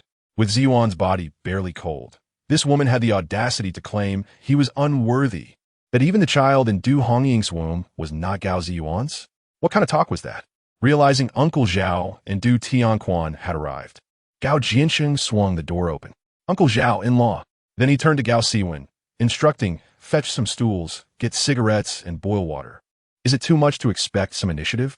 This remark was directed at Wen Ju, as it is customary to offer tea and cigarettes to guests upon their arrival. Gao Zhiyuan felt slightly embarrassed that nothing had been prepared. No need, we are not outsiders, Uncle Zhao interjected. I have heard about Ziyuan's situation. You must take care of yourselves. You are the man of the house. Encourage Siwen's mother, and let Hongying's mother take good care of her. Thank you for your concern. The old man sighed again. I have watched Yuan grow up. He was truly a good child. He is a hero and the pride of our village. Now that he cannot return, we must still take care of his final rites. Uncle, Ziyuan has not returned at all. Gao Zhiyuan felt somewhat distressed. There are no remains, no ashes, only a sum of compensation and 2 letters, his military uniform, and a cap. Ah, there was also a letter for Du Hongying. This young man had left a will before embarking on his mission. Even if he does not return, we must still honor him. We should select a date to hold a ceremony, and all the villagers, young and old, should come to bid farewell and erect a memorial. Wouldn't that be too much of a burden for everyone? Gao Zhiyuan hesitated. The customs of the village dictated that funerals required 3 meals to be served, and all villagers were expected to attend. This could deplete a family's resources. Thus, many said they could not afford to die upon passing. The best course was to simply dig a hole and bury them without fuss. Since Gao Ziyuan's remains or ashes would not be returning, it would be entirely reasonable not to hold a funeral. Moreover, Zhang Guilan would certainly be unwilling to go through with it. She had not even warmed the money at her waist before wanting to spend it. That was out of the question.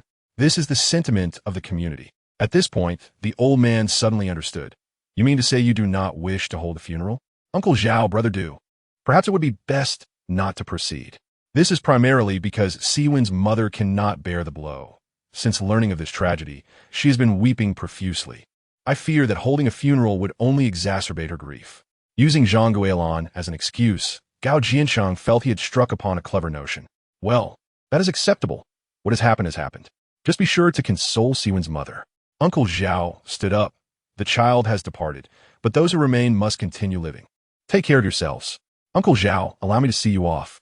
Du Tianquan had not anticipated that the Gao family would forego holding a funeral for Gao Zhiyuan. He felt an indescribable sensation in his heart, almost as if he would not know how to explain it to Hongying upon returning home. Uncle Zhao, on the way, Du Tianquan called out. Your intentions are commendable, and I am sure Ziyuan understands as well. If the Gao family decides against holding a funeral, then so be it. The old man replied, you cannot bear the blame for this. As for Hongying, take good care of Hongying and ensure she delivers the child safely and raises it well. In times of hardship, raising a group of children seemed a daunting task. Yet now that life has improved and sustenance is assured, tending to a single child feels effortless. Perhaps in a few years. The elder statesman suggests that when the time comes for Hongying to marry the right person, she should do so, as the Gao family must also take care of their offspring. All right, thank you, Uncle Zhao. Ishalientli peshual de Hongying, Du Tianquan responded. Upon returning home, he found that the neighbors had already departed. And Hongying? He inquired. She cried herself to sleep. I asked Hongbing to keep an eye on her sister while doing his homework at the door. Du Tianquan sighed deeply, lamenting that the Gao family would not arrange a proper funeral for Ziyuan. Chen Dongmei was taken aback. Are they afraid of the expenses? It seems so. With 11 or 12 tables of villagers, their reluctance to hold a ceremony is understandable, but Ziyuan deserves more than this. He came into this world and should at least have a grave. It was far too simple, even less elaborate than the village's 5 protections. It was outrageous. Let us ask Hongying. If she wishes for a ceremony, we shall fund it ourselves. Chen Dongmei's eyes brimmed with tears as she remarked. He sacrificed himself for the nation as a hero. How can we quietly bury his memory? What will his child say when they grow up and ask where their father is? How do we explain that? If we take care of the expenses, will Hongying agree? Du Tianquan took a deep drag from his leaf cigarette and shook the pipe. Let us console Hongying. If she consents, we shall proceed. After all, Du Hongying is the widow and has the right to decide. In truth, Du Hongying had not fallen asleep. Her mind was too tumultuous, and she sought tranquility. With her eyes closed, she was haunted by the shadows of Gao Zhiyuan, his kindness, his flaws, every smile and frown. No, she could not believe he had truly left her. That man possessed a resilience that others lacked. He was not as simple as he appeared. He could not be dead. Du Hongying silently chanted. He must have 9 lives. Upon hearing her parents discuss arrangements for a funeral, she vehemently opposed it. Du Tianquan and his wife had no words left, only lamenting how difficult their daughter's situation was and wondering when she would emerge from this illusion. Chapter 61. Waiting together then, as sacrifice stirred a wave of sorrow among the villagers. Du Hongying, 3 months pregnant, became the subject of much speculation. Huh, she was even out there during the harvest. 3 months along? Nonsense. After dinner, in her yard, Sister Kai fanned herself while discussing with her daughter-in-law. Lan Xiaoxia. Ziyuan was truly unfortunate. Even in death, he has to become a father. Mother, if you say the child in Du Hongying's belly isn't Ziyuan's, then whose is it? Who else could it be? Just look at who frequents the storage room.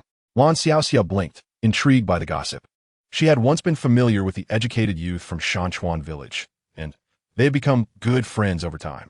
Upon hearing this explosive news, she could hardly wait to share it with Wen Ju. Did you know? Your sister-in-law is carrying a child that isn't even Ziyuan's. Upon hearing the chance for scandal, Wen Ju and Gao Siwen seized the opportunity. They had overheard their parents discussing the issue of the compensation money for Ziyuan, with Zhang Guilan adamantly refusing to give even a penny to Du Hongying. Gao Zhiyuan scolded her for her narrow-mindedness. After all, Du Hongying was Ziyuan's wife. Regardless of the circumstances, she is no wife. They never even got a marriage certificate. I refuse to recognize the child in her belly. Even in death, Ziyuan cannot be treated like a fool. At that moment, they sensed something amiss. Now, with Lan Xiaoxia's revelation, it all clicked into place. The couple remained awake all night, filled with excitement. They plotted to visit the storage room, hoping to catch Ziyuan in a compromising situation, for if they succeeded, the compensation would not fall into Du Hongying's hands, but rather into Zhang Guilan's, which would mean it would benefit them instead. Du Hongying, unwilling to stay at her parental home, despised witnessing the worry etched on her parents' and brothers' faces. That very night, she returned to the storage room, refusing to join her family for dinner. This caused Hongwei, Hongbing, and Dongmei to run back and forth daily, fearing she might take drastic measures. Until Du Hongying assured them she was fine, convinced that Ziyuan would return. For her enchanted family, there was little they could do. Yet they soon realized that Du Hongying remained unaffected, continuing her life as usual, which gradually put them at ease. One morning before dawn, Du Hongying opened her door to find Shizhu waiting. Sister-in-law, Shiling, said you need to deliver the century eggs today. I'll come to help you choose. Previously, she had asked Shiling to assist in preparing 120 duck eggs for sale to Zhou Guifang, with a promise to deliver them to the village entrance at 6 that morning.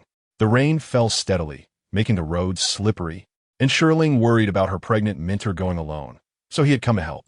It's only 120 eggs, they're not heavy. Sister-in-law, look at your stubbornness. With your husband gone, I must take care of you and the child. It's all right. I've walked barefoot in the rain before. I'm not that fragile. I used to carry manure to the fields. That was before you were pregnant. Shizhu quickly countered. Falling when not pregnant is one thing. While pregnant, it's a different story altogether. Don't worry about me, Du Hongying replied, though she felt a twinge of concern, gripping the ground with her toes. She thought to herself that perhaps she should avoid going out in the rain or invest in a pair of boots. Upon reaching the village entrance, the postal vehicle was already waiting. Sorry, I'm a bit late. No witties. I knew you'd come. I was just worried with the rain. Zhou Guifang glanced at the young man, carrying the load. Is this your brother? No, just a neighbor. Oh, Zhou Guifang said. Then you should have him help you with the baskets tonight, so you won't have to make an extra trip.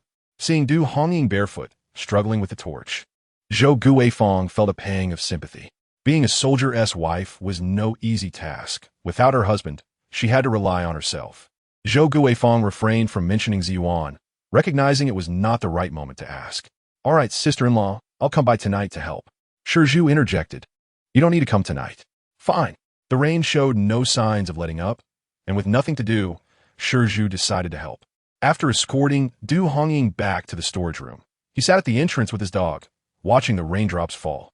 If it were a usual day, Du Hongying would feel quite at ease. However, now, in this moment of idleness, her thoughts inevitably drifted to Gao Zhiyuan. Chasing wind. What do you think he is now? She mused aloud while petting her dog. He surely hasn't perished, right?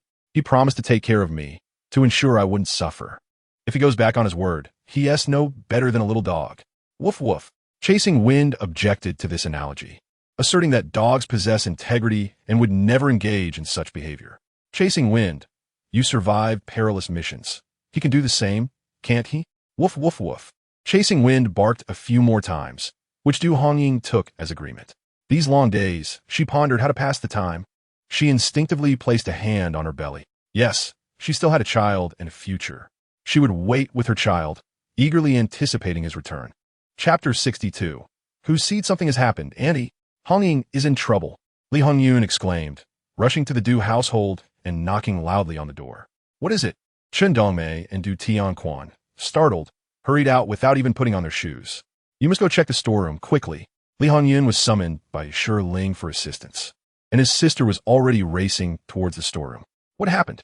Du Hongbing and Du Hongwei were also awake now. Hongyun, what has happened to my sister? I don't know. Just hurry. Chen Dongmei immediately feared that Du Hongying had taken a drastic step, causing her limbs to weaken. I can't move. Du Tianquan squatted down and hoisted her onto his back, running. Hongbing sprinted after them, shouting, Hongwei, remember to lock the door. Oh, right. Du Hongwei ran a few steps before turning back to find the key and secure the door. When Du Tianquan carried Chen Dongmei to the storeroom, they found a crowd gathered outside. What's going on? Is everyone so idle today? It was Hongying's voice. Chen Dongmei's heart skipped a beat. Thankfully, her daughter was alive. Du Hongying, how shameless you are. Your husband's body is barely cold, and you're already consorting with another. Zhang Guilan screeched. Slap. Du Hongying had been waiting for the chance to strike her. This time, she delivered a forceful slap to Zhang Guilan's face. I've seen people vying for attention, but I've never seen anyone trying to put a green hat on their son. Which of your eyes saw me with another? You know your son's body is not yet cold, yet you slander me. What malice do you harbor? You hit me, you harlot. How dare you strike me? Song Gilon hold, Lungning up to Hongying. Zhang Guilan, are you looking for death? As long as Hongying was alive, Chen Dongmei found her strength. Seeing her daughter bullied by that wicked woman, she seized Zhang Guilan by the hair and yanked it back. You black-hearted wretch. You once promised to treat my Hongying like your own daughter, and this is how you show your affection. Ah, it hurts. Let go. I will not release your mother. Enough. Du Tianquan bellowed, observing the chaos. What on earth is happening? What is happening? Your daughter is consorting with another. Chen Dongmei released her grip, but a clump of Zhang Guilan's hair remained in her hand, causing tears to stream down her face. My Ziyuan is so unfortunate, all because he married this wretched woman. Silence. Gao Zhiyuan arrived and scolded her sharply. You old hag, what are you making a fuss about? If I say it, she can say it too. What is stopping me? What has my Hongying done? Du Tianquan scrutinized his daughter, who stood calmly and composed, unfazed by the turmoil. Moreover, he knew his child's character well. This was not something she would do. Consorting with another. Do you understand? Should I take a megaphone to the town and shout it out? To catch a thief, one must catch them red-handed. Do you believe I one-slap you today? What? Since you didn't catch her in bed, you refuse to acknowledge it. Ask her whose seed is growing in her belly. Whose seed? Whose could it be?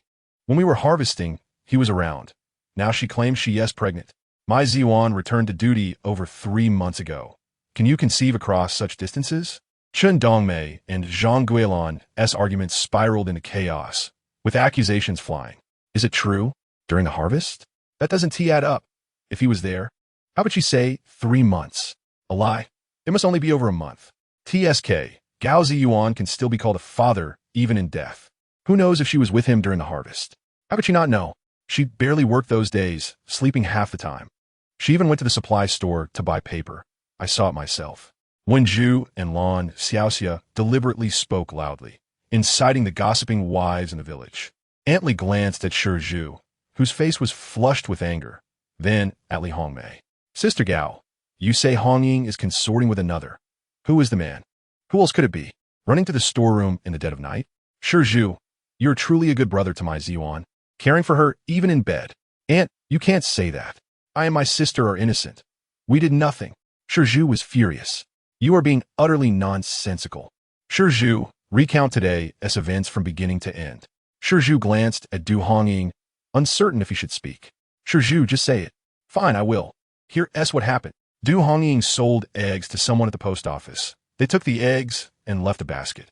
I thought about helping my sister carry the basket back, since it was raining and the road was slippery. As soon as I entered the storeroom, Gao Siwen and his wife were outside shouting about catching an adulterer. The critical moment was when his shout drew a crowd. Aunt Kai, Aunt Li, Sister Lu, and others appeared.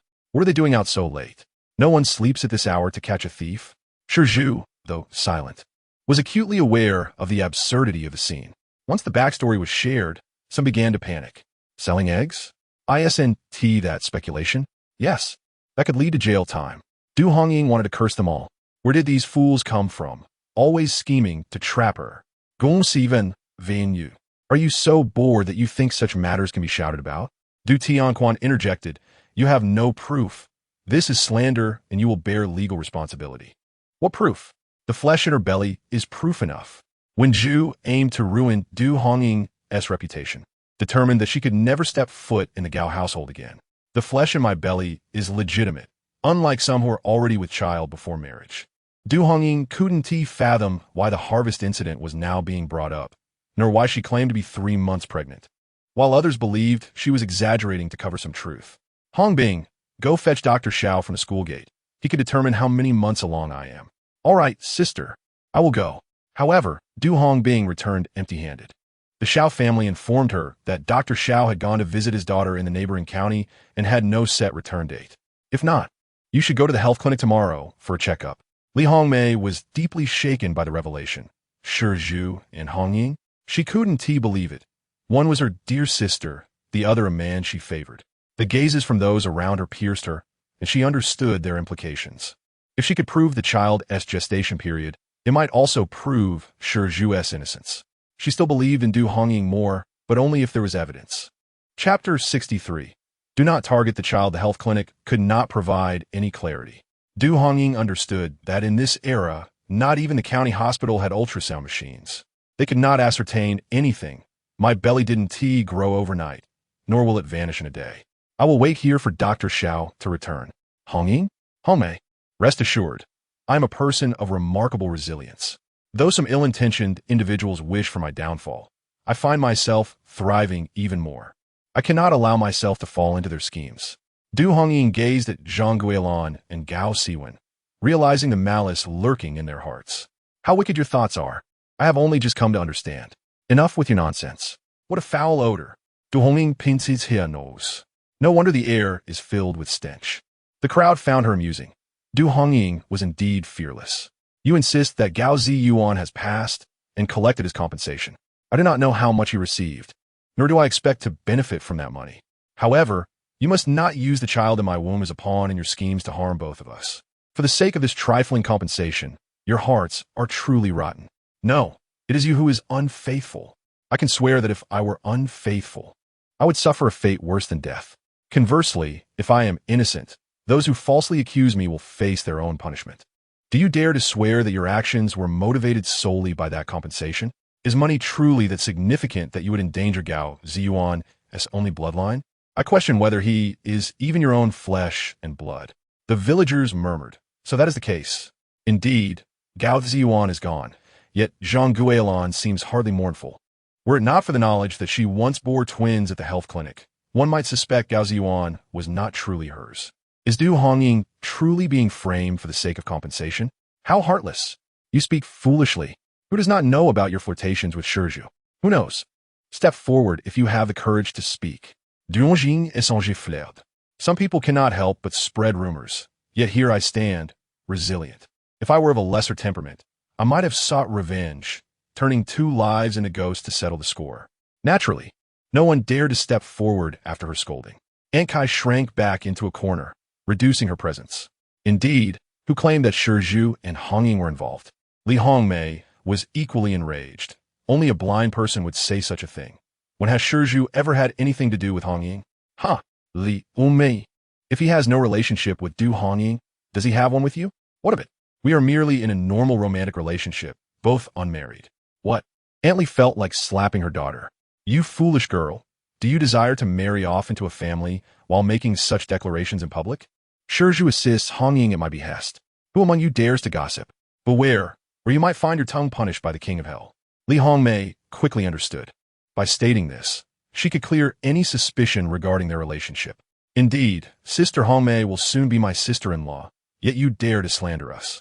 What intentions do you harbor against our families? Shirling, ever clever, quickly joined in. You are taking advantage of my brother's honesty. Let me tell you, my brother may be slow of speech, but I, Shirling, am not easily provoked. If you push me too far, I will curse your ancestors. Shirling, having no parents, was fierce. Her brother's honesty compelled her to be bolder. Otherwise, survival would be difficult.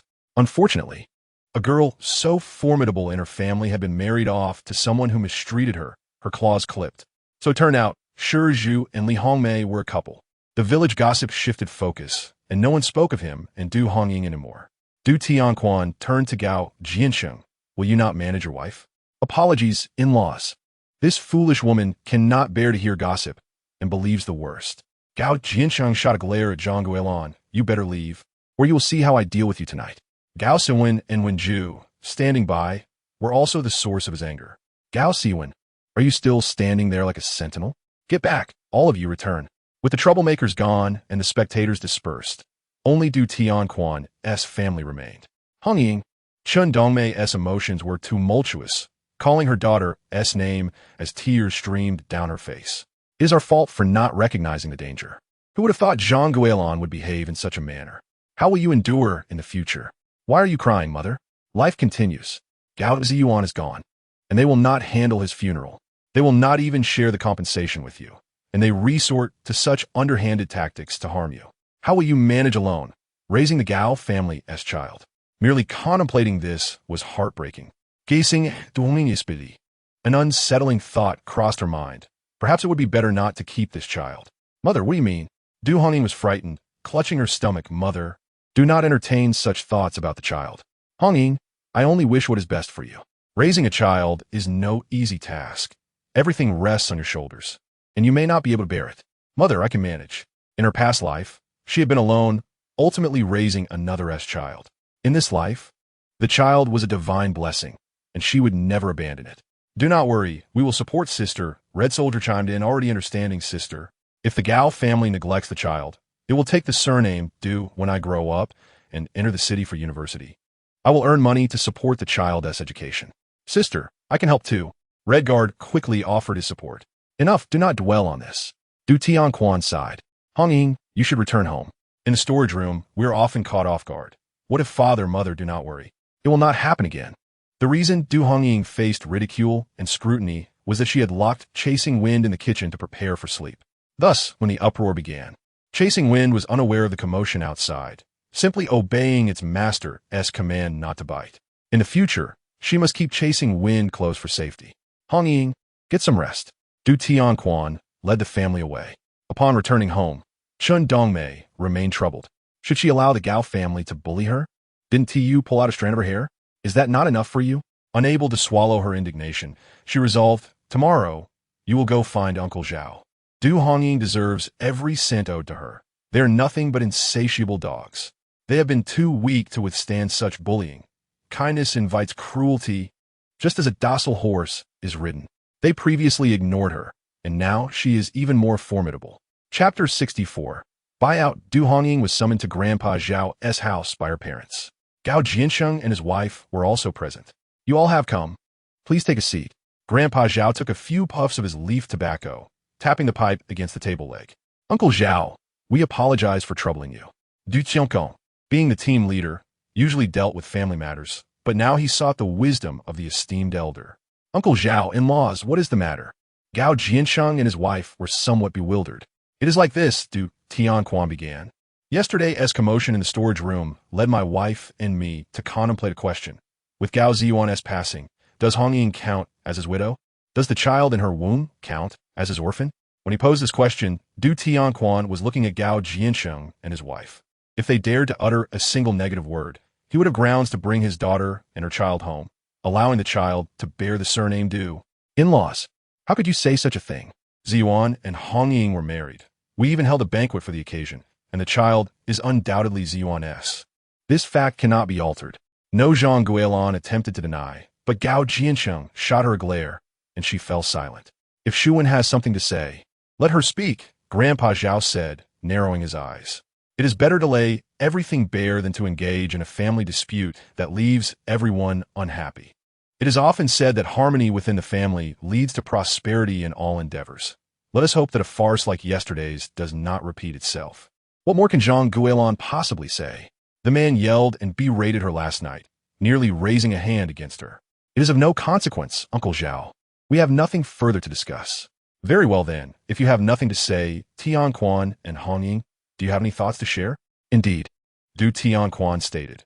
After pondering through the night, We feel that something is amiss. If Ziyuan has indeed departed, then why have no arrangements for his burial been made? Yet if he has not left, we have heard that the military has issued the compensation funds, but we are uncertain if this is true. Elder Zhao turned his gaze towards Gao Zhiyuan, who nodded in affirmation. Yes, the funds have been released. He had considered this on his way here. Perhaps it was indeed related to this matter, as expected. Since you, Hongying, have acknowledged your status as a daughter-in-law and the child within you, should not the compensation be divided according to custom? In Chen Dongmei's words, they seem intent on taking advantage of us while scheming against Hongying. This sentiment cannot be tolerated. A division must occur. Was it not the case that we were all engulfed in sorrow previously and neglected this matter? Gao Zhiyuan readily agreed. Zhang Guilan's face flushed crimson. She had no intention of sharing, yet the true authority in this family rests with the men. If Gao Zhiyuan insists on a division, her protests would only lead to a legal battle. Frustrated and helpless, she felt deeply aggrieved. Since you all insist on dividing, let us discuss the method of division. Elder Zhao understood that he was to act as a mediator today, ensuring fairness by first hearing the opinions of both families. The compensation was not substantial. Due to the special task and the commendation received, it totaled 680 yuan. Gao Zhiyuan contemplated. Given that Hongying is with child, raising a child requires considerable effort. Our proposal is to retain 200 for ourselves, while the remainder should go to Hongying and the child. What do you think? Du Tianquan felt a sense of relief upon hearing this. After all, they were longtime brothers, and he recognized the importance of clarity in their dealings. No, I cannot agree. Before the Du family could voice their objections, Zhang Guilan rose in agitation. I have cared for him all these years, nurturing him from infancy, and I have worried about his every need. I had hoped he would support me in my old age, and now, with his absence, I see this meager sum only to have a large portion given to others. I cannot agree. I vehemently refuse. Silence. Gao Zhiyuan, you dare to suppress me. You incompetent man. Your son is gone. No one is left to care for you, and yet you would give the compensation to others. Those others are Ziyuan's wife and child. Huh. Ziyuan's wife and child? Zhang Guilan was about to express her doubts regarding the child's parentage, but held her tongue as she saw the knife-like glare from Chen Dongmei. As it stands now, who knows whose wife and child they will be in the future? Unless Du Hongying writes a declaration, vowing never to remarry, she should not receive any compensation. Otherwise, taking my son's life money and marrying someone else with the child, wouldn't that be a grave injustice? Silence. Gao Zhiyuan's veins throbbed. He, too, harbored such concerns. Du Hongying was not yet 20. Who could predict whom she might marry in a few years? Yet the child, it cannot be left to them, as Du Hongying would take it with her. This compensation indeed seemed excessive. He regretted it. Gao Zhiyuan, you fool. You suppressed my voice without thought. Zhang Guilan transformed the conflict into an internal strife, disregarding all decorum and directly firing back at the man. I have said before, if Du Hongying dares to write a declaration stating she will not remarry, I have no objections to her receiving Ziyuan's compensation. Otherwise, I will not part with a single cent. Du Tianquan and Chen Dongmei turned pale with rage upon hearing her words. Zhang Guilan, I was truly blind before. You are a heartless and despicable woman. My Hongying is only 18, and you wish to bind her to the Gao family. Chen Dongmei, in her fury, stumbled over her words, lamenting her own inability to argue effectively. If only she could wield words like her elder sister or younger sister, she would have verbally torn Zhang Guilan apart. Huh, you do not even wish to safeguard Yuan's memory, yet you covet his life money. Is that not the truth? Does he not have a child to nourish? Who knows whose child that is? Zhang Guilan, I will tear your mouth apart. The two women seemed poised for battle once more. Elder Zhao sighed. It appeared that these two families would be enemies henceforth. He remained present, receiving no respect. Gao Zhiyuan hurriedly restrained Zhang Guilan, while Du Tianquan grasped Chen Dongmei's hand. Is it not merely about money? Du Hongying, feeding utili spink, interjected, Elder Zhao. I do not wish to take even a single cent of this compensation. Hongying, Elder Zhao, I have one request. She insists that the child within me is not Hai Ziyuan's. If that is the case, then today, before you, let the Gao family write a severance letter. Du Hongying spoke coldly. That 680 yuan is Hai Ziyuan's life money, and from this day forth, Hai Ziyuan, Du Hongying, and the child within me shall have no further ties with the Gao family. On what grounds? Zhiyuan is my son. On the grounds that you do not recognize his wife or his child, this 680 yuan in compensation buys you out of this so-called kinship. Du Hongying stated, this is to prevent any future attempts to disgrace us. Even in death, you would impose a green hat upon him. I have never encountered such a mother. I truly question whether he was adopted. Du Hongying, you speak nonsense. Chapter 65. Seeking solitude, Du Hongying was genuinely vexed by dealings with her in-laws. She insisted on a severance. Even the deceased Zhiyuan was to be dragged to their side. Regardless of life or death, they were to be considered a family. Either they accept the money. 480 yuan is indeed a fair price. How could Zhang Guilan bear to relinquish the money that had entered her purse?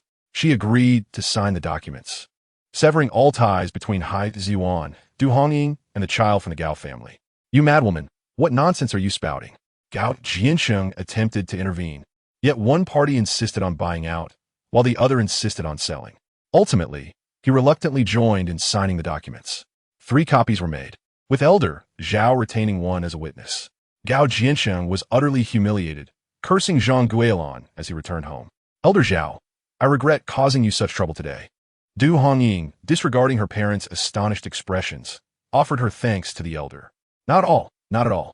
Elder Zhao sighed. To choose a wife is to choose wisely. Gao Zhiyuan is destined to fall at the hands of his own wife, for he dares to sign such a document. You, my child, how could you have thought of such a dreadful notion? They believe Zhiyuan to be a mere corpse. I and the child must incur expenses, which is a significant burden, hence they are more than willing to sign. Du Hongying calmly replied, Elder Zhao, I had no other choice, now that Zhiyuan is gone, and my pregnancy is not acknowledged by the Gao family. I would rather sever ties cleanly than face humiliation with the child in the future. Had Zhiyuan been alive, he would never have allowed me to be bullied by his family. Reflecting on the incident when she struck Gao Siwen on the morning after their wedding, Du Hongying felt a pang of sorrow. The feeling of being protected by a man was truly wonderful, yet alas, that man had vanished. Good child, do not be sad. This way, we can seek tranquility. Elder Zhao hurriedly comforted her. Indeed, I too desire tranquility. Alas, it is our fault. We should have broken the engagement back then. Du Tianquan regretted deeply. We were blind, believing for so many years that they were a good family, thinking we knew them well since we were from the same production team. Chun Dongmei wept profusely. Only now do I realize that knowing a person's face does not mean knowing their heart. Zhang Guilan is not to be underestimated. Father, mother, it's all right. I'm doing well. Let's not speak of them anymore, for it would only affect my peace of mind during this pregnancy. Hongying, come back to live with us. This was a sentiment Chun Dongmei had expressed countless times since Zhiyuan's incident. Indeed, Hongying, moving back home means there will always be food for you and your child. As long as we have something to eat, you shall not go hungry. Du Tianquan asserted. I refuse to believe that without the Gao family, my daughter and grandson would starve. It's fine, father, mother, I am accustomed to living alone in the storeroom. It's quite pleasant, so you need not worry. After expressing gratitude to old Master Zhao, Du Hongying parted ways with her parents at the crossroads. Hongying, where have you been? I couldn't find you in the storeroom, Li Hongmei remarked, bringing her more vegetables. You still have the leisure to bring me food? Didn't your mother scold you? No, she merely lectured me all night, warning that if I suffer in the future, I shouldn't cry. That foolish boy actually got up early to fetch water for my family, grinning at my mother, which infuriated her to the point of scolding me again this morning. So, yesterday, due to her own issues, did she inadvertently gain some clarity? Hearing Li Hongmei mention Shizhu's attempts to curry favor with his mother-in-law, Du Hongying couldn't help but laugh heartily. Seeing her smile eased Li Hongmei's worries significantly. To her, Hongying was a strong woman, truly resilient. Hongying, if your mother-in-law speaks ill of you, I shall tell you. After all, her mother is quite well informed. It matters not, Du Hongying replied, recalling how this gossip, despite its spread, could work to her advantage. I just visited old Master Zhao, and she still insists that the child in my womb is not Gao Zhiyuan's. And she won't give me a single cent of the pension. If she were to provide it, I would have to sign a document pledging never to remarry. I rejected that money. Li Hongmei paused, then understood. Indeed, she shouldn't accept it. You are merely 18 or 19 years old. Although Gao Zhiyuan has only recently passed, suggesting remarriage feels rather inconsiderate. Yet life stretches far ahead, and while once there were strict codes of chastity, Now marriage is free. What is there to guard against? You misunderstand. I never contemplated remarriage, Du Hongying clarified. I didn't T1 the pension. I used that money to sever ties with the Gao family, along with my childless relationship with them. Henceforth, their affairs will have nothing to do with us. It can be done this way? Hongying's approach was indeed impressive. Li Hongmei's admiration for her flowed like an unceasing river, as each of her actions was unexpectedly decisive and efficient. Truly, she was like a knife cutting through tangled threads. What if she spreads rumors that your child isn T Gao Zhiyuan? Her mouth is hers. I can't stop what she says.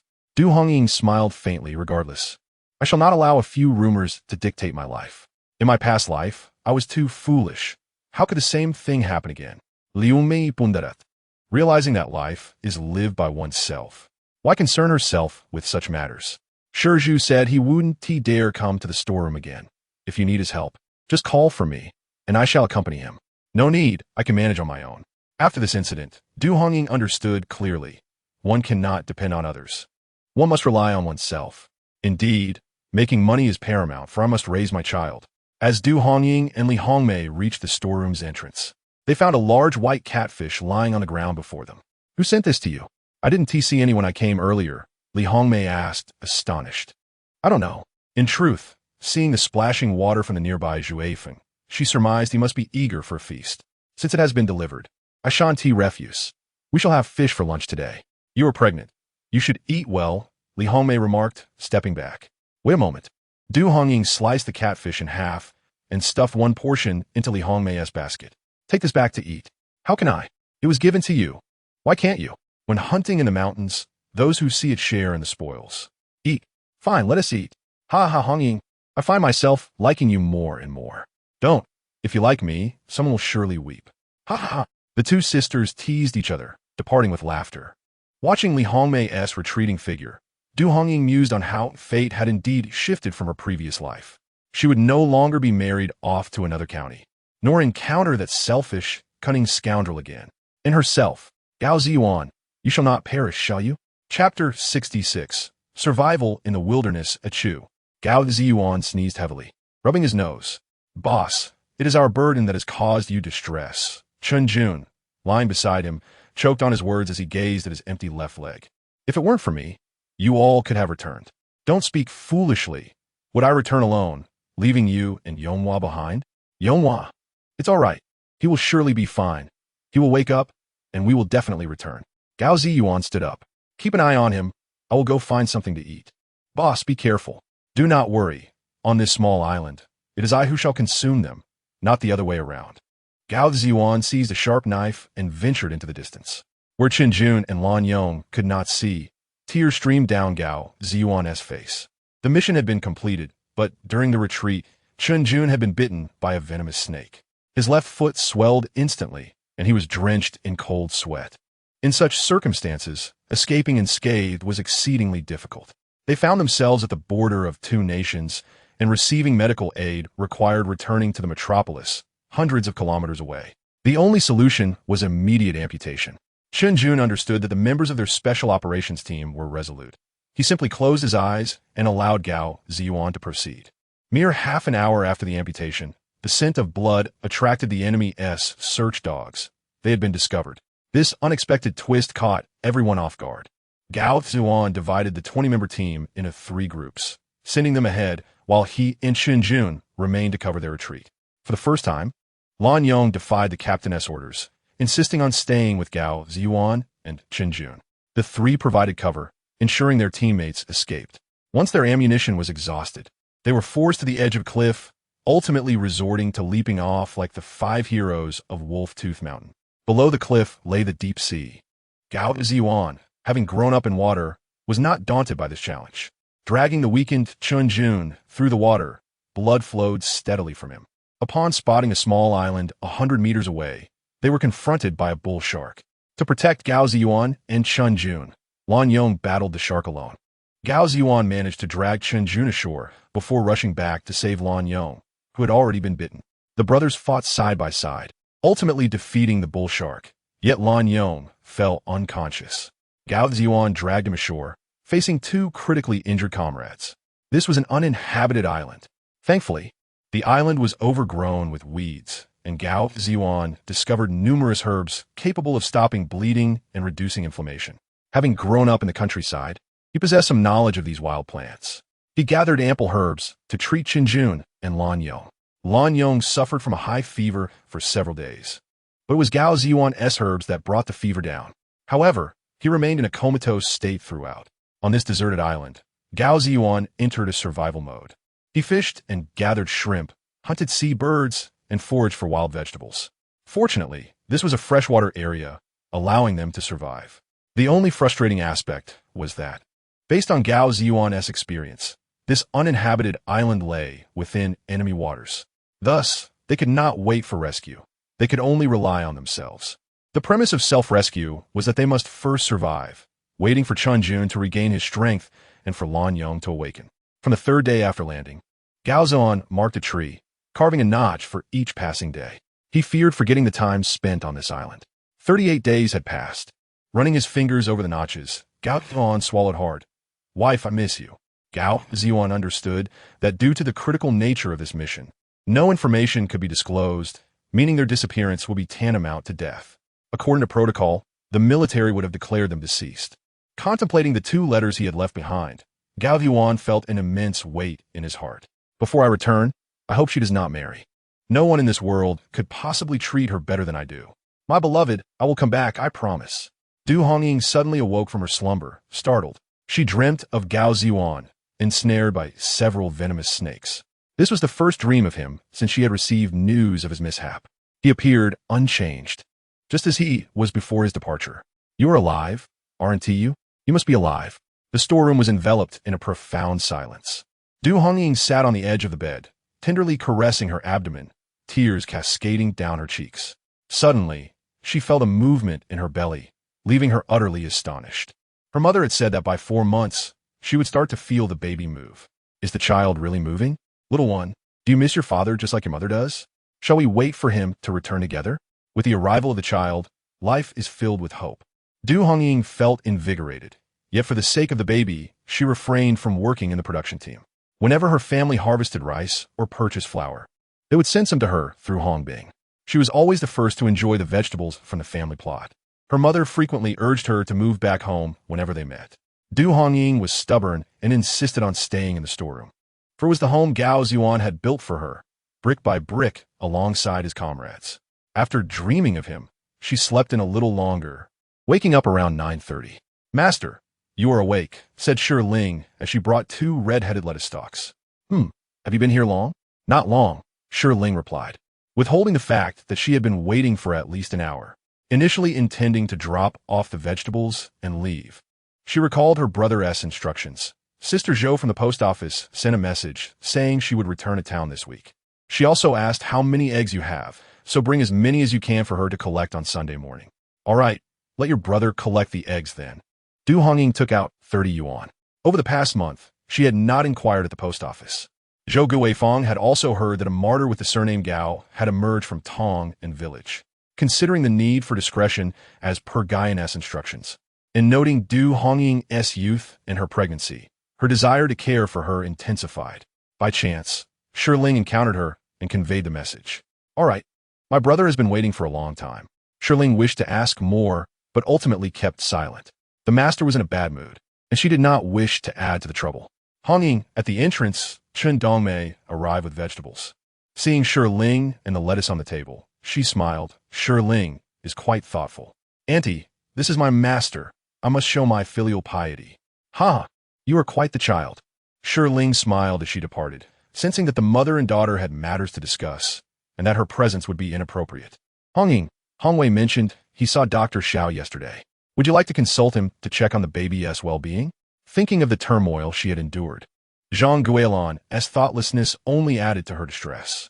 "Mother, it's fine. Everything is good. The baby moved last night." "Really moved?" Chen Dongmei counted on her fingers. "Then it's likely a girl. Boys are usually lazier and tend to move only after 4.5 months. Chapter 67. A bumper crop. Where do you feel discomfort? Dr. Xiao furrowed his brow as he took her pulse. "Well," Du Hongying did not feel any discomfort, but expressed, "I feel extremely hungry and eat quickly." Is that bad? What is wrong with that?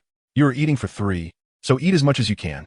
But don't overindulge. You are carrying twins, and if the fetuses grow too large, it could complicate delivery. Twins? Doctor, are you saying I am expecting twins? Chen Dongmei stood up in shock. Yes, twins. It's been 4 months. You should eat smaller meals more frequently. If the babies grow too large, it could lead to complications during delivery, causing you more suffering. Du Hongying's mind went blank. Twins? After being unable to conceive in her previous life, was this heaven's compensation? 2 treasures in 1 pregnancy? Tears streamed down her face. May the deities protect us. May the deities protect us. Chen Dongmei clasped her hands in prayer toward the west. Please ensure my daughter safely delivers her children. I will offer an extra pound of sesame oil. That's superstitious nonsense, Dr. Xiao remarked coldly, casting a glance at Chen Dongmei. It's better to heed my advice. I can provide practical guidance. Yes, doctor, please share your wisdom. Chen Dongmei stood respectfully before him, eager to remember everything. Rest well, avoid staying up late. Don't overexert yourself, and refrain from consuming cold or raw foods. Chen Dongmei diligently noted each point. Am I really carrying twins? Du Hongying still harbored doubts and inquired of Dr. Xiao. If you don't trust my medical expertise, why come here? Dr. Xiao shot her an irritated look. You're still young. Don't burden yourself with too much worry. Eat well, sleep well, and nurture your pregnancy. Your husband is gone, but your children are your hope and future. Indeed, Dr. Xiao remembered her as Gao Zhiyuan's beloved. When it comes time to deliver, it's best to go to the town clinic. A 1 TB of much help. In truth, it wasn't tea that he couldn't assist. It was merely that people were stubbornly traditional, believing that a man could not assist in childbirth. Little did they know, he could handle any complications with ease. He couldn't be bothered to convince them. Thank you, Dr. Xiao. Truly expecting twins, with 2 little ones inside her. Du Hongying's lips curled into a smile. As expected, your father is a twin. It runs in the family. Haha, I wasn't even aware of that. Dr. Xiao quietly remarked. Du Hongying looked up in curiosity, wanting to ask, but fearing rebuke. What does that mean, Dr. Xiao? Does my daughter need any medication? Medication for what? If all is well, why take any? Are you trying to help her or harm her? Medicine can be toxic, so don't heed others' advice recklessly. Dr. Xiao, never speak carelessly or prescribe without reason.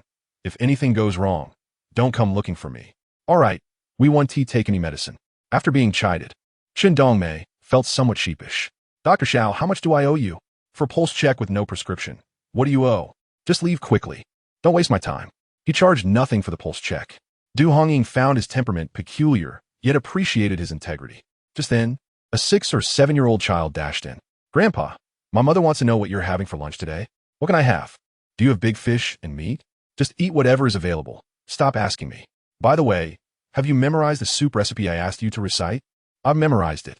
Recite it to me before lunch. If you can't, you won't get to eat. Got it, Grandpa. The child dashed out again. And Dr. Xiao muttered, each one is smarter than I am, yet lazier, failing to study properly. Who will inherit my skills? A thought crossed Du Hongying's mind. This idea was wonderful, but implementing it would be challenging. Dr. Xiao, thank you so much. Hongying, let us go. All right, Grandpa Xiao. Thank you, goodbye. What benefit is there in saying goodbye to a doctor like me? Du Hongying smiled, finding the old man endearing. Throughout the journey, Dongmei continued to offer various reminders. I still say move back home. Mother, you needn't persuade me. If I wanted to move, I would have done so already. Du Hongying smiled. Mother, I'm strong. Truly, I am fine. Sigh. What could Chen Dongmei say? Once her daughter had made up her mind, nothing could change it. Upon returning to the storeroom, Du Hongying grabbed a bamboo basket. Chasing wind, let us catch some fish to eat. Chasing wind, brimming with excitement. Dashed far ahead, but then remembered it needed to protect its owner and turned back to accompany Du Hongying. You truly are a darling. Du Hongying laughed heartily. This creature was indeed more reliable than many humans. Upon reflecting on the sudden disappearance of a certain individual, the army's provision of compensation only adds to the heaviness in one's heart. By the riverbank, Du Hongying sits quietly, taking in the scenery as her dog, chasing wind, frolics excitedly. This spirited creature dashes back and forth, catching anything it can find, undeterred by the absence of a command to stop. Chasing wind, that will suffice. You've worked hard, she says, patting its head. I'll ensure you receive a hearty meal at noon. Du Hongying then heads back to her maternal home with a bamboo basket in hand. Child, where did you procure such an abundance of fish? Her mother queries. I found them, she replies, suppressing chasing wind as contributions. These 3 smaller ones are for our lunch, while these 2 larger ones shall be delivered to Dr. Xiao by Hongbing. Why wait? If you're sending them, do it now. Fresh fish is best enjoyed at noon, lest it spoil by evening, Chen Dongmei interjects. It's Sunday, no school today. He is tending to the vegetable garden, she adds, offering to fetch him. Du Hongbing, intrigued, wonders why the sudden errand for Dr. Xiao. This morning, I took your sister to consult with him. After taking her pulse, he declared it strong. Your sister is expecting twins. Is that truly so? Can one discern such a thing from a mere pulse? Du Hongbing exclaims, astonished. Sister, are you really having twins? Is that something one can know beforehand? Go on, deliver the fish to Dr. Xiao. Du Hongying laughs. He offered his services free of charge. And since I've caught a few fish, it is only fitting to express my gratitude with a gift. All right, I will go at once, Du Hongbing responds. Dr. Xiao is a good man. He treats many students for free, tending to their injuries. I remember in the 4th grade, I sprained my ankle, and he simply touched it, and then it was well again. Du Hongying returned with the fish, and Du Tianquan naturally took to the kitchen, eager to prepare a delightful meal for his daughter. The aroma of the 3 fish simmered filled the house, yet Du Hongbing had not yet returned. What are we taking that boy so long? Du Tianquan pondered. Perhaps he has been delayed. He ladled a bowl of fish for his daughter. Hongying, you must eat. You cannot afford to be hungry. Such treatment is akin to that of a panda. Du Hongying tjökelt, her appetites piquil. Mother, I used to feel nauseous at the smell of fish, but since father prepared it last time, I no longer feel that way. What has changed? The first pregnancy brings many uncertainties, Chen Dongmei explained. It is normal. Some women suffer from nausea throughout, while others only experience it briefly. Observing, Du Hongying relish her meal. Chen Dongmei felt reassured. As long as you can eat, that is what matters. The twins require nourishment. Twins indeed, Du Tianquan remarked while setting the table. This is a clear case of hereditary traits. Although a written statement disassociates us from the Gao family, their blood still runs through our veins. His disdain for Zhang Guilan led Chen Dongmei to refer to her simply as that woman. Soudainly, Du Hongying recalait de Dr. Xiao's murmure. This is, oh dear, I've swallowed a fishbone. She coughed, feeling embarrassed. What is it? Du Tianquan rushed to inquire. It seems a bone is lodged in my throat. Chen Dongmei, both concerned and reproachful, advised, just drink more water. That should help. Moments later, Du Tianquan returned with a bowl of water, placing chopsticks across it in the shape of a cross. Drink a sip from each corner. Oh, Du Hongying complied with her father's guidance. This remedy is a common rural practice. Whenever one is choked by a fishbone or small fragment, such a solution is often offered, and it usually proves effective. Even in her previous life, Du Hongying had no rebuttal against the simplicity of drinking water. She sensed that the fishbone was not substantial. Be mindful, it is cold water. Drink sparingly, for you are with child, Chen Dongmei cautioned, both parents watching over Du Hongying carefully. After sipping from all corners, she exclaimed, it seems better. The sensation is gone. This method works well. I learned it from an elderly gentleman while working in the fields, Du Tianquan shared. As the team leader, you ought not to fear being accused of superstition. In this era, such labels are to be avoided at all costs. We can practice at home without letting outsiders know. He reasoned. The elderly gentleman, a practitioner of ancestral healing methods, believed that some things exist whether one believes in them or not. You wouldn't understand. Chen Dongmei laughed at his fanciful claims. You speak of your esteemed teacher. I have heard of similar tales. A carpenter once worked for a peculiar woman who found fault with everything he did, attempting to withhold his pay. In retaliation, he played a trick on their bed, and every night they heard a buzzing sound. Only the woman could hear it, while the man remained oblivious. Indeed, and the woman became restless, eventually confiding in her husband, who found it curious. They consulted the elderly for guidance, who suggested they apologize to the carpenter. Otherwise, the matter would remain unresolved. And then, the carpenter dismissed it, claiming it was merely her imagination, and the buzzing ceased that very night. Did it truly stop? Yes, indeed. That night the sound vanished. Yet, the woman, in disbelief, had her husband dismantle the bed, only to discover a drawing of a woman and a spinning wheel hidden within. The buzzing had emanated from that image. As the conversation grew increasingly fantastical, Chen Dongmei remained skeptical. That is truly remarkable, as the carpenter was my master. He was exceptionally skilled in such arts, but alas, he fell afoul of a powerful official and suffered greatly for it. Dad, is your master truly that talented? Du Hongying listined entente.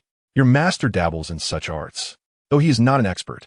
However, he possesses considerable skill, often leading significant tasks among his peers. How impressive! Du Hongying mused, recalling Dr. Xiao's medical expertise, which seemed to be fading from memory. Just then, Du Hongbing returned, panting heavily. You rascal! How could a simple errand take you so long? I encountered Dr. Xiao tending to a grievously injured man, gored by a bull's horn. The blood was flowing profusely, and Dr. Xiao instructed me to assist him. He used a dozen silver needles, and miraculously, the bleeding ceased. Du Hongbing's eyes sparkled with excitement. Father, I wish to study traditional Chinese medicine under Dr. Xiao. Du Hongying smiled at him, recognizing the serendipity of the moment. To study medicine? But aren't you planning to attend university? Du Tianquan laughed in disbelief at his son's changing aspirations. Previously, you wished to become a barefoot doctor, insisting on a university education. Now, you wish to study medicine again. You seem to be all over the place, ultimately accomplishing nothing. Father, I can pursue both education and medicine simultaneously, Du Hongbing quickly insisted. I will attend university and study traditional Chinese medicine. You must learn. Does Dr. Xiao from your family wish to teach you? This is the crux of the matter. Father, you are well acquainted with Dr. Xiao. Please speak on my behalf. If you do not learn well and bring shame upon yourself, it will be difficult for me to care for you. Father, Du Hongying remarked, it is you who wishes to be apprenticed. Whether he accepts you depends on Dr. Xiao. Rather than seeking help from Father, you should rely on your own abilities to persuade Dr. Xiao. But how should I go about it? Use your intellect to ponder it thoroughly. Du Hongying felt that the situation was 80% resolved, with the remaining 10% contingent upon Dr. Zhao's decision and Du Hongbing's initiative. Chapter 69. Correcting the path of the Red Guards. Du Hongbing indeed possessed talent. On the third day, he returned with good news. Grandfather Xiao has agreed to let me help him organize herbs after school and on weekends and holidays. I will go with his grandson, Xiao Xing, to gather herbs. Did he agree to take you as his disciple? Not yet. Du Hongying felt a pang in her heart. Perhaps this was an initial test. If one is gifted and diligent, success is surely attainable. I have already planned. First, I will assist Grandfather Xiao in learning about herbs. What I do not understand, I will ask, observe, and learn, and then I will study traditional Chinese medicine. Very well. If you have made up your mind, go ahead. Du Hongying wholeheartedly supported him. If not to be a capable minister, then to be a good physician. A healer's compassionate heart is to cure the sick and save lives. Studying traditional Chinese medicine has its advantages. Even a small amount of herbs can remedy ailments, unlike Western medicine, which often requires an abundance of pharmaceuticals. Du Hongying reflected on her past life, where in her final days, she consumed countless pills, treating them as sustenance. A truly tragic existence. Yes, sister, I will study diligently. Du Hongbing looked at his sister with deep affection. Sister, once I earn money, I will help you raise children. I can support too. This younger brother, though still quite young, spoke words that warmed Du Hongying's heart. All right, sister believes in you. One can certainly raise their own children, but it is beneficial to apply a little pressure to young boys. Her brother, in both lives, exhibited a sense of responsibility, and the bond between them was profound. In contrast, Hongwei had an impulsive nature. In her past life, he had dropped out of school before completing middle school, then learned carpentry under their father, but without diligence. When scolded, he lost interest in learning. In the 1980s, he went out to work, and she had not heard from him since his demise. Reflecting on the fates of her two younger brothers in her previous life, Du Hongying resolved to change their destinies. As for Hongwei, he had gone out to play with a group of friends. He would enter middle school next year. Du Hongying remarked, he must focus.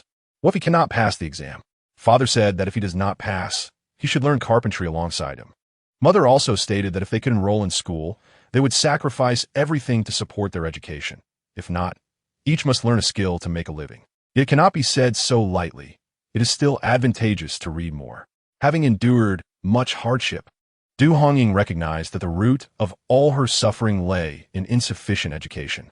When he returns, let him come to the storeroom. I will seek him out. Oh, all right. Du Hongbing departed, and Du Hongying remained in the room, contemplating her concerns. Given Hongwei's capricious character, there was indeed a need for guidance. However, he needed to reach 18 first.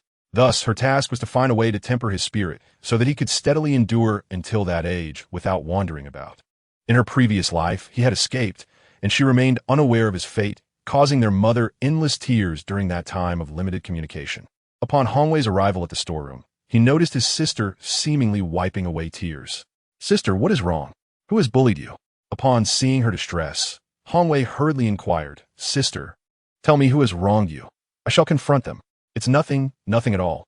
The more Du Hongying attempted to conceal her emotions, the more suspicious Hongwei became.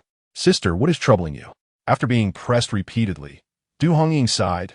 "They say your brother-in-law is gone, yet I cannot bring myself to believe it. Last night, I dreamed of him being pursued by a venomous snake. In this life, I have neither seen him alive nor found his remains." Tears began to flow again.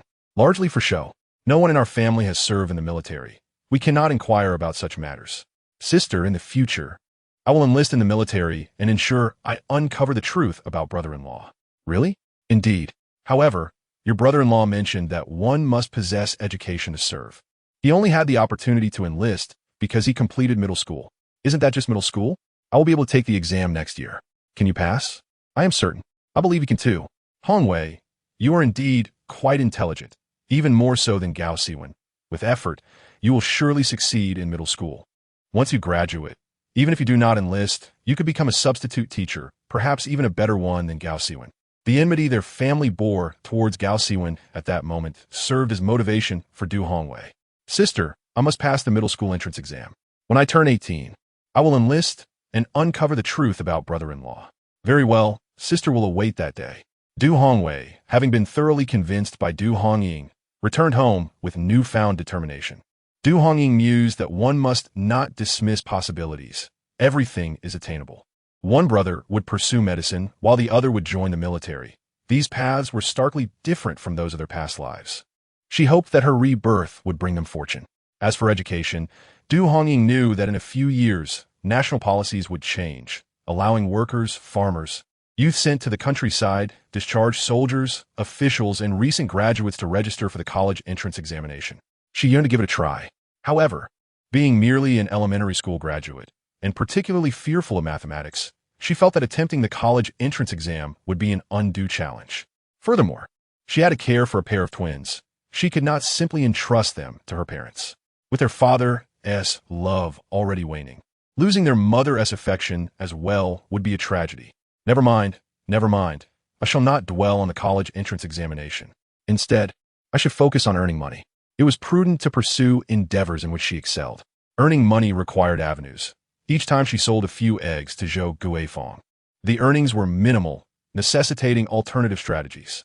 When Shi Zhu and Li Hongmei returned to her with a basket in the evening, she was filled with excitement. Sister Zhou said this is the defective fabric from her sister-in-law's cotton spinning factory. It was given to workers as a wage supplement. Since her sister-in-law has no use for it, she has gifted it to you. Even if it is torn, it can be fashioned into a few diapers. That Zhou's sister is truly a kind person. Indeed, she is my benefactor. Earning a little pocket money each month through egg sales was a stroke of good fortune. Hongying, in the future, when you find ways to earn money, let us know. We will assist you.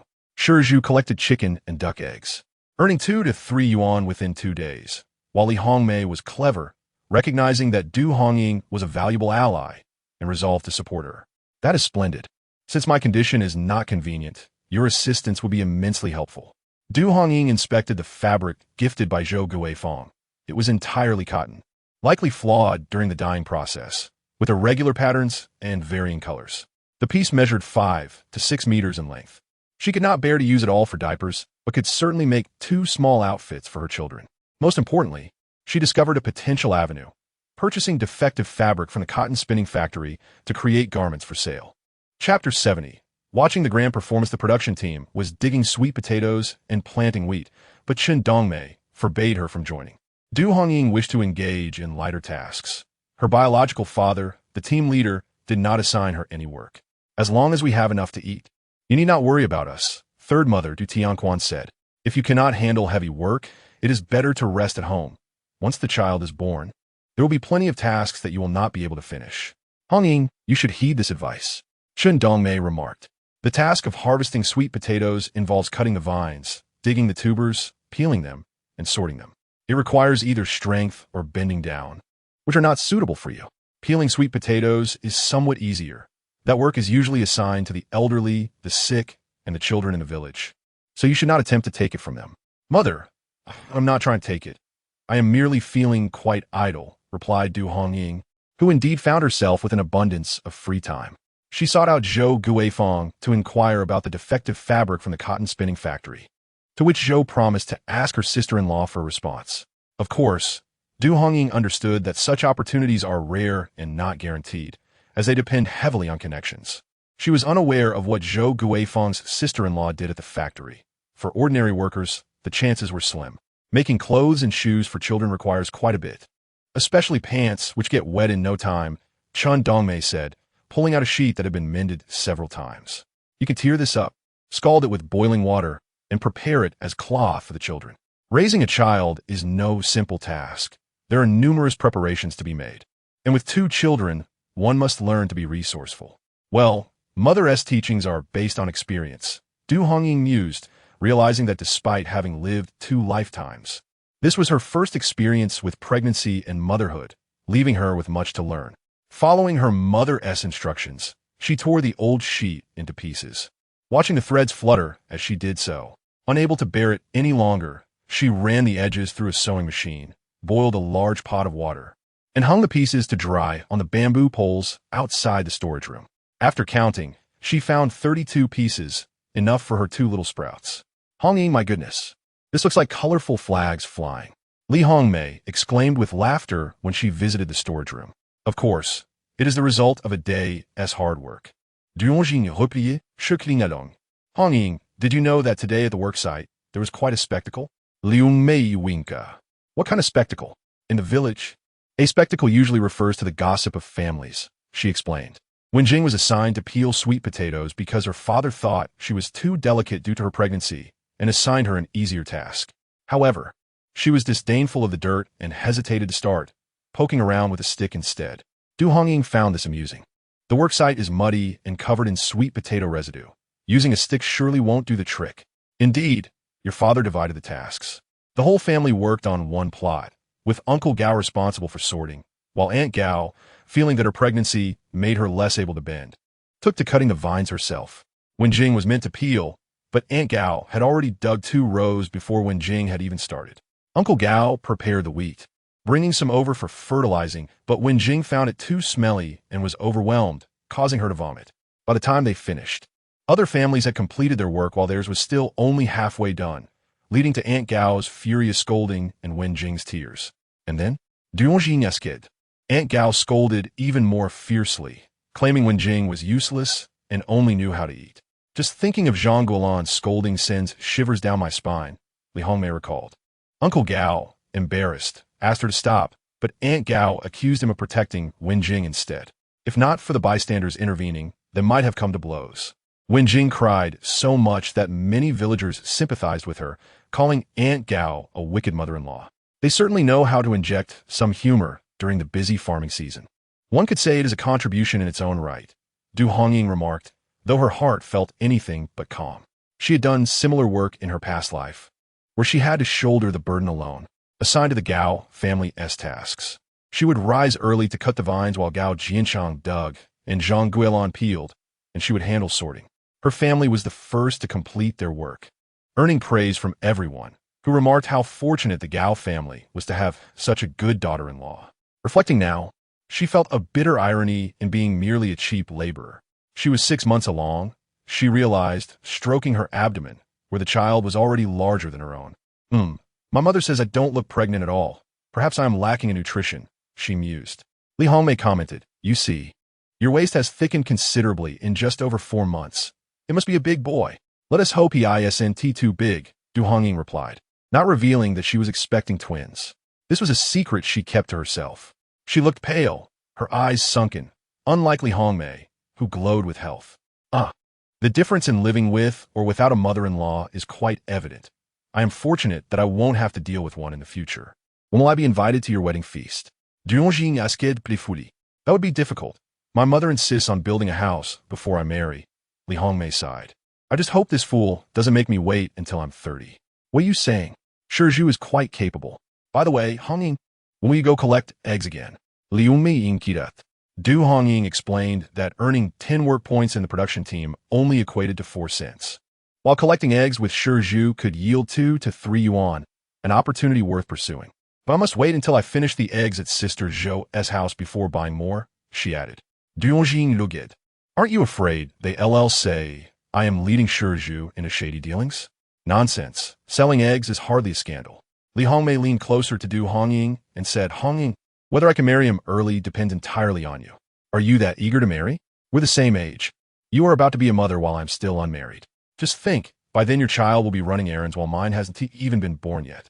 And then you'll be a mother-in-law while mine hasn't even grown up, and it'll be a slow race. How can that be? Is this a competition we're having? Of course, my sister. We must keep pace and not fall behind. Li Hongmei, with her bold demeanor, spoke of marriage without a hint of shyness, even with a glimmer of anticipation. Perhaps this was what it meant to marry for love. Are you in such a hurry? Why not cook the rice before it's ready, taking action before announcing it? I might suggest it, but I wouldn't dare. My mother would send the fool to prison because the Li family cannot afford such a scandal. In this era, such a notion was indeed shocking.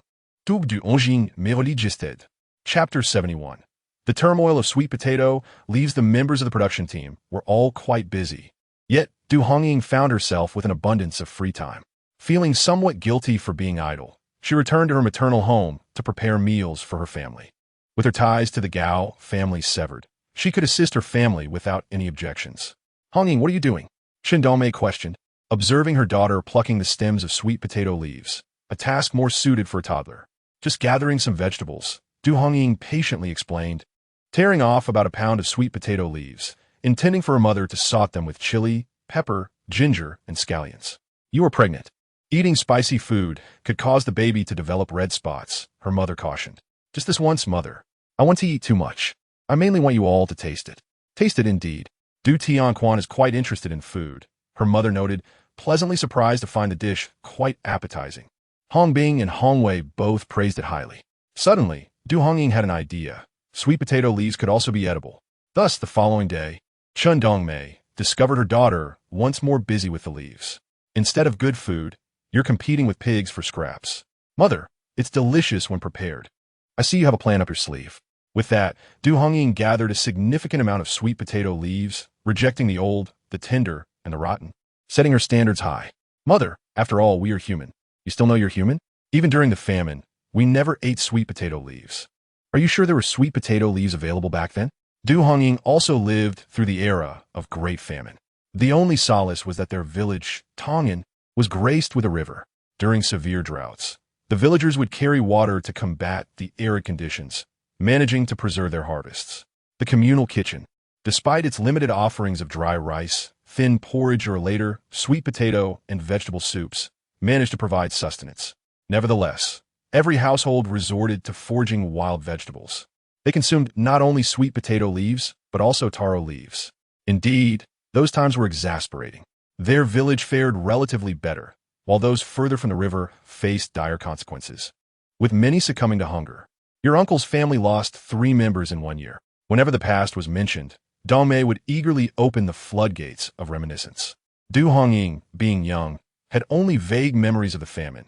She primarily listened to her mother's tales. Sometimes, she felt a deep sense of gratitude. Surviving those catastrophic years was a stroke of luck. Du Hongying harvested a full basket of sweet potato leaves, diligently washed them, and boiled water in a pot. After adding a pinch of salt and oil, she briefly blanched the leaves. With oil in the pan, she added her mother's homemade broad bean paste and fermented black soybeans, then a generous handful of Sichuan peppercorns, which made Chen Dongmei wince at the thought of the oil cost. You could feed our family for 3 days with the amount of oil you use for this dish. Mother, this dish isn't meant for just one meal. It can last quite a while. After stir-frying the sweet potato leaves, Du Hongying noticed the salt jar her mother used. What do you need this for? To store the sweet potato leaves. Aren't you going to eat any? I might have a bit, but they taste even better after being stored for half a month. Chen Dongmei was skeptical. I sense you're up to something. Eventually, she unearthed 2 identical ceramic jars from under the bed. These were brought back by your great-uncle from the pottery factory. Oh, can we still use them? Did you not see? The mouth is slightly crooked, a defective piece that should have been discarded. But the master craftsman persuaded the factory manager to allow him to keep a few for salt storage. Ah, I see. The people of this era were indeed quite naive, adhering to principles and rules, rarely taking risks for small gains. Du Hongying washed the jars thoroughly and turned them upside down on the stove to let them dry before filling them. At dinner, she served a small bowl of the dish on the table, receiving unanimous praise. Sister, how are you so skilled? This dish is even tastier than what Dad makes. Du Tianquan shot a glare at Hongwei. Don't even think about eating my cooking again. You can cook for yourselves. Hee hee, Hongwei chuckled shyly. Dad, don't be so petty. I was just complimenting my sister. She's a girl, after all. I need to win her favor. Du Hongying, this little rascal is getting more and more slick with words. Sister, is this really made with sweet potato leaves? It's so delicious. Du Hongbing went for another bowl of rice, praising her further. Sister, do you have any extra? I want to take a bowl to Grandpa Xiao. He loves this flavor. I'll make more tomorrow. It tastes even better after half a month, and then I'll send him some. Good, good. Your sister uses all my oil and rice. And you all want to take extra servings. Chen Dongmei playfully scolded. She goes through a pound of cooking oil in just 2 meals. The more oil, the tastier the dish. That's a hard truth. Du Tianquan chimed in. If you're generous with oil and seasoning, anything will taste good. Du Hongying thought to herself that it wasn't always that simple. Some dishes could be ruined by too much oil. Cough. Best not to argue with the chef. The following day, Du Hongying continued her preparations for sweet potato leaf sauce, making even more, as she discovered another ceramic jar under her mother's bed that could hold 5 or 6 pounds. Her mother had said it was meant for storing lard, but Du Hongying insisted on borrowing it. Chen Dongmei watched in dismay as her extravagant daughter finished the last pound of cooking oil and made a significant dent in the bean paste and fermented black soybeans. Du Hongying, you'll return to your storage room tomorrow. I'll cook my own meals. Chen Dongmei laughed and scolded. The price for your ready-made food is too high. I'll use a month's worth of oil, and you'll empty it in 2 days. I can't afford you. Go back to your storage room. Mother, it's late. It's easy to invite a deity, but hard to send them away. You used to call me back to stay, and now that I'm here, you want to be able to chase me off. Du Hongying replied cheerfully. Look at your daughter, her father chuckled. It's just a bit of oil. It's no big deal. Hongbing, go buy 2 pounds tomorrow. Father is the best. Ha ha. The whole family laughed merrily. Du Hongbing and Du Hongwei both enjoyed having their elder sister cook, as her dishes were truly tastier than their mother's, and there were delightful surprises. That evening, she prepared a pot of fish. Where did you get the fish? Du Tianquan and Chen Dongmei asked curiously upon returning from work. I set up a little spot by the river and caught them. She thought she couldn't keep saying they were foraged. A different story was in order. Under the table, Chasing Wind glanced up at Du Hongying. She patted its head in comfort. Sorry for stealing your glory. I just didn't want you to be envied for being too exceptional. People fear fame, and dogs fear being fat. One mustn't showcase their skills too openly. You're certainly becoming more capable, Chen Dongmei remarked in surprise. You've learned quite a bit in the past 6 months. Well, too much chatter can lead to mistakes. Be careful not to expose yourself. Du Hongying quickly lowered her head and focused on her fish. Chapter 72. Security Department. 1 Liang, you can go to the market. But no riding bicycles. One day, Du Hongying mentioned she would be going to market the next day and asked her parents if they needed anything. Be careful on the road. And pay attention to safety. If you get tired, take a break. You are carrying 2 inside you. After all, it's no light task. I know, Mother. Indeed. The worries of a mother are endless. The burden of raising a child weighs heavily. Without the option to ride a bicycle, she had to walk. In the past, she would walk to the market, but since learning to ride, she had no desire to walk anymore. Her mother's concerns were valid, and for the sake of her unborn children, Du Hongying had no choice but to walk, carrying a small basket and accompanied by Chasing Wind. She noticed the villagers working in the fields while she strolled leisurely. Suddenly, Du Hongying reflected on life. Why was it that in one lifetime, despite toiling endlessly, there seemed to be no rewards? Why was it acceptable to be lazy and enjoy delicious food this time around? Why not choose a path that brought comfort instead of adhering to the same arduous route? Wasn't that a bit foolish? As it was the busy farming season, few people were in town. Passing by the post office, Du Hongying hesitated, torn between entering or not. In the past, she would pass by with anticipation, hoping for a letter meant for her, waiting for the staff to call her name to claim it. However, that hope had now become a luxury. Her nose tinged with bitterness, and tears streamed down her face. Hongying, it's you. I was just looking for you. Zhou Guifeng, who had been busy, spotted the familiar figure and noticed her wiping away tears. Zhou Guifeng's heart ached, and she waited for Du Hongying to compose herself before stepping out to greet her casually. Sister Zhou, Du Hongying forcé d'asmide. I saw you were busy, so I didn't want to disturb you. Yes, somewhat. Was just saying they had letters to collect, but I didn't mention it. I was about to look for you. I asked my sister-in-law. There is still some defective fabric in the factory warehouse, but it's in large quantities, and it can't be processed privately. So you might not be able to get it. All right then. In this era, production materials are sold publicly. How much is there? Du Hongying pondered. Could it be obtained under the name of the production team? Zhou Guifeng's eyes sparkled with admiration. This girl was truly astute. In fact, she had considered that option herself to acquire goods under the production team's name. There were mainly lamp grass and card fabric, totaling over 10 rolls and several hundred feet of material. How much does a foot sell for? Du Hongying's heart raced. She saw an opportunity to make a significant gain. My sister-in-law found out that with a recommendation letter, the lowest price is 20 cents per foot. If the cost cannot be recouped, the textile factory will not sell. For no one can bear the burden of such losses. Sister Zhou, if you can secure it, please prepare a letter of introduction.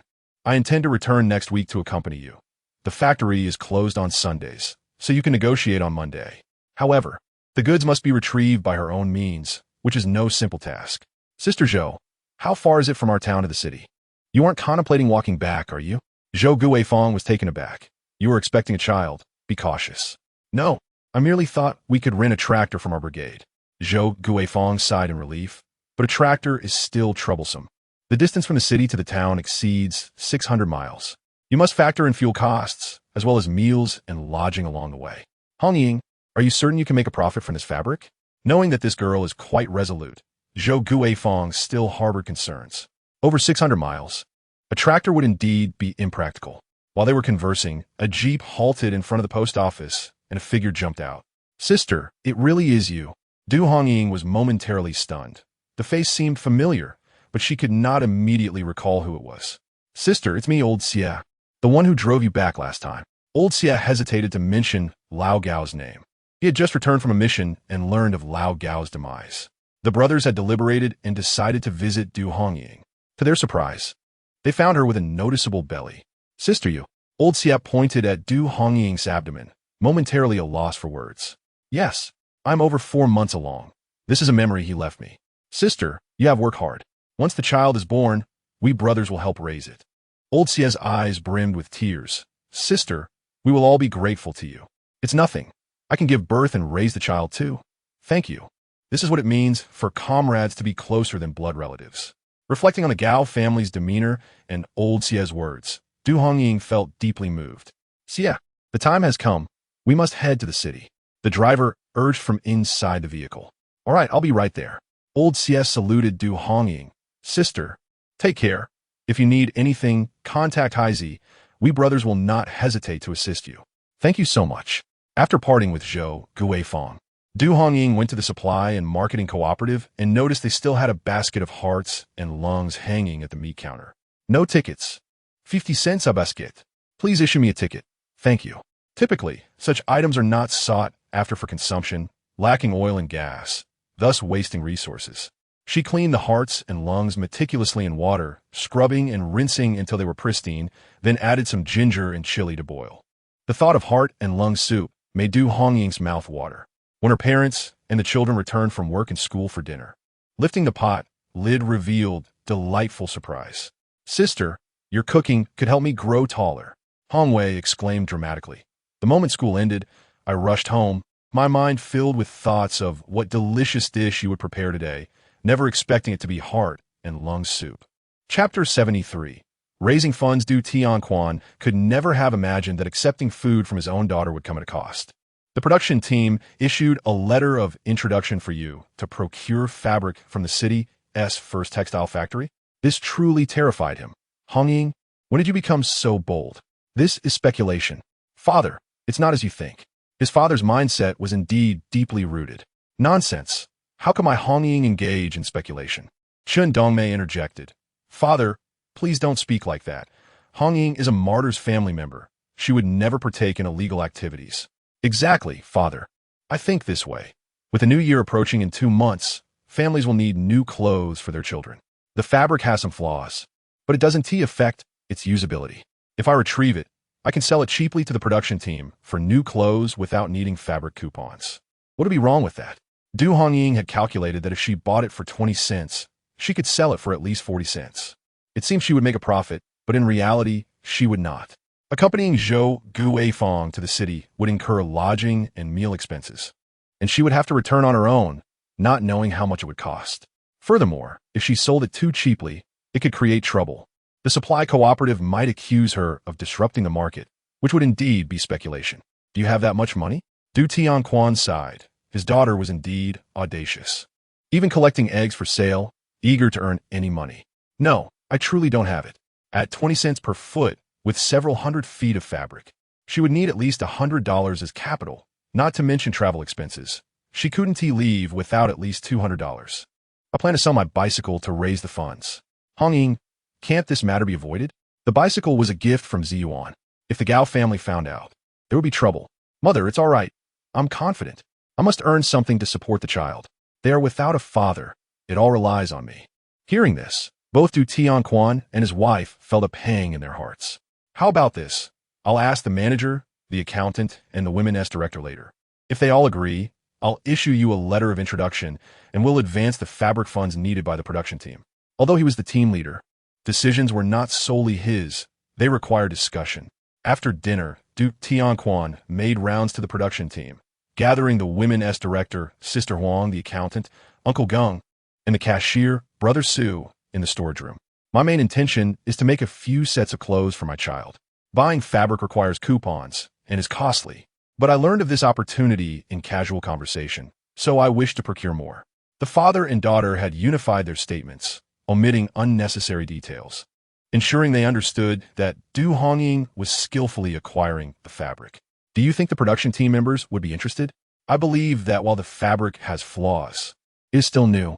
Misprints or uneven dyeing are not major concerns for us villagers. It's affordable. It doesn't require fabric coupons, making it worthwhile to acquire. Du Hongying asked, Sister Huang, Uncle Geng, Brother Su, what do you think? Absolutely. Not to mention, we have a large number of children at home. Their clothes are passed down from the older ones to the younger. However, the older ones grow, and every year they need new clothes for the new year. Every little bit saved counts. We will take that fabric. Then, please assist me in issuing a letter of introduction, and I will go to the city on Sunday to collect the fabric. Du Hongying inquired. I'm not sure how much you will require. I need to prepare the funds accordingly. Captain, I believe it would be prudent to conduct a household-by-household survey on this matter to avoid any allegations of misconduct. Very well. Let us split into 4 groups for the task and present our findings to Hongying by tomorrow.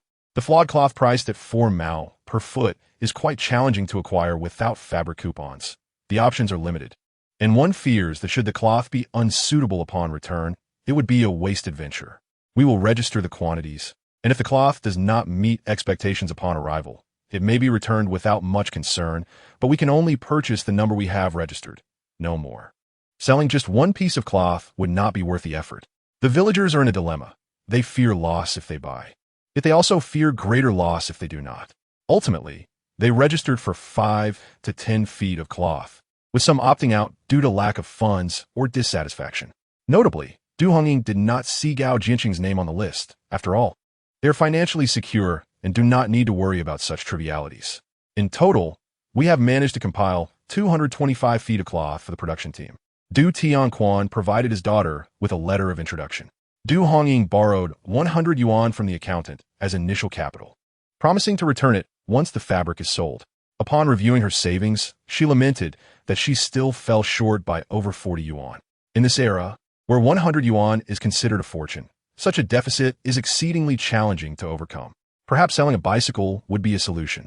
Zhu has gone to collect eggs and is also tasked with inquiring if any well-off families might be interested in purchasing a bicycle. Sister-in-law, why are you selling the bicycle? She was asked. I need to raise some capital. I'm still short of several dozen yuan. She had no secrets from Zhu, as Shirling would soon come to assist her in her endeavors. Please ask around. This bicycle was originally purchased by Gao Zhiyuan for 120 yuan, and I have hardly used it. It has been well maintained and looks nearly new. I am asking for 110 yuan. and no coupons are required. Du Hongying felt a pang of regret. She cherished every item Gao Zhiyuan had gifted her. However, this was her only viable option. Watches are necessary for keeping time, sewing machines for making clothes, and the radio had already been given to her father.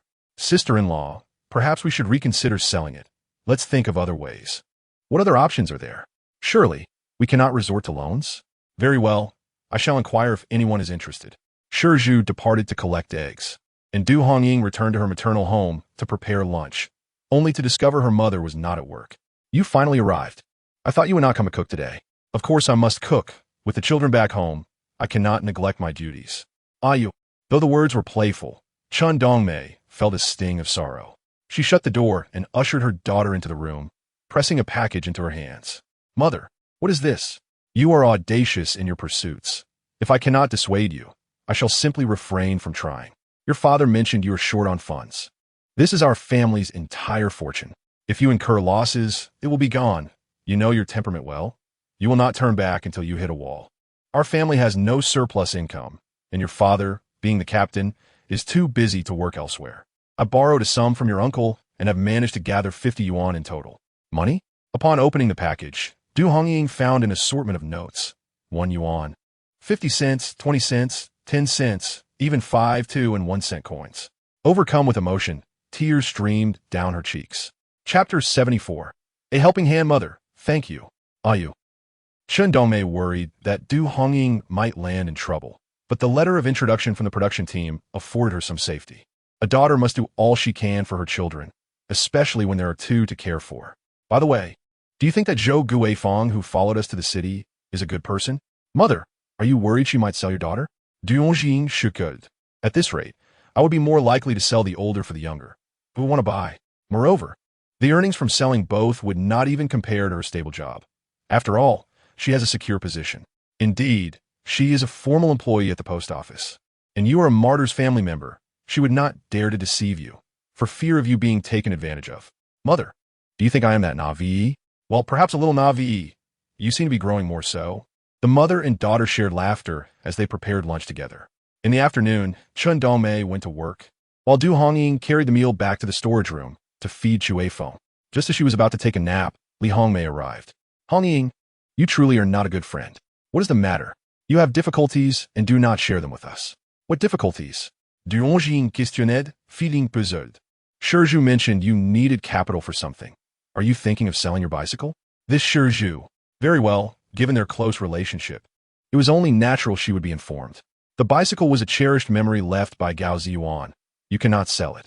Ju gathered Zhang Jun, Wang Hai, and others, and they pooled together 50 yuan. Is this enough? Another 50 yuan? Yes, it is sufficient. My mother borrowed some from my uncle. Du Hongying expressed her heartfelt gratitude. Thank you. When I earn money, I will treat you all to a grand meal. Don't forget to include our family S-fool in your plans. Who is your family S-fool? Du Hongying looked. You know perfectly well. Haha, is he not already claimed by you? Does he not hand over his earnings for you to manage? Li Hongmei blushed and nodded. He is quite naive. I told him not to, but he insisted on letting me take charge.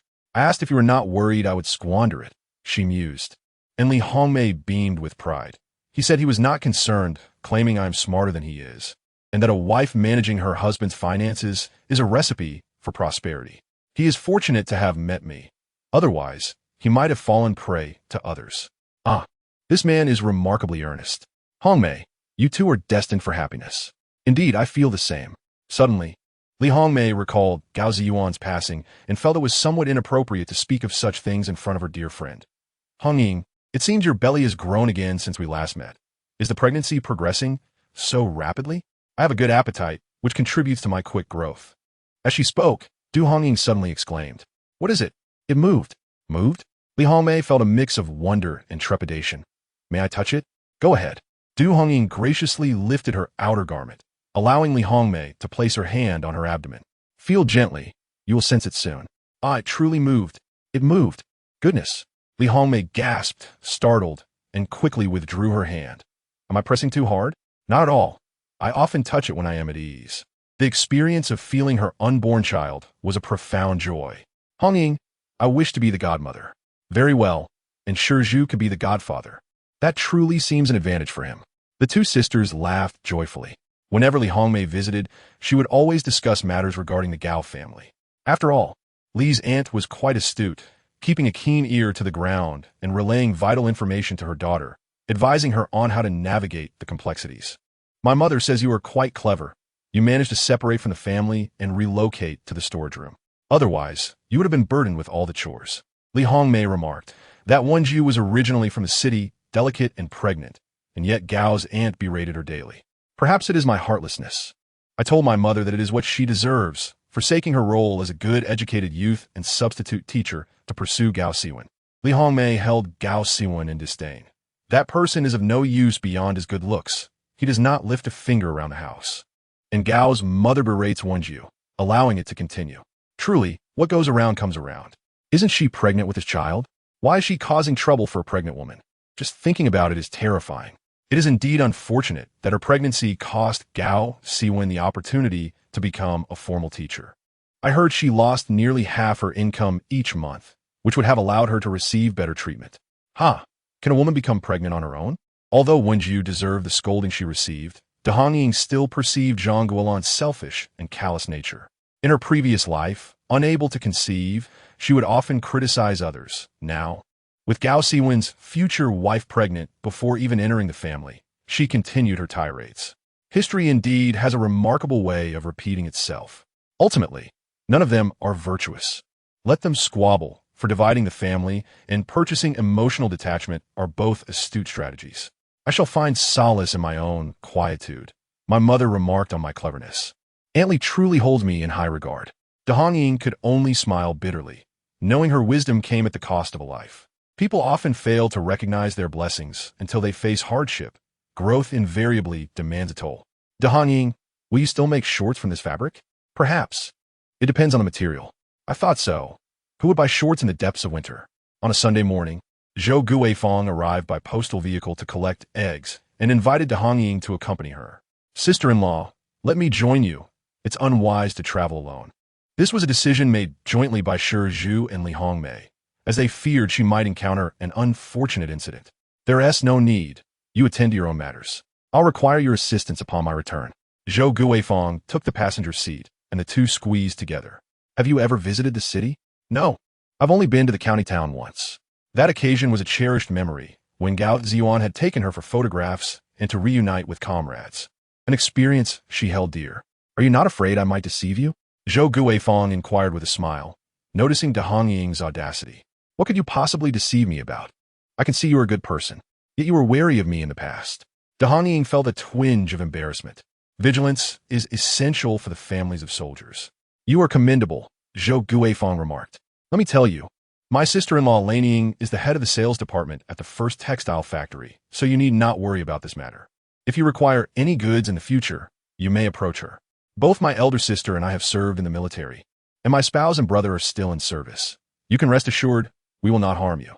Being a military spouse is no easy feat, and the burden is heavier for the families of martyrs. Stay strong and nurture your child well. We shall find solutions to any difficulties together. Thank you, Sister Zhou. Zhou Guifang's guidance stemmed from Hongying's status as a martyr-esque family member, and she wished to lend a helping hand. Hongying's eyes glistened with gratitude. Chapter 75. The eldest sister turns 50. Hongying contemplated staying at a guest house upon entering the city, but Zhou Guifang insisted she accompany her to the Zhou residence. My home only has elderly parents and an aunt. My sister-in-law and her children reside in the textile factory's family compound, where there are vacant rooms. Why spend unnecessary money? My parents are aware that the eggs were purchased with your assistance and have insisted on bringing you back as a guest. Zhou Guifang's warmth made it impossible for Hongying to decline. Fortunately, Hongying had brought a jar of spicy sweet potato leaves, which had received praise from the Red Guards after being stored for half a month. Even her parents declared it delicious and fragrant, perfect for a meal. She intended to offer it to the Zhou family as a token of gratitude for their assistance. Upon arriving at the Zhou residence, Hongying was astonished to see the grand compound guarded by sentries. It was indeed impressive. Presenting her introduction letter for registration, Zhou Guifang addressed the soldier. This is my sister from the countryside, a martyr-esque family member. Hongying noticed the soldier's gaze linger on her with respect. Sister, here is your introduction letter back. He returned her letter with both hands, causing her nose to tingle as she softly expressed her thanks. The Zhou parents were both in their 70s.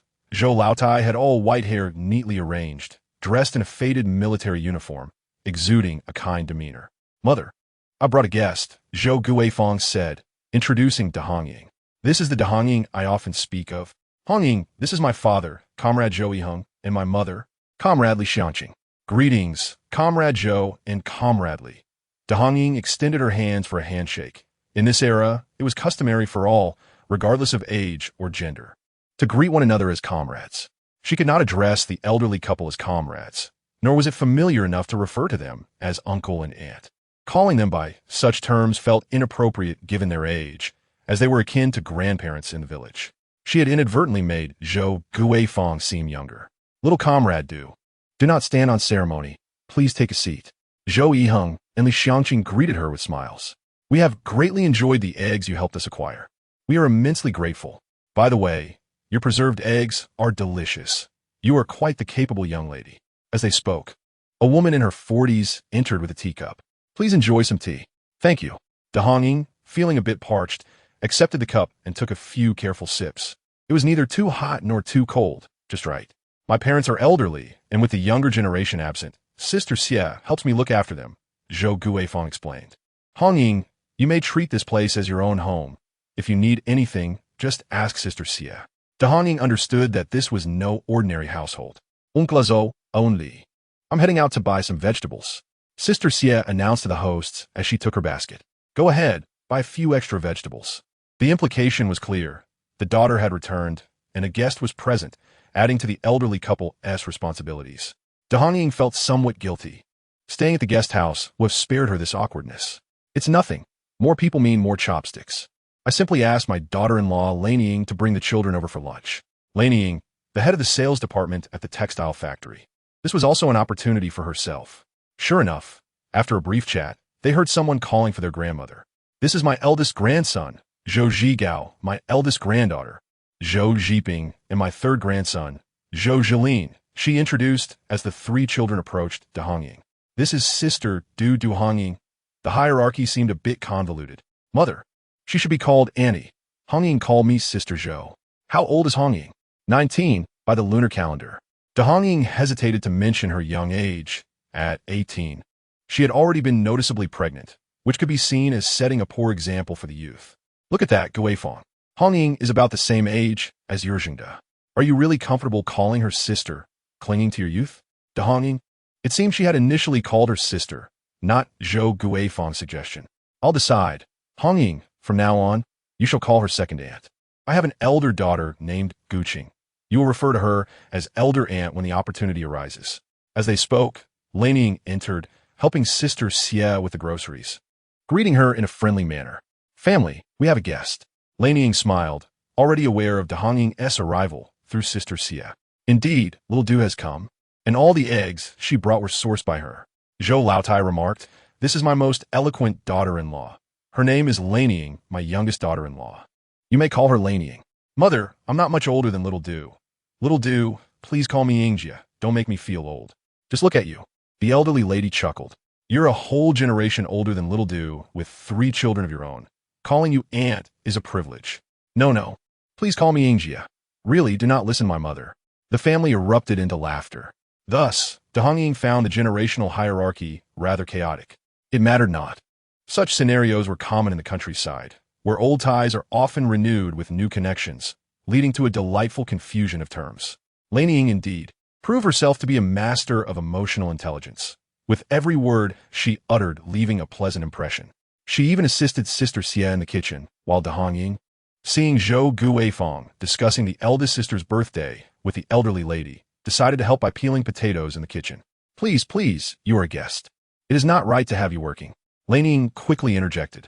"Sistering, I am accustomed to these tasks in the countryside. It is no trouble at all." Du Hongying chuckled. "Let me handle it. Otherwise, I would be at a loss for what to do." Feeling rather uncomfortable, she added, "Then I shall trouble you." Laniying understood her sentiment. "By the way, I heard from Urji that you wish to purchase some fabric. Let me inform you about the situation regarding these materials. The defective goods were due to the first batch produced for experimentation.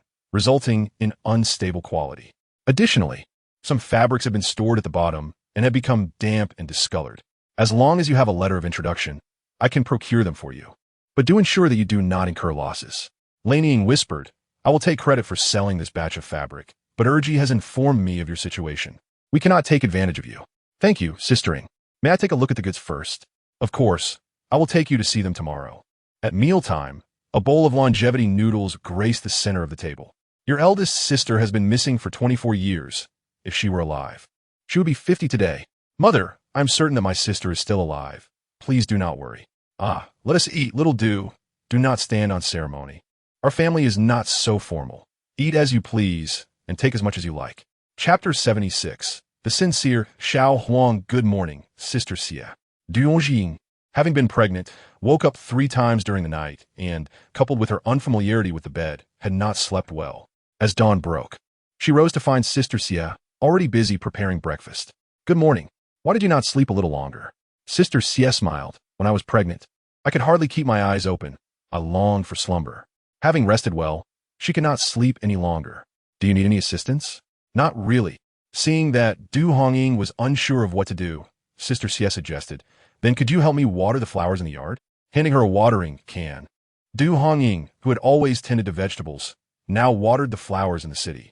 Surprisingly, the chrysanthemums were blooming beautifully. They were Aunt Li's favorite. Soon, the old lady would gather them to dry for tea. Through Sister Xia's chatter, Du Hongying learned that Li Xiangqing had been a military doctor before her retirement. Just as Du Hongying finished watering the flowers, the elderly couple emerged to practice Tai Chi in the courtyard. She looked up at the brightening sky, knowing that her father was drawing water for the family plot, while her mother was preparing breakfast at home. City dwellers indeed had a more fortunate life, tending to their health, which explained why everyone yearned to be a city person. After breakfast, Laneying came to escort Du Hongying. Sistering, I apologize for the trouble. It is no trouble. The textile factory is not far from here, just a 20-minute walk.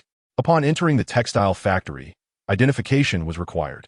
Even if accompanied by the head of the sales department, everyone was subject to inspection. Director 1, may we proceed? Yes. Come on, Hongying. I will first show you the goods. If you find them suitable, I shall accompany you to complete the paperwork. While inspecting the goods, Du Hongying discovered that many of them were experimental products. Some of the lamp grass velvet lacked the tufted threads in certain areas, resembling flat velvet, while elsewhere, it was present. There were 3 rolls of this fabric.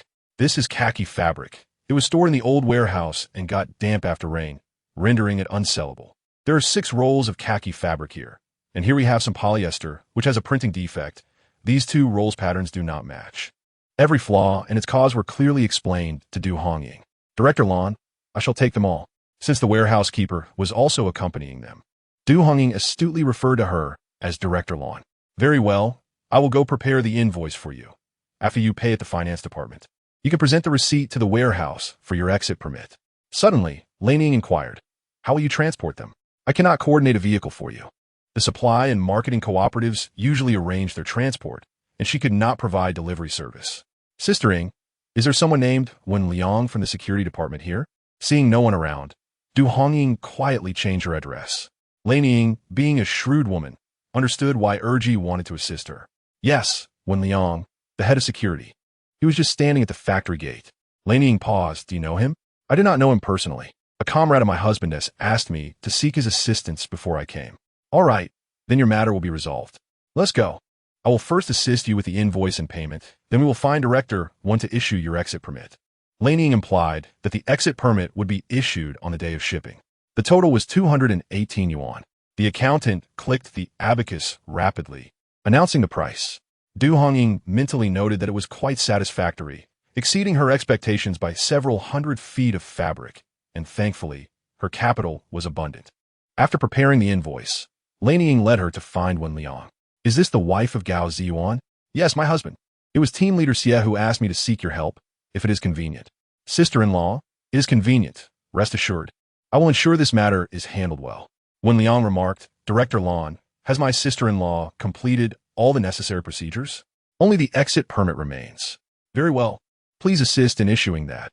I will contact a vehicle immediately. Sister-in-law, you can also take this vehicle back, sparing you the discomfort of a long bus ride while pregnant. Thank you very much. Knowing to seek out Wen Liang, Du Hongying did not bring any gifts, only a jar of homemade spicy sweet potato leaf sauce, identical to that of the Zhou family. Sister-in-law, I cannot accept this. Take it. This is my homemade specialty. It may not be worth much, but please do not refuse it. Otherwise, I would feel too embarrassed to ask for your help in the future. Very well, sister-in-law. After obtaining the exit permit, Du Hongying noticed a small truck waiting at the factory gate. Sister-in-law, this is Xiao Huang. He will take you back. The transportation of fabrics and other items was all coordinated by Wen Liang. It is said that one relies on parents at home and friends outside. With many friends, the road is easier to traverse. This journey had been remarkably smooth for her. Sister-in, please convey my apologies to old Zhou and old Li. I will visit them next time I come to the city. Thinking she would not resolve matters so quickly and might have to bother them for a day or two, she had not mentioned returning home when leaving. Now, having the opportunity to leave directly with Xiao Huang's vehicle, she felt it impolite not to bid farewell. All right, see you next time. Lin Ying waved at her, and Du Hongying hastily concluded her visit to the city. Throughout the journey, Xiao Huang drove steadily. Unbeknownst to Du Hongying, Xiao Huang had learned that it was Gao's wife who was pregnant, so he dared not accelerate. He stopped every 100 kilometers to let her stretch her legs. And when mealtime approached, he even bought her food from state-run restaurant. Du Hongying attempted to pay, but Xiao Huang insisted otherwise. Sister-in-law, please do not stand on ceremony with me. If it were not for Team Gao, I might not be alive today. Du Hongying was taken aback, but soon understood that it was his duty as a leader to protect his comrades. Sister-in-law, with Team Gao gone, you must remain strong. No matter what happens, you can always reach out to us. We are here to help. Thank you. Du Hongying felt a lump in her throat. Had that person truly vanished? Why did his presence linger everywhere, as if she were always under his protection? The vehicle halted at the main road at the village entrance. And as Du Hongying stepped out, she spotted Hongwei. Sister, you have finally returned. My brother and I have been waiting here on the road every day. I am back. Please go call Shizhu and Zhang Hai to help me move some things. All right, I will go call them now. Shizhu, Zhang Hai, Ling, and Li Hongmei, along with her father and Hongbing Hongwei, all rushed to help. Xiao Huang, seeing the storage room, was taken aback. Sister-in-law, why are you living here? This is where I have temporarily resided since separating from your team Gao after our marriage. He said he would submit an application to allow me to accompany the military. Xiao Huang's eyes reddened, and before leaving, he emptied his pocket full of small change into Du Hongying's hand. No, Xiao Huang, I cannot accept this money. Sister-in-law, please make use of this for now. I will think of a solution later. Xiao Huang dashed away swiftly, leaping onto the truck as it roared to life. Du Hongying. How can this lad be so earnest? Chapter 77. Heartache, so much fabric? Li Hongmei was astonished, pondering the immense value of it all. Hongbing Shizhu, move these rolls of cloth to my room. Only 2 rolls of lampas velvet, 2 rolls of khaki, and 1 dacron were left. They could not allow the villagers to know about the abundance of fabric at home, nor could they let them pick and choose freely. If word got out, it would not end well. Once the preparations were complete, Du Tianquan instructed Hongwei and Hongbing to notify those who had reserved fabric to come and tear it. Unexpectedly, everyone desired khaki. They found it sturdy and durable, while lampas velvet, being a high-end fabric, appeared odd with its mixed textures, which they did not fancy. Dacron was only suitable for summer. They were counting on it to sew winter clothes for their children. Ultimately, several families who had placed orders did not take them, leaving even the 2 rolls of khaki unsold, and only half of the lampas velvet was taken. After clearing the production team's IOUs, Du Hongying discovered she had merely 36 cents left. This was truly a state of dire poverty. Indeed, there was a handful of change left by Xiao Huang, totaling 18 yuan and 85 cents. This lad had left her with all his money. On his way back, he might not even be able to drink a sip of water. What will you do with all this fabric? Chen Dongmei fretted, fearing immense losses if it did not sell. She regretted lending money to support her daughter. Mother, do not worry, I have plenty of ideas. What if lampas velvet bears some resemblance to flat velvet? Du Hongying promptly fashioned this fabric into dresses for girls, placing the flat velvet at the front and adorning the sides with pleated pockets. The patchwork method astonished Shirling when she saw the prototype. Come, Shirling tried on. This dress was tailored to Shirling's size, who was still under 4 meters tall. Wearing the lampas velvet dress made her look considerably more attractive. Do you think this dress will sell well? It will definitely sell well. How much will it cost? Shirling wanted to buy one, but held back. Thinking of her brother's need to earn money to marry his sister-in-law, they decided to make small, medium, and large sizes, each selling for 8, 9, and 10 yuan respectively. Thanks to her special treatment, no one could tell that the lampas velvet was flawed. The faded khaki was of no concern either. Du Hongying transformed it into children's overalls, cutting the faded fabric into 2 stripes sewn onto the sides, maintaining a patchwork style that looked harmonious.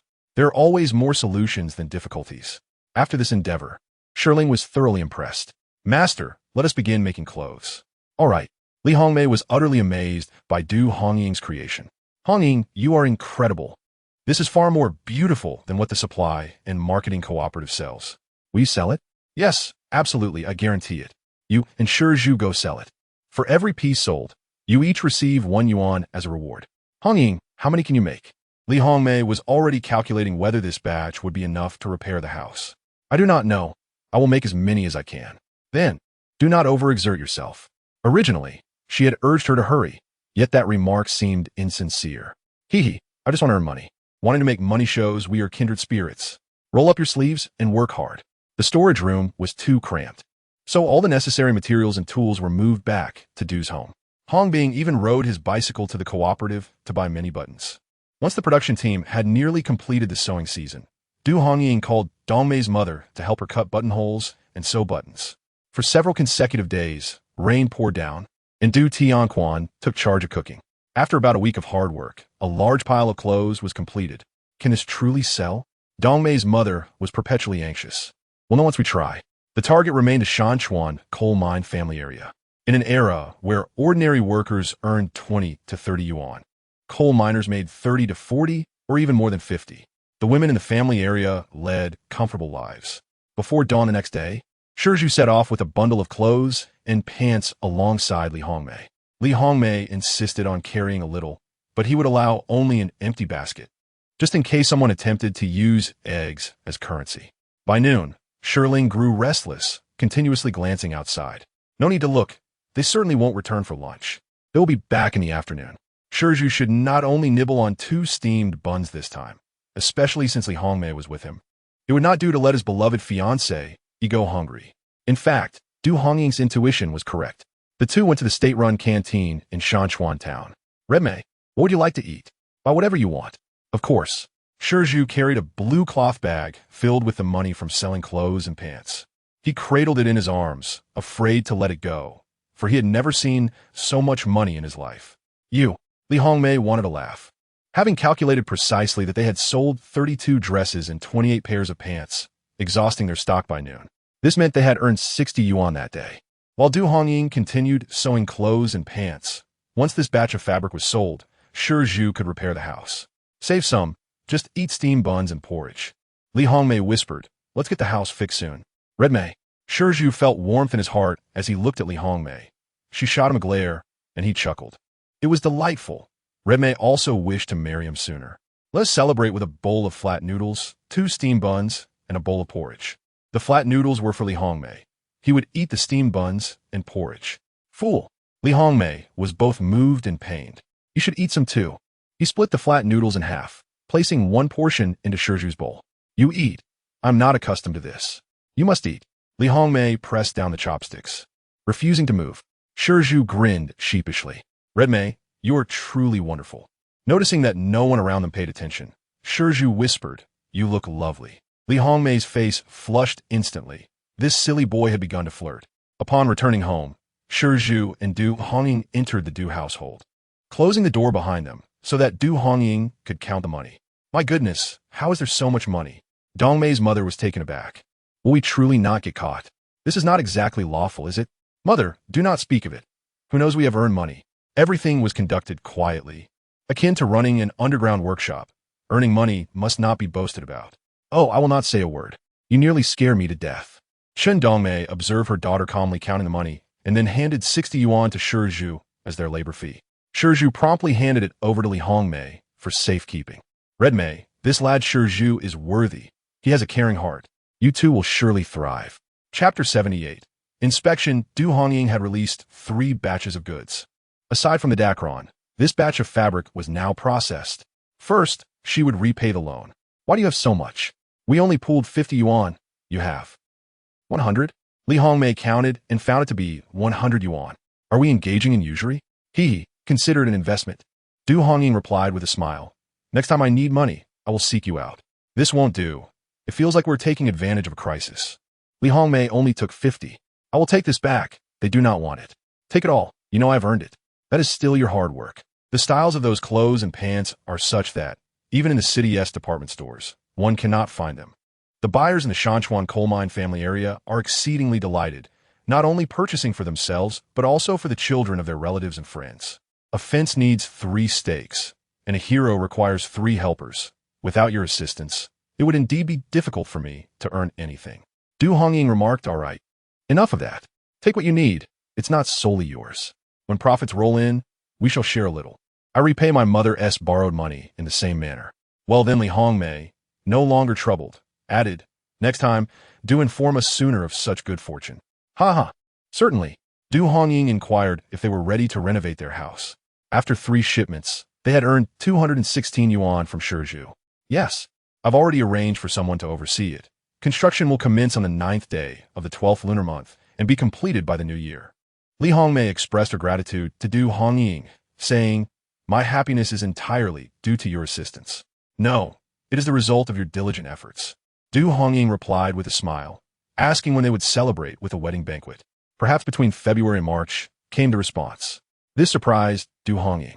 Why would they wait so long to marry after the house was finished?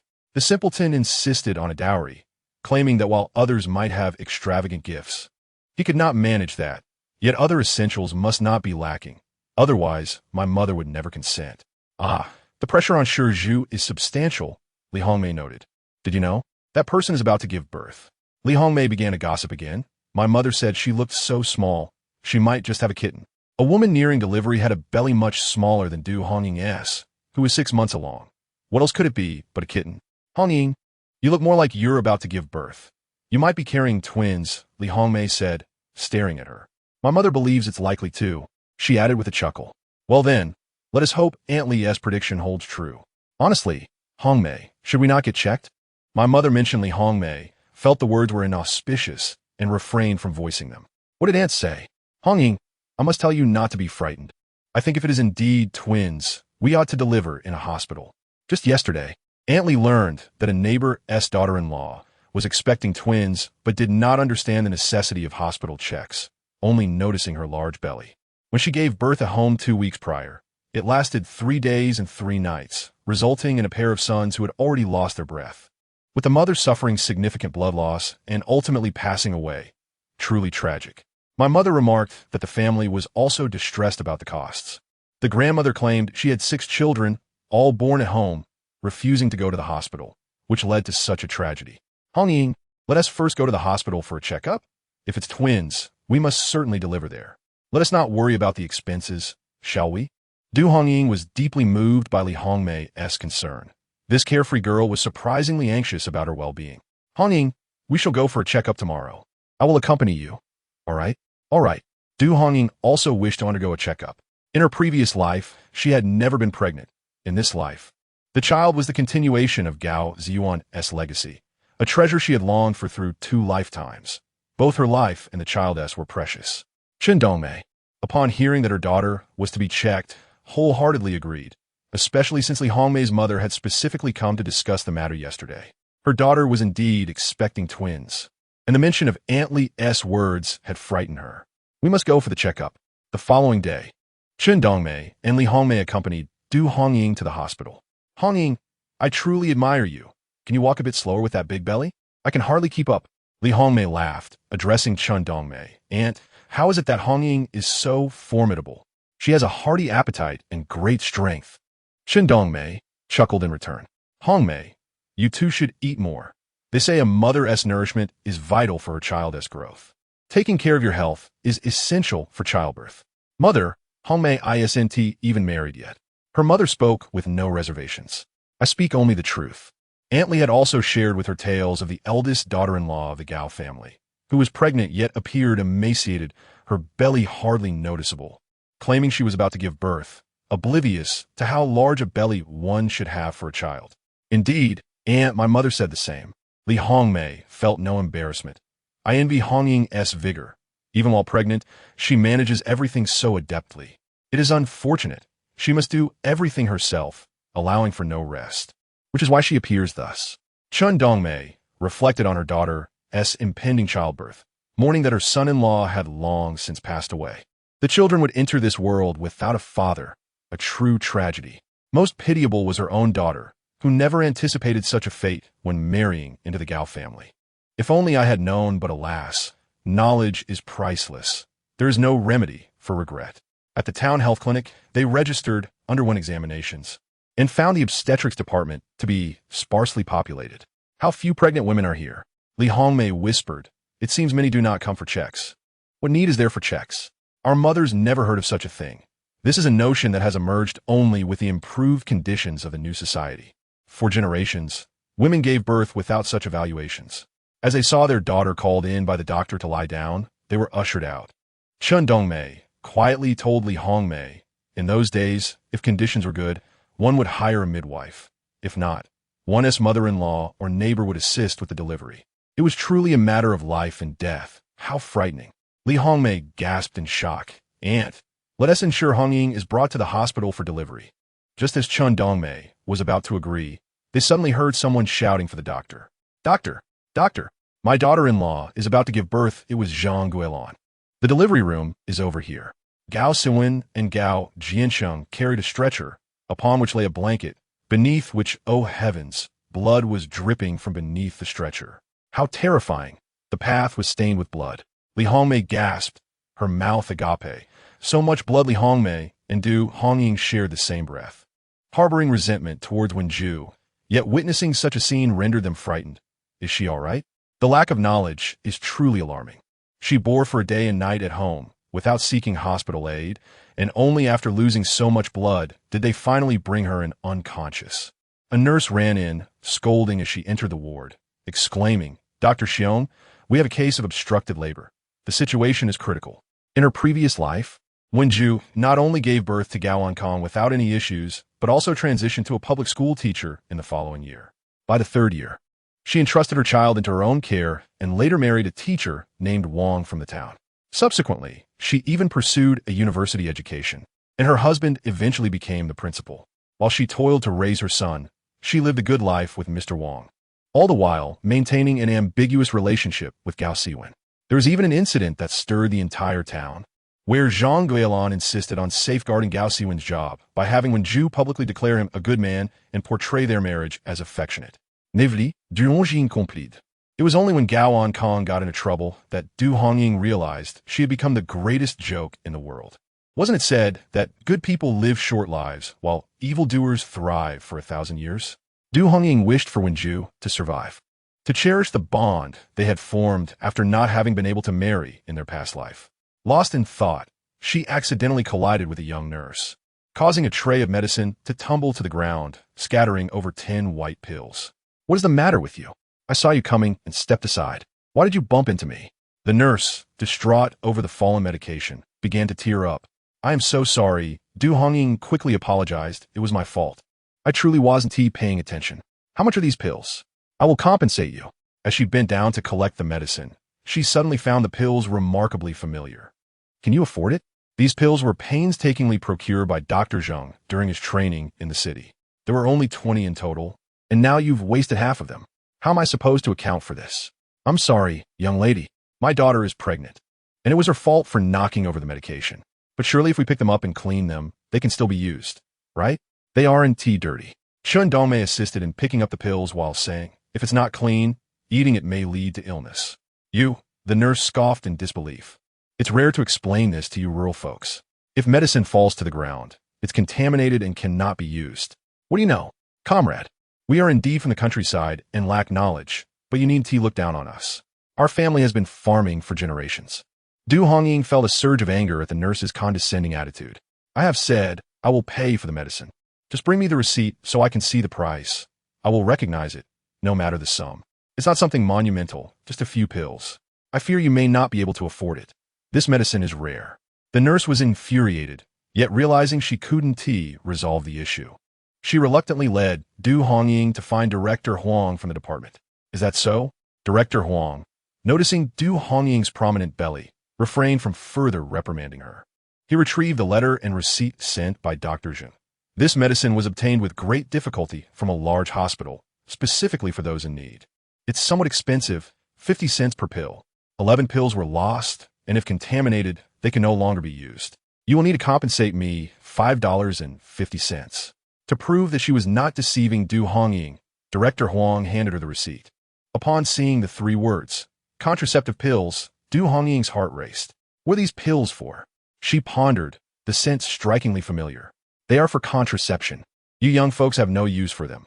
Young people should contribute to the nation's growth by having more children. Director Huang smiled as he explained. This medicine is primarily for women who are in poor health and should not conceive. Taking it before intercourse will prevent pregnancy. Du Hongying's mind buzzed with the revelation. She recalled Gao Siwen's voice. Hongying, this medicine is good for your health. Come, take a pill. For 8 long years, she had been deceived into consuming these pills until she finally refused to share a bed with him, at which point she ceased taking them. Eventually, her health deteriorated. Thus, it was not that she was incapable of bearing children in her past life, but rather that Gao Siwen, this devil, had continuously coaxed her into taking contraceptives. Trembling at this realization, tears streamed down her face. Comrade, what is wrong with you? It's just $5.50. If you doctor, I'm fine. I've paid. May I have the medicine? Of course, once you've paid, the medicine is yours. However, since you are pregnant, be cautious about taking any medication, especially since this has been contaminated. It may not be good for your health. Yes, I understand. I'm not taking it.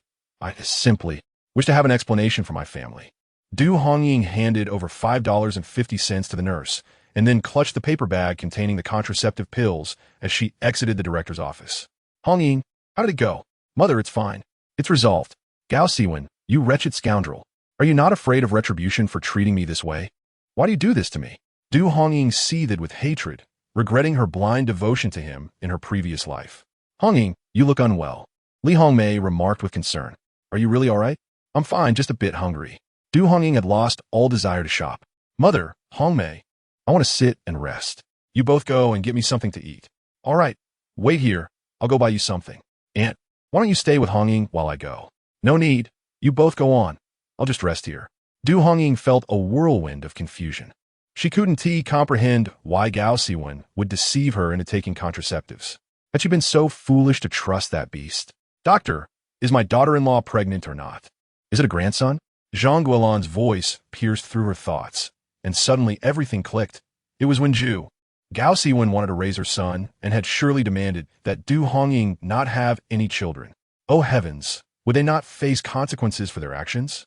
Du Hongying buried her face in her hands, unable to stop the tears from flowing. Chapter 80. Man deceives, but heaven does not. Concerned that her daughter might be hungry, Chen Dongmei had queued for a long time at the state-run cafeteria, purchasing 2 large meat buns to bring back.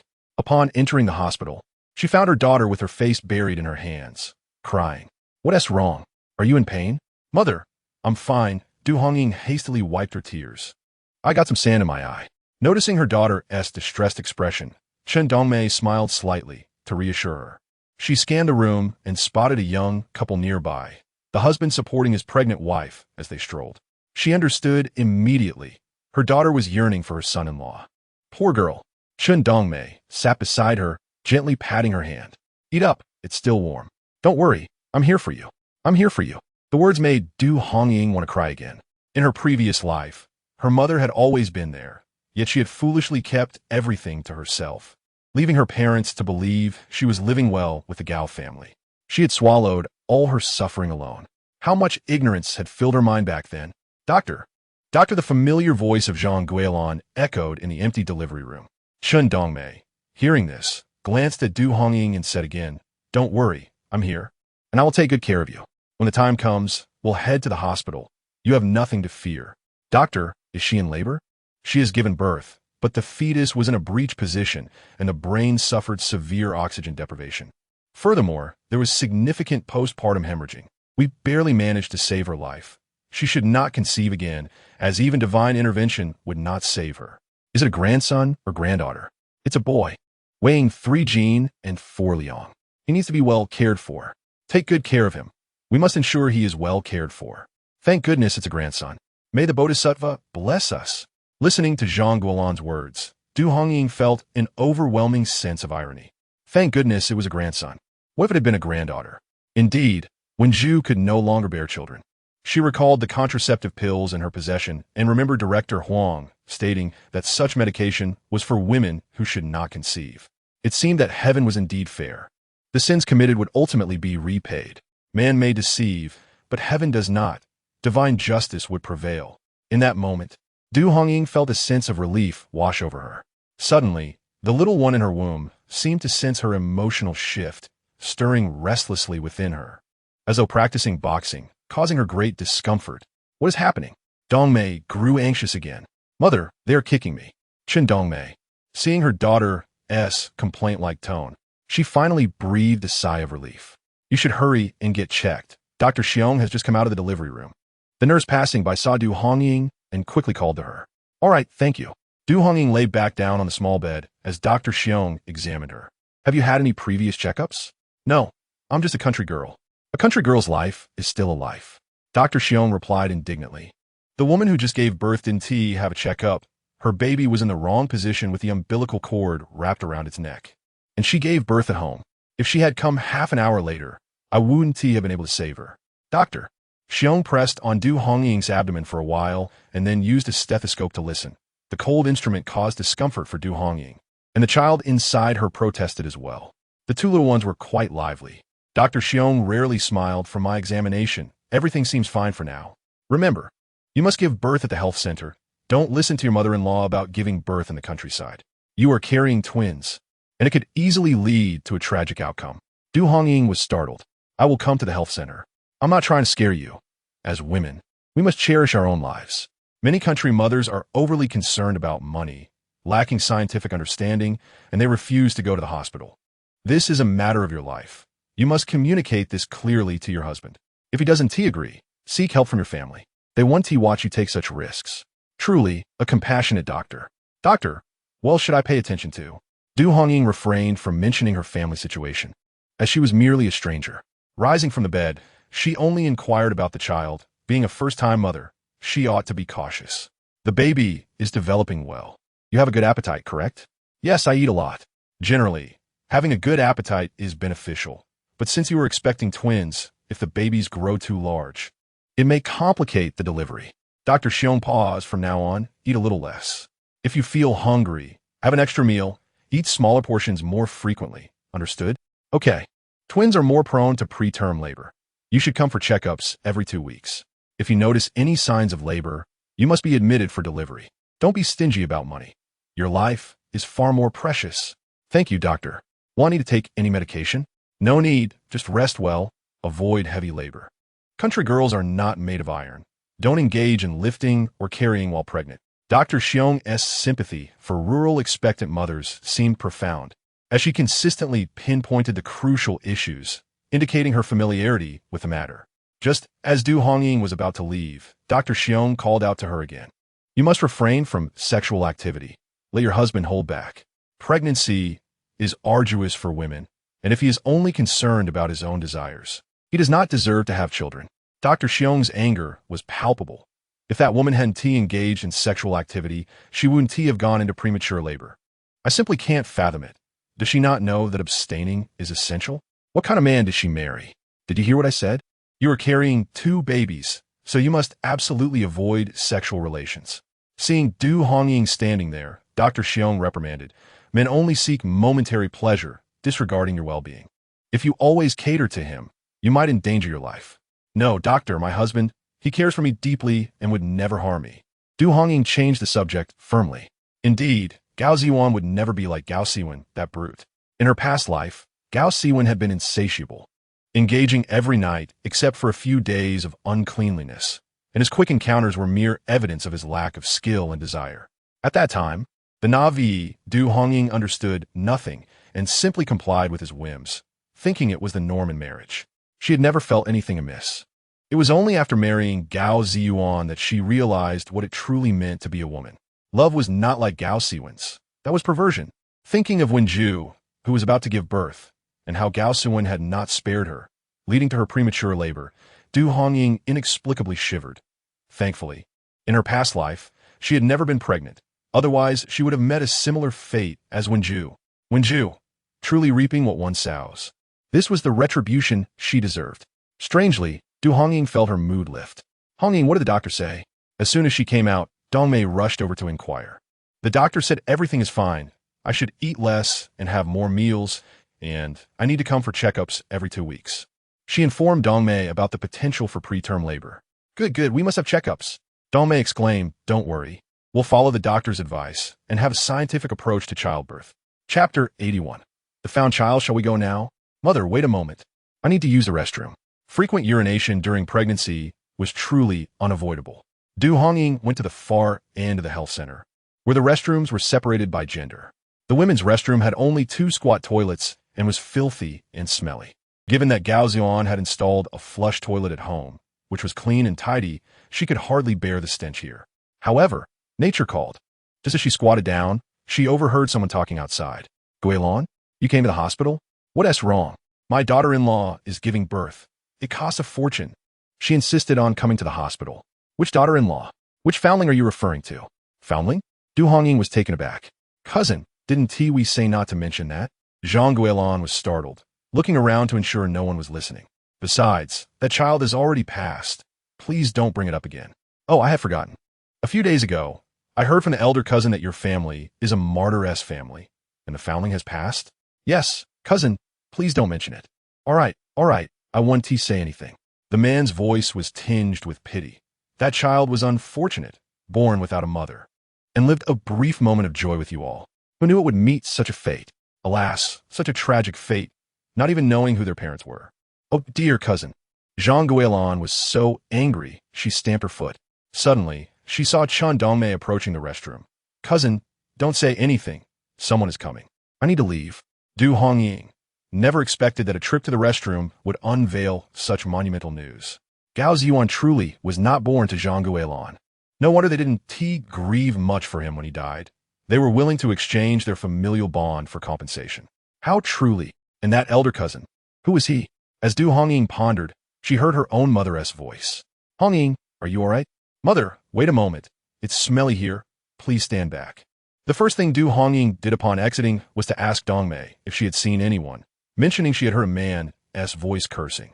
Oh, are you talking about that short janitor? He has worked here for many years, Chun Dongmei replied. I've heard he has a bad temper. Many patients have been scolded here, even if they just spit on the ground. That is why one shouldn't spit everywhere. Hongying recognized who that person was. Considering Gao Zhiyuan was gone, as long as Zhang Guilon didn't provoke her, all would be well. Mother and daughter exited the hospital and encountered Li Hongmei.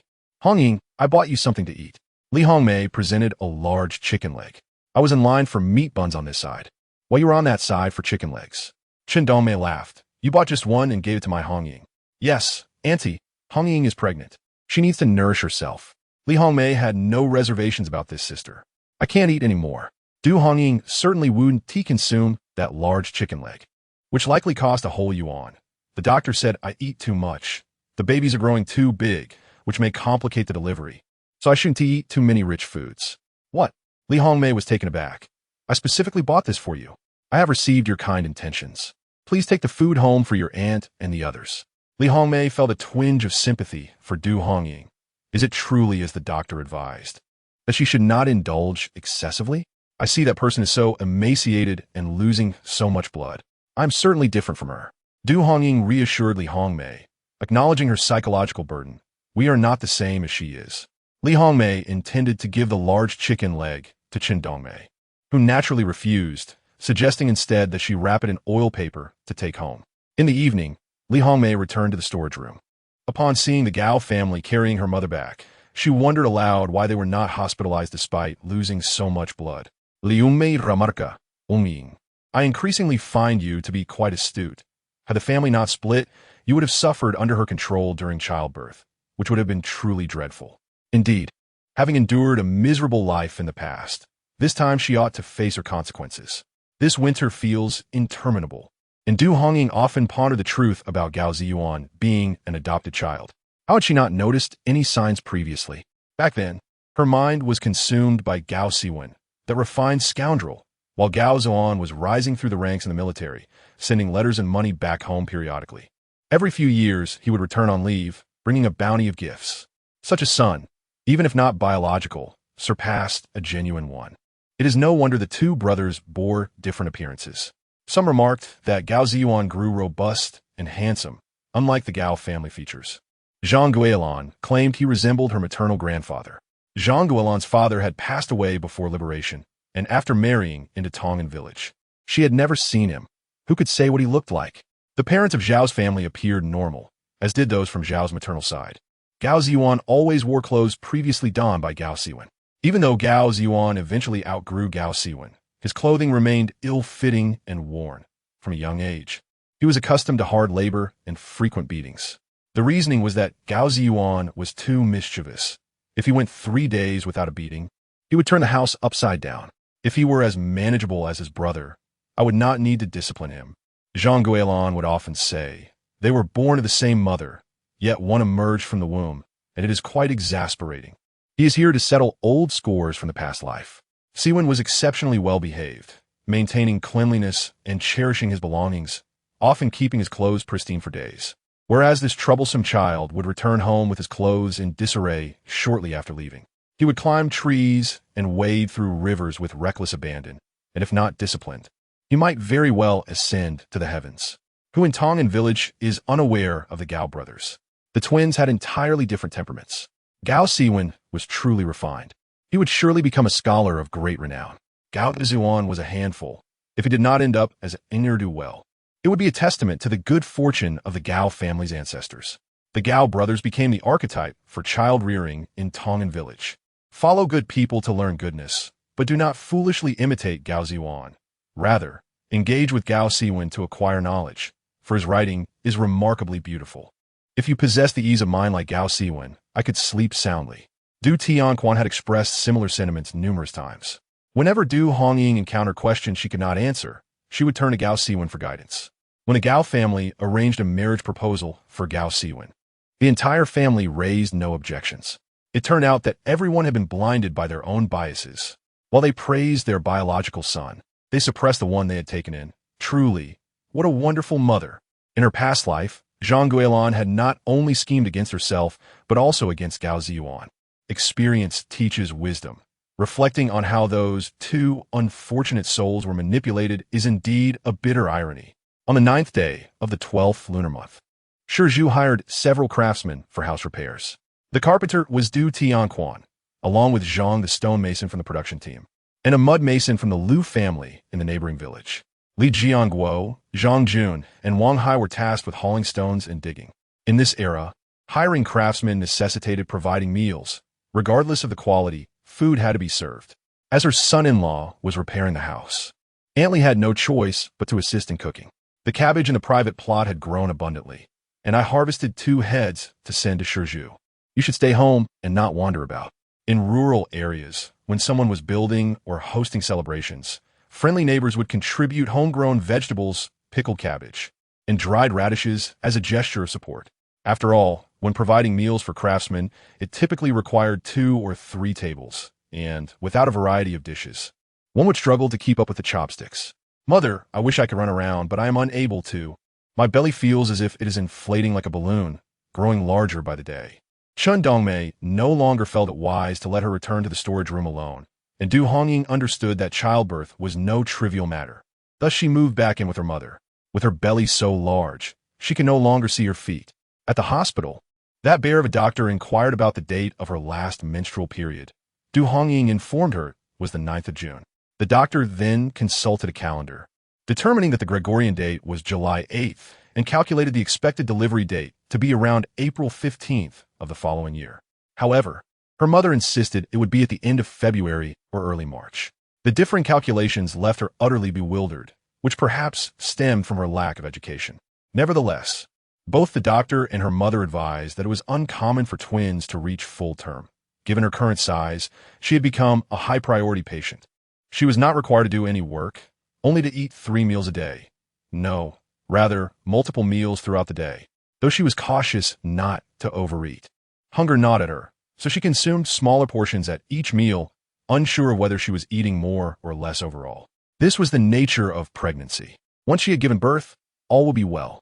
Chen Dongmei observed her daughter, sitting in her father's specially crafted high wooden chair, resembling a statue of a bodhisattva, and smiled in encouragement.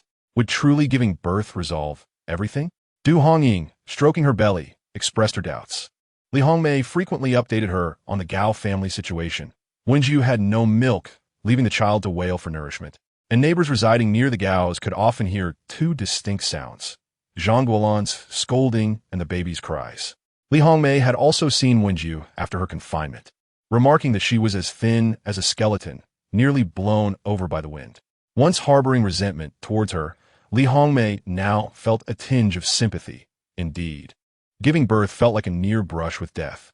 Du Hongying shared in the sentiment, growing increasingly wary of Zhang Guolan, the woman with a hidden dagger behind her smile. If even her biological daughter-in-law could be so troubled, how had she survived as an adopted daughter-in-law in her past life?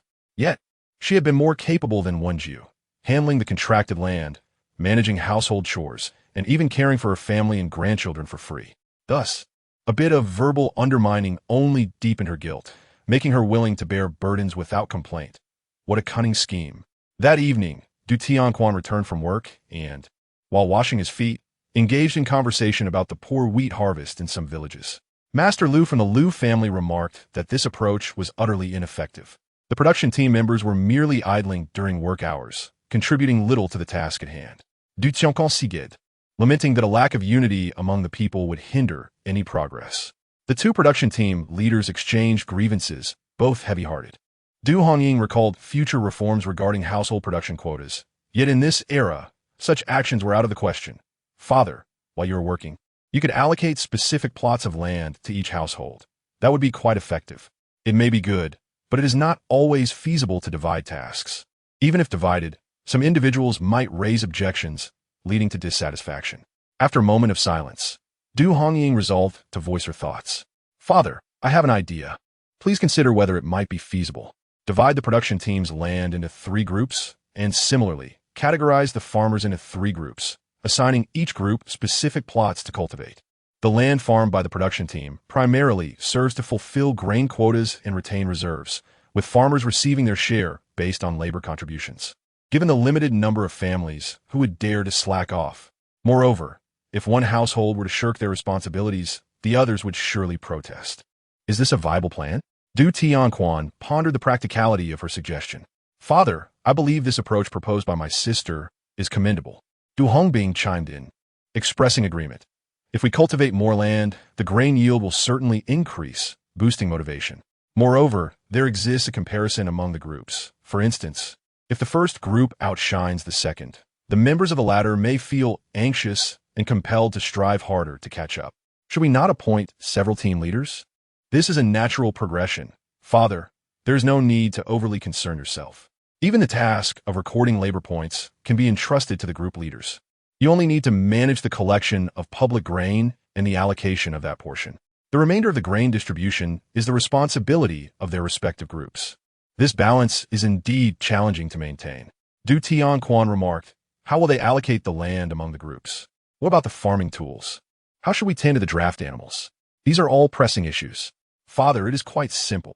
In a few years, households will be allowed to contract land individually. These years serve merely as a transitional phase. Du Hongying shared some methods she could recall, which illuminated Du Tianquan's perspective. See, our Hongying possesses the capability to lead the production team. Shen Dongmei felt her daughter's assessment was quite astute. Father, I believe my sister's suggestion is truly commendable. Indeed, I concur. I will gather the accountants and a few others to convene a meeting. However, Du Tianquan remained troubled by one question. Should I inform the village secretary of this matter? Father, you will be the first to embark on this venture. Should it succeed, you may speak of it. If it fails, you will bear the brunt of the criticism. There is a saying, silently amass wealth. Not only must you refrain from discussing it, but during the meeting, you should also discreetly notify the production team members. It would be unwise to disclose it widely. Let me contemplate this. This is indeed a significant matter. Du Tianquan spent the entire night restless. As dawn broke, He rose and sat smoking a leaf cigarette. I see you are overly cautious, fearing both wolves and tigers. Consult with them. If they deem it feasible, you may hold a members' meeting. If not, simply disregard it. There will be no loss. Chun Dongmei interjected. I believe this is a positive development, and the villagers will likely agree. By morning, Du Tianquan sought out the accountant and the women's director to discuss the matter, and everyone found it to be a viable plan. Thus, that evening, a members' meeting was convened at the Du household, where Gao Zhiyuan and Zhang Guolan sat behind the entrance, sheltered from the wind, listening intently. What I wish to convey is this. Do you believe it is feasible? We shall now vote. Each household will be represented by one member. Those in favor, please raise your hands.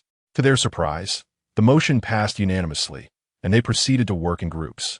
The production team invited Grandpa Zhao to oversee the allocation equitably. Arable land matched with paddy fields, fertile soil paired with less fertile, distant fields matched with nearby ones. Ensuring that the production team's land was appropriately distributed, tools were marked, and households were numbered. In another meeting, the focus was on the critical task of castrating livestock, successfully dividing into 3 groups. The Li Hongmei and Gao families were grouped together, while the Shizhu and Du families formed another. My mother lamented her misfortune in being paired with them, as only Uncle Gao among the 4 could manage heavy labor.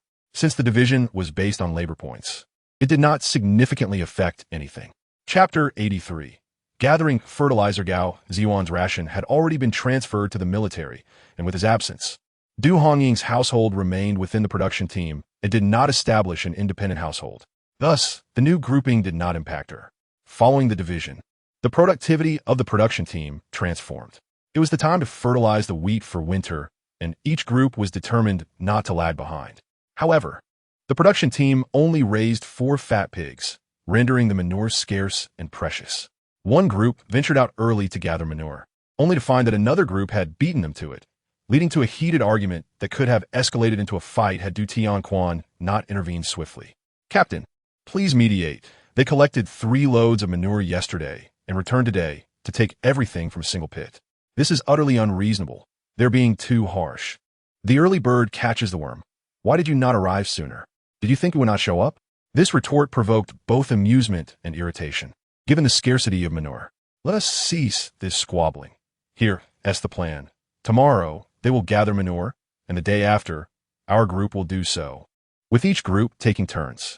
Captain, we need to fertilize the wheat fields for winter. Exactly. Our intentions are earnest, and we wish to tend to the crops for a better harvest. However, the lack of fertilizer poses a significant challenge. It is akin to a skilled cook struggling without rice. The people surrounded Du Tianquan, eagerly questioning him. Previously, no one in the production team had considered such matters. It appeared their enthusiasm had been ignited. Du Tianquan felt a mix of delight and bewilderment. Let me think of a solution. Please refrain from causing a commotion. Returning home, he remained preoccupied with the issue. If only we lived closer to town, where the health clinic and schools have proper sanitation facilities. That would be splendid. Du Hongying felt nauseated upon hearing this. It is mealtime. Father, must you be so crude? You have gone too far. Do you not consider the appropriateness of the occasion? Will you not allow others to eat? Chun Dongmei shot him a disapproving glance, and Du Tianquan smiled sheepishly. All right, no more talk of that. Let us eat. Halfway through the meal, he resumed discussing fertilizer. The crops depend entirely on manure for sustenance. The production team has only raised 4 pigs and 3 cows, which is indeed insufficient. Even as Chun Dongmei gave him several disapproving looks, Du Tianquan continued unabated.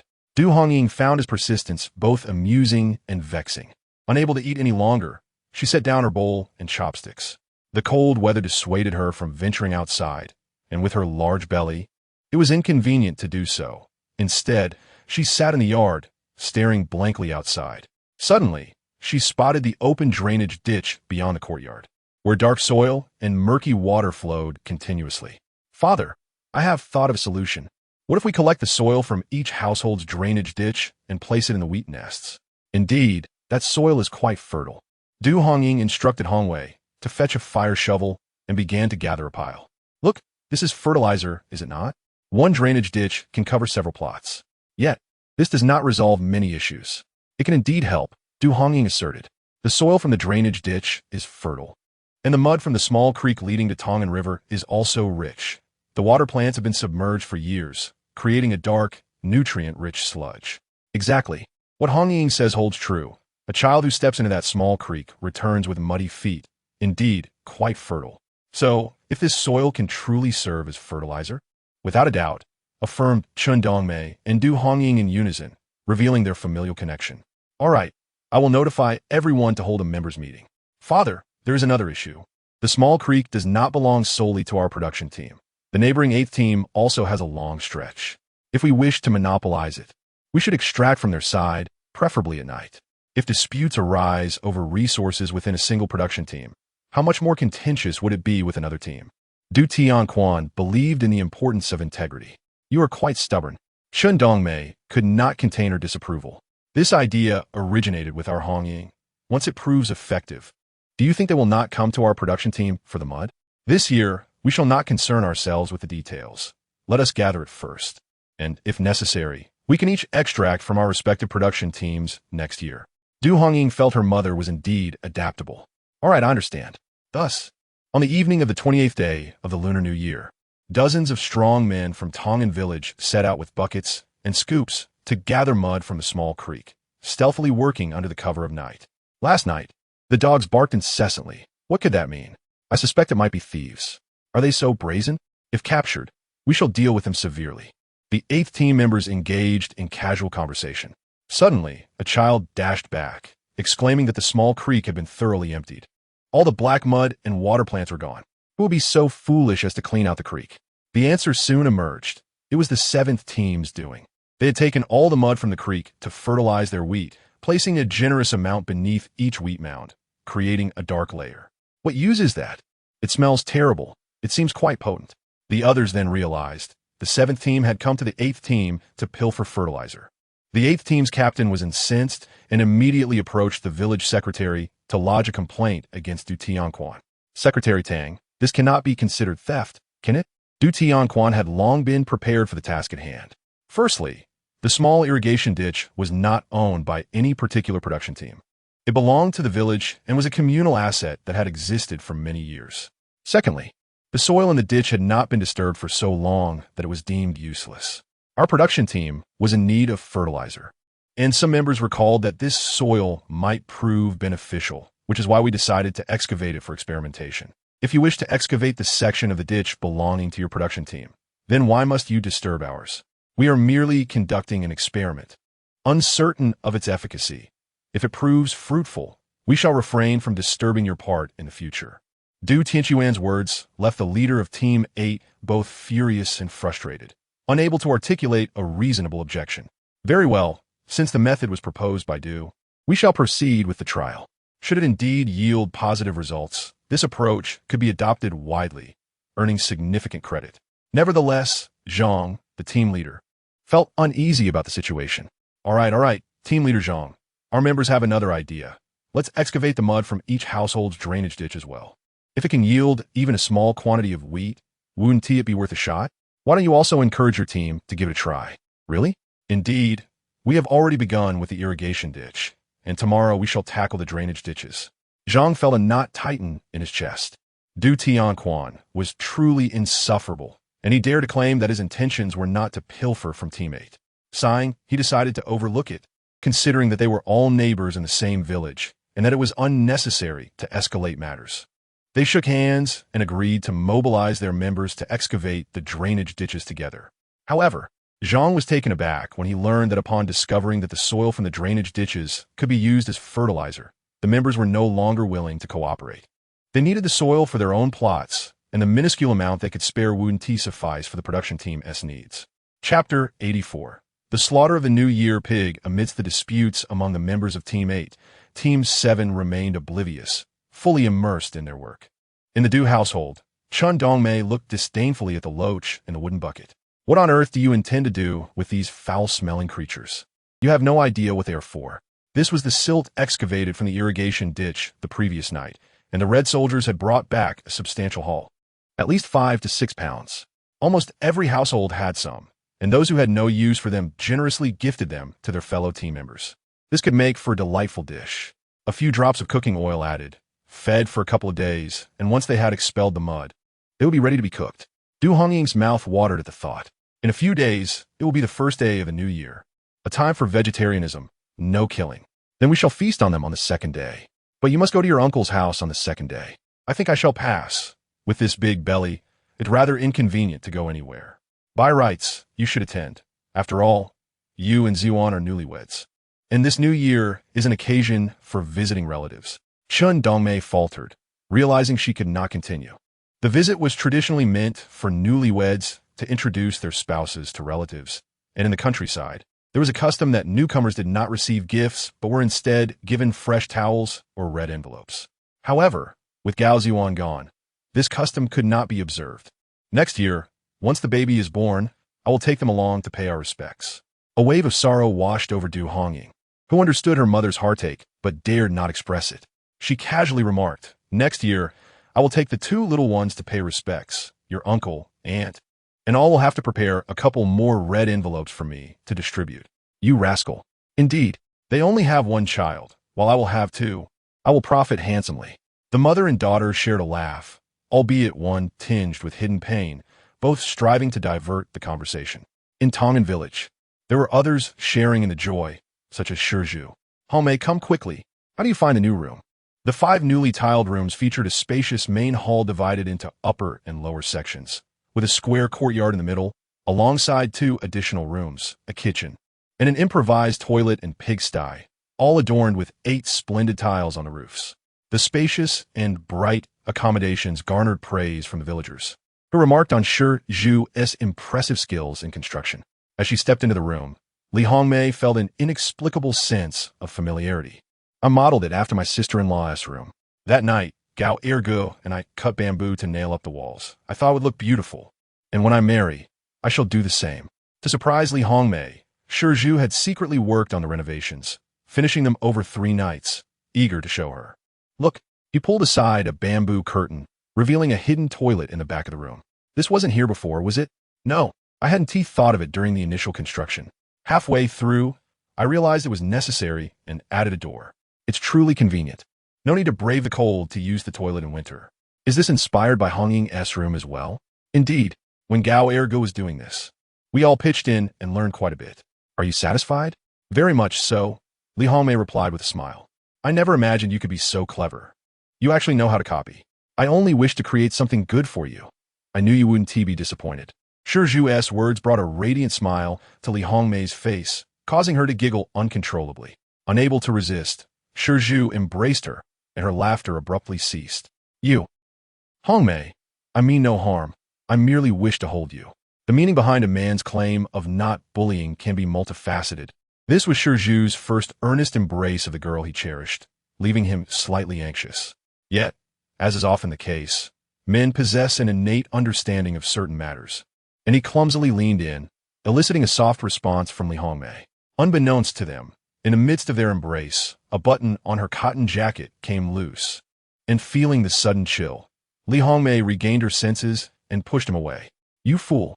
Her cheeks flushed, she hastily rebuttoned her jacket while playfully scolding him. "What's the rush? Sooner or later, you'll have your chance." Ju hesitated, fearful that if she became upset, it would be difficult to appease her. All right, just 2 more months. Wait for it." With that, he dashed out, leaving Ju in the room, relishing the moment, a wide grin spreading across his face. He, Ju, was to marry the most beautiful girl in the village, Li Hongmei. Who could dare call him foolish? Those deemed simple often enjoy fortuitous blessings. The path to this moment had been paved through diligent service to his sister-in-law, and henceforth, he resolved to work even harder for her. With or without wealth, the new year must still be celebrated. On the eve of the new year, the production team slaughtered a pig to mark the occasion, while the remaining 3 were taken to the slaughterhouse. As the pig was being slaughtered, neighbors gathered, each hoping to share in the meat. "Everyone, please be silent, and lend me your ears." Du Tianquan stood atop a stool, signaling for quiet among the members. "We have worked diligently throughout the year, and the slaughter of this pig is a reward for everyone. When it comes time to distribute the meat, we shall do so based on the number of people present. The pig contains both fatty and lean cuts. Let us distribute the meat fairly without picking and choosing, as it would be quite unpleasant amidst such jubilations. You all know that our Tongan village has 10 production teams. and it is only our team that has gone to the trouble of slaughtering a pig for the new year. If there are disputes, we may cease this tradition in the future. I have also considered that if anyone does not wish to take their portion of meat, we can convert it into cash. Those who wish for additional meat can contribute money. The team leader's idea is sound. Who would refuse meat? After a year of hard work, to begrudge even a couple of ounces of meat would seem pointless. Besides, adults may not eat, but the children should at least enjoy a taste. Exactly. We all want some. Du Tianquan observed the members' willingness to cooperate and sighed with relief. To be frank, I was concerned with the disputes over the fertilizer from the drainage ditches in Team 8, fearing a lack of unity within our production team. However, it appears that our members are all good-hearted individuals, free from petty grievances. Let us celebrate the new year with joy, and once the Lantern Festival has passed, we shall resume work. Each group must labor diligently. With a bountiful harvest of wheat this year, we can all share in greater rewards. As spring approaches, we must prepare the seed beds. I reiterate, we should all lend a hand to repair the communal mill. We are neighbors, and there is no need to bicker over minor matters. Very well, we shall heed the team leader's words. Zhang Jun, Wang Hai, and Li Jiangguo erupted in cheers, clapping their hands. Indeed, our captain has been considerate. We will follow his arrangements. After slaughtering the New Year pig, we will celebrate in style. Our production team is the most prosperous in Tongan village, all thanks to our captain. No, it is a collective effort. Let us strive together for a better life. The members echoed in agreement, their spirits lifted. A sturdy pig was pinned down on a low bench, while Uncle Huang, who had previous experience in pig slaughtering, expertly worked with his knife, letting the bright red blood flow into a large wooden basin. Chun Dongmei quickly stirred the blood, preparing for a savory dish that every household would enjoy. The members of Team 7 led enviable lives compared to others in the production team. Chapter 85. Pig's head distribution of the meat was a jovial affair. Although some were disappointed with the lean cuts they received, they refrained from complaining. As the captain had made the rules clear, the allocation was systematic, the order was determined, and the accountant verified the numbers and weights, ensuring each household received their due share. The women's director oversaw the signing and collection of the meat. When it came to Zhang Guilan, however, she received not meat, but 2 pig trotters. Why do I only get trotters? I want meat. What use are these trotters? Sister Gao, they are quite valuable. Your daughter-in-law is nursing, and these trotters, when stewed with peanuts, are excellent for milk production. They can also be simmered with yellow beans to enhance lactation. After some discussion, Zhang Guilan reluctantly accepted the trotters and left. There was no option to choose. All eyes were on the captain's family. As Chun Dongmei had drawn the last lot for meat, what remained? Half a pig's head. I told you my luck was terrible. Let Hongwei draw instead. That rascal vanished. Now he's enjoying half a pig's brain while we look like fools. Upon returning, Chun Dongmei was furious, slamming the pig's head onto the table. There is no meat, just fur and heavy bones. After all that effort, Mother, do not get angry. A pig's head is still meat. Meat? There's not even a hint of fat. Chun Dongmei fumed. I was hoping for trotter for you to nourish you, but Mother, let us heat the fire hook. Once it's red hot, we can scrape off the hair, and we can make do with the pig's head. Du Hongying insisted that even without meat, the pig head was still a valuable offering. With no other choice, Chun Dongmei heated the fire hook and scorched the pig's head until it turned black, muttering curses the entire time. Being a cadre has its perks. Your father, the captain, doesn't he bring home any benefits for himself, letting others reap the rewards. My father is the captain. He must lead by example. He cannot take the best meat for himself before distributing it to the members. That would be unjust. Du Hongying chuckled. Mother, do not complain. It's just a bit more trouble. Once it's stewed, it will taste delicious. What can we stew with just bones? I want to eat stewed wind radish. Very well. They returned with a large white radish, soaking it to prepare pickled radish and cutting over 10 pounds of dried radish. The smaller ones were left to dry under the eaves, as long as they were kept dry. Chun Dongmei gathered over 10 wind radishes, washed them, and decided to cook them whole. She added some old ginger, peppercorns, and salt, igniting the firewood to simmer the radish soup. It consumed a lot of firewood. Today was New Year's Eve, and there was little to do aside from preparing the reunion dinner. In the countryside, the festive table must include fish and a rooster to honor the deities. The cold weather made Du Hongying reluctant to venture out for fish. So Du Hongbing was sent to the market to buy a few small crucian carp to fry. Du Tianquan, accompanied by his two sons, prepared to pay respects to the deities. As he burned paper offerings, he chanted, "To the ancestors of the Du family, this year is the year of the tiger. The new year of 1974 has arrived. We pay our respects." Du Hongying, being pregnant, could not partake in these rituals. Even if she weren't, such practices were traditionally the realm of men. The head of the family, along with his sons, would perform the rites. Daughters or daughters-in-law were excluded unless there were no sons, which reflected the deeply ingrained preference for male heirs. Du Hongying mused about this patriarchal mindset, which had long been entrenched, leading society to yearn for sons to continue the lineage. Fortunately, her parents never showed disdain for her being a daughter. As the first child, a granddaughter, her grandparents had never mistreated her. When she was around 7 or 8, both grandparents passed away, reportedly from starvation. During their memorials, her father would naturally express gratitude for the improving fortunes, hoping for the ancestors' blessings for peace and health for the family. Ancestors, please bless Hongwei with perfect scores on his exams. Du Hongwei's earnest wish drew laughter from the family. "You little rascal, always dancing around, not studying seriously. How could the ancestors bless you with perfect scores?" Chen Dongmei scolded. "You sped away when it was your turn to draw, leaving us with nothing but pig's head." "Mother, my luck was also poor. I lost all my bets with Hongying." Du Hongwei consoled her, "But the pig's head can make a hearty broth, allowing us to enjoy several meals." "See, I told you that you were out playing instead of being honest." Du Hongwei protested. "I'm just being truthful." Du Tianquan paid homage to the deities and prayed to the heavens. "Heavenly ancestor, as the new year begins, may you bless us with favorable weather and bountiful harvests."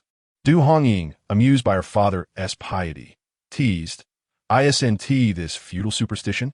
Ha! It was common to worship deities before, but it's our tradition. Every household participates, and no one dares to disregard their ancestors," Chen Dongmei replied. "People grow old when they can no longer burn incense for their descendants. What is the meaning of it all? It's simply a sentiment. During the new year, the younger generations remember their elders." Chen Dongmei glanced at the offerings of chicken, fish, and pig's head. Worshipping the deities incurs no loss. The ancestors sigh, while the living enjoy the feast. Due to receiving pig's head meat, they had no offerings of pig's neck for the new year, so when a neighbor offered to sell some, Du Tianquan purchased a pound for 1.2 yuan to present to the deities. Du Hongying watched as her father reverently honored the kitchen god, the altar deities, and the earth god. According to Du Tianquan, all deities must be invited during the New Year celebrations to ensure no one is overlooked. Isn't the kitchen god already in heaven? Why must we honor him? On the 23rd of the 12th month, we send him to heaven, and on New Year's Eve, we welcome him back. We must honor him. Otherwise, upon his return, he will find no offerings and be displeased. Seeing her mother's serious explanation, Du Hongying could hardly contain her laughter. Yet perhaps there is some truth to these beliefs. Otherwise, how could she explain her rebirth? Ah, Chen Dongmei suddenly sighed. Zhiyuan doesn't he even have a grave? His father must remember to burn extra offerings facing west when visiting the grave tomorrow. They say the king of hell is easy to see, but the little ghosts are tricky. Don't let them run out of paper money. It's better to keep them appeased. Du Hongying's heart ached again. Given his temperament, he would likely not appease the little ghosts, but rather confront them. Could he truly leave this world so carefree without a single dream to share with her? It had been so long since he had only appeared in her dreams as a snake chasing after her. Chapter 86, Self-Rescue High Team. Chen Jun called out hoarsely to Gao Zhiyuan, who was carving marks into the wood. If memory serves, today is the eve of the new year. Gao Zhiyuan turned to glance at the emaciated Chen Jun and the foolishly grinning Lan Yong, feeling a deep pain in his heart. "We will surely return." "Yes, we will return." Nying suffered from a high fever for over 10 days, during which Gao Zhiyuan sought various herbal remedies. Administering them with care, upon awakening, the brothers tragically discovered that he had lost his ability to speak, his gaze was vacant, and his reactions were markedly slow. He occasionally broke into foolish laughter. In essence, Nying had narrowly escaped death, yet his mind had been irrevocably damaged by the fever. Chn was consumed by guilt. Had it not been for him, neither God nor Nying would have encountered such dire straits. With the new year approaching, it was time to indulge in a feast. Over the past 6 months, Gao Zhiyuan had taken on the role of a doctor, akin to Shen Nong, the legendary emperor of agriculture, diligently recalling the medicinal properties of herbs used in the village to treat the injured. He also served as the head cook, ensuring no fish from the sea or snakes, beasts, or even mountain rats escaped his notice. Anything surplus was dried into jerky. Amidst their misfortune, he fortuitously discovered several mountain phoenix trees on the island, which yielded salty fruit that could serve as salt. Without it, they would have perished long ago. Once Chnjin and Lnying recovered, Gao Zhiyuan began contemplating how to venture out to sea. The likelihood of waiting for rescue was non-existent. To be prisoners in another's territorial waters was an utter disgrace for a soldier. Thus, self-rescue was their only recourse. Under Gao Zhiyuan's direction, the three men employed their sharp knives as saws, embodying the spirit of the foolish old man who moved mountains. It took them 10 days to fell a large tree, which was a triumph. Rather than making beds, they opted for hammocks crafted from vines to sleep suspended above the damp ground. Gradually, they hollowed out a tree trunk in preparation for a boat. The towering trees on this deserted island were so massive that even 3 men could barely encircle them. By excavating the center, they could create space for 1 person, and by cutting the trunk into 3 segments and joining them side by side, 3 of them could set sail. This was undeniably a monumental task. Gao Zhiyuan felt that his childhood mischief and cleverness were coming into play now, as he had always harbored a quiet fondness for Hongying, making it a point to familiarize himself with where Qn worked. Assisting in sawing wood and crafting wooden pegs, he was well versed in mortise and tenon joints, making boat construction merely a matter of time. They divided their labor. Gao Zhiyuan would hunt, Chnjin would cook, and the strong but simple-minded Lnying would tirelessly carve the whole day after day. After months of effort, they finally glimpsed a glimmer of hope. A boat was taking shape. Gao Zhiyuan envisioned 3 boats joined together, allowing them to separate in times of danger. However, with Chnjin's limited mobility and Lnying's mental state, the only feasible option was for all 3 to act in unison. In dire straits, survival for one was better than none. Ultimately, their fate remained uncertain, yet they resolved to do their utmost and leave the rest to destiny. With the new year approaching, Chnjin murmured, "They must be thinking of us at home." He was one of 5 siblings, with 2 sisters and 2 brothers, himself being the third. With an elder sister to protect him, he also bore the responsibilities of the eldest son. Their parents were humble farmers, and they felt pride in his military service. He could not fathom how his family would bear the news of his sacrifice. "I do not know if they think of me, but I miss my wife."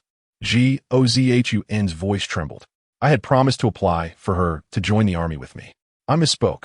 God, we all misspoke. They had vowed to send word of their safety and to write often. Well, brother, at least we still have a chance." Their emotions surged and ebbed quickly. Casting a glance at the tireless Lnying, they could only offer each other solace. "At least we are still alive." Once the weather warmed, they would need to practice diving and holding their breath more diligently. They were uncertain where this vessel would take them or what they might encounter, but they knew they had to be proficient in swimming. "Trust us, it won't be long before we return." Indeed, it won't be long before we go home. Gao Zhiyuan roasted several seabirds he had caught, discussing the New Year's Eve dinner at home with Chnjin. "We are poor, so the greatest joy of the New Year's Eve meal is simply to be full, with sweet potatoes cooked to satisfaction." Chnjin reminisced about home, his face lighting up with joy at the thought. The sweet potato crust, shaped into balls, was so fragrant. As for meat, we had some during the New Year too, just enough for a small offering to the deity, sliced thinly and placed in small bowls, topped with sour pickled vegetables to steam with the pork. One offering could serve 4 bowls, and on New Year's Day, we would eat 1 bowl, saving the others for guests throughout the festival. We are from the same province, so our customs are not vastly different. My family is all right, just my brother and me. Gao Zhiyuan chuckled at the memory of wearing his brother's hand-me-downs while growing up, now finding solace in having new clothes in the army. The New Year's meat is also meant for guests, but my cravings are hard to resist. Even if we were to eat vegetarian on the first day of the New Year, I would sneak some, often finding that I had devoured half of the meat meant for guests before it could be served. Do you not get scolded? Of course, but I would run away. My father rarely laid a hand on me, and my mother could never catch me. They both laughed heartily at the reminiscence of their childhood, with Lnying joining in, understanding the humor. yet tears trickled down their faces as they laughed. The sounds of laughter mingled with the wind and waves, creating a symphony of joy and sorrow. "My wife, I miss you," Gao Zhiyuan shouted into the towering waves of the sea. Watching his leader's fervor by the shore, Chen shed tears once more. Ding had sneezed multiple times today, causing Ding to grow increasingly anxious. "Come, quickly drink a bowl of soup. It will warm you up and help with your cold." "It's nothing, mother. Why are you chopping chicken again?" Isn't that meant for the guests during the new year? The chicken and pork for the deity would be sprinkled with a touch of salt, placed in a basket, and covered with a cloth to keep the dust away, to be served when guests arrived during the festival. "We don't have many guests, just your uncle and aunt." I remarked, "We can't eat all this. It's the new year, and having fish and chicken on the table is better. And the pig head meat? Take out the radishes and eat them. I've already removed the pig's brain and bones.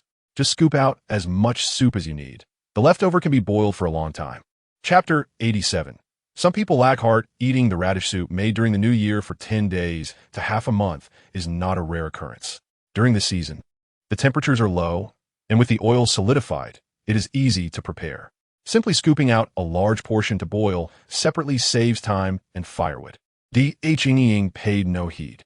On the first day of the new year, their father took Ing and Hw to burn paper money for their deceased ancestors. "Remember to burn extra for Zhun and that child." I instructed. "Understood." Ing knew the child referred to her younger brother, who was said to have passed away shortly after birth, buried in a small mound before their grandfather's grave. Technically, Ing should have been the third child. In that era, the mortality rate for infants was high. Women could give birth, but often could not raise them to adulthood. Just like her grandmother, who reportedly had 2 daughters and 3 sons, with only her father surviving. In contrast, her maternal grandparents were much luckier, having raised all 5 of their children successfully. I returned from the grave site, chattering away. The Gao family is strange. They only burned paper for the Gao family graves and didn't burn any for the brother-in-law. What if he burned it for those buried nearby? No, I listened the entire time. He didn't mention my brother-in-law's name at all. I was quite perceptive, having listened intently as their family graves were adjacent to the D family's. It's as if he forgot there was such a son. My father even burned paper for my elder brother. Ing thought to herself, "You guessed correctly. Plus 10 points. But reflecting on the reality of loss, she felt it was better to avoid complications and chose to remain silent. "I'm not quite sure either," Chun Dongmei remarked. "After all these years, I truly have not seen through her. If you say she did not give birth to him, we did bring him back from the health clinic together. Yet if you assert that she is his mother, her treatment of Gao Zhiyuan over the years has hardly been commendable. Moreover, the ease with which she seems to have discarded the news of Gao Zhiyuan's passing is striking. As a mother, I believe if such a burden were to fall upon my own feet, it would leave me scarred if not dead." Zhang Gailan wept for only a day or 2. By the 3rd day, she appeared unbothered. When discussing the pension with the Zhao family, her focus was predominantly on securing that sum, devoid of any genuine concern for her son or empathy for her daughter-in-law. Some individuals, alas, lack any semblance of compassion. Hongying chose not to elaborate further, stating, "Some people are unworthy of my pursuit." Chasing Wind sat beside her, lifting his head momentarily when she called his name. He was the most obedient of companions. In her leisure, she would stroke the dog, thus passing her days swiftly. On the 2nd day of the new year, Chun Dongmei returned to her maternal home with her 2 sons, leaving Du Tianquan behind to prepare meals for his daughter. By the 3rd day, the trio returned, proclaiming their family festivities would last until the 5th day of the new year. On that day, 2 uncles and aunts, along with an aunt and uncle, arrived with their children, filling the Du residence with lively celebrations over 3 tables of New Year's wine. "Readying, has that wicked mother-in-law of yours continued to torment you?" "Shen Shunua inquired, gasping du Hongying. "No, aunt. I have severed ties with her family. She dares not trouble me anymore." "That is fortunate. I have often said your mother is too lenient. Should anyone dare to bully you again, inform me, and I shall deal with her." Chen Chanhua rolled up her sleeves, declaring, "Our Hongying is the daughter of a martyr. Should anyone dare to bully her, I shall upheave their ancestral grave." "Aunt, is it true that the Gao family has welcomed a grandson?" Chen Xiuyue asked Chen Dongmei. "Indeed, what of it?" "Oh, It is merely that the wife of that shortly next door mentioned that his cousin's family has had a grandson. The daughter-in-law, a delicate youth, is quite particular about her diet, resulting in a child born weighing scarcely over 3 pounds. Frail as a monkey, Chen Shiyue's husband is a cousin to this shortly. Hence she refers to his wife as sister-in-law. Despite his diminutive stature, he had managed to secure a stable job at the hospital's kitchen, which enabled him to marry a beautiful and capable wife. They say a flower blooms amidst dung, and from afar, the couple appears as one adult accompanying a child. Despite such contrasts, they have been blessed with 3 children and manage a comfortable life. Chen Shiyue had learned much about the Gao family. How shameless! He once professed to marry our Hongying, yet he has long been entangled with that young intellectual. At the mention of this, Chen Chanhua and Chen Shiyue began to scold him, more fervently than Chen Dongmei. Enough, enough, it is in the past. Let's not dwell on it. Sister, I cannot fathom how you have borne this indignity, Chen Dongmei sighed, glancing at Du Hongying engaged in conversation with her aunt. If I were to retaliate, what would that accomplish? We were blind to enter an engagement with them in the first place. And now the eldest is a poor specimen while the youngest's life is so fragile. My poor Hongying, tears streamed down Chen Dongmei's face. The 3 sisters sighed in unison. They then discussed Du Hongying's due date. When the time comes, we must ensure she gives birth at the health clinic. Do not fret over expenses. If necessary, we can pool resources. I shall ask the short brother to assist, ensuring the hospital provides ample care. Little sister, as long as there are doctors at the hospital, you need not incur any debts of gratitude, Chen Shiyue remarked. The short brother is said to be quite accommodating to children. Indeed, let us distance ourselves from anything related to the Gao family. They may not be trustworthy. Chen Shanhua shook her head. He is related to that Gao woman. Who knows what ill intentions may arise? Avoid him. Chen Shiyue mused. Perhaps he is not as bad as you say. Upon reflection, elder sister, you may have a point. Have we prepared the baby's clothes? Yes, they are ready. The 3 sisters proceeded to inspect Du Hongying's delivery bag. Du Hongying, this is love. Despite having a robust support system behind her, she had lived a wretched life in her past, and the more she contemplated it, the more she could not forgive the foolishness of her former days. During the new year, rural folk find themselves with ample leisure time, and visiting relatives becomes the paramount activity. The aunts and cousins have more time to engage in gossip. Did you know? Zhang Guilan's grandson has been suffering from diarrhea. Such a young child cannot seem to stop. He is not yet 100 days old. Being so small, he relies solely on milk. Undoubtedly, his wife has consumed something unsuitable. It stands to reason. The nursing mother does not restrict her diet. Whatever the adults consume, the child ingests as well. If the adults eat indiscriminately, how can a child avoid distress? What a misfortune. Did you see that child? Approaching 100 days old. Yet he is not even considered a proper milk baby. Chapter 88. The Art of Deception. On February 18th, there was a joyous occasion in Team 7 of Tongan Village.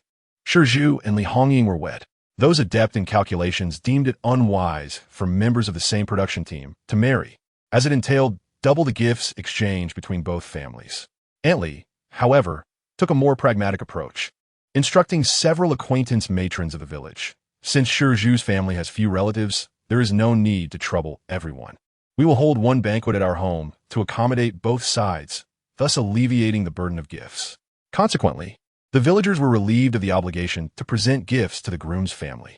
Shi Zhu naturally acquiesced to his mother-in-law's arrangements, for his family lacked connections. It is often said that maternal uncles and paternal uncles are significant, yet his parents had passed away early, and one uncle's family was impoverished, prompting a severance of ties. Shi Zhu had no uncles, only an elder aunt who had married to the other side of the mountain. Her husband, a coal miner whose unfortunate fate befell him in a gas explosion. Eventually, her eldest son took on the role of a miner, and it seemed their circumstances had improved. Nevertheless, a natural divide existed between workers and farmers, and Shi Zhu's family remained destitute. His aunt had not maintained contact for many years, but during a recent clothing sale, they chanced upon one another. Upon learning of her nephew's impending marriage, she decided to attend the wedding, curious to see that he was not as poor as she had presumed. However, upon discovering that the groom's family was not hosting a banquet and planned to dine at the bride's home, she felt a twinge of discomfort. Shi Zhu, is this how you intend to conduct yourself? No, aunt. My mother-in-law has 2 sons. Then you, aunt, I built a house last year, and with the wedding this year, funds are tight. My mother-in-law suggested that saving on the banquet would be prudent, given that we are all neighbors from the same team and aware of my situation. So we opted not to hold a feast. A hint of shame washed over Ju. The reality of his financial constraints felt embarrassing. His aunt glanced at the 5-room tiled house Ju had constructed, observing the newly furnished rooms that looked quite presentable. You are still doing well for yourself. Ling had little recollection of this aunt, feeling a pang of discomfort as she witnessed her chastising her brother. Several times, she considered speaking up, but her brother's subtle gestures urged her to hold her tongue. Ultimately, she decided to let it be, for it was her brother's joyous day. I will only be giving gifts to you. The aunt produced 2 coins for Ling, saying, I am unsure what to buy, so you can use this money as you wish. Thank you, aunt. Gu felt her gift was substantial, considering that in the countryside, a month's worth of work points was hardly worth much. Just as she reveled in her generosity, a heavily pregnant young woman entered. Master, what brings you here? Ling gasped, rushing to support her. I am fine. My mother and Hongwei assisted me here. Your brother's wedding is a momentous occasion, and I must show my support. Hongying presented a large red envelope. Ju, this is for you. Congratulations. Sister-in-law, your presence brings me great joy. What is all this for? Aunt pondered the weight of the gift, her eyes widening in disbelief. Who was this young bride, related to whom, to receive such an extravagant present? I must ensure fairness, she thought.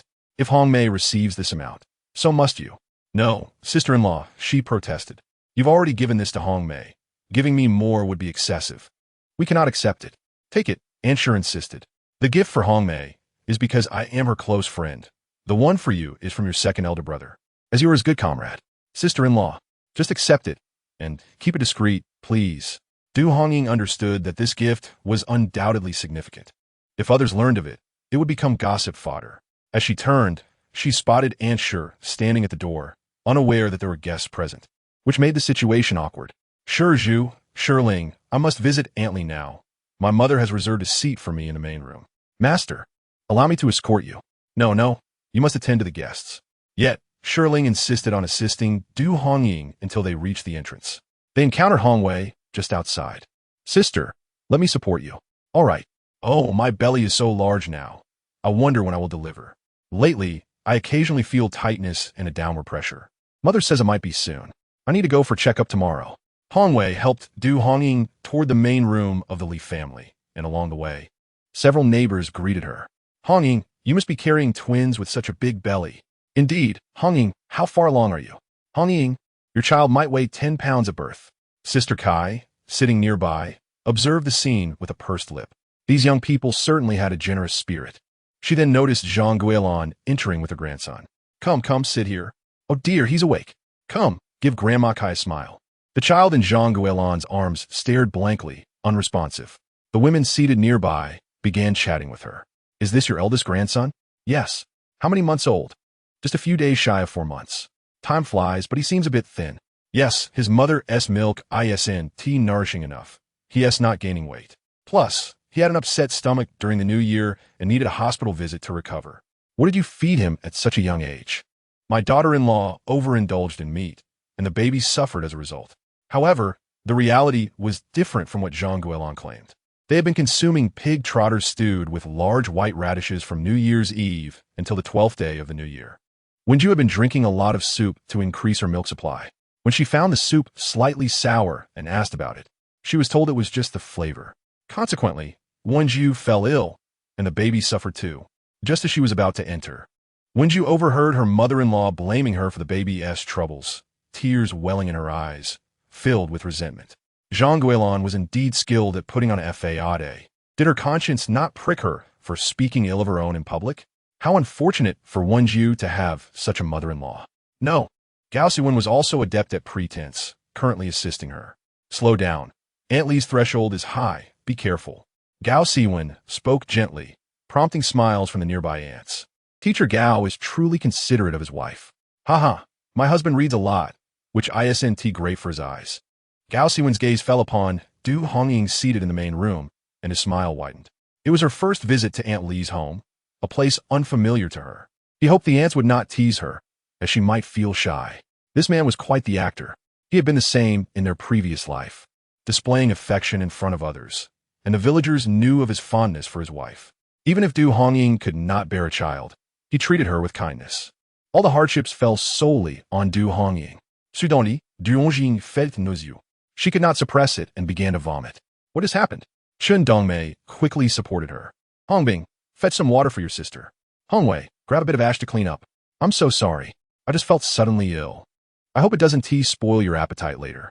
Once composed, Du Hongying offered her apologies. Not all. Morning sickness can be like this. Du Hongying. It's not morning sickness. I was just repulsed by something disgusting. Chapter 89. The child's lack of cleverness. What? Is it true?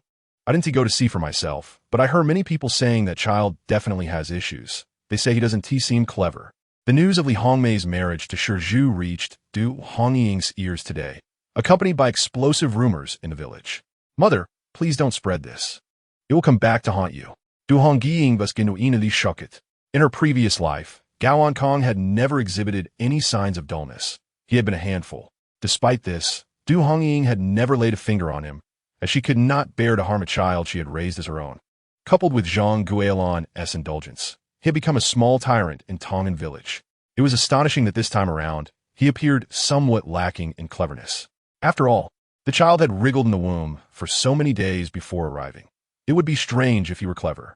Chen Dongmei sighed. Adults commit sins, and the child suffers. If there truly is a problem, it could affect him for life. Next door, Lu Erseo remarked that the child was already 4 months old, but likely weighed less than 10 pounds. His face was no larger than a palm. They say the milk supply isn't good. There are many ways to improve milk supply. It's surely due to negligence. Chen Dongmei recalled seeing Wen Ju's condition. I thought Gao Siwen had high standards, but he is just like that. Thin as a rail, nowhere near as good as you. Du Hongying couldn't help but laugh aloud.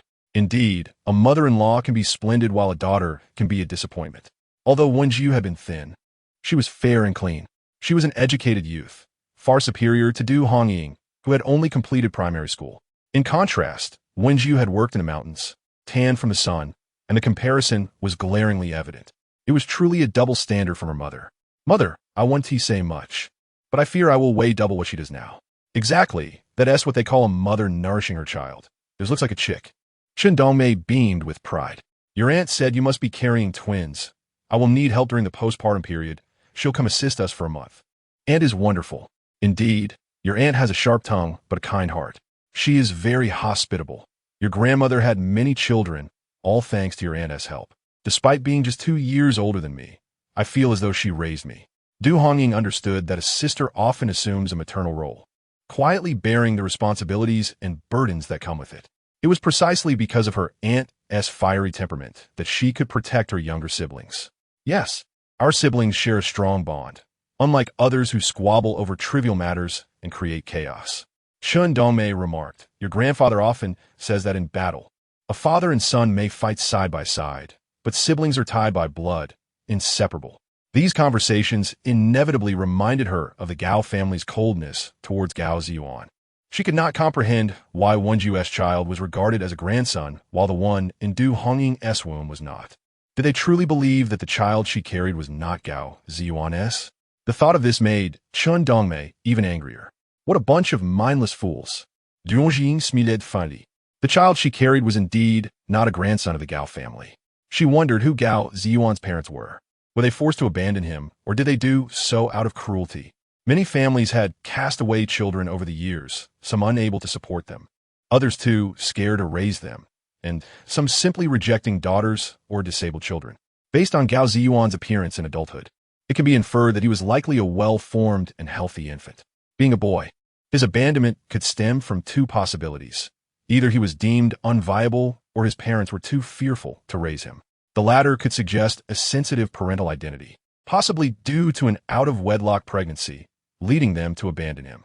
As for the likelihood of Zhang Guilan stealing someone else's child, it is virtually non-existent. After all, she had already given birth to Gao Siwen, and taking on another child would only add to her burdens. In a certain sense, she had done a favor to Gao Zhiyuan. Du Hongying, being multifaceted in her thoughts, chose to keep this matter to herself, avoiding unnecessary turmoil that could ensue from the loss of the child. After all, having a family, even if imperfect, is better than being a wild child. Suddenly, Du Hongying felt a tightness in her abdomen, accompanied by a sensation of breathlessness. What's wrong? Chen Dongmei noticed her daughter seemed to be suppressing something. Mother, I feel unwell. After a moment of gathering her composure, she added, Mother, do not be afraid. We are going to the hospital, Du Hongying assured her. Stay put. I will fetch your father and ask Shizhu for help to carry you to the clinic. I need to take my belongings. I know. Don't move. I'll be back shortly. Du Tianquan and several others were discussing the purchase of piglets for raising when they heard the news of their daughter needing to go to the hospital, and they immediately rushed off. We will discuss it when you return. Hurry. This matter is of utmost importance. Du Hongying went to call for Shizhu. Aunt, Shizhu is in the restroom. He'll be here shortly. Li Hongmei, newly married and radiating youthful exuberance, rushed to call for help upon hearing that Du Hongying needed to be taken to the hospital. The Du family had already prepared a sliding board with a chair, and Du Hongying was seated upon it as Chen Dongmei draped a thin quilt over her. Take it slow, lift steadily. Chen Dongmei, burdened with a large bundle, locked the door and followed them to the clinic. Passing by Shizhu's door, she tossed the key to Li Hongmei, instructing her to inform Hongwei and Hongbing of their return, so they could manage their meals. Understood, Aunt, I will let them know. Li Hongmei called out to Du Hongying, Hongying, remember, I'm the child's godmother. Du Hongying couldn't muster a smile. Her abdomen felt persistently tight, and she experienced intermittent sharp pains, fearing that she was about to give birth. This is the onset of labor, Chen Dongmei remarked. Du Tianquan and Shizhu quickened their pace, knowing that the journey to the town clinic would take some time. No matter how fast they went, they could not outpace the urgency of the two little lives within her. By the time they reached the clinic, Du Hongying felt her clothes were soaked. The amniotic fluid has broken. Doctor, my daughter is in labor. Chen Dongmei shouted in panic. Take her to the delivery room. Dr. Xiong, who was familiar with Du Hongying, calmly instructed. She was knowledgeable about the mother's condition and reassured the family waiting outside. Do not worry. She's doing quite well. In the delivery room, the pain was excruciating for Du Hongying, who had always considered herself strong, yet felt utterly powerless now. Doctor, I am hungry, she managed to say. Hunger is not an option. You need your strength. The realization of the arduous nature of childbirth dawned on her. She would rather carry a heavy load than endure this pain. Hold on, the nurse called out to the family. The mother is hungry and lacks strength. Someone needs to fetch food. What should I get? I'll buy buns and eggs for her. Shizhu immediately volunteered before rushing out. Oh, please bless my daughter to deliver safely. I will offer incense, Chen Dongmei fervently prayed. Meanwhile, Du Tianquan paced anxiously outside the delivery room, his worry palpable. He had never felt such distress even when his wife had given birth to 4 children, but his daughter's labor caused him acute heartache. Shizhu quickly returned with a dozen boiled eggs, saying, My mother sent these through Shirling. They're already cooked. Hurry and give them to your sister-in-law. Thank you so much. I appreciate it, Chen Dongmei replied gratefully, quickly peeling 4 eggs to hand to the nurse. Can you not eat until after the baby is born? The nurse asked. No, I must eat, Du Hongying gasped, managing to consume the eggs in quick succession during brief pauses in her agony. Is childbirth always this painful? She pondered. It became clear that while she could endure hardship and fatigue, she feared pain. All mothers had to traverse this path. There was no escaping it. Now you have some strength, Dr. Xiong encouraged. Listen to my instructions. Inhale when I say to, and push when I instruct. If the baby stays in too long, there's a risk of suffocation, which could lead to severe complications. What complications? The risk of brain damage, Dr. Xiong replied, shocking Du Hongying into a newfound determination. With renewed vigor, she pushed with all her might. Doctor, I feel as though I need to defecate. Go ahead, came the response. But this is the delivery room. It's fine. Everyone goes through this. No one will judge you. With that, Du Hongying relinquished her inhibitions, and instead of a bowel movement, a baby emerged. The newborn's cries echoed loudly. Ah, boy, Dr. Xiong announced after checking the infant. You have twins. Take a moment to rest, and we'll proceed with the next. Upon hearing the cries of her child, tears of joy streamed down Du Hongying's face. I'm a mother now. I have my son. As another wave of contractions hit, she had learned how to cooperate with Dr. Xiong, and the second child was born with relative ease. She felt an immediate sense of emptiness in her abdomen. Is it a boy or a girl? She asked, her heart yearning for both. It's another boy. Du Hongying chuckled through her tears. The heavens had not favored her specially. 2 boys, Gao Zhiyuan, you now have 2 sons, she thought, tears of happiness flowing freely. Oh dear, don't cry. Having 2 sons in one go will surely please your husband, someone remarked.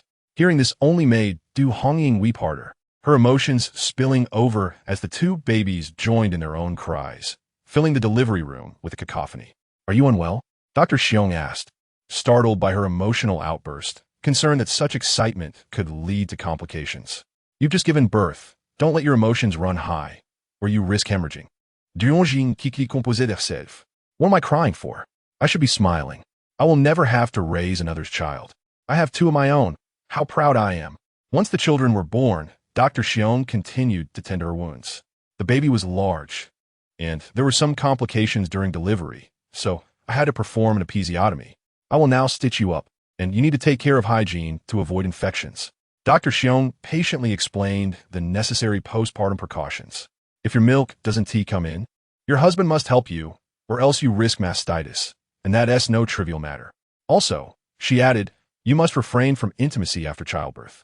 Ensure you rest adequately during your confinement until the lochia is completely cleared.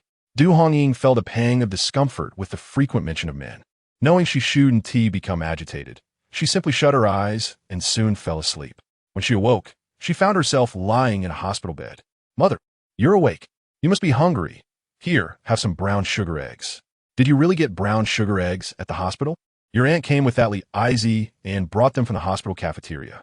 Chun Dongmei whispered, having acquaintances in the hospital makes things much easier. Family members of patients have to pay 10 cents for a bottle of hot water and still wait in line. By the time it's your turn, it might be gone. Chun Dongmei had gone twice for hot water, only to find the bottles empty. Upon hearing this, Chun Shuyue decided to head to the canteen. With a nod from Li Aizi, the canteen staff promptly filled the red thermos she brought. The doctor suggested a 2-day hospital stay, and we decided to heed his advice. Chun Dongmei murmured, your aunt has been here, caring for you, these past few days. It was indeed due to her connection with Li Aizi that everything proceeded so smoothly. Just then, Chun Shuyue arrived, accompanied by the cleaning staff, Li Aizi. Hongying is awake, Chun Shuyue announced. Hongying, this is your Uncle Li. We owe him a great deal of gratitude. Anew, Uncle Li. Thank you so much. No need for thanks. We are family, Li Aizi replied, aware that Du Hongying was Gao Zhiyuan's wife. I even carried your husband when he was a child. Time flies. Now he is a father. Yes, he is a father. But alas, he cannot hold his son anymore. Du Hongying, knowing Li Aizi was familiar with her husband's family, shed a couple of tears. The child's fate is truly unfortunate. Losing a father before even being born. Oh dear, please don't dwell on that. You have just given birth. No more tears. Focus on raising your 2 children well. And fortune will surely come your way. Stay at ease in the hospital. If anything arises, come find me. No one will dare to bully you. Thank you, Uncle Li. Not all. I must attend to my duties now. Chun Dongmei, adept in her social graces, pressed 2 pieces of candied orange sugar into Li Aizi's hands. Uncle Li, I apologize for the trouble. Please try this sugar. Oh no, please don't. Take it. Don't mind the quantity. Reluctantly, Li Aizi accepted it. Take good care of your daughter and the 2 little ones. Puzzled, Li Aizi wondered why Zhang Guilin hadn't shown up for her daughter-in-law as delivery. Chapter 91. Like father, like sons, the first son weighed 4 pounds and 8 ounces, while the second weighed 5 pounds and 2 ounces, perfectly summing to an even number. Chun Dongmei and Chun Shuyue presented the 2 infants to Du Hongying for her inspection. These 2 little ones don't resemble you. They look just like Gao Zhiyuan. How can you tell at such a young age?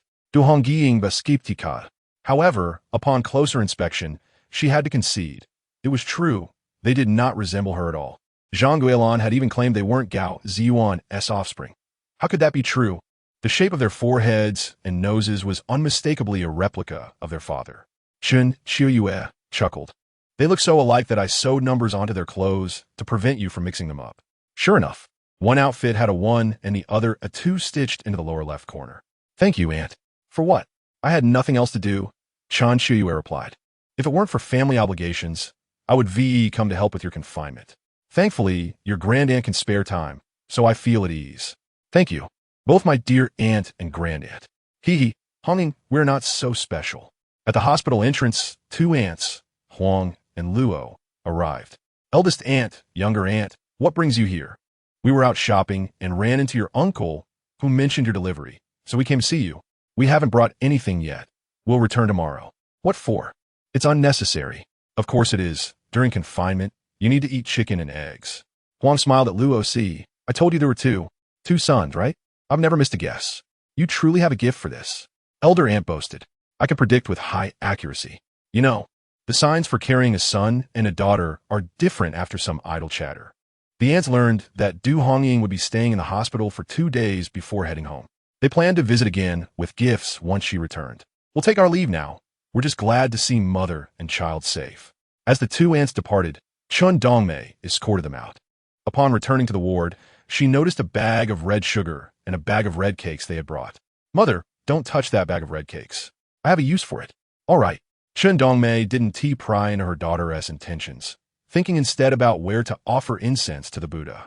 The twins were born on the day of Guanyin's birthday, a sign of divine blessing. After 2 days in the hospital, things were looking quite well for both mother and child.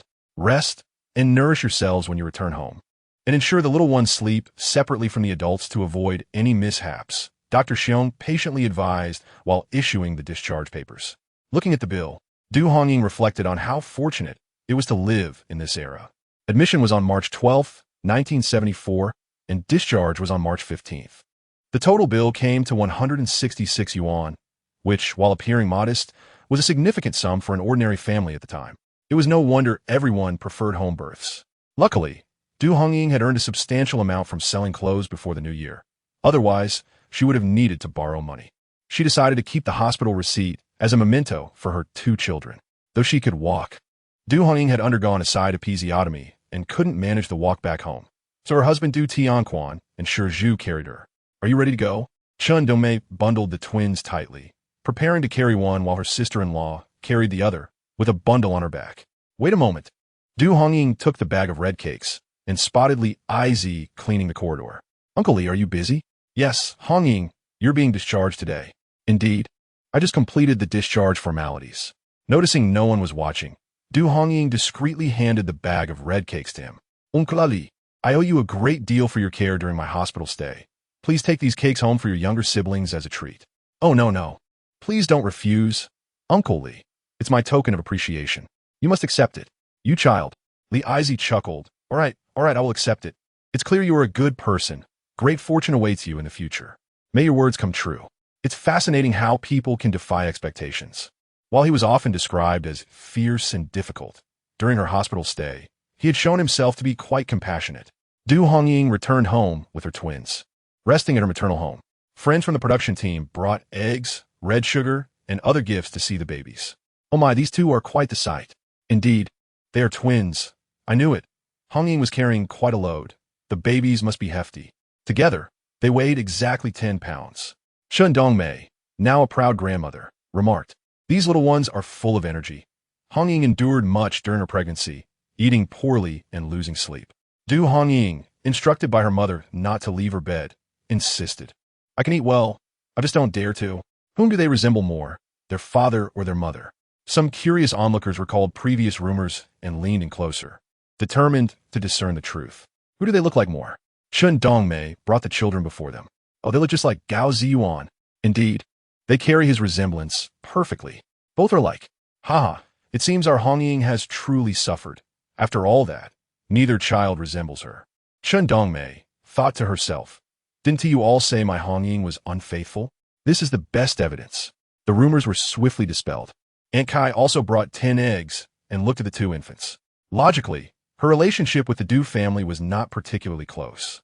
However, considering that Du Tianquan was the captain, they would inevitably encounter one another. Although there was no need for flattery, since everyone in the production team had brought gifts, she felt compelled to do the same. After all, one must avoid causing any offense. Sister Gao, why haven't you gone to see your grandson? Aunt Kai returned and sought out Zhang Guolan. Oh my, those twins bear a striking resemblance to your Ziyuan, and together they weigh 10 jin. TSK, your daughter-in-law certainly knows how to give birth. She isn't my daughter-in-law. Zhang Guolan feigned indifference, but secretly she felt envious. Her biological grandson, no matter how much she fed him, remained as skinny as a cat, crying incessantly from dusk till dawn. It was unexpected that Du Hongying would have 2 children, and they looked so healthy. That evening, she mentioned it to Gao Zhiyuan. This troublesome boy, Siwen, never listens to me. I chose Du Hongying back, then precisely because I could tell she was capable of bearing children. Just look at her now, enough. It's all a matter of fate. Gao Zhiyuan suggested. You should visit the Du family tomorrow with a chicken. It's a matter of face. I refuse to go. Just hearing about it makes me green with envy. Seeing it in person would drive me mad. Chapter 92. Confinement. Zhang Guilin adamantly declined to show her face, leaving Gao Zhiyuan no choice but to catch a hen himself and take it to the Du family. In-laws, are you busy? Gao Zhiyuan forced a greeting. Du Tianquan and Chun Dongmei exchanged glances. You're here. Come in and sit. It's customary not to offend a smiling face. Seeing his daughter-in-law silent, Du Tianquan could only invite him in. I brought a hen for Hongying to nourish her body. The hen, its feet tied with straw, was simply dropped on the ground when Du Tianquan and his wife didn't come forward to receive it, as it wouldn't run away. That's thoughtful. Du Tianquan brought over tea and offered him a cigarette. Please sit. So how are Hongying and the children? They're well. They eat and sleep just fine.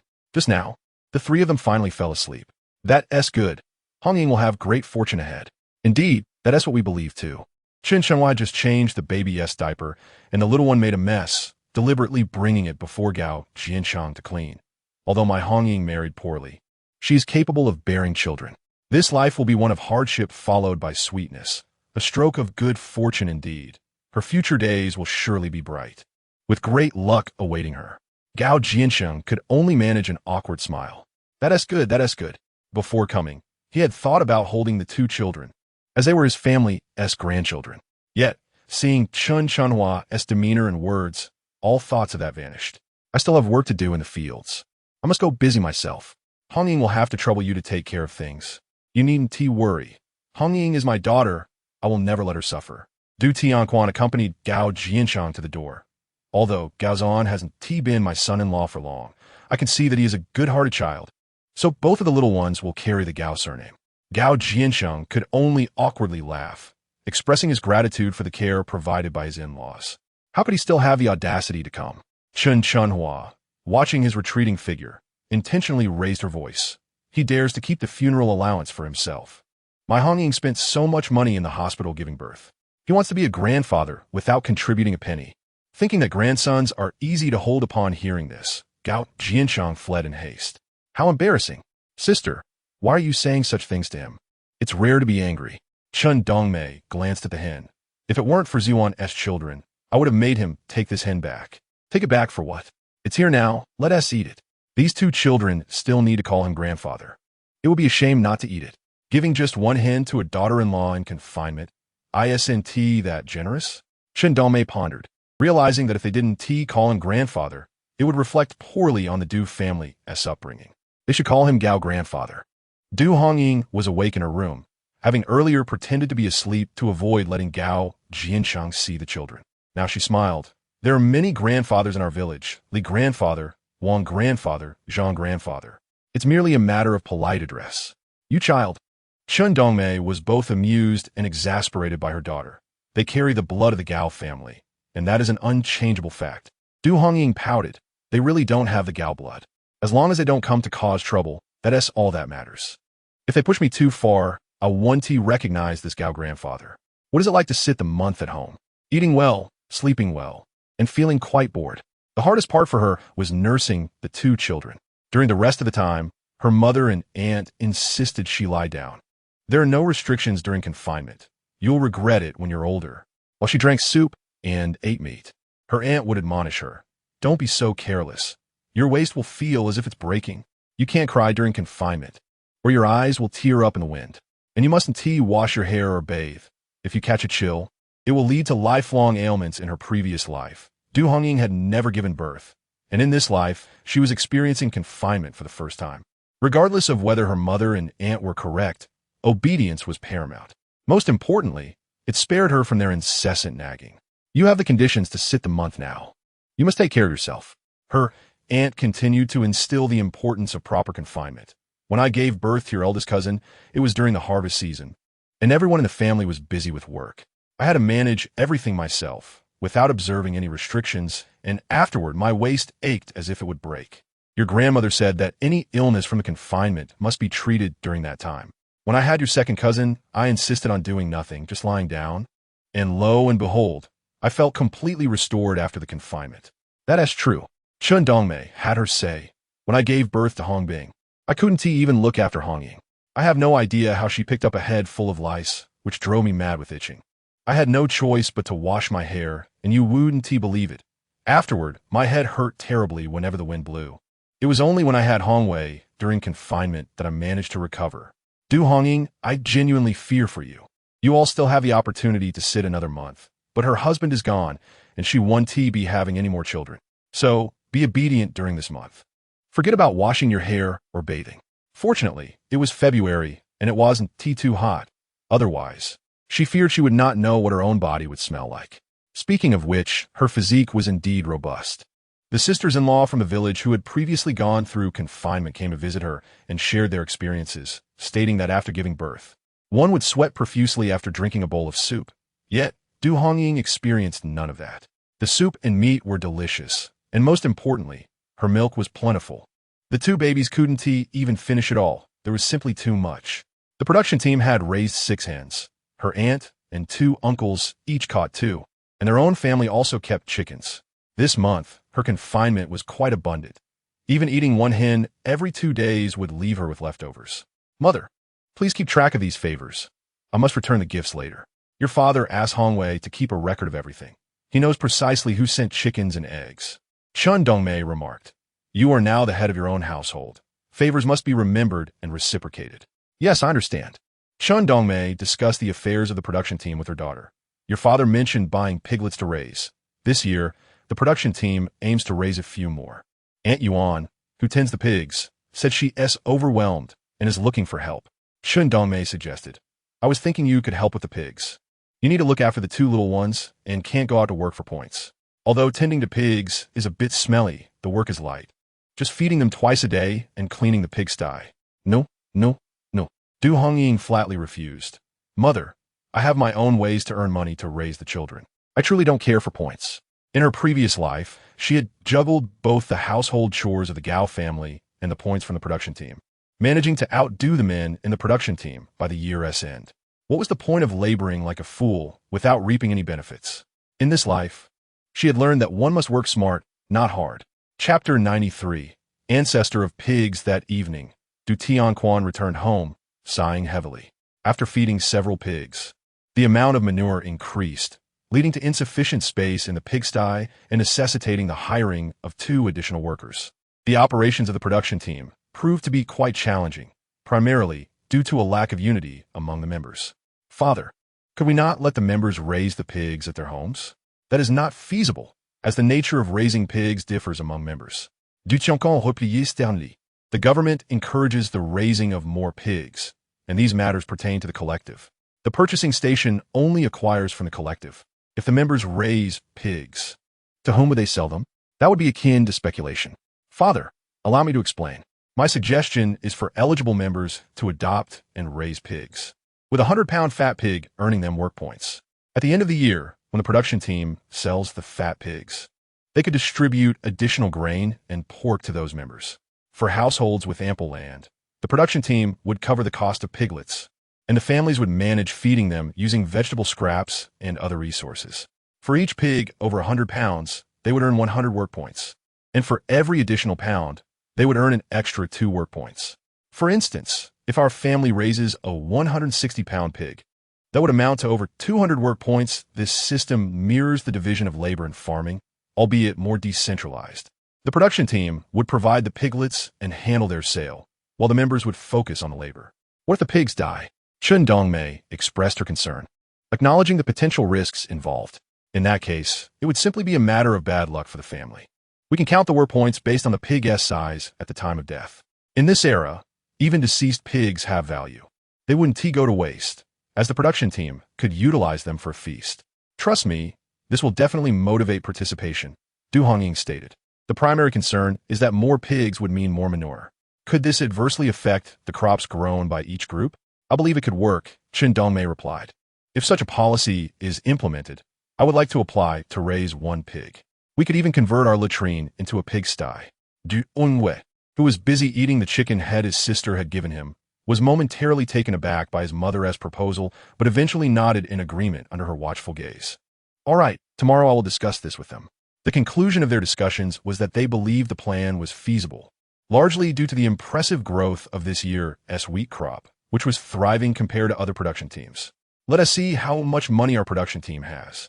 If we allocate half of it, how many piglets could we acquire? We could likely get around 20 piglets that are just a month old. Great. Let us hold a member meeting tomorrow. Team leader, I was thinking, why not acquire 21 piglets, distributing them among 3 groups for their members to apply? That is an excellent idea.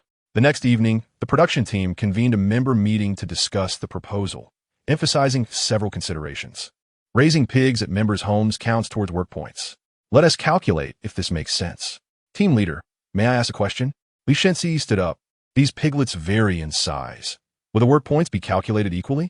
No. When we sell the fat pigs, we will deduct the weight of the smaller piglets. What if they die midway? Indeed, sometimes bad luck strikes, such as an outbreak of swine fever.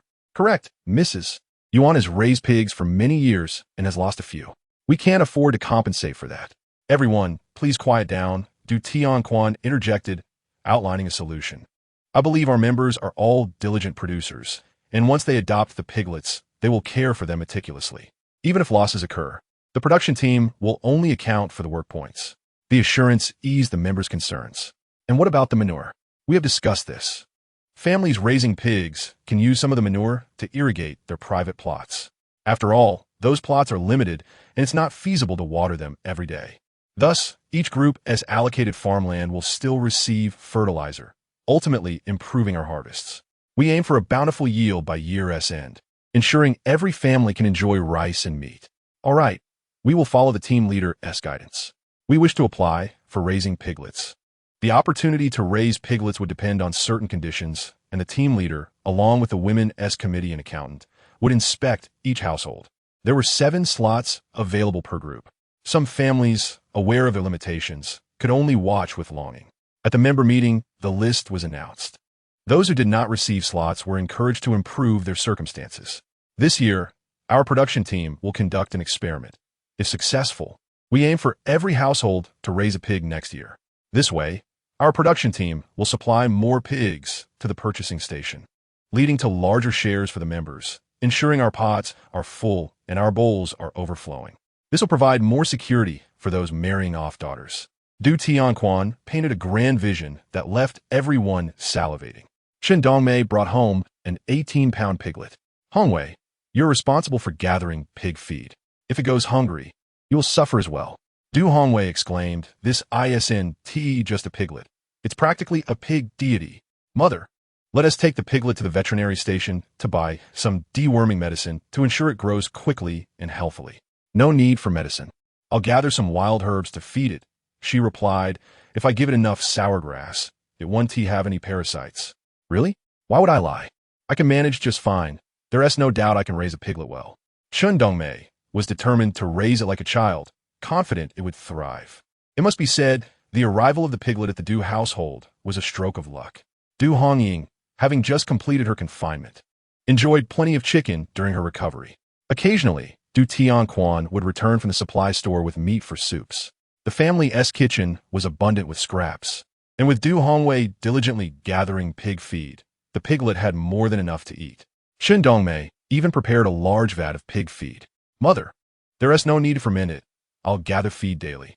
You don't understand. If it rains for several days, where will you find food for it? Well, I'll gather as much feed as possible while the weather is good to stock up. Before long, Du Hongying was preparing for her baby's full moon celebration, which was to be held 40 days after birth. Although Du Hongying felt it was somewhat wasteful, rural customs dictated that after receiving gifts during confinement, a celebratory feast must be held, regardless of the quality of the food. They anticipated around 7 to 8 tables of guests.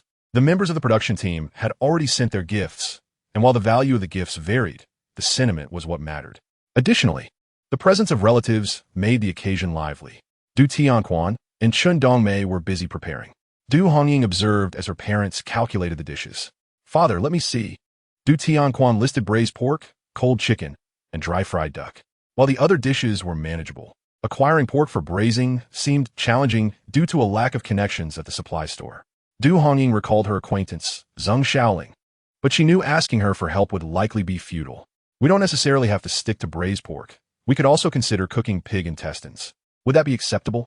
If we could manage to procure 2 or 3 sets of pig intestines, no one would complain about the menu. This is quite manageable, as the internal organs from the supply and marketing cooperative are generally difficult to sell. Du Tiancan suggested. I will inquire with the personnel at the cooperative to see if I can make a reservation. Instead of purchasing 2 portions of tickets, we should buy as much meat as we can. Hence, we will forego the braised pork and instead stir-fry some dried long beans, which would also suffice. After all, pork is essential on the dining table. A banquet is merely an occasion for indulgence, and without pork, it would surely attract criticism. Du Hongying felt a deep sense of gratitude upon reviewing the menu drafted by her parents. They had exerted considerable effort for her sake. Yet, she resolved to take matters into her own hands and make some adjustments. Child, transforming the stewed radish and bone soup into a cold radish salad devoid of any oil or meat. Who would be inclined to eat that? She chided. Father, please bring back a few pounds of kelp. We could serve steamed kelp strand with a sweet and sour flavor, which would undoubtedly be delightful. Du Hongying recalled how Hongwei and Li Hongyun loved to catch loaches. She wondered if they were still around. Yes, they are plentiful, especially by the small ditches. You can catch them easily. Go tell them to catch loaches and sell them to me for 2 dimes per pound. Sister, are you really going to pay? Hongwei pondered whether the loaches he caught were worth selling or if he should just give them away. Paying is certainly more economical than purchasing vegetables at the market. Ideally, I could catch 10 pounds. At the banquet, we could serve a bowl of loaches. Hongying, that dish is quite pungent. No one would eat it. Mother, as long as we are generous with the oil, it will be a fine dish. Wen Ju saw the menu drafted by his daughter. Even he, a capable cook, was taken aback. Wait, I shall take charge of the cooking. You have just completed your confinement. What can you possibly do? Just explain how I should proceed. Du Hongying spoke animatedly, as she had endured a lengthy period of bland food during her confinement. The mere thought of spicy and aromatic dishes made her mouth water. Hongying, Chun Dongmei interjected after listening for a while. I recall you were not particularly skilled in the kitchen. Has pregnancy transformed you into a culinary expert? Didn't we go to the city last time? Sister Zhou treated me to these delights. By the way, my apologies. I had to rely on Zhou Guifang as a scapegoat. Speaking of Sister Zhou, she even gifted you 5 yuan during your confinement. It was delivered by Shizhu. You should extend an invitation to her for the full month celebration. She probably cannot make it. She has to work. Du Hongying checked the calendar. It was a Monday. If she truly could not attend, she would have to ask Shizhu to deliver some food. An invitation was essential. All right, I shall ask Shizhu for assistance. Du Hongying found every step arduous, especially with 2 children in tow. Every hour or so, she had to attend to their needs, whether it was a diaper change or feeding. Thus her time was entirely devoted to her little ones. Being a mother was no small feat initially. She thought inviting Zhou Guifang was merely a formality, but surprisingly, she did attend the day of the banquet. Who is that person? I recognize her. She works at the post office. What relation does she have to the Du family? I'm not sure. Look, she seems to be conversing joyfully with Du Hongying. Du Hongying was cradling her second child, who had just awakened, while Zhou Guifang felt a mix of emotions. Du Hongying's husband resembled Guyan, and this little one bore a striking resemblance to the young Guyan. May I hold him? It has been quite some time since I held a baby. Please be careful. I fear he may soil you. He can be quite mischievous. Oh, it is nothing. What child is not like this? Zhou Guifang cooed at the baby, little friend. You are so well behaved. Your Annie does not mind at all. Due to the elder lady's request, Du Hongying had started calling Zhou Guifang second aunt, so she naturally embraced her role as second Annie. The little one gazed at her for a while, though his vision was rather limited, then yawned in a somewhat resigned manner, indicating that he was ready to sleep, closing his eyes and ignoring the commotion around him. He is indeed remarkably similar. Zhou Guifang mused. It dawned on her that her purpose for coming was not merely to feast, but to meet Du Hongying's in-laws and that twin brother. She discreetly asked Du Hongying, who initially thought she was expressing sympathy for being mistreated by her in-laws, gesturing toward the corner where a family of 5 was gathered. The woman cradling the child was Yuan's sister-in-law, with his mother, father, an elder brother nearby. Zhou Guifang gazed over, perplexed. How come your husband bears no resemblance to you? Du Hongying chuckled. Like gives birth to unlike? It is perfectly normal. Zhou Guifang handed the child back to Du Hongying and deliberately took a seat beside Zhang Guilan. Sister Gao, have you seen your two grandsons? They resemble Ziyuan remarkably when he was young. Indeed, Sister Gao, you are truly fortunate to have 3 grandsons. Zhang Guilan could only manage an awkward smile. They possess talent, yet they have not recognized me as their grandmother. Oh dear, that sounds so distant. Gao Zhiyuan is still your flesh and blood. Nearby, the older women chimed in. This girl, Hongying, is quite ambitious. Between mother and child, there should be no lingering resentment. Since she is your son's wife and has given birth to 2 grandsons, some matter should be set aside. You ought to care for them more in the future. She is quite capable and does not seek help from others. Why would she need our care? Zhou Jianchang shot her a glare and whispered, if you cannot speak wisely, then remain silent. Indeed, grandsons? Nonsense. I'm not even aware if that grandmother has long since passed and been reincarnated. Hush, you foolish woman.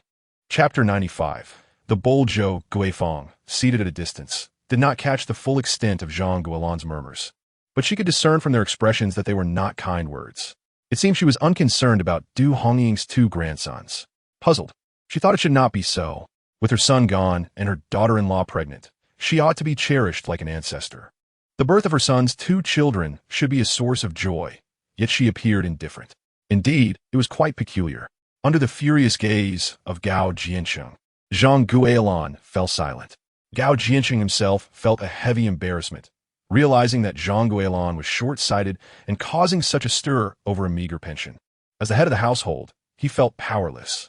It was rather inappropriate to attend such an event, yet not attending would be equally unacceptable. Moreover, Zhang Guilan thought it was a shame to let a hen go to waste. At home, Gao Siwen and Wen Ju should consume more, ensuring they made the most of it. Hearing this made Gao Zhiyuan cringe with embarrassment. The entire production team had come to celebrate the full month, and he had no choice but to muster the courage to attend. Typically, men would sit at one table while women at another.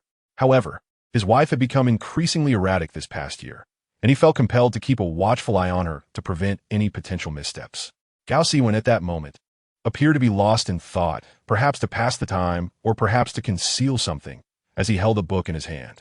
Zhou Guifang discreetly observed, noting that Du Hongying's husband bore no resemblance to her at all. She couldn't help but chuckle upon seeing how he held the book upside down, yet remained engrossed. Teacher Gao, are you also attending the full month celebration? Teacher Gao, come here quickly. Our teacher Gao is here, and you should greet him. A woman tugged at her ear, dragging her child toward Gao Siwen. Teacher Gao, our Daniel will rely on you for guidance. Ah, Daniel is indeed quite bright, though a bit mischievous. He should focus his energy on his studies. Teacher, if Daniel misbehaves, feel free to discipline him. A good caning will yield good results, and I would appreciate your efforts. As educators, we are here to nurture and guide. Corporal punishment is not the solution. Parents must invest effort in education. A collaborative effort between home and school is essential for cultivating promising individuals. Very well, we shall certainly devote ourselves to teaching him properly. With that admonition from the teacher, the parents hurriedly took their child away. The dishes were served. The feast is about to commence, so you mischievous little monkey, hurry and take your seat. Here they come, clattering in. With food in sight, the children obediently settle down, eagerly stretching their necks in anticipation. Hot water, hot water. The stone pillar bearing the tea tray is held aloft by Zhang Hai, who calls out loudly as he navigates through the crowd. The hot water has arrived. Lend a hand. Young men at the table hastily reach out to retrieve bowls of dishes from a tray. Zhou Guifang, intrigued, asks, "Isn't tea that a dish? Why is it called hot water?" Sitting beside her is Aunt Zhao. When hot water is mentioned, everyone knows to be cautious of the heat and will make way. Indeed, the customs of the countryside are distinct. Zhou Guifang had assumed that a rural feast would be quite simple, but she was taken aback to see 9 bowls laid out on the table, each resplendent with ample offerings. Has the standard for banquets risen to such heights? With cold dishes, hot dishes, steamed, fried, and soup, each dish a feast for the senses and generously portioned. Not quite. Few families can produce such a standard. Aunt Zhao reflects. The Du family truly holds these 2 children in high regard. A thought unvoiced lingers. They must have emptied their coffers to arrange such a grand feast. Du Tianquan is indeed the finest cook in our production team. And goodness, how fortunate Hongying is. Indeed. Look how radiant Du Hongying has become after just a month of confinement. She is even more beautiful than when she was single. What a pity that Gao Zhiyuan passed away so early. Alas, on such a joyous occasion, let's not speak of sorrowful matters. Raising 2 children may prove challenging for Hongying in the future. What difficulty is there? A child is born with their own fortune, unlike in times of famine. As long as one is willing to work, hunger can be avoided. Precisely. Zhou Guifang silently listens, her heart aching for Du Hongying. Being a military spouse is arduous, and being the family of a martyr is even harder. She resolves to offer help to Du Hongying whenever possible. After lunch, Zhou Guifang is to return to work. "Aunt, I'm too busy to attend to you," she remarks. "Do not mind me. I am quite satisfied," Aunt Zhao replies. "To be honest, your family's banquet is more delicious than those in city restaurants, especially that fragrant, crispy loach. It's utterly delightful. I wish I could come here every day for feasts. Haha, my father is the chef. If you enjoy it, I'll prepare some for you another day." No, you're too busy to be concerned with these things." Noticing no one was paying attention, Zhou Guifang discreetly mentioned, "Laniying said there's a batch of defective fabric at the factory, asking if you want any." "Yes." Du Hongying quickly responded, "Whatever you have, I will take." "I knew you were bold," Zhou Guifang laughed. "Come with me to the city on Sunday. By the way, can you still walk?" "Du Hongying. The 2 children are too small and need to be breastfed. I cannot take them that far." "Aunt, how about this? I'll send Shizhu. If there's little to carry, he can take a long-distance bus back. And if there's a lot, we can ask that one's section chief for assistance." Zhou Guifang advises her. "It is said that a fence needs 3 stakes. The bond between comrades is deeper than that of brothers.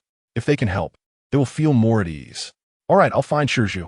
I'll write a letter to Jie and section chief 1. "Good. Our car will be waiting for you at the usual spot on Sunday," Zhou Guifang said. "Collect as many eggs as you can for me." "Yes, I will." After Zhou Guifang returned, several aunts from the production team came to inquire about the Du family's relations.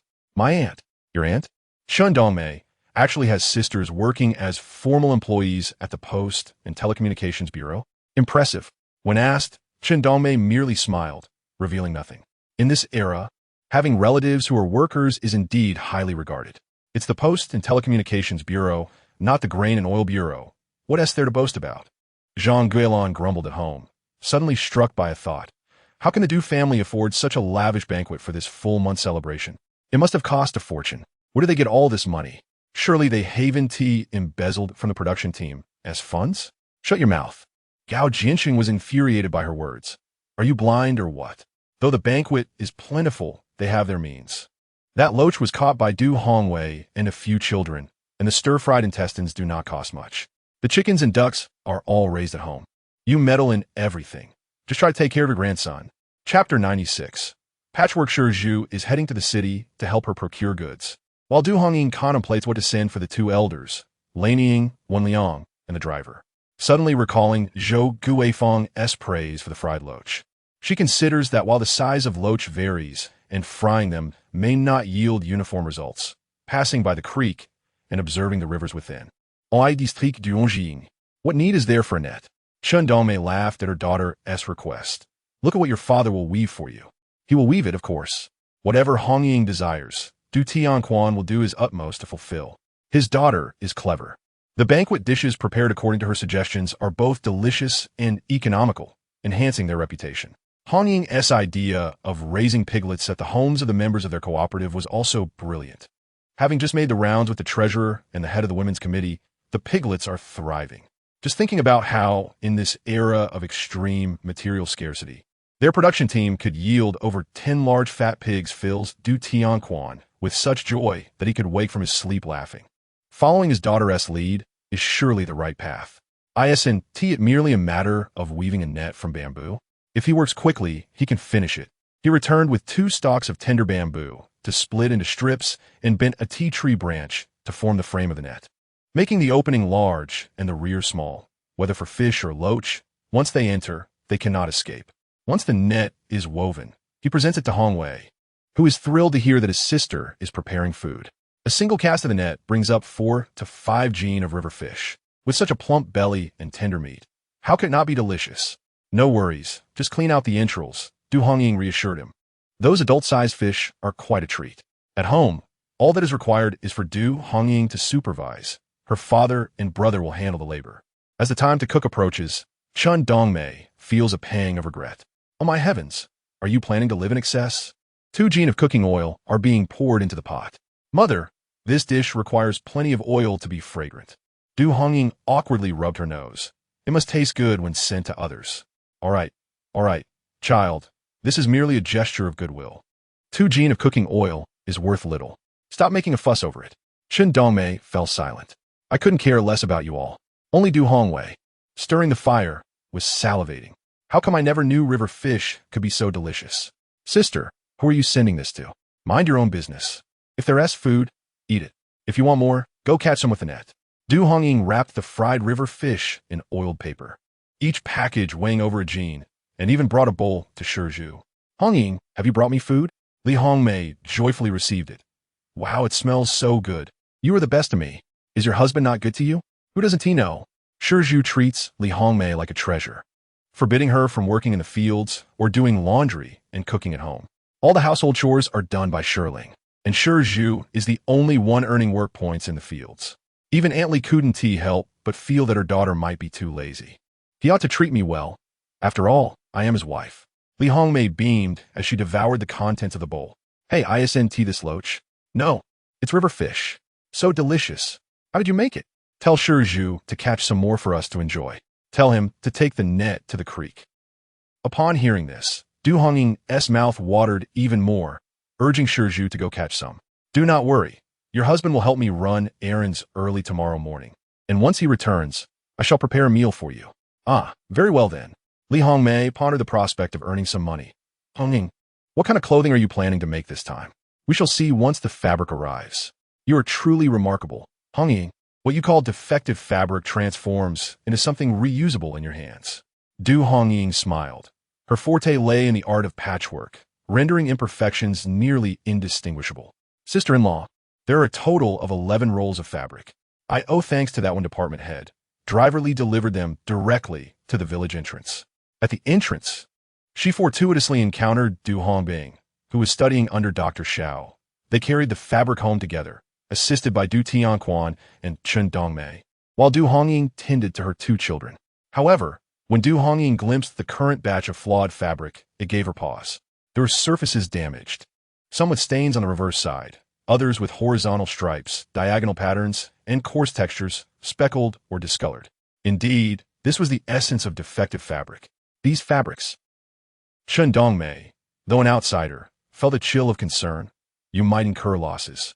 Not at all, Du Hongying reassured, aware that these materials required a certain finesse. Fortunately, she had a plethora of ideas. With clever stitching, the flaws could be camouflaged, and more importantly, each piece would possess its own unique charm, albeit with varied imperfections that consumed time. Nevertheless, garments crafted in such a manner would exude character. For some coarse fabrics, Du Hongying ingeniously fashioned them into pleated suspenders, reaching mid-calf, which looked splendid on 10-year-old girls. The previous batch of polyester was transformed into short-sleeved shirts, which Ju and Du Hongying were tasked to sell. What are you doing, Shirling? Master, I made a bag from these scraps. Shirling shyly presented her creation to Du Hongying. Goodness, she had skillfully arranged every piece of fabric in varying sizes, shapes, and colors, resulting in a design reminiscent of a sunflower. Remarkable. This bag is truly beautiful, Du Hongying exclaimed. It does require quite a bit of thread, Shirling admitted bashfully. I felt it was a shame to discard these scraps, so I wanted to give it a try. What is a little extra thread when you have so many scraps? You can create all sorts of bags. Let your brother and sister-in-law help you sell them. Any money earned could be your pocket money. No, master, I cannot accept this. These scraps belong to you. I lack the time and inclination to make use of them. They would simply go to waste. As Dongmei often says, even the smallest scraps are worth saving. Your ability to repurpose is commendable. Go ahead and create.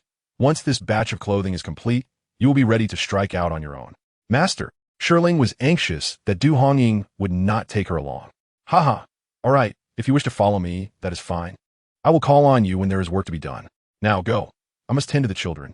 Having an apprentice made things considerably easier. This time, Du Hongying involved Shirling in every step from design to sewing. Shirling was fully capable of handling standard shirts on her own now. It is often said that an apprentice typically requires 3 years to master their craft, followed by 2 additional years of assisting their mentor.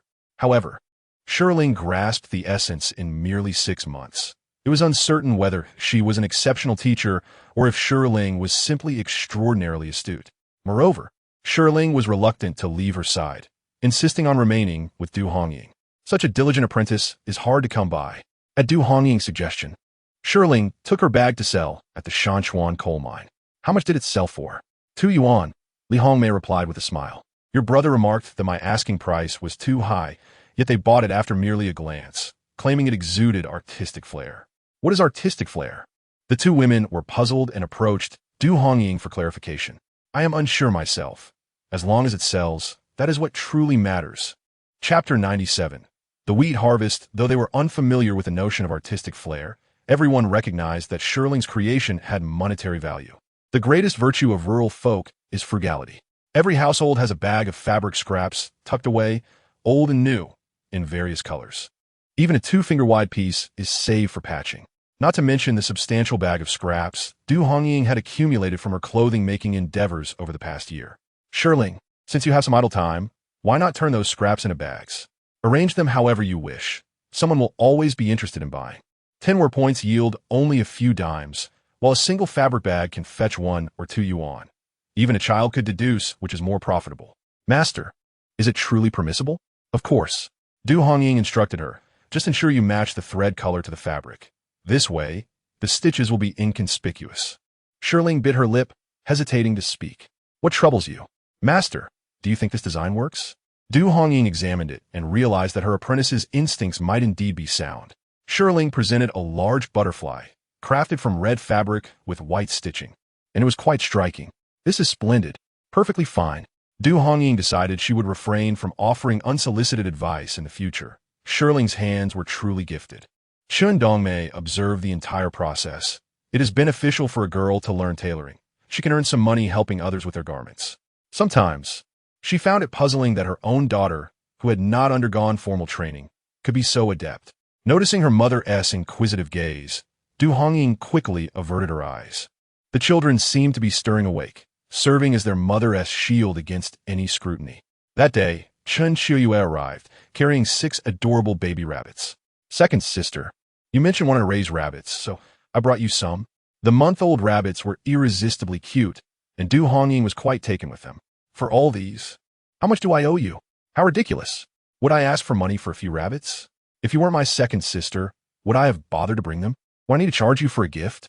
Still, it feels a bit awkward to accept your rabbits for free. Family does not speak of such things. I caught 4 female rabbits and 2 males. Annie, how can you tell the males from the females? How fascinating. Such tiny, fluffy creatures, and you can differentiate them. The male rabbits were larger, with prominent heads and slightly bulging eyes. Look at this female. She has smaller eyes and a diminutive body. Also, notice the position of the navel. The male's is lower, while the female's is higher. I've raised rabbits for years and can sell over 10 in a year. If only I had more grass to feed them, I could raise more. Chen Qiuyue explained, rabbits grow quickly. They can breed in 6 months. And a single female can produce 6 litters a year, provided they receive proper care. Du Hongying counted on her fingers. Goodness, this is far more efficient than raising pigs, which take a year to reach maturity. True, but rabbit meat tends to be lean and sells poorly due to its lack of fat. Chen Qiuyue mentioned that her family was busy preparing to return home. Naturally, Chen Dongmei insisted she stay for lunch. Du Hongying thought that since Annie wasn't charging for the rabbits, she might as well fry some river fish for them to take home. Annie lived halfway up the mountain and had no access to rivers, yet she adored fish. Upon mentioning it to her mother, Chen Dongmei noted that Hongwei and Hongbing were at school, leaving no one to fish. I'll go, Du Hongying stated. You watch the little ones. I'll be back shortly. Oh, what a bother. Why trouble yourself? Chen Qiuyue did not wish to burden her sister-in-law. It's no trouble at all. River fish are delicious. Du Hongying had always received high praise for the fish she brought to Zhu Guifang and others. Chen Dongmei understood the importance of reciprocating favors with local specialties. Thus, She did not oppose Du Hongying's plan to fry fish. Delicious it may be, but consumes oil. I saw you pour at least a pound of oil into the pan. After the meal, they packed some for Wen Ju, who felt a twinge of guilt. No need for that. The oil used for frying river fish can be repurposed for cooking the next meal. Chen Dongmei escorted her sister-in-law to the village entrance, where they observed the production team plowing the fields. The time for wheat harvesting and planting is upon us. Indeed, the busy farming season is about to commence. This year, the wheat crop in your production team is thriving. Along my journey, I observed that the ears of wheat are both long and robust, at least a third more abundant than those in our team. What variety of wheat seeds have you utilized? Perhaps we could procure some for our own planting. Chen Shiyue's husband, being the team leader, remarked during his visit to Hongying's full moon celebration that the wheat from this production team must be distinct, thriving splendidly. Laughingly, he noted it isn't much different from the seeds saved from previous years. This year's success is attributed to ample fertilizer. He then recounted how the entire village worked tirelessly through the night to dredge the mud from the small river channels into the wheat fields, even utilizing the black muck from the Yang ditch. After several days of labor, their efforts bore fruit, and this year's wheat truly flourished. The village leaders praised the members of the 7th production team for their high productivity at a meeting, urging everyone to emulate their diligence. Given the arid weather and lack of fertilizer, wheat crops elsewhere have suffered, making your production team's success all the more conspicuous. Chen Shiyue expressed envy, noting that after paying the grain tax, they would likely receive a generous share. Chen Dongmei replied with a smile, stating that the workers in their team are highly motivated. Being close to the river, they fetched water to irrigate their fields, pouring a large bucket over each patch of wheat, combating drought multiple times. Though exhausting, the results made it all worthwhile. Our team members are united in purpose, unlike those in our own team who often dawdle and shy away from strenuous tasks. Leaving Chen Shiyue feeling exasperated, Chen Dongmei hesitated to reveal that their team operates in groups, fearing it might negatively impact Du Tianquan, and ultimately chose to remain silent. That afternoon, upon returning from school, Hong Wei and Hong Ho discussed the school's break for the busy farming season. Coincidentally, our production team is set to begin harvesting wheat tomorrow. With a bountiful harvest on the horizon, Du Tianquan was in high spirits, exclaiming that this year, Hong Bing would become a primary laborer. As he is now 15, no longer a child. I can help too, added Du Hongwei eagerly. You can lead the children to gather the wheat. We must ensure that every grain is accounted for, leaving no waste. Gathering wheat seems tedious, he replied, having turned 13 this year, expressing his desire to contribute by cutting wheat for labor points. With chores at home like gathering pig and rabbit fodder, he felt it was unnecessary to gather wheat first. Father, I want to help with the wheat. What for? You can stay home and care for the younger siblings, or cook, Du Tianquan replied. With 3 main labors in our family, we are sufficient. As the team leader, he was aware that earning too many labor points could lead to gossip about discrepancies in record-keeping. Chapter 98. Weaving straw hats as the wheat harvest approached. The members of the 7th team sharpened their tools. That evening, a meeting for the members was convened. The wheat this year looks promising, and everyone has worked hard. Not too hard, a few young men, including Zhang Hai, jested, eliciting laughter from members. With a good harvest, joy was palpable. After a season of hard work, results were imminent, yet the weather remained unstable, necessitating that we overcome challenges to gather the wheat promptly. Work will commence at 6 tomorrow morning. Any objections? None. Excellent. Our production team is divided into 3 groups. The leaders will manage the labor points and personnel assignments, so I shall refrain for further comment. I only wish to emphasize one point. Every grain must be accounted for. Our wheat is substantial. Losing even a single grain is a loss. Children, be thorough in your gathering. Understood. With that, the team leader concluded his remarks and inquired if anyone had additional questions. Once we harvest the wheat, can we distribute it?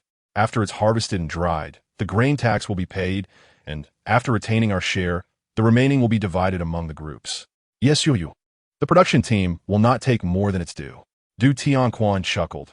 With such a large harvest, who would be responsible for its storage? Soon, we shall enjoy steam buns made from white flour. You may indulge, but I need to sell some to secure a bride. The villagers dispersed, buzzing with excitement. Du Hongying inquired whether the wheat would first be harvested from the heads before cutting the stalks. This year, with ample fertilizer, the stalks are robust. Let us gather the wheat first. We can deal with the stalks later. If we damage the seedlings, we can simply burn them in the fields to use as fertilizer.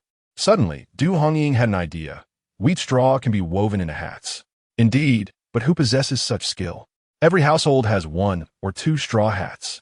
They provide some shelter from light rain and shade from the scorching sun. Let us give it a try. Though Du Hongying lacked deft hands, she knew many skilled workers in the production team. Let us see if anyone can weave. It would be a shame to waste such fine straw by burning it as fuel. Who has time for such things? Shen Dongmei thought her daughter was too idle, pondering these trivial matters. However, Du Hongying believed that if they could utilize the straw, organizing villagers to weave hats could generate income. In this era of collective economy, generating income benefits everyone. Admittedly, Du Hongying's motivations weren't purely altruistic, being the team leader's daughter. She hoped to garner recognition for her father while also earning a small profit herself. She sought out Li Hongmei, who also hadn't work that day, as her husband forbade her from laboring in the fields. Li Hongmei was well informed within the village, acting as a correspondent. For weaving hats, just ask my mother, she said. Wait for me, Li Hongmei called, retrieving the key from a nail on the wall to unlock her mother's door. Weavy never purchased hats. My mother has always woven them. Such a talent. They are quite beautiful, indistinguishable from those sold at the supply and marketing cooperative. Only the ties are made from cloth strips. My mother says when they were young, they wove straw shoes and hats, made mats, spun flax, and wove cloth. Li Hongmei laughed. As for me, I lack all such skills and face constant reprimands. Thankfully, since I'm married, I've been spared from such duties. You are truly fortunate. Du Hongying chuckled. In her previous life, Li Hongmei had married a man from another county who was said to be a worker, though upon visiting her family, he appeared gaunt and haggard. Now, despite her modest life, Li Hongmei's complexion was rosy, her eyes gleaming with happiness. Marrying well is essential, whether it be a worker or a farmer. I cannot rely on your fortune, Li Hongmei said, assisting with one child. My, Hongying, what have you been feeding him? He has grown so heavy, changing daily. Breastfeeding. They both eat voraciously, Du Hongying laughed. My mother always said that a well-fed mother raises a plump child, and indeed, I can eat well. These two are voracious eaters. Thankfully, they're still small. As they grow, I might need to buy formula. Indeed, I heard from my aunt that children in the town are already on formula, though it is quite expensive. A little expense is worth it. It's better than going hungry. True, you can afford it. Li Hongmei teased the child in her arms. You two are fortunate. Your mother can provide for your formula.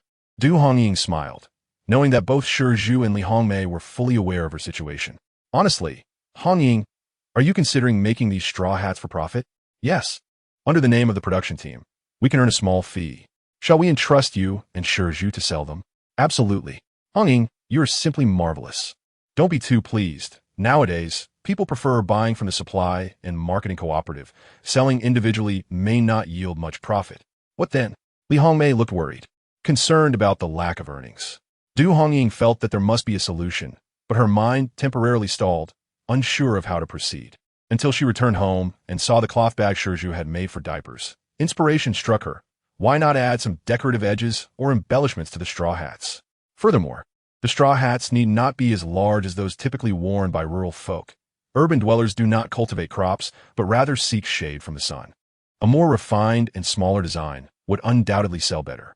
Upon conceiving this idea, I hastened to find Li Hongmei, surprised by Du Hongying's arrival as she was preparing dinner. Li Hongmei exclaimed, "What have you lost?" "Money," replied Du Hongying with a smile, sharing her plan. "Ah, Hongying, no wonder my mother says you have a quick mind. Hearing you speak makes it seem as if you possess a flair for artistry." "What artistry?" Li Hongmei inquired. "That individual who bought the Shirling cloth bags has returned for 2 more, claiming the bags possess a certain spirit and artistic quality." "What does she do?" "I heard she's affiliated with the cultural troupe of the Shanchuan coal mine," Li Hongmei replied. "You don't think she intends to purchase straw hats, do you?" "Not necessarily," Du Hongying said. "I'll visit Aunt Li tonight." All right. Aunt Li had spent the day harvesting wheat, leaving her weary and sore, but fortunately, Li Hongmei had prepared dinner for the family.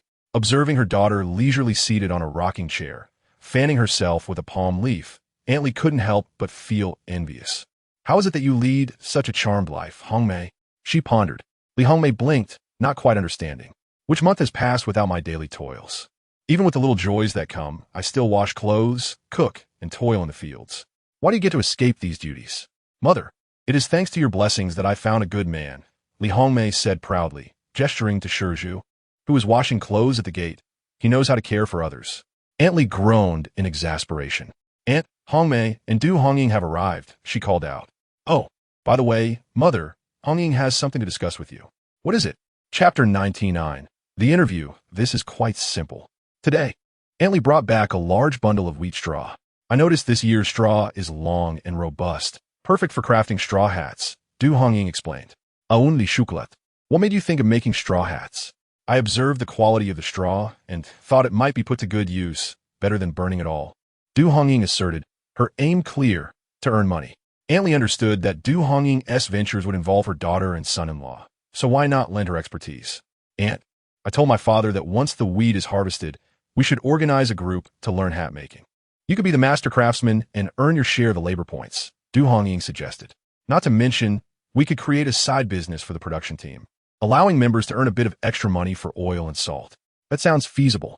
While I may not excel at everything, I am quite skilled in spinning, weaving, and crafting straw hats and mats, Aunt Li replied confidently, her competence evident. Married to Li Qingyuan from Tongan village, Aunt Li was recognized for her prowess, earning both respect and a measure of fear from her in-laws. It was said that a wise wife could fill her husband's coffers, and Li Qingyuan, a man of little temper, had learned to let his wife manage their affairs. Meanwhile, he tirelessly harvested the straw, unaware that it was his wife's orders to gather a few bundles for hat making. Du Hongying returned home, sharing her entrepreneurial idea with her father. Is that truly feasible? Du Tianquan expressed concern. Getting the women in the production team to make hats isn't a problem, but will they sell? If we work hard without earning money, we'll face their complaints. He was all too aware of the character of the production team members, while he felt a duty to manage collective matters.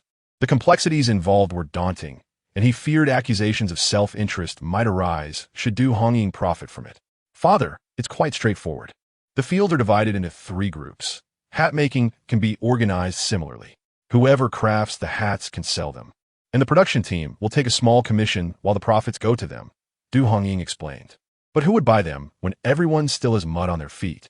Du Tianquan questioned. Not necessarily. Relatives will surely purchase them. They'll be cheaper than those at the supply cooperative, and there are always folks in need, she replied.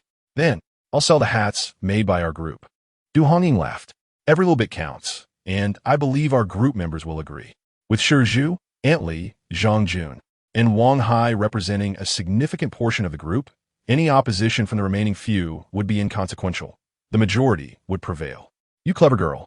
Du Tianquan realized no one could compete with his daughter's cunning. However, he questioned, but how will you make a profit? I've seen that hats at the supply cooperative sell for 60 cents each. We could set our purchasing price at 40 cents. It's essential to ensure some profit for the venture, and I would be satisfied with a few cents per hat, promoting volume sales. In truth, Du Hongying had no intention of operating in such a transparent manner. This was merely a public FAAD. Even her father would remain unaware. Each production team invariably contained a few households. Some envied your prosperity, while others ridiculed your misfortune. With whispers and gossip abound, Du Hongying had long discerned the true nature of those around her. Enough of this. Don't take her seriously. She might end up causing more trouble than it's worth. Du Tianquan cautioned. Chun Dongmei opposed Du Hongying leading the entire production team, citing that too many people would lead to too many issues. We'll need to discuss this with the Accounting and Women's Committee, Du Tianquan asserted. For now, our priority is to harvest the wheat. If we fail to collect what we've sown, it would be a loss. Chun Dongmei, while eating, remarked, our group is unified. Everyone is working energetically. We completed the harvesting in the large field today.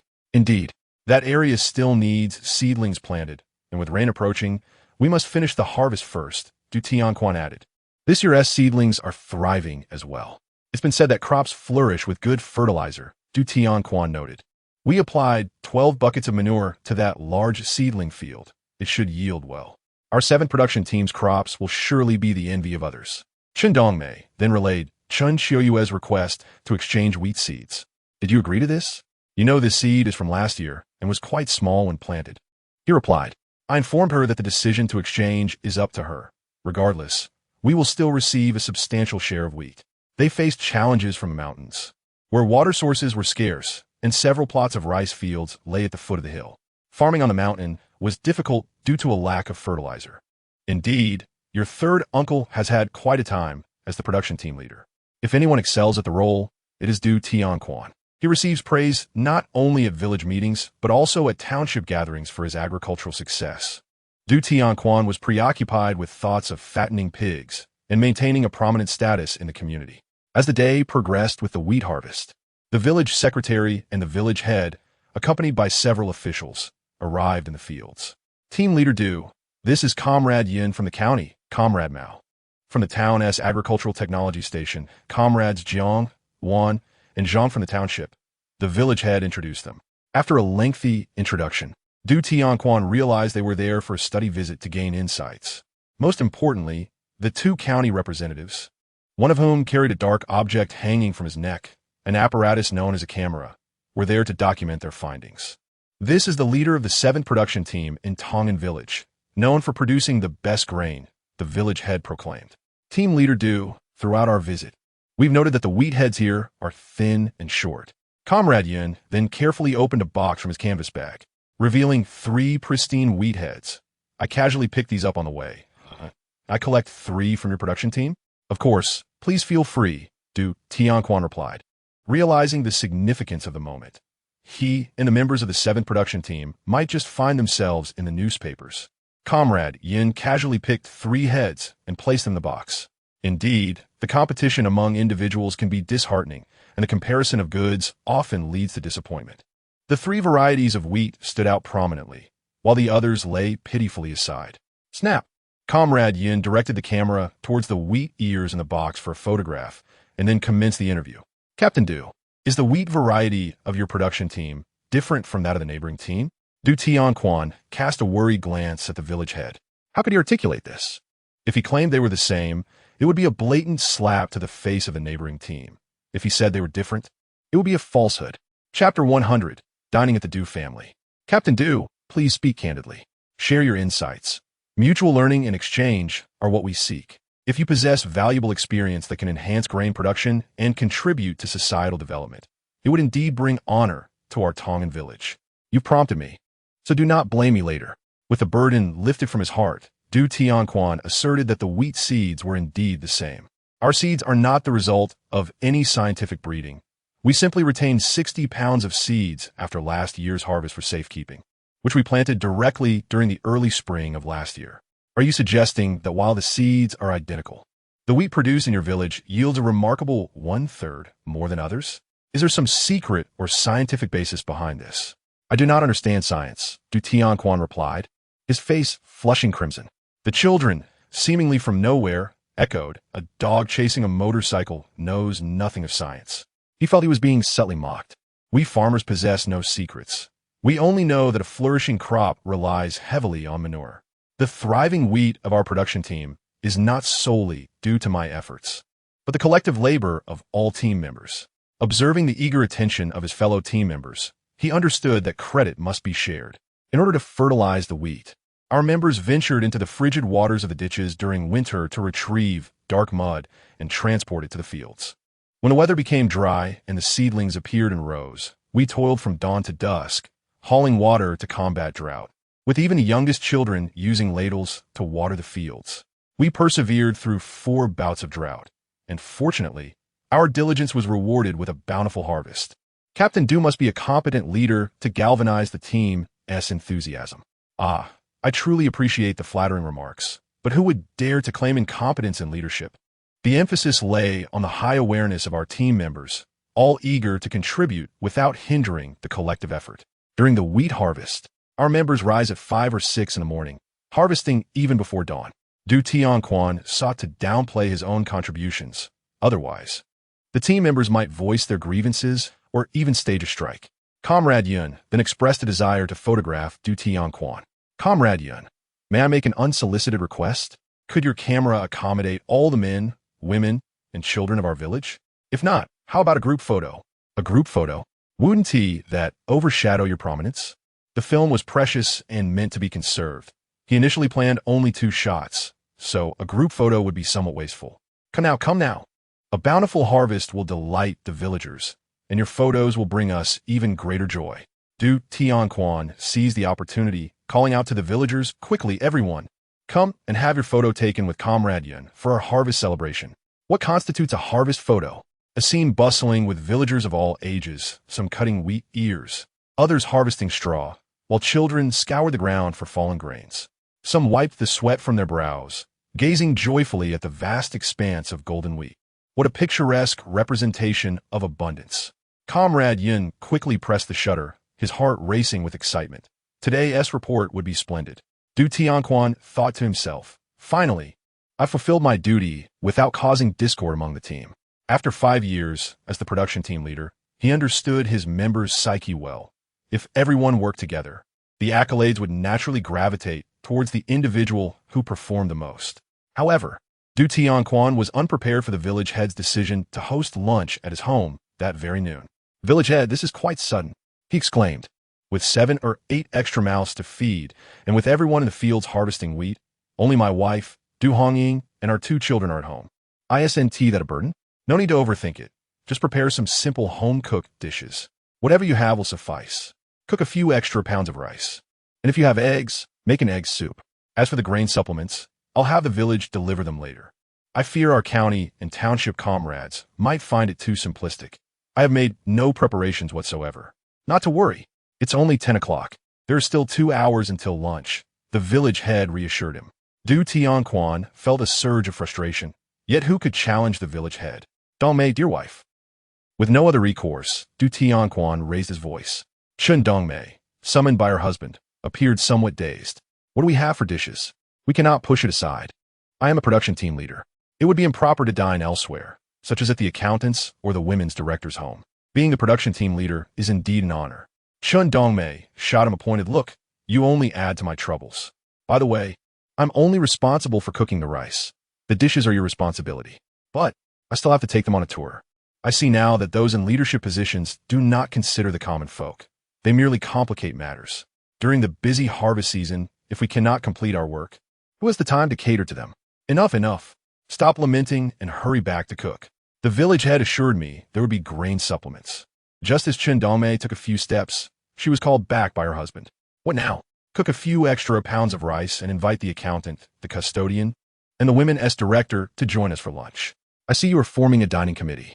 Du Tianquan chuckled awkwardly. "Keep your voice down. It doesn't look good." Chun Dongmei shot him another glare, and Du Tianquan added, "Let Hongying handle the dishes. She's clever." Du Hongying was busy managing the fish, pondering how exhausting the harvest season had been for her family. Today, she had worked hard to catch 4 large grass carp, intending to prepare a generous bowl for Li Hongmei. However, upon hearing that guests would be dining at home, she was taken aback where her mother instructed her to prepare 2 tables. Goodness, no wonder Mother looked displeased. This is an unexpected challenge with no preparation whatsoever. 2 tables? At this time of year, there aren't many vegetables in the fields. What can I offer? Perhaps just 2 bowls of pickled vegetables? Mother, don't fret. I'll see if I can catch a few more fish by the river." Du Hongying lied, claiming she had already caught 3 with a net. "What luck! It's not so easy to catch fish whenever one pleases." "I'll take the net and try my luck," Du Hongying responded. "You should prioritize cooking, after all. Our visitors are from the county and township, and we must not neglect them. Their presence represents our village's honor, and if we fail, the village head may become anxious. And perhaps even father may lose his position as team leader. Perhaps losing that position would be better." Chun Dongmei retorted in frustration. He might as well return to carpentry, working with wood is far more rewarding than these laborious tasks. Chapter 101. The Family Portrait. The sudden visit left the house devoid of vegetables, let alone meat, making it truly embarrassing to host 2 tables of guests. Du Hongying had no choice but to rely on Juefeng. Observing the empty net and then watching Juefeng toss fish at his feet, Du Hongying thought, you can always trust Juefeng. Within half an hour, Juefeng managed to catch 8 more fish, both grass carp and white catfish, each weighing 2 to 3 pounds. With the fish from home boiling in a large pot, it should suffice. "That's enough, my dear. You're incredible." Gently stroking its head, Juefeng's eyes twinkled with excitement. How could there possibly be such an adorable dog in the world? Du Hongying was utterly smitten. "Come on, let us head home." As soon as she released him, Feng shook off the droplets of water on his fur, having refrained from doing so earlier out of concern for getting Du Hongying wet. What a clever creature. Du Hongying triumphantly returned home with a basket full of fish. Did you really catch so many? Chen Dongmei marveled at her daughter's prowess. Just lucky, that's all. My apologies, Feng. I didn't mean to steal your glory. Let us hurry and prepare it. I've already set the rice to steam. Mother, please grab 8 eggs. What for? To steam 4 bowls of egg custard. We need 2 bowls on the table for aesthetics. That makes sense. Chen Dongmei fetched the eggs while Du Hongying found a second bowl, pouring half a bowl of rice soup into each, cracking 2 eggs, adding a sprinkle of salt, and a touch of lard for good measure. Mother, I still remember you taught me to stir the eggs 100 times. Haha, it hardly needs 100. I just wanted to ensure you didn't understir them, or else the custard would turn out unappealing. I always stir 100 times. Yet your custards always emerge tender, and their shape remains intact. That is true. I've never failed. The mother and daughter each stirred 2 bowls, and as the rice began to steam, they placed the bowls into the steamer. The red amaranth in the garden has grown to 3 inches. I'll go pick some to stir fry. Mother, you're picking them so young and tender? 3 inches is quite pitiful, but we need a few dishes on the table. Then please watch the children for me. I'll go pick. The 2 little ones were sound asleep. Du Hongying reminded her mother before taking a bamboo basket to the private plot. Passing by the large field, she noticed an abundance of purslane growing on either side of the path. It was edible, a wild vegetable. The locals typically didn't consume it, but today, there were visitors from the county and town, most of whom were city dwellers. This could make a delightful dish. Chen Dongmei was amused to see her daughter fill a basket to the brim with purslane. What are you bringing that back for? It's pig feed. I'll prepare a cold salad for them. Don't worry, they love it. City folks have never tasted wild vegetables before. Your father will surely say you're embarrassing him. Not all. With a stir-fried dish of amaranth, a cold salad of purslane, 2 bowls of egg custard, and 2 bowls of fish, the table would be suitably adorned. Du Hongying prepared the fish, soaking it in salt water with slices of ginger. Once the rice was steamed, she blanched the purslane and then stir-fried the amaranth. As noon approached, she anticipated her father would return with the others just in time for lunch. Du Hongying swiftly washed the dishes and cooked the fish, having already prepared 2 bowls of pickled vegetables, ginger, chili, and finely chopped greens. She appended a jar of cooking oil, causing Chen Dongmei to wince in dismay. Do you really need that much oil? I'll scoop some out. Du Hongying intended to reserve some oil for drizzling on top, and indeed ladled out a bowl. The oil enhances the flavor of the fish. Chen Dongmei rolled her eyes.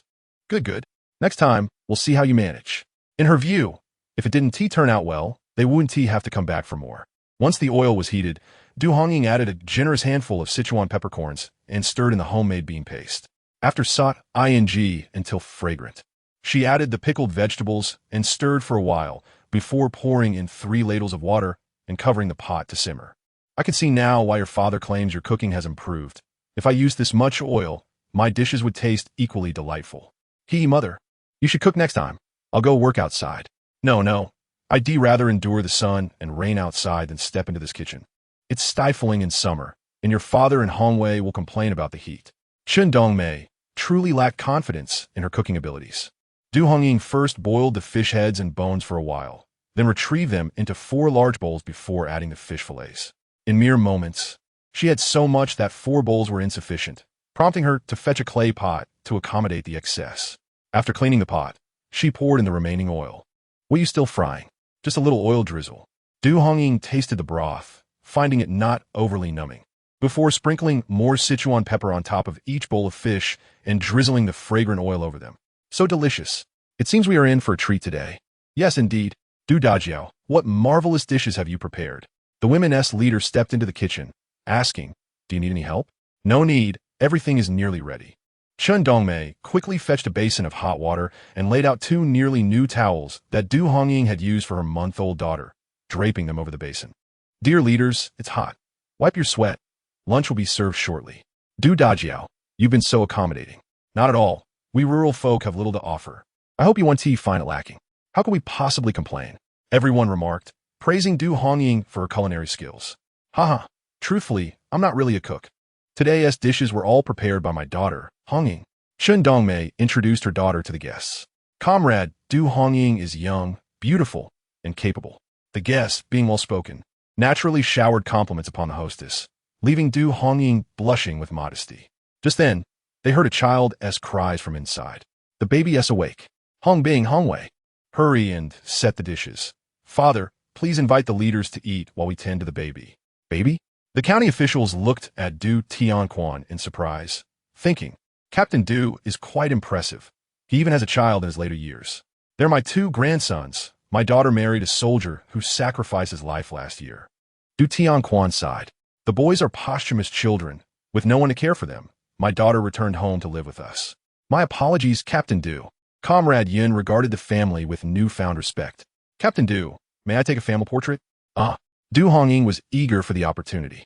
After tidying up the 2 boys, she brought them out, and everyone present recognized them as the orphans of a martyr, offering their respects to Du Hongying and her children. Thus, Du Tianquan and Chun Dongmei sat in the center, each holding a child, while the 3 siblings stood behind them. With a click, the first family portrait of the Du family was captured. Chapter 102, A Higher Realm. After the family portrait, it was time to eat. Not even Du Tianquan could believe that in just 2 short hours, his wife and daughter had managed to prepare a feast that was quite impressive. Each table boasted 7 dishes. Indeed, the centerpiece was an additional small bowl containing the spicy sweet potato leaf sauce Du Hongying had prepared the previous year. This dish, rich in oil and salt, had not only remained fresh, but had become even more aromatic over time. Thus it graced the table. Captain Du Dajiao, Comrade Hongying, you are far too gracious. We merely came to observe and learn from the countryside, yet it feels as if we are here for a grand feast. This spread is extraordinarily lavish. The leader, Comrade Li, who was from the county, felt somewhat guilty upon witnessing such a spread. Comrade Li and everyone else, please don't hold back. We country folk have little to offer. This fish Du Tianquan was puzzled about how they suddenly had so much fish at home. I caught them this morning using a net. Du Hongying explained, I thought with the busy farming season, everyone was working hard. We couldn't get any meat at the supply store, so I decided to catch a few fish. I didn't expect such a bountiful haul today. It seems the fish knew esteemed guests were coming and came to treat you all. Please, feel free to eat. There is plenty more in the kitchen. Now we truly consider ourselves fortunate. Yes, indeed, we washed our feet before leaving the house. Before stepping out, one had thoroughly washed their feet, which meant inadvertently encountering others indulging in delicious food. A group of individuals, divided into 2 tables by gender, found themselves seated. Hongwei, a young boy, sat at the women's table, while Hongbing joined the men. As conversations flowed, they eagerly began to eat, praising the dishes enthusiastically. Sister Du, I knew Captain Du was a culinary expert, but I had no idea you were also a master cook. I cannot cook. It is Hongying who prepares the meals at home. Hongying, you truly are the most capable young woman among our production team. Please, no more flattery, or I shall become conceited. Comrade Hongying, at such a young age, you have become a mother of twins and are such a talented cook. I am truly impressed. Among the company were 3 female comrades, one of whom, surnamed Wen, was a publicity officer from the county. Chun Dongmei, not particularly adept at mingling with strangers, found solace at the women's table, where the atmosphere was warm, aided by Du Hongying's conversational skills. In contrast, the men at the adjacent table were engrossed in discussions about work, their spirits high. Particularly, Comrade Yun, with a rosy complexion, felt the wealth of material for their narratives today. With abundant produce in the fields and at home, the Du family was indeed worthy of commendation. This meal was one they had never dared to hope for at a fellow villager's home, yet it felt as if the Du family had prepared meticulously for the occasion. After finishing 2 bowls of fish, Du Hongying returned with a clay pot, generously replenishing each table with 2 more bowls, embodying a spirit of hospitality that encouraged everyone to indulge. The guests, feeling at home, shared their thoughts on how the fish had come from the Tongan River, reflecting on the importance of self-reliance rather than waiting for handouts. Relying on mountains is precarious. Relying on people is fleeting. We must adapt, for solutions outnumber difficulties. By leveraging our resources, life will flourish. Whether inspired by the moment or thoughtful reflection, Du Hongying heard her father's words resonate. The men at their table applauded in agreement, while Comrade Yin took out a pen and notebook to record the invaluable insights shared. The praise for Du Tianquan was abundant, and Secretary Tang observed the pride on the elder's face, akin to that of a father witnessing his son's achievements. Du Hongying felt a fleeting thought. Was her father about to receive a promotion? Although the meal may not have been accompanied by copious amounts of alcohol, it certainly satisfied all appetites, leaving only fish broth in the bowls. Captain Du, when we come to Tongan village for visits, we shall dine at your home again. Rest assured, we will bring food stamps. Comrade Lee produced the prearranged stamps. This is our ration for lunch today. No, Secretary Tang interjected. It is our honor to have you in Tongan village. We cannot accept your food stamps. But Secretary Tang, we have regulations too. We cannot take advantage of the community or impose burdens on them. It is a matter of principle, Du Tianquan remarked. In that case, I shall accept the 2 pounds of meat stamps, but the food stamps you may keep. Frankly, we have had a bountiful wheat harvest this year, and after paying our taxes, each household will receive a fair share. Your offering of food is of no consequence to us. But how can we accept that? Wouldn't this be taking advantage? Taking advantage? You have given us meat stamps, Du Tianquan replied. You're always welcome to visit us in Tongan village to offer guidance on our work. Any shortcomings we have, please enlighten us. You are doing excellently. You are a model for the entire county. Ultimately, Du Tianquan accepted the 2 pounds of meat stamps, and everyone departed joyfully. Comrade Hongying, when you visit the county, do seek me out. I would love to treat you in our canteen, Comrade Wen whispered to Du Hongying. I adore your cooking and hope to visit Tongan village again. There will be opportunities. Next time, I'll prepare fish for you. That will be delightful. At that moment, Comrade Yun approached. Comrade Du Hongying, once I develop the photographs, I will send them to you. Thank you. Wait, I will get you an envelope and stamps. No need. I will cover the cost. I have plenty left over from when I intended to write to my partner, but no longer need. Du Hongying spoke the truth. She had purchased 10 envelopes and stamps at the post office, each affixed perfectly, but, Comrade Du Hongying, you must remain strong. Your 2 sons are very bright and will surely grow to be as formidable as their father. Yes, I shall. They shook hands and parted ways. Comrade Yun, wait a moment. Du Hongying recalled a thought. Comrade Yun, are you tasked with writing reports and articles? Indeed, that is my duty. I have a request I hope you will honor. What is it? When you write, please highlight the hardships faced by our fellow villagers. My father. Just a sentence or 2 will suffice. What do you mean? Shouldn't we establish role models? Individual strength is limited. It is through collective unity that we can propel the ship of progress forward. Comrade Yun was left speechless, marveling at the high ideals of this family. You have truly misunderstood. I merely wish to shield my father from undue scrutiny. Being a role model is no easy feat. Chapter 103. The handicraft cooperative, the 7th production team of Tongan Village, has made it into the newspaper, garnering attention from all county production team leaders who wish to learn from their success. Indeed, the wheat from Du's team is of exceptional quality. Chun Shiwe remarked to the men, I inquired about the wheat seeds last time. My second sister claimed they are all the same. Do you still differentiate the seeds? Just a minor adjustment, he replied. I have come to understand that they have both fertile and drought-resistant varieties, while our Namulan village is situated on the hillside, struggling with water scarcity. How can we haul water from the foot of the mountain? That would be utterly exhausting. Relying on mountains is precarious. Relying on water is fleeting. I'm not sure what reliable resources we have in these hills. In years past, we could hunt a little and sell some game, but during the Great Leap Forward, all the trees were felled, and wildlife slowly vanished. Now, we're left with only a few quick hares that are nearly impossible to catch. Do not fret. We shall continue as before, and do not compare ourselves to Du's team. Chun Chue stated, setting aside everything else. No other production team in Tongan Village can match their prowess. You are right, Chun Chue. The other team leaders can only envy them. The leader of Team 8, feeling somewhat disgruntled, remarked how Du had made significant contributions by extracting fertilizer from their river. Haha, I will refrain from discussing it as an experiment. Good wheat yields merely confirm effectiveness. In the future, we will not extract any more. You may keep it for your own use. Du Tianquan generously added, if you truly wish to, you may extract fertilizer from our river this year, and I will not object. He figured that their production team had 21 pigs and was not in need of fertilizer. Fine. Indeed, Captain Du has opened our minds. What family does not have a drainage ditch? Even black mud can serve as fertilizer. Captain Du, please do share any good experiences with us in the future. Exactly. One person's success is not enough.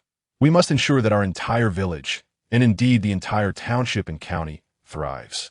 Why not say that the whole nation must thrive? A leader from another production team jested. Haha, of course.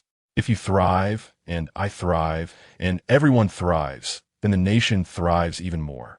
The 7th production team reaped a bountiful wheat harvest, categorizing their grain as first class for tax purposes. Achieving the standard of first-rate grain is no easy feat.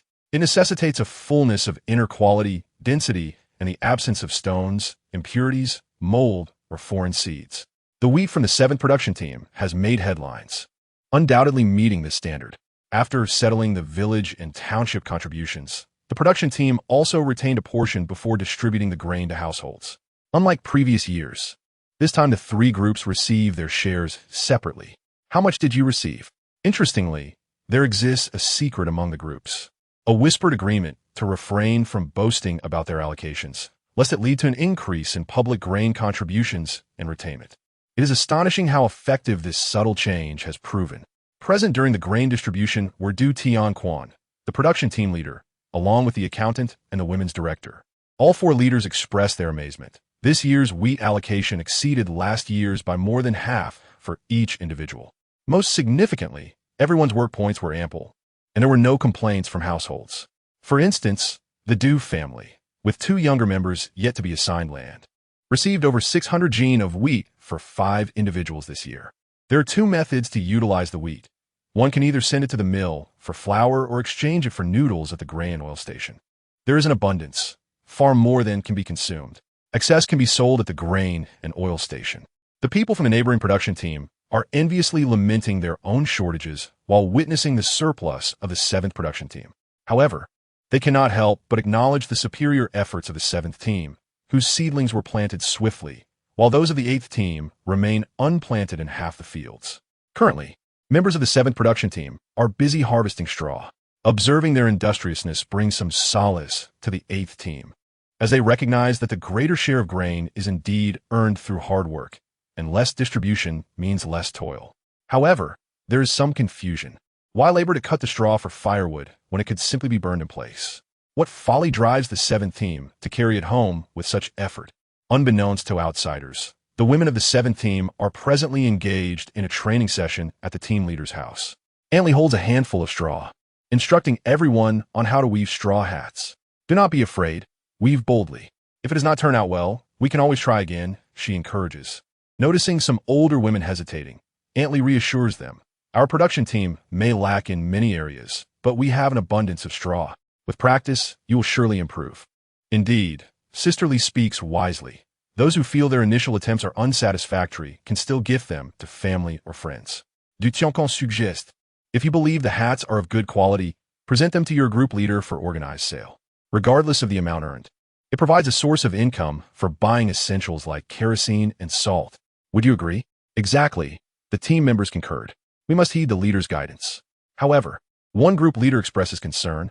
I worry that our hats might not sell well. Could we entrust the production team to handle sales? Consider this carefully. If your group leader organizes the sales, the production team will not intervene or take a cut. However, if the production team facilitates the sales, a portion will be required for retainment and labor costs, which may lead to discontent among some members. Rest assured, we harbor no objections, they replied. To possess the skill to weave is one thing, but if it does not yield monetary gain, it feels like wasted effort. The members of the 3 groups expressed their sentiments, and Du Tianquan reluctantly agreed. Only Du Hongying, standing nearby, understood that this was the outcome she had hoped for. Antley conducted a 5-day training session, and the women of the 7th production team were delighted to discover their own talent for crafting straw hats. They marveled at their creations, impressed with their newfound skills. Since the production team will be consolidating and selling the hats, quality must be prioritized to uphold their reputation. We will appoint Sister Lee as our technical instructor and quality overseer, Du Tianquan proposed, with each hat earning her 2 fun. Do you agree? The rules were, in fact, established by Du Hongying. The production team would retain 4 fun per hat. Antley would receive 2 fun, the salesperson 4 fun, and the remainder would be distributed among the members based on their input. Those who worked harder would earn more, and no one could voice discontent. Otherwise, they would not be permitted to join this cooperative. Thus, the 7th production team of Tongan Village discreetly established a handicraft cooperative with the objective of collectively generating income.